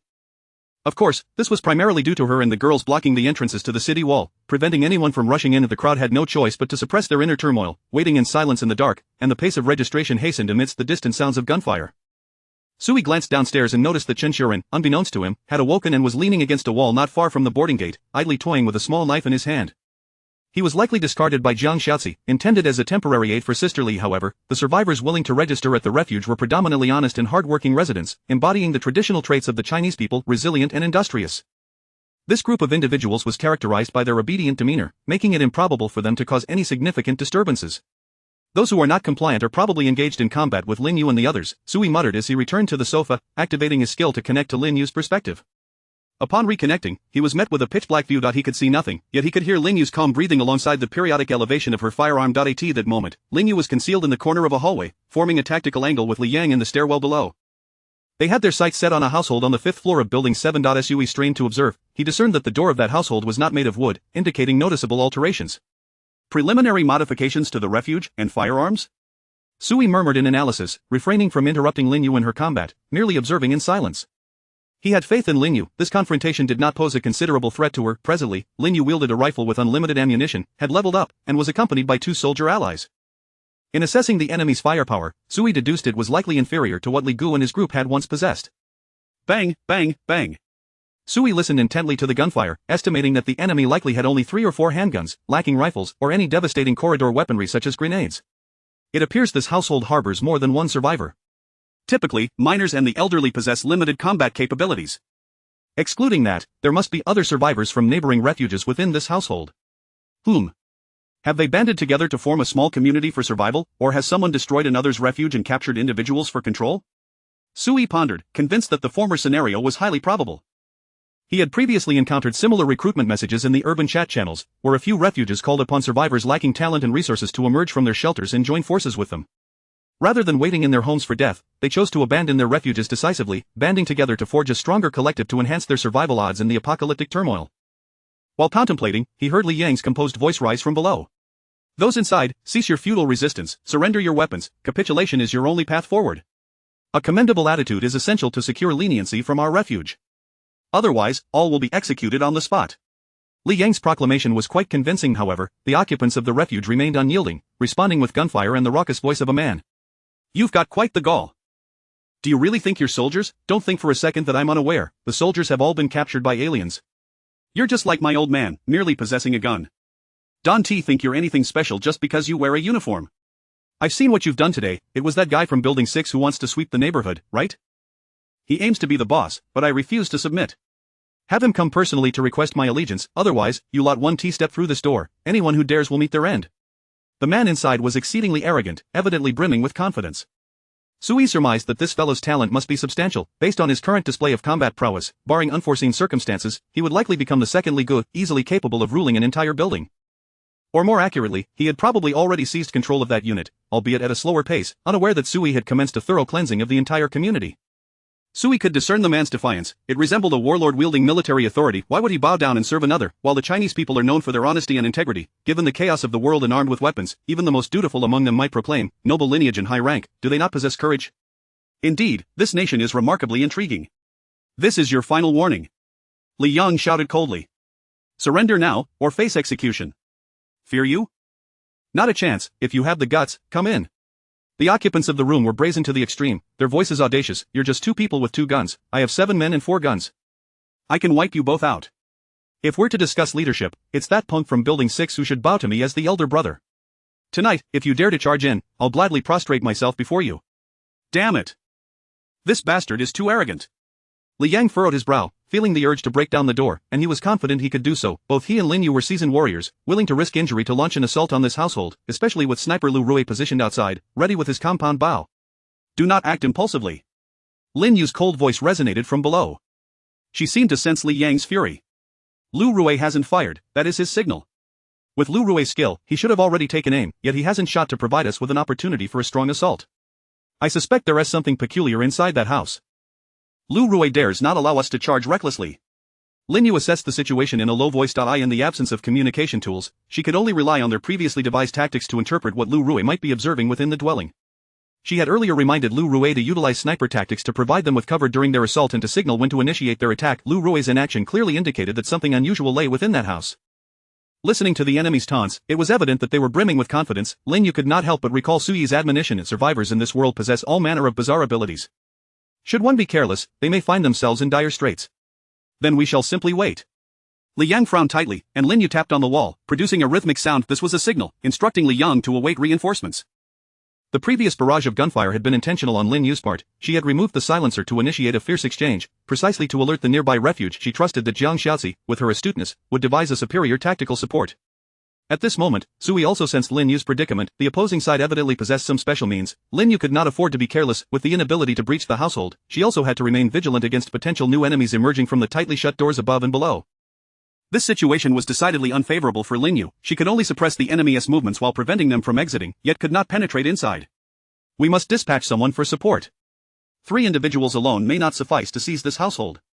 Sui decisively reached a conclusion, having recognized that this household was resolute, a quintessential hard nut to crack. If soft tactics failed, then it was time for a more forceful approach. Sui severed the skill connection and prepared to rise from the sofa when he noticed Jiang Xiaozi already standing at the entrance. Xiaozi, you arrived just in time. Sui spoke in a low voice. Send someone to assist Lin Yu. She has encountered enemies, and I suspect they possess extraordinary abilities. Sir, I came to report precisely this matter, Jiang Xiaozi replied gently, lowering her head in report. The remaining soldiers have yet to return. I have sent Chen Xiuren to assist. He has gone? Sui furrowed his brow. He only has 1 gun, that seems rather precarious. Why not send Chen Xiuren to notify the other soldiers to return quickly? Sir, Chen Xiuren insisted he could complete the task. How can he accomplish it? He is merely a poisoner. Without poison, how can he mount an offensive? Sir, he claims he still has a bit of poison left. Jiang Xiaozi spread her hands in resignation, seemingly somewhat surprised. He just said himself that he has a little neurotoxin left, just enough to support Lin Yu. A little? Just enough? Sui was taken aback, exclaiming, this lunatic, is he trying to deceive me again? I refuse to believe he truly has only that much left. What a coincidence, just earlier he claimed he had run out, and now, like a conjurer, he suddenly asserts he still possesses poison. Why can't he ever speak the truth? Sir, Jiang Xiaozi hesitated, forcing a smile as she spoke. He asked me to relay a message to you. He said if the boss accuses me of being a liar, please inform him that I truly am not lying this time. I, Chen Xiuren, am an honest and trustworthy employee. Furthermore, this operation counts as a temporary overtime. Jiang Xiaozi lowered her head. These are his exact words. Chapter 58. Unexpected gain, Guardian Robot. Top 10 employees? Sui rolled his eyes, saying, I could give that phrase some grace, but honesty and integrity, I can't believe that. This madman had an excessively reckless approach to his work. Shortly thereafter, Sui settled back onto the sofa and began connecting to Lin Yu's perspective. He also wished to connect to Chen Xiuren's viewpoint, though this fellow had not yet surpassed 72 hours in the shelter. Before long, Sui's sight returned to the darkness of the corridor. The standoff in the hallway continued unabated. Lin Yu refrained from launching a direct assault, while those inside were too fearful to emerge. They could only incessantly shout, seemingly convinced that as long as they remained in the room, they would be safe. The stalemate dragged on for approximately 30 minutes, when suddenly, Sui heard a flurry of panicked voices emanating from within the dwelling. Third brother. Third brother, what's wrong? What the hell? Third brother is poisoned. Why is he bleeding from all his orifices? Boss, why is your nose thud? Smoke, where is this smoke coming from? The cacophony of chaos and screams escalated, followed closely by the sounds of bodies collapsing. Lin Yu and Li Yang were taken aback. Before they could voice their concerns, they heard the crisp sound of footsteps echoing from the street below, soon followed by Chen Xiuren's languid voice. Captain Lin, stop lurking. Everyone inside is dead. As soon as he finished speaking, Lin Yu directed her tactical flashlight downward, revealing Chen Xiuren leaning against the wall, blissfully smoking a cigarette. My boss sent me to assist you. The matter is resolved, so I'm heading back. Chen Xiuren waves dismissively at the corridor, stretching lazily before turning to leave. Shift's over, time to go home. Damn, I think I have night duty tonight. It's really annoying. This man departed, seemingly having come merely to relay a message Lin Yu signaled to Li Yang, and the duo broke through the door in tactical formation, entering the room. Under the beam of the tactical flashlight, they were met with a ghastly sight: numerous bodies of both men and women sprawled on the floor, all lying in pools of blood, their faces turning purple, and bleeding from their orifices, clearly having succumbed to poisoning. A faint, lingering white smoke still hung in the air, prompting Lin Yu to furrow her brow. After covering her mouth and nose, she began a swift assessment of the scene. During her inspection, she discovered a specially crafted arrow on the ground, one that had been shot by Lu Rue, with a shattered vial nearby the arrowhead. He instructed Lu Rue to shoot the poison inside, then eliminated everyone in the room. Lin Yu murmured, the chaotic images from earlier flashing through her mind. Within the confines of that small room, Chen Xiuren's poison had been exponentially amplified. Captain Lin, there's a robot here. Li Yang suddenly called out, crouching down to rummage through the bodies, unearthing a complete male robot. It was approximately the size of an adult human, its exterior indistinguishable from that of a human, yet its skin was adorned with a metallic sheen, and several pairs of electronic eyes sprouted from its head. Weapon components were visible on its arms, knees, and shoulders, including dark cannon tubes and gun barrels, resembling a formidable killing machine. Is this their source of confidence? Lin Yu pondered, frowning as she struck the robot's body, producing a dull metallic sound. Its defensive capabilities appeared robust, seemingly impervious to ordinary bullets. How strange that they possess such a weapon yet did not deploy it to eliminate us, Lin Yu mused, perplexed, but Sui perceived the truth. He realized that through Lin Yu's perspective, he could directly view the robot's item information. My Homebody 6612 model Guardian robot, shelter talent item. It grows in tandem with the shelter's level each time the shelter upgrades. Its three states: Guardian mode, Support mode, and Research mode, can be adjusted. It is loyal and powerful, serving as the shelter's finest assistant. However, it cannot leave the confines of the shelter, with its operational range limited to the interior. A robot resulting from a talent reward? Sui murmured. I can't believe such a thing exists. It's truly perverse. No wonder these fellows are so fearless. If Lin Yu had forcibly breached the door, this robot could have turned her into Swiss cheese. By the way, if this robot has cannon tubes, why doesn't it fire outward at the shelter's entrance? Could it be that its weapon's attack range is also restricted to the shelter's confines? Or perhaps this brute fears that the robot's cannon power is too great and might collapse the old building? At first glance, this robot appeared to be an exceedingly formidable entity. With such a device at home, the defensive capabilities would be off the charts. Unless faced with a natural disaster like an earthquake that could directly destroy the shelter, ordinary human threats would pose no danger to its inhabitants. Oh, of course, except for Chen Xiuren's poison. This thing also possesses growth potential. What a powerful talent indeed, Sui lamented, feeling a pang of envy as he contemplated how delightful it would be to have such a robot in his own shelter. After the threat posed by this household was neutralized, Lin Yu proceeded to execute the cleanup plan according to protocol, meticulously cataloging the resources left within the shelter and any potential hiding places for enemies. Jiang Xiaozi had emphasized to her multiple times that once hostilities commenced, it was imperative to ensure no enemies remained alive. Rooting out the weeds was the foremost principle in a post-apocalyptic world. Yet, during this delay, Lin Yu and Li Yang had exceeded 30 minutes of stay in the current shelter. Sui soon noticed a new prompt appear before him. Your talent Lin Yu has destroyed a level 0 shelter. You have inherited the survival points of the current shelter, 263 points. Item inheritance assessment in progress. Inheritance successful. You have acquired the current shelter's stored items: robot repair facility and user manual, instruction marking emblem, my Homebody 6612 model Guardian robot. Ha! Sui was taken aback, staring incredulously at the information before him, his eyes widening. Damn! I inherited this robot. Wait, isn't it a shelter talent? Aren't talents supposed to be non-transferable?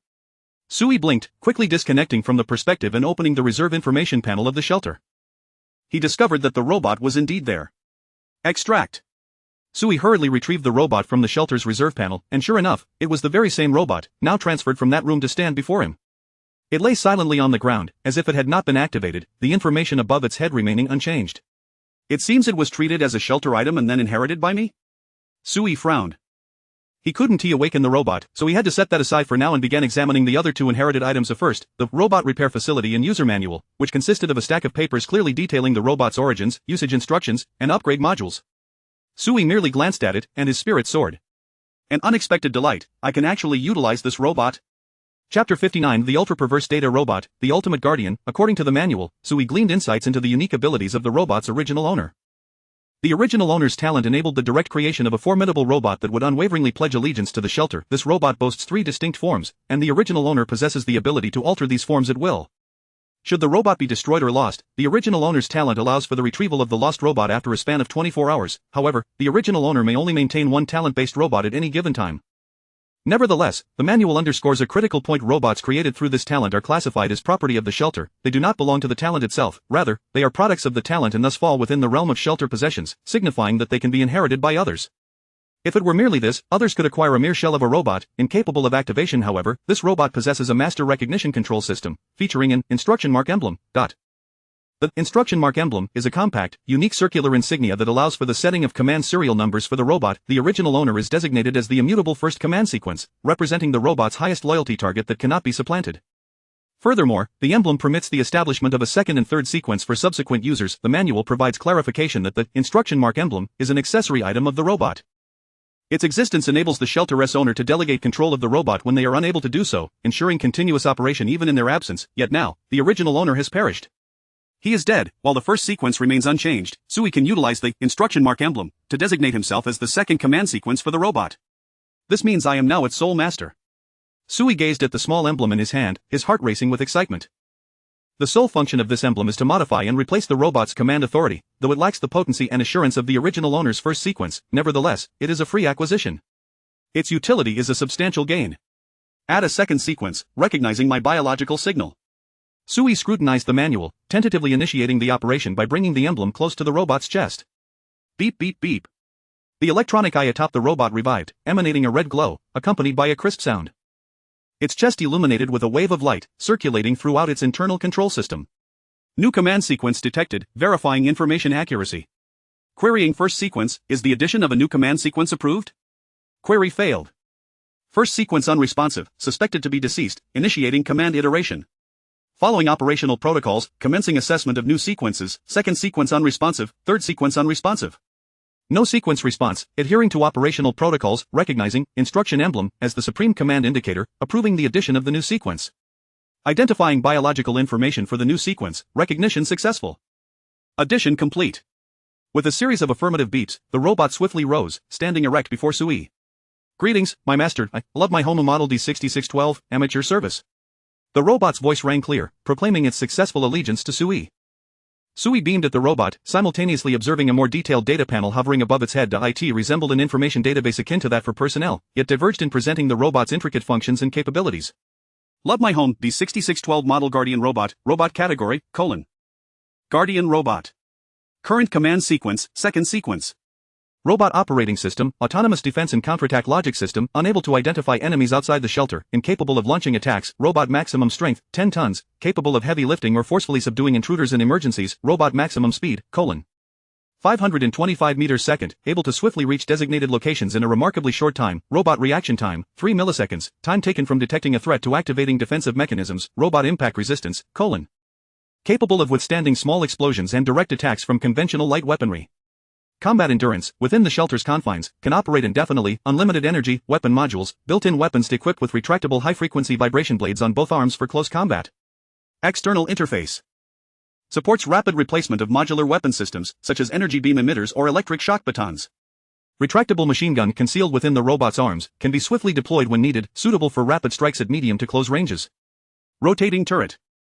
Located in the robot's chest, capable of 360-degree rotation, equipped with an automatic locking and tracking system. Miniature rocket launcher integrated within the robot's legs, can launch small tracking rockets for pursuing high-speed targets or providing aerial support. Perception and intelligence system, : environmental awareness equipped with multispectral sensors and a 360-degree panoramic camera for day and night surveillance.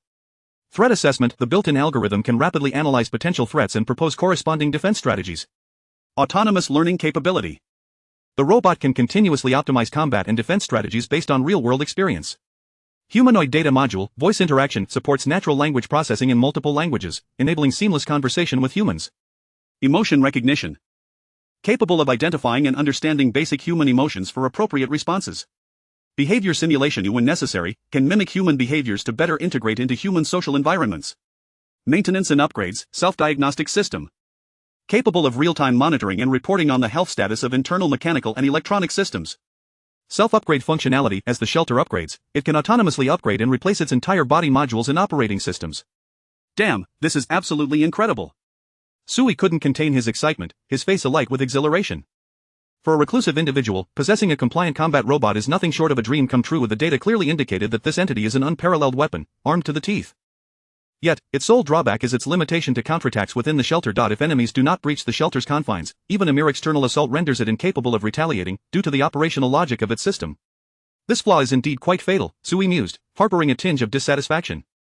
However, he quickly reconsidered. This robot was birthed from the talent of a level 0 shelter. It is only natural that such an extraordinary robot would possess some critical flaws. If it were utterly flawless, that would be absurd. I surmise that the original owner's talent is likely at an S level, probably lacking an SSS level capability. Otherwise, this robot may not possess such a singular, devastating limitation. Yet, if that were the case, this very entity could have easily sought me out and ended my life. I wouldn't have the opportunity to develop as I currently am. Sui pondered, feeling a sense of relief. Fortunately, he had not encountered an excessively formidable shelter during the initial days of the apocalypse. However, it is also thanks to Chunshuren's poison. Otherwise, even if all warriors were to launch a full-scale assault on that household, it would have been utterly futile. Sui surveyed the robot, growing increasingly satisfied. This contraption in my shelter is simply invincible. Now, even if all the warriors are dispatched for missions, the safety of my home is assured. Suddenly, Sui recalled the original owner's brazen demeanor, resonating deeply with him at that moment. Whoever dares to enter shall meet their demise. Chapter 60. A surge in population, the era of grand development for the shelter. Upon reviewing the comprehensive data regarding the robot, Sui promptly summoned Jiang Xiaozi. Utilizing the command emblem, he designated Jiang Xiaozi as the third command sequence of the robot and conveyed to her the robot's origins and functions. Congratulations, sir, you have acquired a remarkable treasure, Jiang Xiaozi remarked with a smile, her beautiful eyes curiously surveying the robot, marveling at its formidable combat capabilities. This contraption will likely have to be stationed on the 6th floor as a guardian, Sui noted. Although we have control over this entire building, it does not yet fall within the confines of the shelter. For the time being, let us place it at the doorstep as a bodyguard. Once the shelter expands, its utility will only increase. He dispatched the robot to the entrance and then inquired of Jiang Xiaozi, what are your plans for the group of survivors downstairs? With our current resources, sustaining this group may prove somewhat challenging, Sui surmised, sensing Jiang Xiaozi's intentions but feeling the need for a more comprehensive understanding of her plans. Sir, we have roughly estimated that there are over 300 survivors gathered from the entire community, and when combined with our original residents, the total will be around 400, Jiang Xiaozi explained gently, having prepared for this moment. Based on the current reserves of the shelter, we can only provide sufficient supplies for everyone for a week. However, since I have invited these individuals here, I certainly will not allow them to squander our food resources. According to our development strategy for the shelter, whether through expanding via trade markets or utilizing the various locations of supermarkets that Lin Yu has discovered during her explorations, we require a substantial population to maintain access to these resources. My intention is to allow them a day to rest and recuperate, after which we will organize them according to gender and age. Among them, there will inevitably be a male contingent of 20 to 30 individuals, who will be allocated alongside 3 warriors to Chunshuren, equipped with basic weaponry to uphold order within the trade market. As long as we diligently manage it, the offline trading venue will continuously yield new profits. At this juncture, Sui abruptly asked, how much do you intend to charge for stall fees? Or rather, protection fees. Jiang Xiaozi's stance was clear. Her acquisition of the trade market was not merely to offer a safe trading environment to the survivors without any returns. She aimed to generate profits to offset the shelter's expenditures. Not much, just 1/10, Jiang Xiaozi replied with a smile. This is significantly cheaper than the half that those thugs charge, and I have provided various stall options, which should not provoke much dissent. As long as we can maintain a successful trading market with a participation exceeding 100 individuals, we could generate enough resources daily to sustain at least 20 people. This is merely the initial plan. If we continue to expand the trade market S scale or establish more trading outposts, our profits will only become more substantial. At the same time, the security team led by Chunshuren will provide a deterrent force, enhancing the shelter's positive influence. In addition to the trade market, I also intend to organize a logistics team of around 120 to 150 individuals, specifically tasked with assisting the remaining warriors in transporting nearby supplies. As of now, Leah has yet to devise a method for restarting the old vehicles, so we must still rely on manpower for the transportation and coordination of resources. Jiang Xiaozi paused momentarily, softly stating, at this stage, human resources remain the foundation of our operational strength. Until we can restore greater technological capabilities, the number of individuals we can deploy will determine the strength of our shelter. Sui understood this well. I see, I have a general grasp now. I trust you to proceed. Sui was unafraid of trial and error. Even if Jiang Xiaozi's plans encountered flaws that might lead to disruptions in the shelter supply chain, he remained composed. Worst case, it would merely consume a few days of his talent rewards. Should the shelter face shortages, the talent rewards would undoubtedly materialize swiftly. Of course, Sui hoped to witness Jiang Xiaozi's plans unfold smoothly, fostering a snowball effect of continuous growth for the shelter. Sir, I will handle it well, Jiang Xiaozi respectfully nodded. Although she did not disclose the complete arrangements for the personnel, Sui had faith in her capabilities. Jiang Xiaozi had previously mentioned her experience managing a vast underground organization comprising thousands of personnel with various roles. With such extensive management experience, overseeing the current few hundred individuals would undoubtedly pose no challenge for her. Sue fully trusted Jiang Xiaozi and granted her complete autonomy. After all, he felt that even if he were to take charge personally, he might not outperform Jiang Xiaozi. After Jiang Xiaozi departed, Sui lingered by the window, observing the registration queue below. The registration process was nearing completion. Jiang Xiaozi had not assigned all individuals to this building. She selectively integrated a portion of those with specialized skills into the building where Sui resided, while the others were randomly allocated to the two nearby buildings. Once all three buildings were fully occupied, Jiang Xiaozi also ensured that Lu Rui and Li Yang, two warriors, remained behind, instructing them not to venture out for explorations. Each was to oversee the security management of their respective buildings, ensuring internal safety while monitoring potential unrest within the premises. During the initial coordination, a few survivors expressed impatience. "Aren't we just supposed to come here, receive some food, and then return? It's cramped with so many people in one house. I'd rather be back at my own shelter. Listen to the organization's arrangements. Stop grumbling. Is there anyone to protect you back home?" A few disgruntled voices emerged from the crowd, but they were quickly quelled. For the citizens, personal safety was the paramount concern. As long as they could ensure their safety, notions of freedom were dismissed as trivial. Even the dissenting voices that surfaced were largely attributable to the shelter's mechanisms. Everyone had their own shelters, although most were subpar. There remained a glimmer of hope in their hearts. What if they could indeed thrive? Wouldn't that make them rulers in this apocalyptic world? Many harbored such sentiments, predominantly among the younger generation, particularly the men. However, Jiang Xiaozi had long anticipated such thoughts. After arranging the personnel, she instructed Sisterly to select a few familiar elderly citizens from the crowd, reinstating them into their peacetime roles. They began tirelessly visiting each household, emphasizing the necessity of unity and reiterating the current plight faced by the nation and humanity. Jiang Xiaozi firmly grasped the banner of righteousness, while Sisterly and her team calmed the residents. Jiang Xiaozi simultaneously instructed Lin Yu and the remaining idle warriors to return to the community immediately. Each was to enter a room and systematically dismantle the remaining shelters within the vicinity, severing their escape routes. Without their own shelters, how could they remain at ease here to work? Chen Xiuren was also eager to engage in such tasks, believing it to be simple work. Just staying in a room for 30 minutes would suffice. During that time, they could do as they pleased without anyone overseeing them. However, Jiang Xiaozi declined Chen Xiuren's request, assigning him 2 warriors instead, instructing him to proceed to the trade market that very night to expedite the establishment of rules and ensure its security. "Great, my tasks are always the most perilous." Chen Xiuren rolled his eyes, grumbling, "I'm a doctor, how can you expect me to wield a gun on the front lines?" Yet, despite his complaints, he took his 2 warriors and vanished into the night. The entire shelter had entered an era of explosive growth in population. Even the first batch of female residents found themselves occupied, trailing behind Sisterly to continuously reassure the newcomers. The entire shelter was in a state of frenzied activity, spinning like a well-wound clock. Even as night fell, even Sui, typically the most leisurely, found himself unable to relax that night. Before him appeared a constant stream of notifications regarding Lin Yu and others dismantling shelters. Even with his eyes shut, the flickering lights of information danced behind his eyelids, robbing him of restful sleep throughout the night. With the dawn, Sui remained wide-eyed, staring blankly into the void before him, exhausted. Yet, the continuous notifications of survival points being credited brought intermittent chuckles to his lips. What a windfall! Xiaozi's strategy has allowed me to profit handsomely without even leaving home. Chapter 61. A windfall of points. Have I become the top brother in the city? Within the entire neighborhood, excluding the building where Sui resides, there are a total of 352 rooms. Considering the abundance of housing in the country, even in the event of an apocalypse where residences are randomly allocated, it is conceivable that a small fraction of those rooms may remain unoccupied. Furthermore, during the initial days of the apocalypse, conflicts and acts of destruction among neighbors may arise, leading Sui to estimate that approximately 300 shelters in the entire community could potentially be obliterated. However, even with 300 shelters, complete destruction would necessitate at least 150 hours. The demolition team, including Lin Yu, consists of only 8 individuals. Even if they disperse to demolish the shelters, it would require no less than 18 hours. To fully eradicate all shelters in the neighborhood, they would have to wait until the following evening. Yet, by morning, Sui had already accrued over 10,000 survival points. A level 0 shelter, once destroyed, guarantees a minimum inheritance of 100 survival points, which is an unassailable baseline. Should the owner of the shelter possess any additional survival points, that would contribute to the earnings. Furthermore, if there are items within the shelter, there is a chance that Sui may inherit those as well. In just one night, Sui not only amassed a significant number of points but also acquired a variety of miscellaneous items. Of course, the value of these items is not particularly high, and only a small portion consists of resource-type items. From an overall perspective, if we disregard the influence of talent, an individual shelter holding a limited quantity of these items indeed possesses minimal potential for development, facing immense survival pressure. However, this is a normal occurrence, were any shelter to demonstrate developmental potential and the ability to withstand the apocalypse, who would venture outside to pledge allegiance to Sui? What, you say that among all the shelters in the community, not a single one possesses potential? Everyone has pledged allegiance to Sui. Certainly, there are exceptions. There are individuals who wish to develop independently. The only problem is that these individuals have vanished. Last night, Lin Yu did not merely lead the team to eliminate the household with robots. In addition, Jiang Xiaozi had issued a cleansing mission to her. Jiang Xiaozi instructed the soldiers to ensure that every room was opened while demolishing the shelters. Even rooms with tightly shut doors must be breached and destroyed. Should any survivors be found within, they would be granted one more chance for rescue. However, if they express unwillingness, then forceful measures would be taken, resulting in immediate execution. In the dead of night, Jiang Xiaozi revealed her cold-blooded and ruthless nature. She cared little for human life, her ambition was to bring the entire community under her control, and she would not permit any uncontrollable survivors to exist, even if their threat was minimal.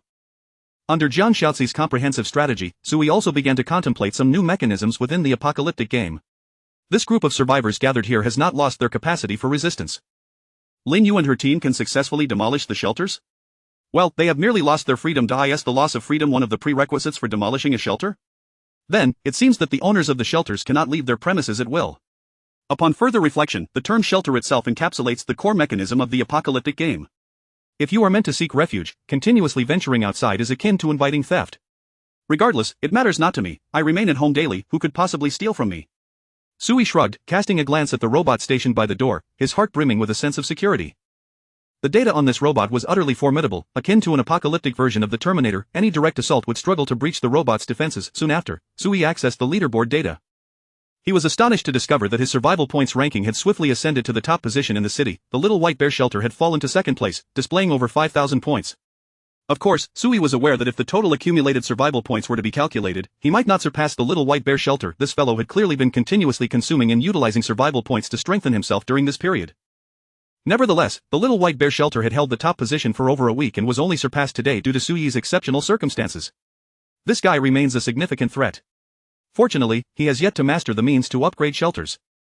Otherwise, who in the city could contain this killing machine? Sui muttered to himself, casting another glance at the other leaderboard data to ensure he remained well informed about the survivors throughout the city. The remaining leaderboard changes were minimal, especially in terms of shelter levels, where Sui continued to maintain a considerable lead. Interestingly, the Apocalyptic War leaderboard was quite revealing. Halfway through the first round of apocalyptic time, only the name of the Huashan nation remained on the board. Other nations had yet to complete the first round of the Apocalyptic War. What level of difficulty is this apocalyptic war? Surely, it cannot be that the citizens and military are digging pits for one another? Sui stroked his chin, indifferent to foreign affairs, nearly indulging in some gossip. The morning swiftly passed. By the time Sui was drowsily enduring until noon, Lin Yu finally returned with her team. This signified that Sui had completely plundered the survival points of the entire neighborhood. Apart from Sui's room, there was no other shelter remaining in the community. It is worth mentioning that prior to Lin Yu's return, several buildings experienced minor disputes and unrest. Sui's watch had also lit up in red, indicating that numerous survivors had received notifications about the destruction of their shelters and were in a state of panic. However, this disturbance was quickly quelled. Jiang Xiaozi employed some means, without firing a shot or taking lives, to swiftly restore order. Sui deliberately glanced at his watch, noticing the red had reverted to blue. He approached the window and observed a few individuals leaving their residential buildings, seemingly returning to their shelters within the community. Before long, this group returned, looking disheartened. Below the building, Sister Lee was already waiting with others, greeting each returning survivor with a smile. Ah, that shelter is of no use. Look at me, I lost mine on the first day, yet I'm still doing just fine. With that thing, you don't even qualify to reside here. Even if those soldiers wish to protect you, they are powerless. Take my advice, since there is nothing good there, and it's a place where you can barely fill your stomach, it's of no use to keep it. Sister Lee was indeed adept in this regard. With just a few words, she deftly dismissed the situation, resonating with many survivors. Although some still felt despondent and regretful, none chose to leave. With the shelters gone, they had no choice but to rely on Sui's refuge. Moreover, many felt that Sister Lee's words rang true. Even if they still possessed shelters, they were perpetually starving, lacking the courage to venture out and scavenge for supplies. Pledging allegiance to a formidable force was far more appealing. At least here, they could enjoy regular meals, drink clean water, and have guards ensuring their safety. Sui paid little heed to this minor commotion, redirecting his focus to tallying his survival points. Following Lin Yu's return, Sui's total points had reached 39,651. This figure approached 40,000 survival points, astonishing the survivors in the city chat channel, with the news spreading rapidly. Damn! Big news, someone has seized the top spot from Little White Bear. Survival points are about to hit 40,000. Goodness, do we have such a formidable figure in our midst? Who on earth is this? Little White Bear Shelter, are you there? Can we interview you about your current feelings? Any thoughts on reclaiming the top spot? Man, you have some guts. Those who can amass such points are no ordinary folks. Do you really dare to speak to such a person like that? What do I have to fear? They have no idea who I am or where I am. I couldn't care less. Approaching 40,000 points, this guy must have wiped out an entire urban village. It's utterly outrageous. He must be a heartless killer. By the way, who exactly is this top contender? His shelter hasn't even been named yet. He is still going by an unnamed title. This is truly a formidable figure, very clever indeed. Not naming it means no one knows who he is, enhancing his concealment. Sui also took note of the discussions in the chat channel, as it appeared everyone was captivated by his sudden rise. Survivors throughout the city were speculating on what Sui had accomplished to garner such an impressive amount of survival points in a short span of time. With 40,000 points, what should I do? Sui mused, opening the upgrade list for shelters to review the requirements for upgrading to a level 2 shelter. Upgrade materials require 1,000 units. Additionally, 1,000 survival points, at least 3 personnel units are mandatory, and one of them must be a sea-level talent? Well, the requirements seem quite high, but at this moment, I am merely lacking one condition. Sui pondered. He had sufficient points and personnel units, but was short on upgrade materials. These could currently only be obtained through dispatching exploration missions, yielding around 100 units daily, with luck potentially yielding 200 to 300. Although Sui had accumulated a considerable amount of upgrade materials, due to his shelter's selection of a technological type, the only upgrade material he could utilize was electronic components. He currently had over 300 of these components, leaving him short by approximately 700. At this rate, I estimate it will take a week, with luck, perhaps just 3 days. Sui calculated in his mind, this was already under the premise of having assessed the increased returns from exploration technology. For an ordinary survivor to upgrade to a level 2 shelter, even with sufficient personnel units, it would take at least 10 days. Since upgrading is temporarily unfeasible, I might as well undertake a major renovation of the shelter. Let us see if I can purchase new shelter rooms. Oh, wait, my capacity for building rooms is already maxed out. Sui was astounded to discover that he could construct only 4 rooms. One is his master bedroom, one for research, one greenhouse, and one storage room for essential facilities like water purifiers. These 4 rooms were already filled to capacity, leaving no room for additional shelter construction. Since I cannot build new rooms, surely I can upgrade and renovate the existing ones. Chapter 62. Constructing the ultimate safe haven, the happy abode of a homebody. Sui opened the detailed interface of the shelter's room. The greenhouse and laboratory were both classified as level 1 rooms, restricted by the level of the 1-star shelter, preventing any upgrades. However, there remained potential for renovation in his master bedroom and storage room. Firstly, the storage room was not a special type of shelter room but merely designated for storing essential large-scale supplies and tools necessary for the shelter, such as, given the limited space on the 6th floor, Sui hesitated to place these critical items in the other non-shelter areas, thus temporarily storing them in the storage room. Let us enhance the defense of the storage room, Sui pondered, waving his hand decisively to procure 2 room renovation upgrade projects. Wall reinforcement, consumes 500 survival points to comprehensively reinforce a designated area within the shelter, enhancing its resistance to damage, fire, and freezing. Smart home defense system, consumes 1000 survival points to establish a fully integrated smart system for a specific area of the shelter, including biometric locks, defensive weapon modules, and an autonomous alarm system, significantly increasing the safety level of the room. The storage room doesn't require extravagant features. These 2 upgrades will suffice. My master bedroom is where the most critical renovations must occur. Sui adjusted the room information, preparing to seriously renovate his master bedroom. This was the place he would inhabit long-term, hence, both its safety and intelligence levels needed to be at their peak. With ample points at his disposal, Sui was not hesitant. Prioritizing his security, he embarked on a fervent endeavor to create the ultimate safe haven, eagerly investing points for extensive renovations. Smart Laser Lockdown Network, consumes 2000 survival points to construct a comprehensive laser surveillance network in a designated shelter room, capable of intelligently distinguishing between friend and foe. It can enter a state of alert based on any command from the room's occupant. Once activated, the entire area, except for where the owner is located, becomes a laser grid. The laser grid possesses immense power, capable of vaporizing 20 centimeters of alloy steel in an instant. While the laser network may damage items within the room, it will not compromise the fundamental structure of the room. This serves as a formidable trump card. Though costly, it is certainly worth the investment, Sui exclaimed with delight. Who dares enter? I shall treat them to a laser feast. Super Defense Shell, consumes 2000 survival points to create an outer shell composed of super strong alloy around the entire room, capable of withstanding any non-nuclear attacks, and maintaining the room's structural integrity during severe earthquakes or explosions. Even if the main structure collapses, the room itself remains unscathed. Omnidirectional Energy Ecosystem Guard System, consumes 3000 survival points to form an invisible, fully intelligent energy shield around the room, effectively countering and neutralizing threats such as toxic gases, radiation, and biological viruses, while automatically regulating the health of the inhabitants by adjusting the frequency of air molecules, ensuring longevity and a pleasant disposition. Smart Life Support System, consumes 2000 survival points to install a smart life support system throughout the room, providing essential living conditions even in extreme external environments. It supplies clean air, suitable temperatures, necessary moisture, and food. This system does not require additional resources to sustain itself but can only provide a maximum of 5 portions of survival resources per day. Super Specification Security Alert System, consumes 2000 survival points to establish a comprehensive security network consisting of high-definition cameras, infrared sensors, and sound recognition systems, monitoring all biological and detailed situations within the room in real time. Additionally, it incorporates weapon modules such as flamethrowers, instant refrigerants, gunpowder machine gun barrels, and laser scalpels. Upon detecting any threat, it will automatically activate defensive mechanisms and intelligently analyze the optimal response plan. Emergency evacuation system, consumes 1,000 survival points. If the owner can freely control this system, in the event of an insurmountable threat, they can activate the emergency evacuation device from any area in the room, launching a special biological capsule into the sky and swiftly propelling away from the premises, landing safely within a distance of up to 100,000 meters. Smart entertainment and psychological support system, consumes 1,000 survival points to install a fully intelligent entertainment system in the room, allowing for various forms of entertainment, including programs, virtual games, and physiological pleasures, while simultaneously providing mental health assessments to ensure the well-being of the inhabitants to the greatest extent possible. Super micromolecular robot Omni module, consumes 5,000 survival points to allocate 10 billion units of super micromolecular robots throughout the room, all equipped with capabilities for self-repair and replication, unlimited units, internal surgical treatment and disease curing, healing, mini laser weapon modules, attack means, light invisibility modules, stealth, full-room radar scanning and inspection modules, anti-invisibility, and assembly and disassembly of large guardian bodies, capable of forming large robots. That should suffice. There appears to be nothing else of value. Sui mused, shaking his head. No higher grade items are available for purchase. This should be enough. After calculating, Sui realized that despite the numerous renovation projects he had acquired, his total expenditure amounted to only 18,000 survival points. Including the modifications to the storage room, his total expenditure was under 20,000 points. Too expensive, yet remarkably affordable. Sui sighed. At this stage, very few survivors could casually spend such points. However, for Sui, this merely represented the consumption of half his survival points. He still had nearly 20,000 points remaining. Select purchase, let the transformation commence.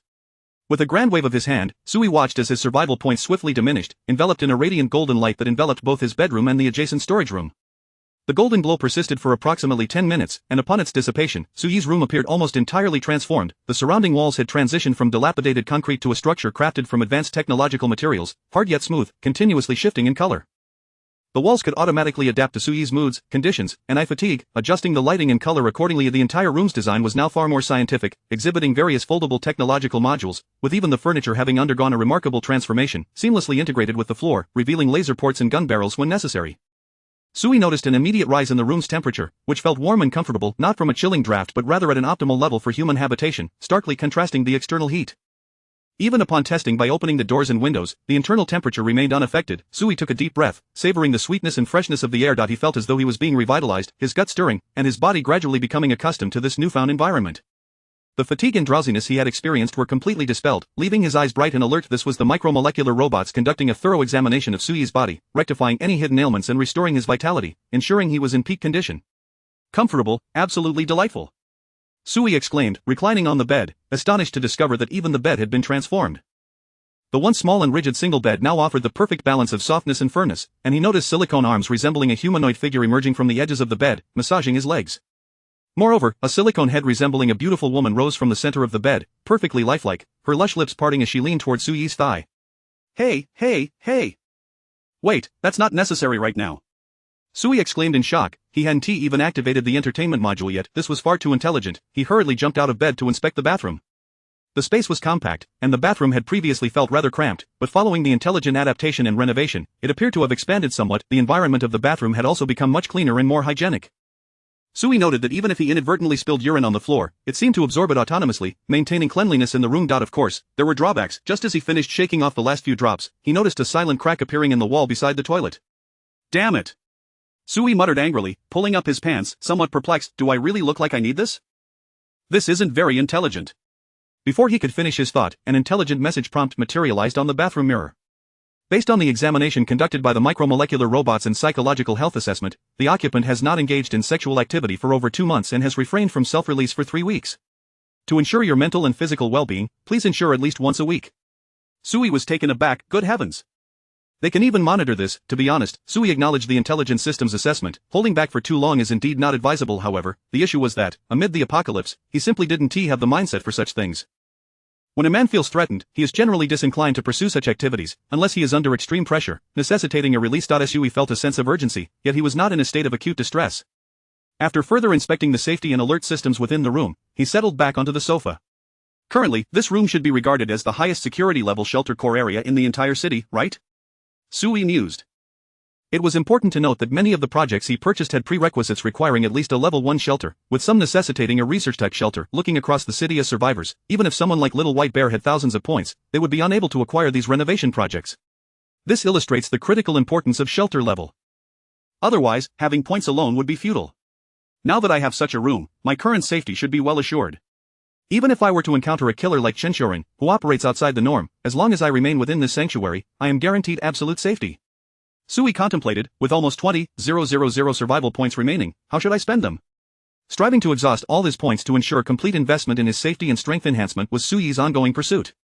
He had no desire to become one of those unfortunate souls who hoarded points only to perish before utilizing them, leaving their points for others to squander. As Sui pondered, suddenly, the timer on his watch chimed. It was time for the midday rewards. Before him, new talent information swiftly materialized. Sui merely glanced at it and was instantly elated. Oh my, holy smokes, yet another grand prize talent. Chapter 63. What? I have become a warlord of the apocalypse. Congratulations, you have triggered a high-level talent reward. Congratulations, you have received a talent reward, A-Class Technological Armed Task Force, comprising 500 personnel. A-Class Technological Armed Task Force, : a task force composed of 500 individuals, featuring 3 subdivisions at command, combat, and support teams. Team composition: command personnel, task force leader, deputy leader, chief of staff, and staff officers; combat personnel, combat squad leaders, deputy squad leaders, combatants, assault units, and fire support units. Support personnel, communications unit, medics, and logistics personnel.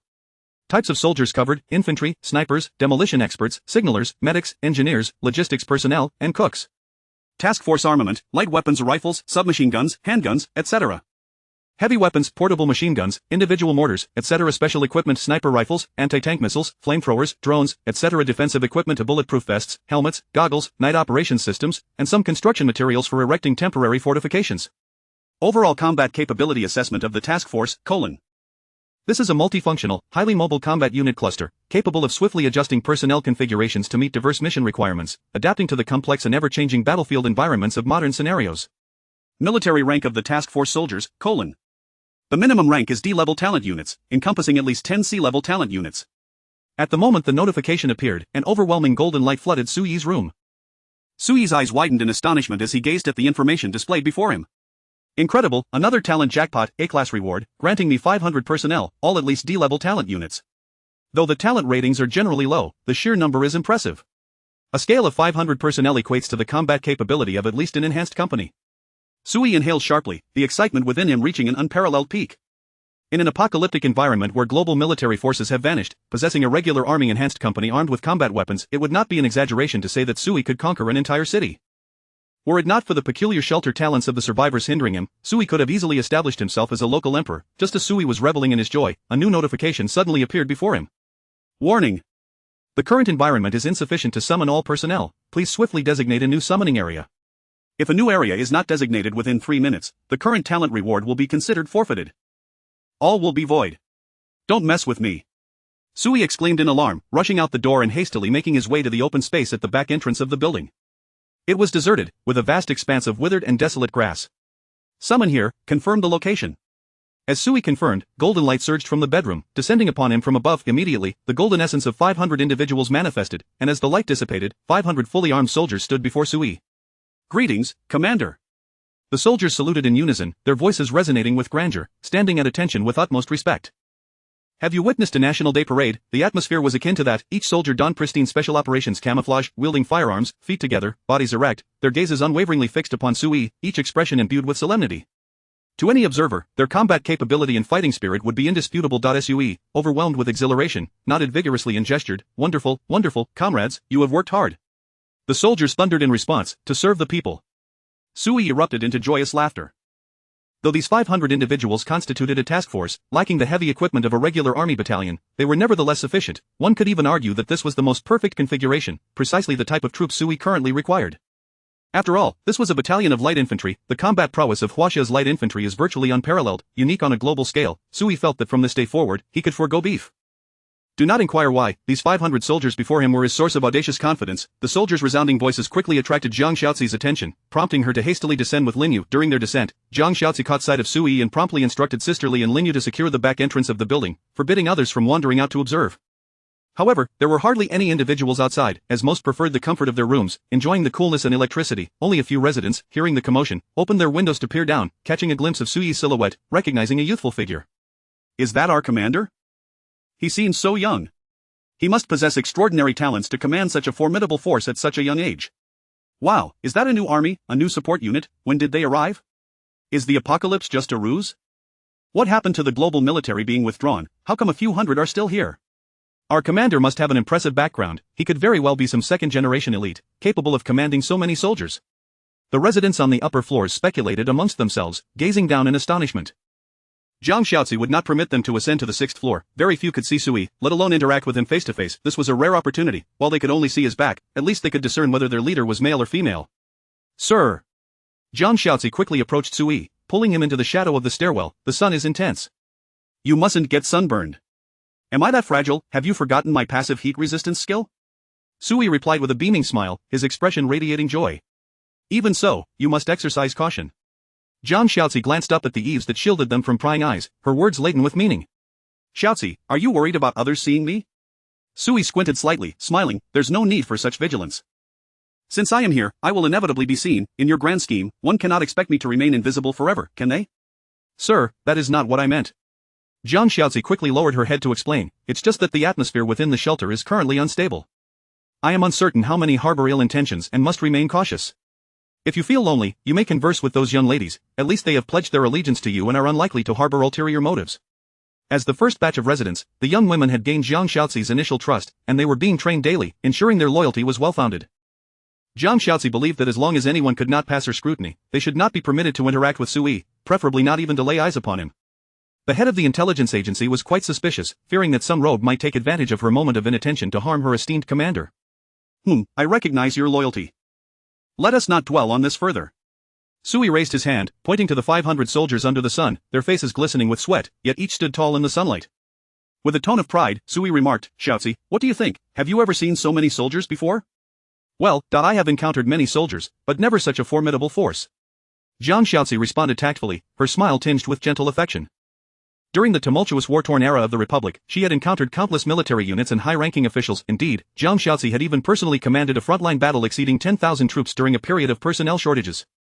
However, she refrained from mentioning this, wishing not to dampen Sui's pride as a man in this moment. Very well, these 500 individuals are now yours. Sui waved his hand grandly. You shall arrange them. This is our new unit, each one a capable fighter. With this, you shall no longer complain about the manpower shortage in our shelter, will you? Sui's face beamed with a smile. A military force of 500 personnel, this was a troop composition exceeding the number of residents, who would dare to entertain any ill thoughts. The color of this watch would not change to red again. As such, the shelter indeed faces no more worries. Zhang Xiaozi respectfully stated, with such a strong military at our disposal, I shall strive to achieve further accomplishments for you, enhancing our overall strength. There is no rush to seize territory. Sui waved his hand, reminding her, we are in an apocalypse. Survival takes precedence. Your previous mindset of a warlord seizing territory may not always apply. Let us first ensure our safety and resource issues, the rest, you may manage as you see fit. Understood, sir. Zhang Xiaozi nodded respectfully. I entrust this group to you. Sui glanced at the soldiers before him, beckoning several captains and staff officers to communicate with Zhang Xiaozi. After giving his instructions, he turned to ascend the stairs. Sir, you seem in haste, is there something urgent? I am at your service. Zhang Xiaozi's thoughts remained focused on Sui, and she inquired promptly, hoping to alleviate any new troubles he might face. Indeed, there is something, though you may not be able to assist. Sui pointed upstairs, smiling as he said, I need to find Leah. With so many new soldiers, we must expedite the production of the cooling temperature equipment we discussed earlier. Previously, Leah had reported to Sui that she was researching portable cooling devices suitable for talent units venturing out to gather resources, which would effectively mitigate the loss of stamina experienced by soldiers during high-temperature missions. This would ensure soldiers maintain their body temperature during task execution, reducing the difficulty of their outdoor missions. This was also the sole research challenge that the shelter had independently developed to overcome, as suggested by Zhang Xiaozi. Now that Sui had acquired these 500 soldiers, he was eager to hasten the process rather than wait for Leah's research to conclude. He intended to inquire in detail. If she had yet to make progress, he would simply purchase it with his points. With nearly 20,000 points remaining, even if he spent them all on this military force, it would be a sure profit.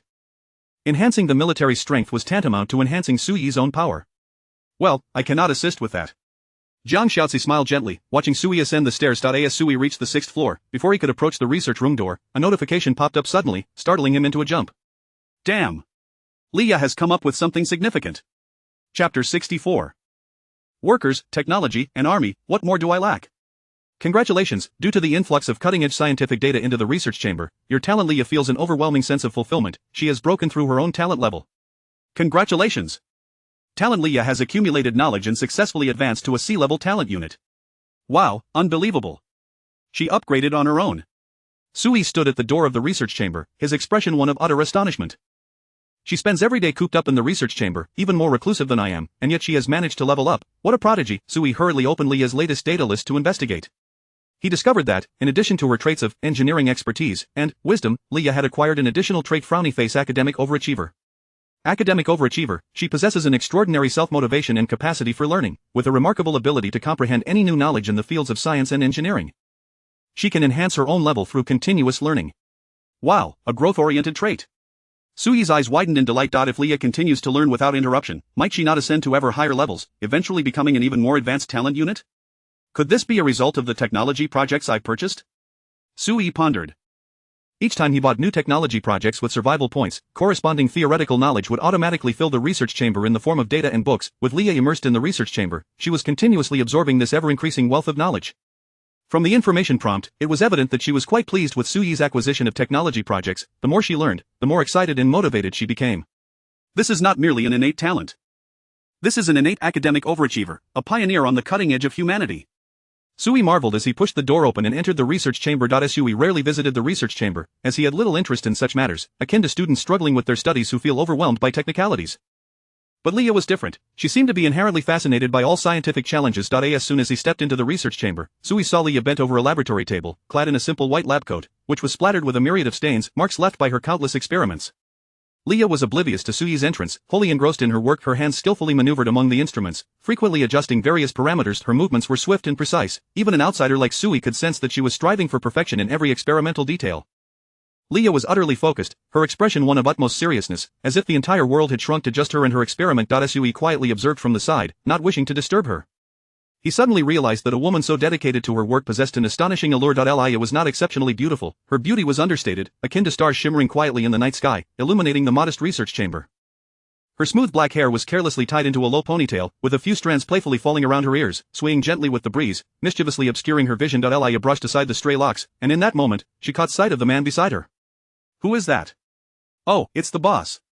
Leah snapped back to reality, quickly turning to face Sui, a smile lighting up her face. Boss, what brings you here? Her smile was refreshing, though it bore the unmistakable signs of fatigue. I just arrived and didn't want to interrupt you while you were busy. Sui nodded. Have you not been resting well? You look quite exhausted. Oh, I'm fine, really, I just haven't slept for 2 nights, Leah chuckled, waving her hand dismissively. Recently, this room has been filled with a lot of new data and experimental projects. It seems related to the structure of the chamber, as well as smart information technology and models for microrobots. I feel that if I can master this, it could bring significant benefits to you, boss.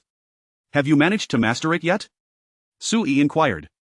Leah hesitated, her breath catching momentarily, before shaking her head dejectedly. Not yet. I can't comprehend it. It seems I'm missing many foundational technological modules, so I can't replicate them for now.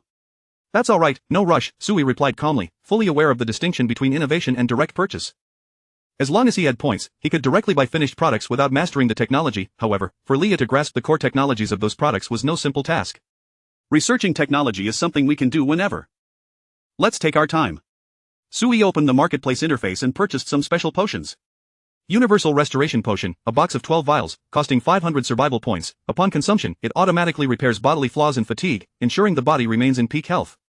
This potion cannot replace food and does not satiate hunger. This item resembled a stimulant typical of shelters, yet it had no side effects and possessed healing properties. Here you go. Sui purchased 10 boxes in one go, spending 5,000 points without a flicker of hesitation. He placed the potions before Leah. Drink a little when you're tired, your health is vital, so don't overexert yourself. With the academic overachiever trait, Leah represented a significant elevation in status for Sui. Given enough time, she could potentially ascend to an A-level or even S-level talent unit through relentless learning. Boss.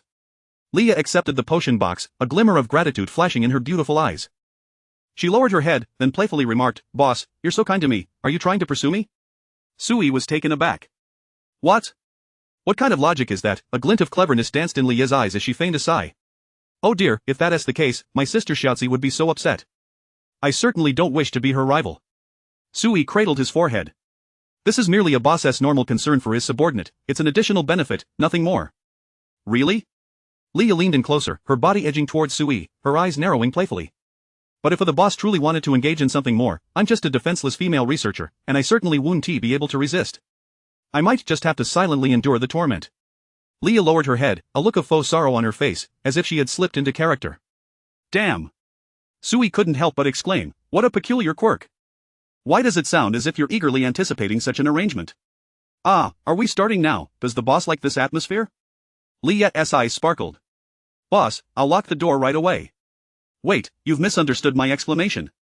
It's merely an expression of emphasis, it doesn't imply action. Sui quickly grabbed Leah. Let us discuss serious matters. How is the research on the cooling and refrigeration facilities that Xiaozi discussed with you? I have some leads and have even created a few prototypes, Leah replied, turning to retrieve several small vests from a nearby drawer. See? It is not too difficult, but I can't mass-produce them, I'm the only one making them manually.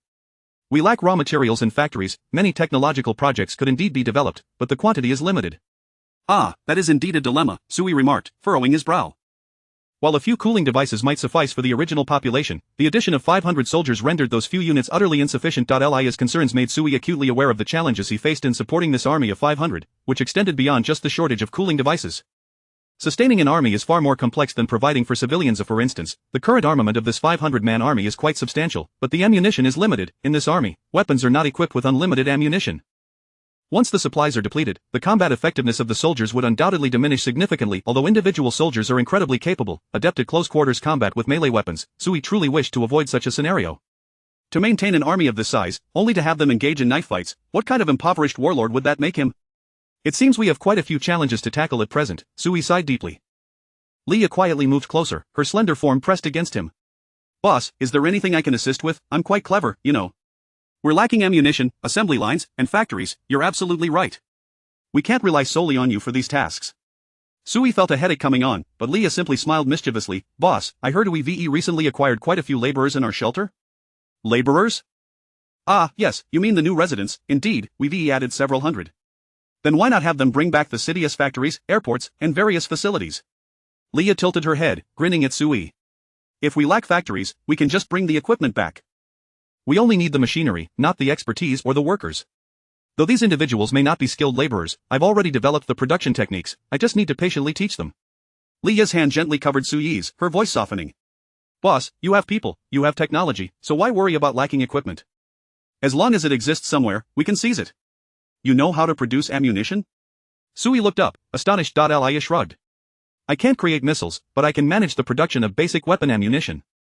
If necessary, give me another week, and I'll strive to develop the production technology for rocket launchers. Wow, you can even make that, are you a natural at this? Boss, I'm not a genius. It's just that we have the scientific data here, complete with a comprehensive theoretical framework and experimental methods, I merely need to attempt replication. Leah did not take credit for herself. She referred to the automatic appearance of corresponding technical materials in the research chamber once Sui obtained these technologies and equipment. However, Sui understood that, despite Leah's seemingly casual remarks, she was the only one in the entire shelter capable of comprehending these technical materials. Her words might sound easy, but without a substantial accumulation of scientific and technological knowledge, even if the design blueprints for sophisticated weaponry were laid before an ordinary person, they would be utterly incomprehensible. A treasure trove of knowledge, yet utterly inaccessible. Indeed, you're right, Sui nodded, his eyes narrowing slightly as a sense of clarity washed over him. Leah was correct, he commanded an army of 500, currently in peak combat readiness, with ample ammunition. Given this premise, what could he not acquire? Anything that exists within this city, he could obtain. I've been limiting my thinking to peacetime, I should learn from you. Sui's demeanor was sincere. It's not embarrassing to have not thought of it, what matters is the willingness to learn and improve. Boss, would you like me to provide some extracurricular tutoring? Leah playfully draped her arm over Sui's shoulder, exuding a hint of mischief. She looked up at him with a teasing smile. A nighttime tutorial, just the two of us, absolutely private, guaranteed to facilitate your rapid growth. This, I wouldn't mind at all. Could you consult with Xiaozi about it, have her clear a spot for you tonight? Oh no, my experimental projects, I almost forgot, you're so bad, boss, I want to play with you. Leah exclaimed, spinning around and darting back to the lab table, unabashedly exposing her delightful back to Sui, her movements imbued with a hint of tantalizing allure. This girl is quite a handful, Sui shook his head, turning to leave the research chamber, eager to execute the new plan he had just conceived. Sweep through the city, whatever we lack, we shall seize. Chapter 65. Points exhausted, commencing a grand sweep. After departing from the research room, Sui intended to seek out Jiang Xiaozi, only to discover her standing at his doorstep. Ah, Xiaozi. Sui's eyes brightened, and before he could utter a word, Jiang Xiaozi smiled and opened the door, stepping inside. Xiaozi, were you waiting for me? Sui followed closely behind, a hint of surprise in his demeanor, sensing that Jiang Xiaozi had been anticipating his emergence. Indeed, sir. How is the arrangement with the military progressing? Sui settled onto the sofa and took a sip of chilled water. Also, you came to inquire about the refrigeration equipment, didn't you? She has managed to create it, but we lack the means for mass production. I am aware. Jiang Xiaozi nodded respectfully, standing before Sui with great deference. The military has yet to make any arrangements. They have merely instructed the personnel to rest indoors. Why is that? I believe that after your meeting with Leah, sir, you may have new plans in mind. Jiang Xiaozi paused momentarily, speaking with subtle implications. You hold Leah in high regard, and her character does not favor being constrained by rules. Thus, she might provide you with fresh insights.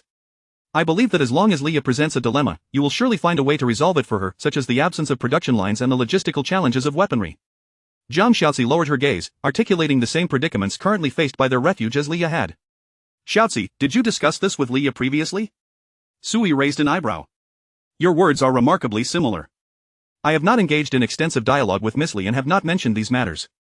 Jiang Xiaozi smiled gently, adding, Sir, the arrival of the military has already foreshadowed our most pressing issues. The greatest challenge in sustaining an army naturally lies in logistics. Indeed, Leah suggested that I venture out to seize resources. Sui reclined on the sofa, speaking with a nonchalant tone. What do you think I should do?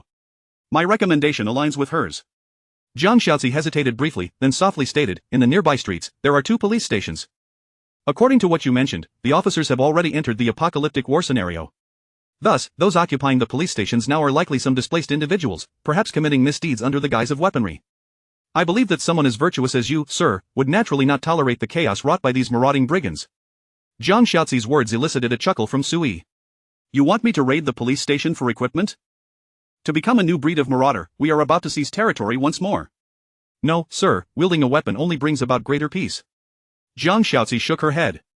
Though the apocalypse has persisted for some time, you have never taken a life with your own hands.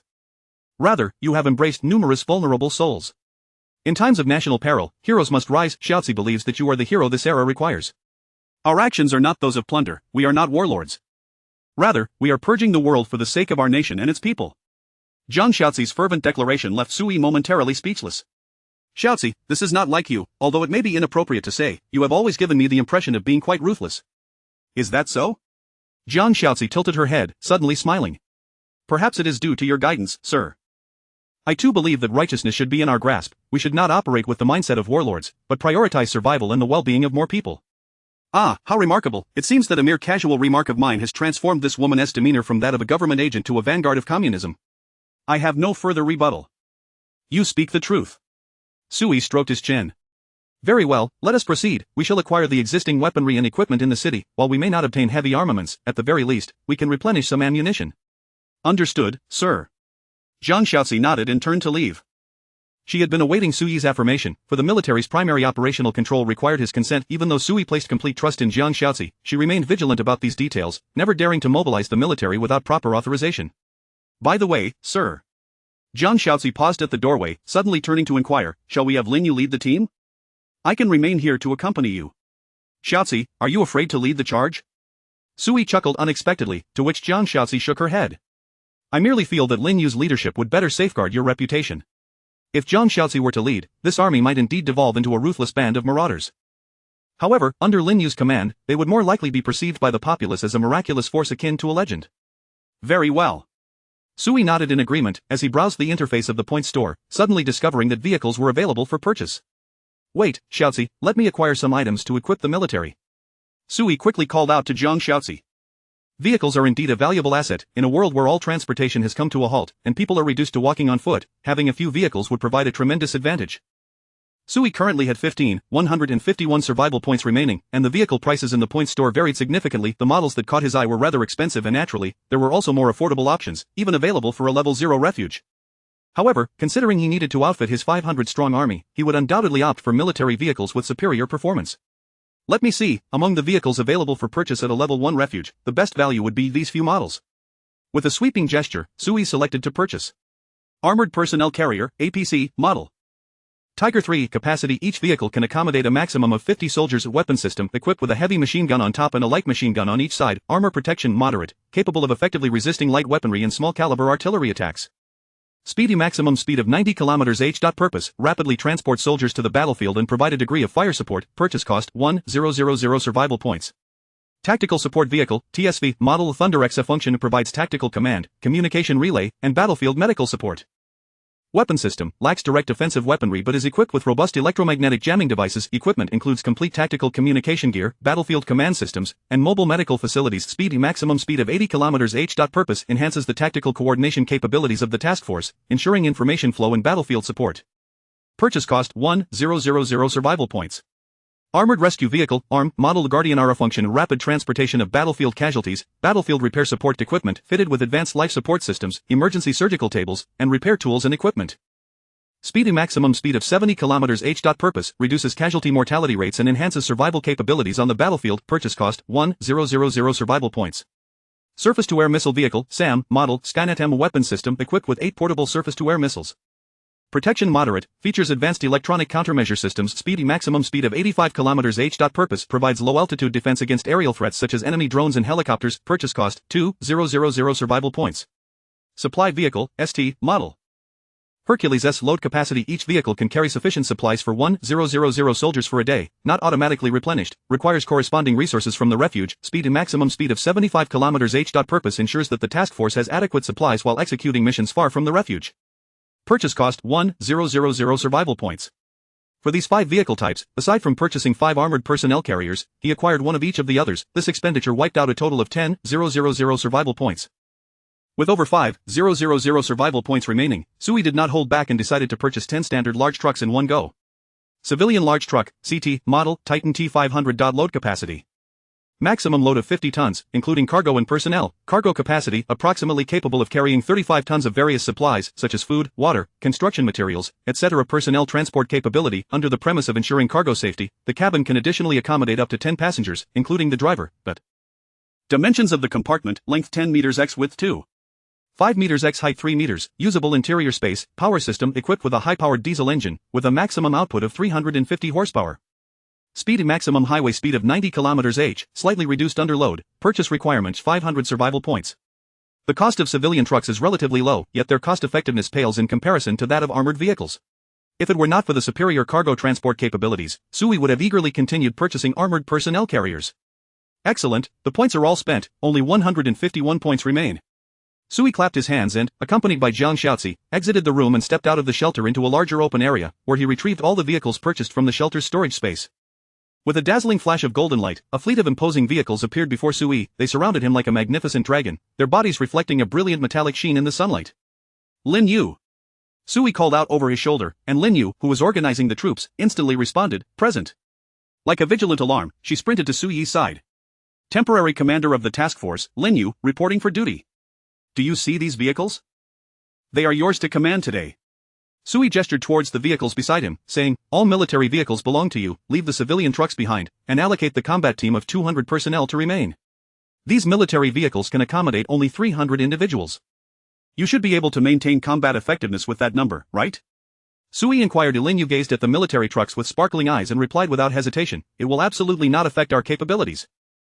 I assure you we will accomplish every task. These are no ordinary transport vehicles, they are a formidable enhancement to the army's combat strength. Just look at these military trucks, especially the armored personnel carriers, with their dark gun barrels, which provide the greatest sense of security for the soldiers. Lin Yu could already envision several machine gunners perched within, ready to drive. Which enemy would dare approach? A hail of gunfire would shatter them all. Even long-range attacks from standard bullets would struggle to penetrate the armor, and there are sniper ports allowing for immediate counterattacks. These assets could significantly elevate the combat prowess of the task force. The most crucial point was Sui's next statement. As it stands, we are the only ones in the city equipped with such gear. These are items that can only be purchased at a level 1 shelter.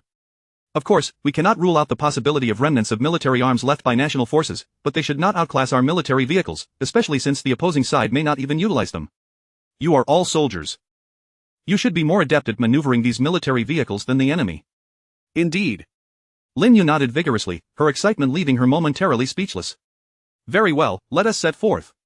Sui waved his hand. As for the 200 individuals remaining, Xiaozi, please oversee their arrangements, designating some to operate the civilian trucks, allowing the residents to commence their tasks.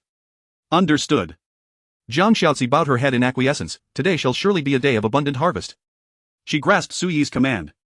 He intended to leverage the truck's transport capabilities to bring back all available resources from the surroundings, whether it be factory equipment, shopping centers, pharmacies, or city hospitals. Anything the shelter lacked must be retrieved.